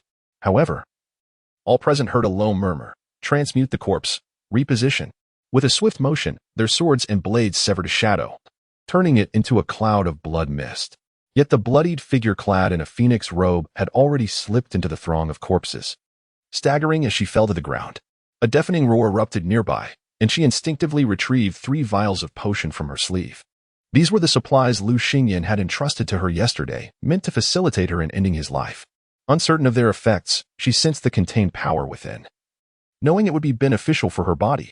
After retrieving them, she hastily consumed the potions and commanded the horde of corpses, "Take me, retreat." After uttering these words, she felt her vision blur, and she ultimately succumbed to unconsciousness. Jisuyu and Apos' body trembled as she uttered her final words, her vision fading as she descended into oblivion. A resounding wail shattered the intense atmosphere of battle, as if a lament from the depths of hell. Upon witnessing Jisuyu's collapse, chaos erupted around them. At that moment, a colossal figure loomed in the center of the battlefield, carefully cradling Jisuyu as if she were a fragile work of art, gently yet resolutely placing her into the Phoenix Palanquin. Chapter 115, The Retreat of the Corpse Tide. The threat of the Rat King. Upon sensing their king's loss of consciousness, the bearers immediately relinquished their fight. They were driven by an unseen force, united in their effort to hoist the palanquin high and hastily retreat, as though this fleeting escape was their sole objective. A flicker of panic ignited within them, fueled by a singular conviction: protect our king. Let them flee. Lin Xinya and Apos' wrath was instantly ignited, her eyes glinting with anger and defiance. She promptly summoned her source energy and dashed toward the receding palanquin, fully aware that the tide of battle had irrevocably turned. She could not allow Jisuyu to escape, otherwise, revenge would surely follow. Kill. The Rat King observed the unfolding scene, a cunning glimmer flashing in its eyes. It commanded the tide of rats to rush forward, propelling itself like an arrow loosed from a bow, swiftly advancing. Its slender form moved through the chaos like a specter, chilling to behold. Slayer. Yun Minxiu and Apos' eyes were already suffused with hatred, her sword light streaking through the night sky like a meteor, aimed directly at the palanquin that was growing ever more distant. Negong Meng followed closely, her fury akin to a volcanic eruption, yearning to bring this to an end with her own hands. Even the Tiger King, having recovered some of his injuries, surged forth from the side, intent on avenging the wounds inflicted upon him by the Corpse King. The 5 fifth-tier genetic evolvers coalesced into an unstoppable torrent, racing toward the palanquin that had vanished from sight. Witnessing this, a fourth-tier zombie decisively emitted a deafening roar, redirecting its charge toward the pursuing individuals. The tide of corpses surged like a relentless wave, tens of thousands of zombies responding to that single roar, turning as if they were frenzied beasts, barreling toward the advancing evolvers. The mournful howls of countless zombies intertwined, forming a chilling lament that sent shivers down the spine. The 5 fifth-tier evolvers cleaved to the lower-tier zombies with the ease of chopping vegetables, yet the endless tide continued to surge before them, threatening to engulf all in its path. Despite the ferocity of the battle, over 100,000 zombies ultimately impeded their advance. For them, death was not a fearsome specter but a testament to their valor and faith as they fought fiercely for their king. Ultimately, Jisuyu and Apos, Phoenix Palanquin, shielded by half of the remaining corpse tide, gradually disappeared from view. This battle raged for several hours, until night blanketed the land, leaving behind a carpet of lifeless bodies. If one were to count, they would find the number to exceed 200,000. The corpse tide had suffered over 60% casualties, while the rat tide was similarly diminished by nearly 50%. This clash was nothing short of catastrophic, claiming the lives of over 1 million beings. With a long sigh, the Tiger King felt his ferocious demeanor soften. At that moment, several young tigers surrounded him, tenderly licking his wounds, bringing him solace. "Tiger King, how fares your injury?" The Rat King approached slowly from amidst the underbrush. Its beady eyes darted greedily toward the young tigers, glinting with avarice. The Tiger King regarded its repugnant appearance with a disdainful snort. "Do you seek to be my enemy?" "Tiger King, I merely came to check on you as an ally, having seen you wounded by that corpse king." The Rat King smiled obsequiously, its gaze still lingering hungrily on the young tigers. At that moment, mutated rats began to converge from all directions. "Begone!" The Tiger King growled fiercely, showing no signs of amicability. The Rat King's expression darkened, narrowing its eyes into slits. "Tiger King, do not be so ungrateful." As more and more rats gathered, the young tigers stood alert, growling a warning at the encroaching horde. "What are you plotting?" The Tiger King's expression darkened, its fierce eyes betraying a hint of wariness.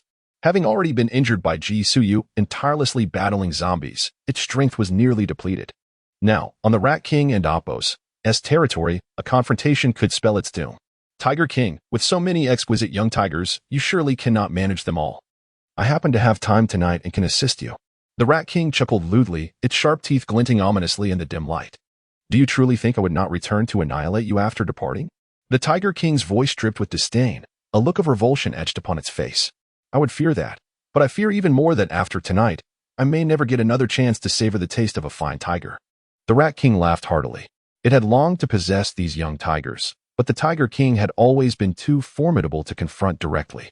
Now, with luck presenting such an opportunity, it could not bear to let it slip away. Moreover, the Tiger King was gravely injured and weakened, making it no match for the Rat King. The Tiger King's fury surged, yet it could not devise a countermeasure. The tide of rats continued to swell, gathering ever more numbers. "Very well. I can lend you 2 young tigers, but only for tonight." The Tiger King inhaled deeply, gritting its teeth in reluctant agreement. Though it felt humiliated, it had no choice but to endure. Otherwise, it would face the grim fate of being overwhelmed by the rats. The Rat King cackled with delight. "Excellent. The Tiger King truly is a wise beast who understands compromise. Choose quickly." The Tiger King urged with a sullen expression, anxious for respite and forced to concede. The Rat King's eyes darted greedily, and it pointed at 2 comparatively frail young tigers. These 2 young tigers glistened under the moonlight, resembling exquisite jade in the eyes of beasts. "King, I refuse to converse with this loathsome rat." The 2 young tigers recoiled in fear, pleading at the Tiger King and Apos' side. They had heard every word exchanged between the kings. The Tiger King glanced at the 2 beside it, its brow furrowing. "Can we not exchange them for others? After all, these were its most cherished young tigers, the fairest among them." "What? Does the Tiger King intend to go back on his word?" The Rat King's tone turned icy, emanating a palpable sense of danger. The 2 young tigers' furry faces instantly paled, retreating behind the Tiger King in fright, too terrified to speak further. "Enough." The Tiger King sighed deeply, casting a reluctant glance at the 2 young tigers before extending its paw to grasp their heads, presenting them to the Rat King. "Please, do not let us go. We do not wish to be with this ugly rat," they cried, trembling in fear, seeking the Tiger King's protection. "This is my command." The Tiger King steeled itself, eyes gleaming with ferocity, forcefully pushing the two delicate young tigers forward. Then it closed its eyes. Unwilling to witness the sight of the two weeping young tigers, guilt gnawing at its heart, yet feeling utterly powerless. The two young tigers were thrust into the Rat King's embrace, their anguished screams mingling with despair and fury. Roar! The two young tigers struggled and wept incessantly, their eyes glistening with tears that streamed down their pristine fur, until the Tiger King opened its eyes, the haunting green orbs shimmering with pain. A mournful roar echoed through the heavens, resonating across the mountain range, refusing to fade into silence. Meanwhile, at the entrance of the vacation villa, the night descended, cloaking the entire estate in its shadowy embrace. Moonlight filtered through the dense canopy above, casting a gentle glow upon the ground, while a cool breeze whispered through. Carrying an air of palpable tension, the horde of corpses loomed like a dark shroud around the Phoenix palanquin, their bodies stained with blood. The mottled bloodstains glimmered eerily in the dim light, as if recounting the brutal battle they had just endured. The atmosphere among the horde was solemn, devoid of any words, save for the low breaths and occasional murmurs that punctuated the silence, as if shrouded by an indescribable sense of oppression. Their numbers paled in comparison to their initial grandeur. Now reduced to less than half, the beleaguered horde appearing increasingly fragile in the darkness. In this tense ambience, the discreet yet resplendent Phoenix palanquin stood silently at the entrance, akin to a pearl fiercely protected. Its opulent exterior starkly contrasted with the sinister surroundings, as if it bore a radiance not meant for this world. Suddenly, a faint whisper emanated from within the palanquin, so soft it was nearly swallowed by the wind. "Am I dead?" The voice, reminiscent of a fragile glimmer at dawn, conveyed a flicker of hope entwined with despair. The interior of the palanquin exuded a chilling aura of death, its somber atmosphere contrasting sharply with the world outside. The whisper seemed to question the very essence of its soul, while the interior remained steeped in silence, as if even the air had thickened, rendering it nearly immobile. The guardians of the horde, upon hearing the weakened voice of the sovereign, could not help but stir slightly, sensing a profound emotion and empathy. After a prolonged silence, a blood-soaked figure staggered from the palanquin, the curtain flapping behind her. "Xingyan," Ji Suyu murmured, her gaze fixed upon the second floor of the villa, a hint of dazed longing in her eyes, a solitary tear glistening at the corner. Despite the excruciating pain coursing through her body, she pressed on towards the villa. The zombies standing guard seemed to acknowledge her presence, parting to allow her passage. Amidst the respectful gazes of the horde, GCU labored to advance, each step a formidable struggle, as though she might collapse at any moment. Her once resplendent phoenix gown lay in tatters, revealing swathes of her blood-soaked alabaster skin, save for the wound in her abdomen, which had miraculously healed. She inhaled deeply, the rhythm of her pulsating heart echoing like a war drum, heightening her sense of urgency and anticipation. Slowly, she raised her head, her crimson eyes shimmering with a tender glow, akin to the brightest star in the night sky. In a hushed tone, she murmured, "Xingyan, I still have Xingyan." This whisper unveiled her innermost longing and obsession. She had finally grasped that Lu Xingyan had indeed fallen in love with her, recognizing her as his master. All orchestrated by Lin Xingya and Apos' schemes. The remnants of her past doubts and insecurities dissipated like wisps of smoke, transforming into the very strength that propelled her forward. She resolved to treat him well, to restore the trust and warmth of yesteryears, thereby reclaiming the obedient little man she adored.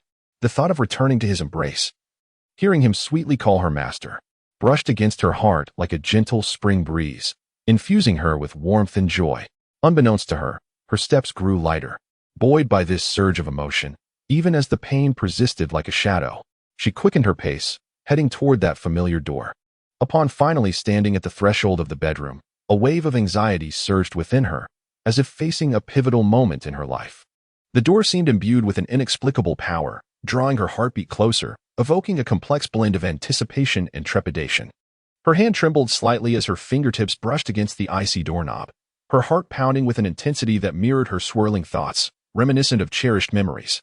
"Xingyan, I have returned," she whispered, closing her eyes and taking a deep breath, clenching her fists tightly.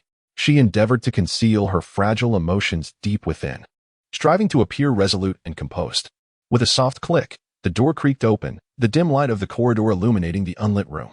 Her gaze gradually settled upon the bedside, where a small, curled figure huddled within a cage. "Yan, Jisuyu, and Apos' lips quivered, a crystalline tear glistening at the corner of her eye. Her voice trembled with emotion, imbued with a mixture of longing, excitement, and a hint of soberness. In that fleeting moment, all her emotions erupted. She rushed forward, kneeling before the cage with a thud. GCU extended her pale, slender fingers, trembling as they caressed the frail form within. Her expression radiated deep affection and tenderness, as if wishing to merge into her gaze and become one with him. Xingyan. She softly called his name, her palm finally resting against his cold, delicate face. A muffled whimper escaped the curled boy in the cage, akin to a frightened puppy, brimming with wariness and fear. Chapter 116. You are not my master. Upon witnessing this scene, GCU's eyes brimmed with tears as she pressed her hands tightly over her mouth to stifle her cries. She gently opened the cage and embraced it tightly, softly soothing the frightened little creature within. It and amp, Oppos, that's all right. Be good, I won and amp, Oppos, T hurt you again. However, the frail figure did not relax. Instead, it struggled even more vehemently, as if her embrace were a poison. Ji-Su-Yu and amp, Oppos, S hands froze, her body stiffening with regret and anguish, yet she stubbornly held on. Gritting her teeth, her voice choked with a hoarse whisper, Be good, Yin and amp, Oppos, Dawn and amp, Oppos, T be afraid, your master will not harm you anymore. Your master just wants to hold you. Just let me hold you. Master.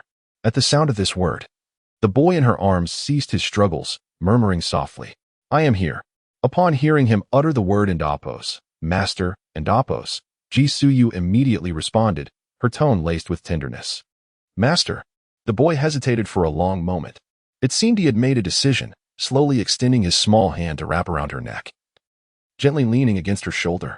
His frail hand clutched at her collar, burying his head against her neck. With a sudden bite, hiss, GCU gasped in pain, her brow furrowing, yet she did not push the boy away. Her complexion paled slightly, but her eyes sparkled with warmth and affection, even tinged with a hint of bittersweet solace. Though she currently possessed no trace of power to draw upon, her robust constitution allowed her to endure the minor pain inflicted by his bite. If it meant earning his forgiveness, she would gladly accept death at his hands. Go ahead. I won and amp, Oppos, T blame you. Ji-Su-Yu affectionately ruffled the boy and amp, Oppos, S messy, soft hair. Seeing that he could not bite any harder, Lu Xingyan relented, pulling his face away from her neck, raising his exquisite, peach-like eyes to meet hers, filled with intense hatred. You are not my master. Ji-Su-Yu was momentarily taken aback, gazing at him in surprise. Xingyan? He angrily lifted his delicate chin, tears streaming down his fair cheeks. With a trembling hand, he pointed towards the overturned trash can, sobbing, My master would never treat me this way. You are not. Yet, his voice sounded peculiar, as if he were speaking with something lodged in his throat. Ji-Su-Yu followed the direction of his trembling finger, an unsettling ripple of anxiety surging within her. When her gaze landed on the pile of refuse, her heart plummeted into a frigid abyss. Like merciless evidence, it starkly reminded her of all the pain she had inflicted upon him, as if it were a blade cleaving her very soul. Endless memories flashed through her mind, his desperate struggles, his helpless pleas, and his whimpers for mercy, replaying like a nightmare before her eyes. The anguished cries when he broke his legs, the shouts for master as she ignored his pleas while breaking his fingers, and the atrocities she had committed against him just last night all came rushing back. In an instant, Ji-Su-Yu's already pale face drained of color, as though all the blood had fled from it. A lump lodged in her throat, rendering her speechless. Frantic explanations poured from her lips. No, Xingyan. It was all Lin Xin. Lin Xingya tricked me. It's all my fault. I will make it up to you, heal all your wounds. But to her astonishment, Lu Xingyan let out a low, mocking laugh. Heh heh. His voice was laced with sarcasm and disdain, mercilessly mocking her desperate justifications. The laughter pierced Ji-Su-Yu and amp, Oppos, S heart like a chilling wind, leaving her with no retort. The next moment, Lu Xingyan and amp, Oppos, S voice, deep and slow, resonated. Do you wish for my forgiveness? Yes, Xingyan, as long as you can forgive me, I will agree to anything. Ji-Su-Yu nodded without hesitation, eager to comply. You must die, and then I will forgive you. His voice remained calm, devoid of any emotion. At his words, Ji-Su-Yu's eyes widened in shock, disbelief flooding her gaze. We can only have one survive. His voice grew increasingly hoarse and somber. If you are unwilling to die for me, then I shall die instead. Ji-Su-Yu opened her mouth, at a loss for what to do. However, Lu Xingyan was merely an ordinary person, as long as she kept him safe. He would never die. We will not die. After a moment of contemplation, a determined light shone in her eyes. I am a king, and you are my sovereign. We shall unite the world. In that time, we will endure forever, eternally together, inseparable. As she spoke, her face radiated a frenzied light, her mind weaving visions of endless days and nights spent entwined with him. Lu Xingyan remained silent, gazing at her with hollow eyes, his expression one of profound sorrow. As her madness gradually subsided, he murmured softly in her ear, Ji Suyu, I hate you. I would rather die than be with you. The words dripped with a sense of liberation, filling his grayish eyes. You, Ji Suyu, and Amp, Appos, S heart tightened, a sense of dread surging within her.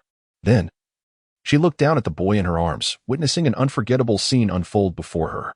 A strong metallic scent of blood filled the air, a sticky warmth spreading from his chest. Cough, cough. 2 faint coughs escaped his lips, weak and barely audible. Blood poured from his mouth, staining his fair skin and tattered clothing, a vivid crimson, shocking to behold. Jisoo stood frozen, the sight before her as chilling as a winter's gale, instantly numbing her senses. In that moment, time seemed to stand still. Everything around her lost its color, leaving only that harrowing tableau. Don't. Her voice trembled, fear surging like a tidal wave, threatening to engulf her. Her hand instinctively reached towards his bloodied face, yet she hesitated, uncertain how to touch him. She longed to approach, but an overwhelming terror bound her, as though invisible shackles held her immobile. Cough. Lu Xingyan's weak cough echoed like a whisper from the depths of hell, tearing at her heart. When he slowly lifted his head, his gaze was as dark as an abyss, fixated on her. Blood continued to flow from his mouth, his delicate features growing paler, yet the corners of his lips curved into a faint, eerie smile, exuding an unsettling calm. He slowly expelled a shard of glass, slick with blood, the very instrument of his torment. At this moment, he was being controlled by his original self, trapped in a dilapidated building far away in Kyoto. I hate you, Jisuyu. His words, garbled and unclear, slowly surfaced, yet they struck her heart like a sharp blade, shattering her inner peace. The weight of his hatred crashing down upon her soul. What shocked her most was the object he spat out. Trembling, she could scarcely believe her eyes. With a thud, the object fell to the ground, emitting a dull sound that brought her back to reality. Xing Yan. Her eyes widened in horror as she gazed at the thing on the ground, her entire being trembling. Because it was a gruesome sight, a bloodied tongue. I despise you. A faint, indistinct whisper emerged. Then, the delicate body in her arms went limp, lifeless. Xingyan. Xingyan. No. Please. Ji Suyu frantically shook him, yet her calls could not rouse him. Xingyan. I will not allow you to die. I refuse. No. I possess source power. I am the king of corpses, commanding tens of thousands of undead. I must save you. Her voice trembled as she spoke to herself, desperately attempting to summon her source power, but there was not a shred of strength left within her. No. I will not permit your death, do not. Her voice echoed in despair, yet it seemed to be drowned by the merciless reality. Ji Suyu collapsed to her knees, tears gushing forth like a spring, her heart twisted in unbearable pain, as if she were being torn apart. I hate you. I would rather die than be with you. Lu Xingyan's voice lingered in her ears before his demise, carrying an air of liberation. That bitter sentiment pierced her heart like a dagger, causing her soul to convulse in agony. In despair, she covered her face, unable to bear the sight before her. Yet no matter how hard she tried, nothing could alter the outcome. Xingyan. Xingyan. I was wrong. She cried out his name desperately, as if her despair could transform into strength to rescue him from the endless darkness. However, the lifeless body in her arms, stained with blood, bore a hollow gaze, pushing her into deeper despair. Ah! A piercing, hysterical roar echoed through the heavens. GCU radiated a chilling aura, her eyes bloodshot, resembling a beast driven mad. Yet the tears in her eyes refused to cease, as she let out an enraged howl. Lin Xingya. I will carve you piece by piece to feed the beasts, allowing you to witness your own body being devoured bit by bit. Ah! After embracing his corpse in madness for a long time, Ji Suyu's eyes swelled with tears, and she fainted once more. When Ji Suyu awakened again, all was tranquil, and she silently clutched the lifeless, pale body, void of blood and warmth. She gently washed him, cleansing his form in the bathroom, not performing any other actions. She dressed him in a pristine little suit and slowly descended the stairs, carrying him into the small garden behind the villa. Soon, she dug a grave deep enough to lay him to rest, placing him within. Then, kneeling beside him, she vigilantly awaited, as if fearing he would vanish the moment she left his side. My king, my beloved, she whispered softly. her eyes glimmering with tenderness and a hint of suppressed madness. She leaned down slowly, placing a kiss upon his pale, delicate lips, murmuring to herself, "Love will make me invincible. I shall become the ruler of the world. Even if the world falls into ruin, I will find a way to resurrect you." Having spoken, she began to cover him with the freshly unearthed soil, her jade-like hands stained with mud. Until his body was entirely interred, she shut her eyes tightly. As she turned away, she softly murmured, "The day I return shall be your rebirth. I will make the world feel despair. The ruined king of corpses shall descend." Meanwhile, in the area of Shilin district where the zombie tide clashed with the rat tide, since the corpses of the zombies were inedible, the rat tide merely consumed the crystals within the zombies, ignoring their bodies. Yet, this fortuitously favored Lin Xingye, for she possessed a unique ability that had never been revealed, waiting for this moment. Her power, known as Resurrection of the Dead, allowed the consciousness of deceased zombies to return and recognize her as their master. However, the limitations of this power were significant. Even though she had reached level 5 evolution, she could only resurrect zombies of level 3 or below. Yet, these zombies had mostly been stripped of their crystals by the rat tide, reducing them to ordinary zombies. Hence she could revive them all. "Return, my subjects." Lin Xingye's voice resonated like a somber horn, piercing the dark night sky, echoing across the desolate battlefield. Dressed in a seductive black cheongsam that accentuated her enchanting curves, she exuded a mysterious allure, causing the surrounding air to grow heated. Her eyes, bright as stars, shimmered with an alluring light, seemingly beckoning countless souls to return. She spread her arms wide, as if welcoming long-lost disciples, a strange smile gracing her lips. As her words fell, the zombies on the ground seemed to respond to their king and Appo's call, slowly raising their withered and decaying limbs. Ugh!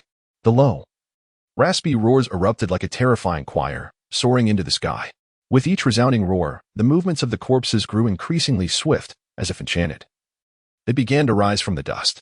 The once silent bodies now surged like a tide, converging towards Lin Xingye. Their decayed faces bore remnants of flesh, yet their hollow eyes flickered with a glimmer of revived spirit. Beneath the darkened sky, the air was thick with a putrid stench. The resurrected zombies emitted low murmurs, surging towards her like a tidal wave, seemingly responding to her summons. Witnessing this, Lin Xingye couldn't help but smile, her lips curling upwards. She took a step forward, her hands glowing faintly, guiding these lost souls toward a new shore. "Come, my subjects. Together, let us lead this land to embrace our rebirth."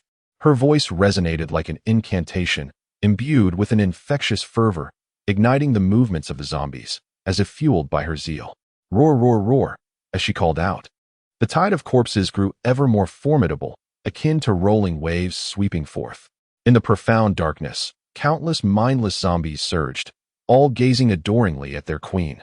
They would fight for their king, striving forward for her beliefs. A new king of corpses has been born. Chapter 117, The Vampire? As for Yun Minqiu and Neng Gongming, they have now returned to the Yunhuang Sanctuary. Their pursuit of Ji Siyue had been unsuccessful, and they had slain numerous low-level zombies. However, as their strength gradually waned, they regained their sanity and fled back to the sanctuary in disarray. In the conference room of the official headquarters of the Yunhuang Sanctuary, it was deduced from the fluctuations of source energy that a new zombie king had likely emerged in the Magic City. A slightly younger middle-aged woman gazed gravely at the elderly woman with gray hair seated at the head of the table, handing her a tablet. The elderly woman sighed, taking the tablet to examine the footage captured by drones. After a moment of contemplation, she spoke. "We could hardly claim to hold off the previous zombie king. If 2 zombie kings were to join forces, the sanctuary would be in grave danger. Otherwise, let us seek assistance from the Kyoto Sanctuary. I have heard that they have already had someone break through to level 6. If that person could assist us in exterminating the zombie tide, it would be most beneficial." Someone in the conference room immediately suggested. "In fact, I attempted to seek aid the day before yesterday," the elderly woman replied with a sigh, causing the eyes of the high-ranking officials in the room to brighten. However, she quickly shook her head, adding, "But the response from there was quite perfunctory. They mentioned encountering some strange creatures, akin to the legendary vampires. They are also dealing with it urgently and cannot provide support." Upon hearing this, the conference room fell into a profound silence, with everyone wearing solemn expressions.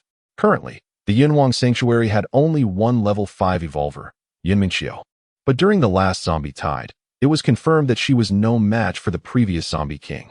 Now, with another zombie king appearing, who would likely be at least level 5, their chances of survival had dwindled even further. Notify everyone to expedite the production of the batch of explosives we retrieved last time into ammunition. We must complete it before the zombie tide attacks the city. The elderly woman decisively commanded, and everyone acted without hesitation. The situation was dire, and they had to do everything in their power to defend the sanctuary. The sanctuary was humanity's hope and beacon of light. It absolutely could not fall. Meanwhile, in a self-built house on the outskirts of Kyoto, Lu Xingyan's frail body trembled uncontrollably. His pale face contorted in pain. As he controlled the dummy, he felt a connection, enduring all the torment experienced by the puppet. The sensation was particularly agonizing, akin to having his soul ripped apart, pushing him to the brink of collapse. His tongue continued to tremble as if it had been severed. The realism of the experience overwhelming. Huff, huff. Lu Xingyan gasped for breath, beads of sweat dotting his forehead. Just a moment ago, he nearly succumbed to unconsciousness. Fortunately, he endured. Sitting up, he rubbed his throbbing head, still shaken. Although witnessing Jisuyue's remorse brought him some comfort, he vowed never to attempt such control again. Henceforth, he would let the dummy remain in a state of death. Suddenly, a series of knocks echoed through the air. Lu Xingyan instinctively thought to call out, but then remembered the apocalyptic context. He had checked the surroundings upon arrival, confirming there was no one nearby. He would have avoided any zombies he encountered. So, who could be knocking? Panic and unease filled his eyes as he shrank into his bed. Covering his mouth with his small hands, staring intently at the door. The knocking continued, accompanied by a woman and Amp. Appos, S voice, opened the door. I know you, and Amp. Appos, re-inside. There's no one here. You must have the wrong door. He responded in a trembling, feeble voice, his heart racing. The woman outside laughed coldly upon hearing his voice. Then, with a resounding crash, the door was shattered by a force, splintering wood and collapsing the frame. A group of women clad in red, exuding a bloodthirsty aura, surged inside. Their uniforms bore a blood-red rose emblem on their chests. Leading them was a robust woman with exposed fangs, her expression greedy. She was evidently the captain of this squad, followed by several pale, seemingly malnourished women. Lu Xingyan was paralyzed with fear, clutching the blanket tightly as though it might shield him. What do you want? He stammered. What do you think? The leading woman replied with a wicked smile, her eyes scanning him, though all she could see was his face, as his frail body was buried beneath the blanket. Please don't hurt me. I can offer you food. Seeing the greedy, yearning gazes of the women upon him, Lu Xingyan's face drained of color, his voice quivering in terror. After speaking, he summoned several cans from the system space, pushing them out from beneath the blanket. Food. You are the finest delicacy. The leading woman licked her crimson lips, her eyes glinting with intense desire. We shall take you back to present to Her Majesty the Queen. Doing so will earn us Her Majesty's favor. She was acutely aware of the exquisite blood coursing through his veins, a delicacy meant for the Queen's enjoyment, as they were her most loyal blood slaves. As the other women eyed the tempting feast, they could not suppress their salivation. One woman, with a pallor that indicated hunger, succumbed to her desires and lunged at Lu Xingyan. No. Tears streamed down Lu Xingyan's face as he buried his head deeper into the blanket, trembling uncontrollably. His ability to maintain the dummy lasted only 24 hours, and with the cooldown period still in effect, he possessed no combat capabilities. The system's space held only supplies.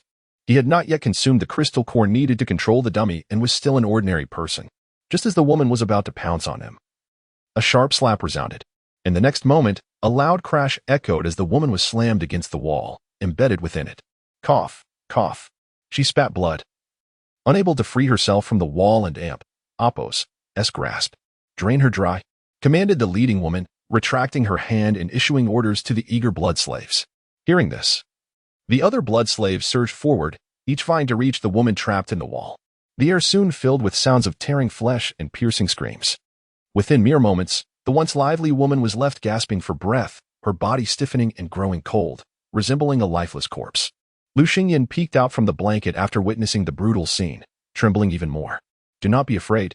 The leading woman approached him, displaying a disconcertingly comforting smile. Allow me to introduce myself. I am Shui, the most trusted blood slave of Her Majesty the Queen. Your exquisite blood is worthy of Her Majesty's affection. Once bound by the Sanguine Pact, individuals like her can attain formidable power, now rivaling the fourth-tier gene evolvers among humanity. That mere fledgling blood slave dared to covet such exquisite essence. It is a fate most deserved. Why you are? The legendary vampires? Lu Xingyan tentatively inquired. his voice barely a whisper as he discerned the fangs and bloodthirsty demeanor reminiscent of the vampires he had read about. Indeed, my empress is a supreme vampire, commanding thousands of blood slaves, endowed with immense strength and unparalleled nobility. And Shue's tone brimmed with pride as she spoke of her sovereign, resembling an ardent devotee. Vampires. A flicker of horror crossed Lu Xinyan's eyes. He never anticipated that the vampires of novels and films would materialize in reality. However, considering the apocalyptic backdrop, complete with zombies and mutated beasts, and the fact that he possessed a system, he found it less surprising. Yet, he had heard tales of vampires feasting on human blood and keeping them captive. He certainly did not wish to be ensnared. I can offer you crystal cores. Could you spare me? Lu Xingyan raised his gaze, timidly beseeching, his voice faint yet laced with a plea. To his astonishment, and Shui readily acquiesced, revealing her fangs with an ominous grin. How many crystal cores do you intend to offer me? Stunned by her prompt response, Lu Xingyan stammered. I can give you all my crystal cores. With that, he summoned several third-tier cores, along with a few fourth-tier ones, placing them beside the cans he had previously retrieved. Is this many? And Shui was momentarily taken aback, surprised that such a solitary man could possess so many cores, all of such high caliber. So, may I leave? Lu Xingyan clutched the blanket tightly, a note of desperation in his inquiry. Very well. I shall grant you this reprieve, but do not allow me to catch you again. And Shui collected the cores and cans into her bag without hesitation and turned to depart, followed closely by her blood slaves. Lu Xingyan exhaled a sigh of relief, grateful that this woman honored her word. Yet, in that instant, and Shui abruptly turned back, her gaze fixed upon him with a hint of mockery. What a coincidence. We meet again. Huh? Lu Xingyan was momentarily taken aback, uncertain of her meaning. In the next breath, he heard her command her blood slaves take him back to the city as an offering to Her Majesty. Before he could react, the blood slaves pounced upon him, pinning him down, each seizing a limb and forcibly dragging him away. Hey, you can't do this. You deceived me. Lu Xingyan struggled vehemently, his cries falling on deaf ears as in Shui wore a triumphant smile. Moreover, the fledgling blood slaves were equivalent to first-tier evolvers, possessing remarkable regenerative abilities due to their faint vampire lineage, rendering them nearly invincible among their rank.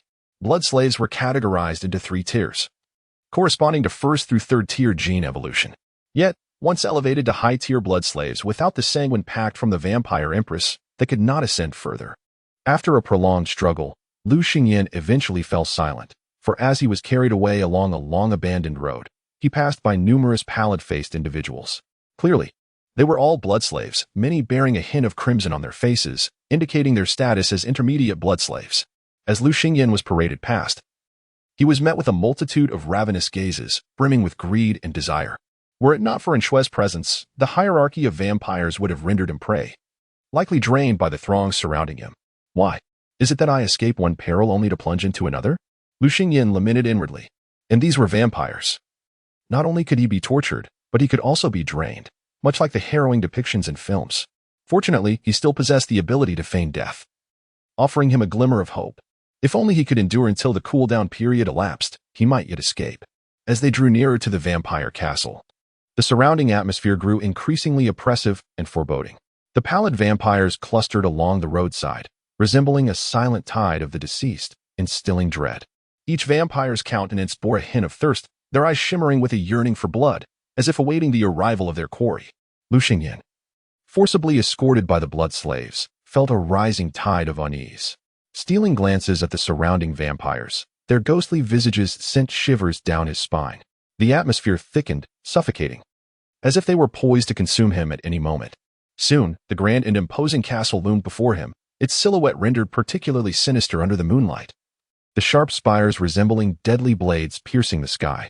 The castle walls were shrouded in deep shadows, with brightly lit windows casting an eerie blue glow.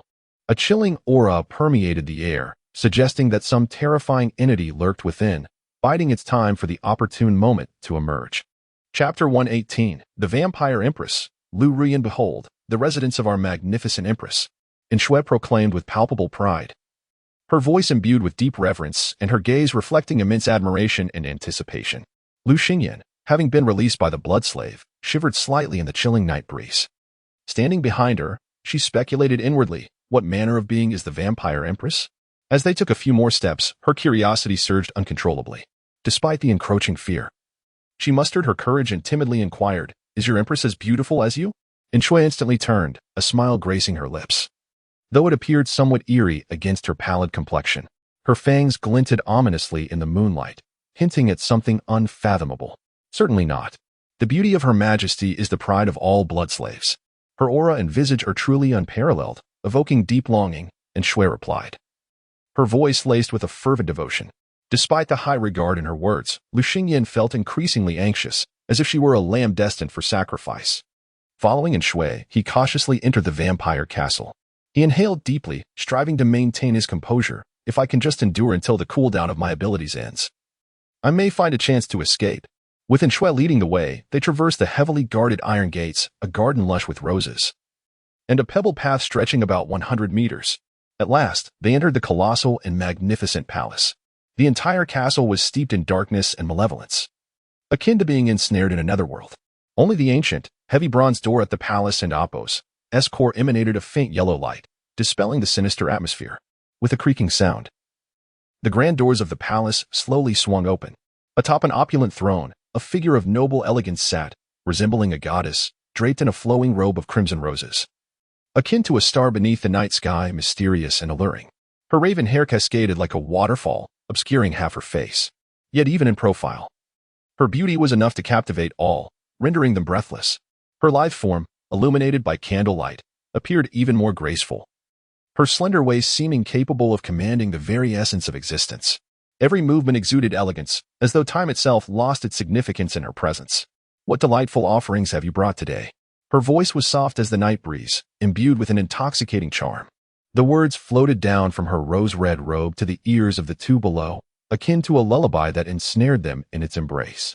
And Shui bowed her head slightly behind her, her eyes radiating profound admiration, akin to a devout worshipper before a deity. "Your Majesty, I have returned with the finest, freshest blood. You shall be most pleased." And Shui and Apos' voice was filled with fervent humility. Yet Lu Xingyan continued to study the enchanting figure above, his eyes widening as she increasingly resembled a familiar silhouette in his mind. When the vampire empress turned her gaze upon Lu Xingyan, her expression transformed into one of astonishment as their eyes locked. "Yenner." The empress's exquisite eyes widened in disbelief. "Is it Ruyan?" Lu Xingyan hesitated, weakly calling out. In the next moment, Lu Ruyan, as if swept by a gentle breeze, approached Lu Xingyan, disregarding Shui at her side. She opened her long arms and enveloped him in a warm embrace, her gaze shifting to one of seductive possession. "Ah!" Lu Xingyan gasped in surprise, caught off guard by the warmth surrounding him. The strands of hair that had momentarily obscured her face prevented him from recognizing her initially, compounded by the time that had elapsed since their last encounter. However, he now fully comprehended that this was his former girlfriend, Lu Ruyan, to whom he had longed to return. The system and Apos' notification chimed belatedly. Target detected, Vampire Empress. Finding successful. Lu Ruyan, Yin and Apos. I thought you had perished during your time with the Lu family." Lu Ruyan held him tightly, as if fearing that loosening her grip would result in losing him. "Ruyan, I can hardly breathe," Lu Xingyan weakly pleaded, feeling as though he were suffocating in her embrace. Hearing this, Lu Ruyan narrowed her eyes, gently inhaling the intoxicating scent of his fresh blood before loosening her hold slightly, though she refused to let go entirely. "Your Majesty, what is happening?" And Shui, still in shock, managed to ask. Lu Ruyan frowned slightly, then with a flick of her robe, tossed a small vial exuding an alluring fragrance. "Bring my Yenner back. This is a reward for you." "Thank you, Your Majesty." And Shui knelt, accepting the vial, her eyes alight with excitement as she gazed at the enticing contents. "Leave now." Lu Ruyan gestured gracefully. "Yes." And Shui bowed her head and exited in a frenzy, closing the door behind her. The vial Lu Ruyan had thrown contained the coveted holy blood desired by all blood slaves, though in truth, it was merely a drop of her blood combined with some ordinary beast blood. However, due to Lu Ruyan and Apos' awakened vampire lineage, even a single drop possessed potent bloodline power, which could significantly enhance a blood slave's abilities. "Yenner, how have you managed to survive until now?" Once Shui departed, Lu Ruyan gently guided him to a plush sofa. Her lips, slightly parted with a hint of mischief, inquired softly. Lu Xingyan hesitated, contemplating his response before continuing. "I was fortunate. On the day the apocalypse began, I had prepared for a gathering and stocked up on supplies, hiding out in a suburban villa until now." he explained slowly, deliberately omitting details about his encounters with Nangong Meng, Yun Minqiu, and Ji Suyue, knowing Lu Ruyan's ruthless and cold nature from their past relationship. He was acutely aware of the potential consequences of revealing too much. Upon hearing his explanation, Lu Ruyan and Appo's beautiful eyes narrowed slightly, a smile playing at her lips as she grasped his delicate chin. Is that so? Certainly. The truth of the matter is inconsequential. After all, he is beneath her, and she can do as she pleases. Recently, Lu Xingyan has endured quite a few experiences, and at this moment, she exhibits neither guilt nor unease. Now, after a gentle nod, Lu Ruyan's voice falters as she gazes down at him, having placed him on the sofa. Let us discuss the circumstances surrounding our breakup. A hint of danger lingers in the air, as if she might consume him whole should he fail to provide an adequate explanation. Upon hearing her broach this subject, Lu Xingyan's expression shifts to one of discomfort. His voice becomes hesitant. Could we perhaps not discuss this? It has been so long. Huh? What do you think? Lu Ruyan's smile vanishes in an instant, replaced by a chilling, murderous intent. Lu Xingyan, she suddenly exclaims, her tone frigid enough to lower the temperature of the surrounding air. What did you promise me back then? You said you would marry me after graduation, that you would return to discuss it with your family, yet this discussion led to our separation? Ruyan, observing the flicker of panic in his eyes. Lu Ruyan and Appo's lips curl into a cruel smile, but it is not too late. As she speaks, her slender fingers caress Lu Xingyan and Appo's delicate face. From this moment forth, you shall be my possession, Lu Ruyan declares, her voice resolute and almost ceremonial. Can I have a moment to reconsider? Lu Xingyan protests weakly. While he intended to seek refuge with Lu Ruyan, her domineering declaration of ownership feels reminiscent of Ji Suyu and Appo's behavior. It is I who must contemplate how to punish you for deceiving me. Lu Ruyan scoffs, her demeanor indicating she has him firmly in her grasp. Ruyan, please don't do this. Lu Xingyan attempts to break free, but Lu Ruyan firmly grips his shoulders, rendering him immobile. Don't do what? Abruptly, her tone shifts to one of rage. She applies more pressure to his shoulders, pinning him down as she gazes at him with icy eyes. A sharp pain radiates from his shoulders, prompting Lu Xingyan to gasp. Tears spring forth, and his petite frame trembles. Gasping for breath, Lu Ruyan strives to quell her rising anger. However, due to her awakened vampire lineage, her emotions often spiral into uncontrollable rage. The only remedy is blood. Ruyan, let me go. Lu Xingyan pleads, his voice quivering with distress, his eyes filled with innocent sorrow. Having taken a potent healing elixir while escaping the villa, he has returned to peak condition. His features are flawless, skin pale and delicate, resembling the finest porcelain. Yet, the pain etched upon his exquisite face is reminiscent of a flower wilting under duress. Does it hurt? When you said we should break up over text and blocked me, I felt as though ants were crawling over my skin. Lu Ruyan's gaze sharpens, her voice turning colder as memories of his betrayal resurface. I'm sorry, Lu Xingyan closes his tear-filled eyes, yearning to explain, but his words are interrupted by a low gasp escaping his throat. Suddenly, he feels a searing pain in his neck. Lu Ruyan's face is buried in the delicate curve of his neck, her sharp fangs piercing his sensitive skin. Her teeth, capable of retracting, possess small holes designed for blood extraction, allowing her to draw blood immediately upon contact. Lu Xingyan inhales sharply, his head spinning with pain. Ruyan, please let me go. He grits his teeth, struggling against her grasp, yet his efforts are futile. Crimson blood flows from Lu Xingyan and is eagerly consumed by Lu Ruyan. A trickle seeps from the corner of her mouth, staining her collar, rendering her appearance strikingly seductive. The more he struggles, the more fervently she drinks, as if she desires to drain every drop from his body. Her visage grows increasingly terrifying. Her once fair complexion takes on an ashen hue, her eyes glowing a feral red, exuding a predatory thirst.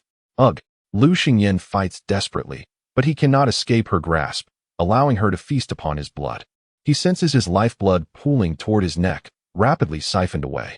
Tears cease to flow, his expression grows vacant, and his once vibrant face pales. His strength wanes, and he gradually weakens, succumbing to exhaustion. Eventually, he lies limply on the sofa, acutely aware of the blood slipping away from him. After what feels like an eternity, Lu Ruyan exhales deeply, raising her exquisite, alluring face. The bloodlust recedes, replaced by a look of satisfaction, casting her gaze upon the unconscious Lu Xingyan. Lu Ruyan squints slightly and tenderly licks the wound on his neck, where crimson still flows. The punctures inflicted by her fangs heal almost instantaneously, as if they had never existed. If not for Lu Xingyan's deathly pallor, who could discern that he has lost at least 1,500 milliliters of blood? Chapter 119, Calling Master Again? Such delicious blood, my Yinner. Lu Ruyan's eyes gleamed with a blend of morbidity and excitement as her delicate fingers caressed his pale face, her soft lips murmuring tenderly. The delectable quality of blood varies according to one and Appos, S genetic makeup, and Lu Xingyan and Appos, S genes are of the highest caliber. Had he been a woman, his capacity to absorb source energy would undoubtedly surpass that of the majority. Gently, she lifted Lu Xingyan's fragile body and turned toward the staircase. Her figure glided like a specter under the night's veil, both ethereal and graceful, as if everything lay within her control. The white walls flowed behind her, and the plush carpet beneath her feet made each step feel as if she were treading on clouds, serene yet imbued with an otherworldly beauty. She carried Lu Xingyan into her bedroom, a space reminiscent of a small palace. The door creaked open to reveal a lavish expanse of 300 square meters. The opulent decor was breathtaking, with soft light cascading upon the exquisite crystal chandelier, casting a dazzling glow. Enormous oil paintings adorned the walls, depicting scenes from ancient myths, whispering secrets long forgotten. At the center of the room stood a grand bed, its headboard draped in soft silk, radiating warm hues akin to the morning sun, evoking a sense of tranquility. On one side, an expansive balcony featured a shimmering outdoor pool, its surface sparkling like stars under the light, while a gentle breeze wafted in, bringing a refreshing coolness. Lu Ruyan tenderly placed Lu Xingyan on the bed, her gaze lingering on his pallid face, a complex swirl of emotions surging within her. I will never make the same mistake again. Your life shall wholly belong to me. She traced her fingers delicately across his icy cheek. The room was enveloped in silence, broken only by the faint sound of his breathing reverberating in the air. As the night deepened, moonlight streamed through the sheer curtains, illuminating her exquisite visage like a deity. Suddenly, an unusual glint flickered in Lu Ruyan and Appos' eyes, hinting at an implausible scheme brewing within her mind. She gently released his soft form and glided towards the outdoor pool, her feet making no sound upon the wooden floor. Should I make him my most loyal blood slave? The water mirrored her silhouette, graceful and enchanting. As she momentarily lost herself in the passage of time, she gazed into the clear pool, pondering deeply. The taste of Lu Xingyan's blood lingered, not yet fully digested, with a hint of sweetness that stoked her desire further. Yet, she hesitated, for once he became her blood slave, bound by the blood contract, his subconscious would irrevocably recognize her as his master. He would be unable to escape her grasp, his fate entirely in her hands. But that would render him little more than a puppet, much like Shui, who, upon seeing or speaking of her, was filled with adoration and submission. And Shui, once her adversary, had undergone a drastic transformation upon becoming a blood slave. Absolute loyalty from her subordinates is indeed a virtue. But Lu Xingyan, I yearn to witness his most genuine reactions. Therein lies the true enjoyment. Not as a marionette, passively swaying to my whims. Thus, I seek not a blood slave, but an object molded by my own hand to belong entirely to me. She whispered softly. A wicked smile began to curl upon her alluring face, a reflection of madness and elation. As the night deepened, Lu Ruyan's figure flickered in the moonlight, heralding the commencement of an endless dream. The following morning, Lu Xingyan's eyelids fluttered gently. After a brief pause, he finally opened his eyes. Blinking at the unfamiliar ceiling, he felt the strangeness of his surroundings, his brows furrowing in confusion. He attempted to move his body, but found himself utterly powerless, murmuring softly, I feel so uncomfortable. Even breathing became a struggle, the world around him spinning as dizziness threatened to overwhelm him once more. Yinner, are you awake? A deep, magnetic voice suddenly resonated beside him. Ruyan? As he turned his gaze toward the source of the sound, he finally recognized Lu Ruyan's presence. Lu Ruyan replied softly, her enchanting face tinged with a faint blush, her beautiful cheeks adorned with a delicate rosy hue. She nestled her head against his, her long, dark hair cascading onto the pillow. Lu Xingyan was momentarily taken aback, his small head resting against her chest, the rhythm of her heartbeat instilling a sense of safety within him. Yet, the memory of her furious and predatory demeanor from the previous day resurfaced, igniting a flicker of trepidation in his heart. What's wrong? She glanced down at him, noticing his hesitation, as if he had something to say but could not find the words, prompting a light laugh from her. Could you let go of me, please? Lu Xingyan attempted to wriggle free, only to feel the futility of his struggle, a look of helplessness crossing his face. You don't mean to say you wish for me to release you so you can seek another woman, do you? Lu Ruyan and Appos. S eyes immediately darkened with a hint of coldness, her suspicion palpable. I wouldn't and Appos. T. Fearing another bout of bloodsucking, Lu Xingyan hastily shook his head, his face paling further. Really?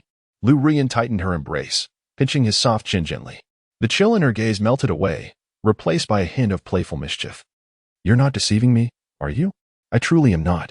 Lu Xingyan earnestly shook his head, his expression one of pitiful sincerity. Oh, then how do you intend to prove it? She smirked, a teasing lilt in her tone. Lu Xingyan found himself at a loss for words, unsure of how to respond.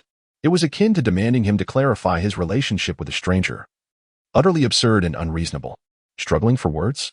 Lu Ruyan and Appos. S brows knitted together, her voice laced with disappointment and irritation, her gaze fixed intently upon him. After contemplating his tattered clothing last night, she had decided to dress him in a set of pink pajamas, matching her own as a couple and amp. Appos. S ensemble. Ruyan. Please don't look at me like that. Lu Xingyan felt unnerved under her piercing gaze, instinctively shrinking away, yet still held tightly in her grasp. A sense of foreboding washed over him. It felt as though she might devour him whole. Do not call me Ruyan. I prefer you to address me as master. Lu Ruyan and Appos. S lips curled into a smile, her voice sultry, carrying an undertone of threat. Lu Xingyan swallowed hard, an inexplicable fear rising within him. This title again. The last time he had uttered it, he had regretted it deeply. Reluctant? Noticing his prolonged silence, a glint of hunger flickered in her eyes. Her gaze drifting to his slender, pale neck, imbued with yearning. The memory of his delicious, fresh blood from the previous night made her swallow hard in anticipation. Master. Master. Lu Xingyan struggled to articulate, biting his lip. Lu Ruyan's expression softened momentarily, then she released her hold around his waist, instead grasping his shoulders, pulling him up to meet her gaze. Such a good boy. She affectionately ruffled his tousled hair. Today, I will introduce you to my servants, so they may meet my dear little one. As events have unfolded, he could only respond weakly. Simultaneously, thoughts of escape began to creep into his mind. After all, his extraordinary ability, the lifelike puppet, had completely cooled down. However, where could he possibly flee? His family had long perished, and in the Magic City, there were still Ji Suyu and Nan Gongming. The only person left to whom he could turn was Yun Mengqiu. Yet, if he returned to the Magic City, it was likely that before he could reach the Yunhuang Sanctuary, he would be captured, subjected once more to endless torment. Contemplating this, Lu Xingyan bit his cherry lips, gazing imploringly at her. Master, as long as you refrain from tormenting me, I shall obediently follow your commands. Having endured the cruelties of Nan Gongming and Ji Suyu, he had matured significantly and was no longer the naive young man he once was. Oh. Upon hearing his words, even Lu Ruyan was taken aback. She had initially been contemplating how to mold him into her ideal form. To her surprise, without even resorting to a blood slave contract, he had already submitted himself willingly. This situation was rather curious, if she were to simply keep him as he was. Wouldn't it become rather dull for her? She reached out with her delicate hand, tilting his chin upward, her alluring visage swaying slightly as she rejected him. Lu Xingyan, who had expected her acquiescence, wore a charming smile that suddenly turned to bewilderment. Was his compliance not sufficient? Did she prefer disobedience? Yet, if he were to disobey, would she not inflict upon him the same merciless torment as Nan Gongming and Ji Suyu? His face donned a mask of confusion. His beautiful eyes fixated on Lu Ruyan, seemingly awaiting her response. I shall give you one opportunity to escape each day. If you manage to flee, I shall refrain from draining you.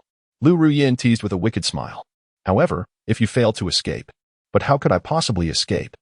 Lu Xingyan pouted, a bitter expression clouding his features. Faced with a formidable vampire queen, how could a mere man endowed with a solitary life-preserving ability hope to outrun her? Who says you are guaranteed to lose? Lu Ruyan lifted her elegant finger, tenderly caressing his cheek, her crimson lips curving into a smile. As long as you evade me for an hour, I shall let you go. But there are no buts. If you wish to avoid being drained of your essence, the moment we finish our meal, the game shall commence. Lu Ruyan interrupted him, leaving no room for refusal. She truly longed to witness him scurry and hide, only to be found by her, his expression one of despair and helplessness, pleading for mercy. That, she mused, would bring her joy, as she had been perilously close to boredom, confined to the castle while waiting for her blood slaves to procure fresh blood. The distribution of powers in the capital had largely been mapped out. Lu Ruyin would not attack other territories unless absolutely necessary. The power distribution in the capital is as follows. The center is dominated by the official sanctuary, the strongest force where most human elites congregate, equipped with formidable firearms and a large population. In the remaining quadrants, the East Ping district is occupied by a group of exotic beasts, remarkably united and seemingly well-trained. Rumors suggest that a person with awakened beast-controlling abilities leads the beast tide in this area, currently showing no intentions of attacking other forces. The South Xing district is under the control of Lu Ruyin's army of blood slaves, tightly encircling the southern outskirts, and is deemed the most insidious. In contrast, the West Mountain is a territory overrun by mutated plants that frequently harass the official sanctuary's humans, hinting at an impending assault. The North Province, on the other hand, is governed by humans capable of transforming into armored beings, aligned with the official faction. However, for reasons unknown, they are reluctant to merge with the authorities, opting instead to maintain their independence. Ding. Successful application. Received 1 bottle of infant-reducing medicine. Cooldown. For 59. Ding. Successful application. Received 1 pack of old 8 secret hamburgers. Cooldown. For 59. Ding. Successful application. Received 1 bottle of vitality potion. Cooldown. For 59. The system notifications had been incessant. From last night until this moment, Lu Xingyin had lost count of the resources he had accumulated. However, the abundance of safety items and infant-reducing medicine was particularly striking, as if hinting at something. Yet, he vividly recalled the intense pain inflicted by Ji Suyu and had no desire to experience it again. Burp after finishing his meal. Lu Xingyin gently cradled his soft belly, letting out a satisfied belch, although it was merely a simple self-heating hot pot. Being able to enjoy such a meal in this apocalyptic world was already a great fortune. Of course, if he were to draw upon his own supplies, the feast would be even more sumptuous. Lu Ruyin elegantly wiped her lips with a napkin, watching with delight as he resembled a cute pet in her arms, a smile brightening her face. Now that you are full, it's time for you to meet my loyal servants. Leaning down, she kissed his forehead, then lifted his entire petite form, her lips still curled in a wicked smile. Ruyin, must you really make me meet those blood slaves? Can I just stay here with you? Lu Xingyin blinked his crystalline eyes, looking at her with a sense of grievance. Although he was uncertain as to why she wished for him to meet those blood slaves, he was convinced it was not a favorable prospect. All he desired now was to live peacefully. As long as Lu Ruyin did not mistreat him, he had no intention of fleeing.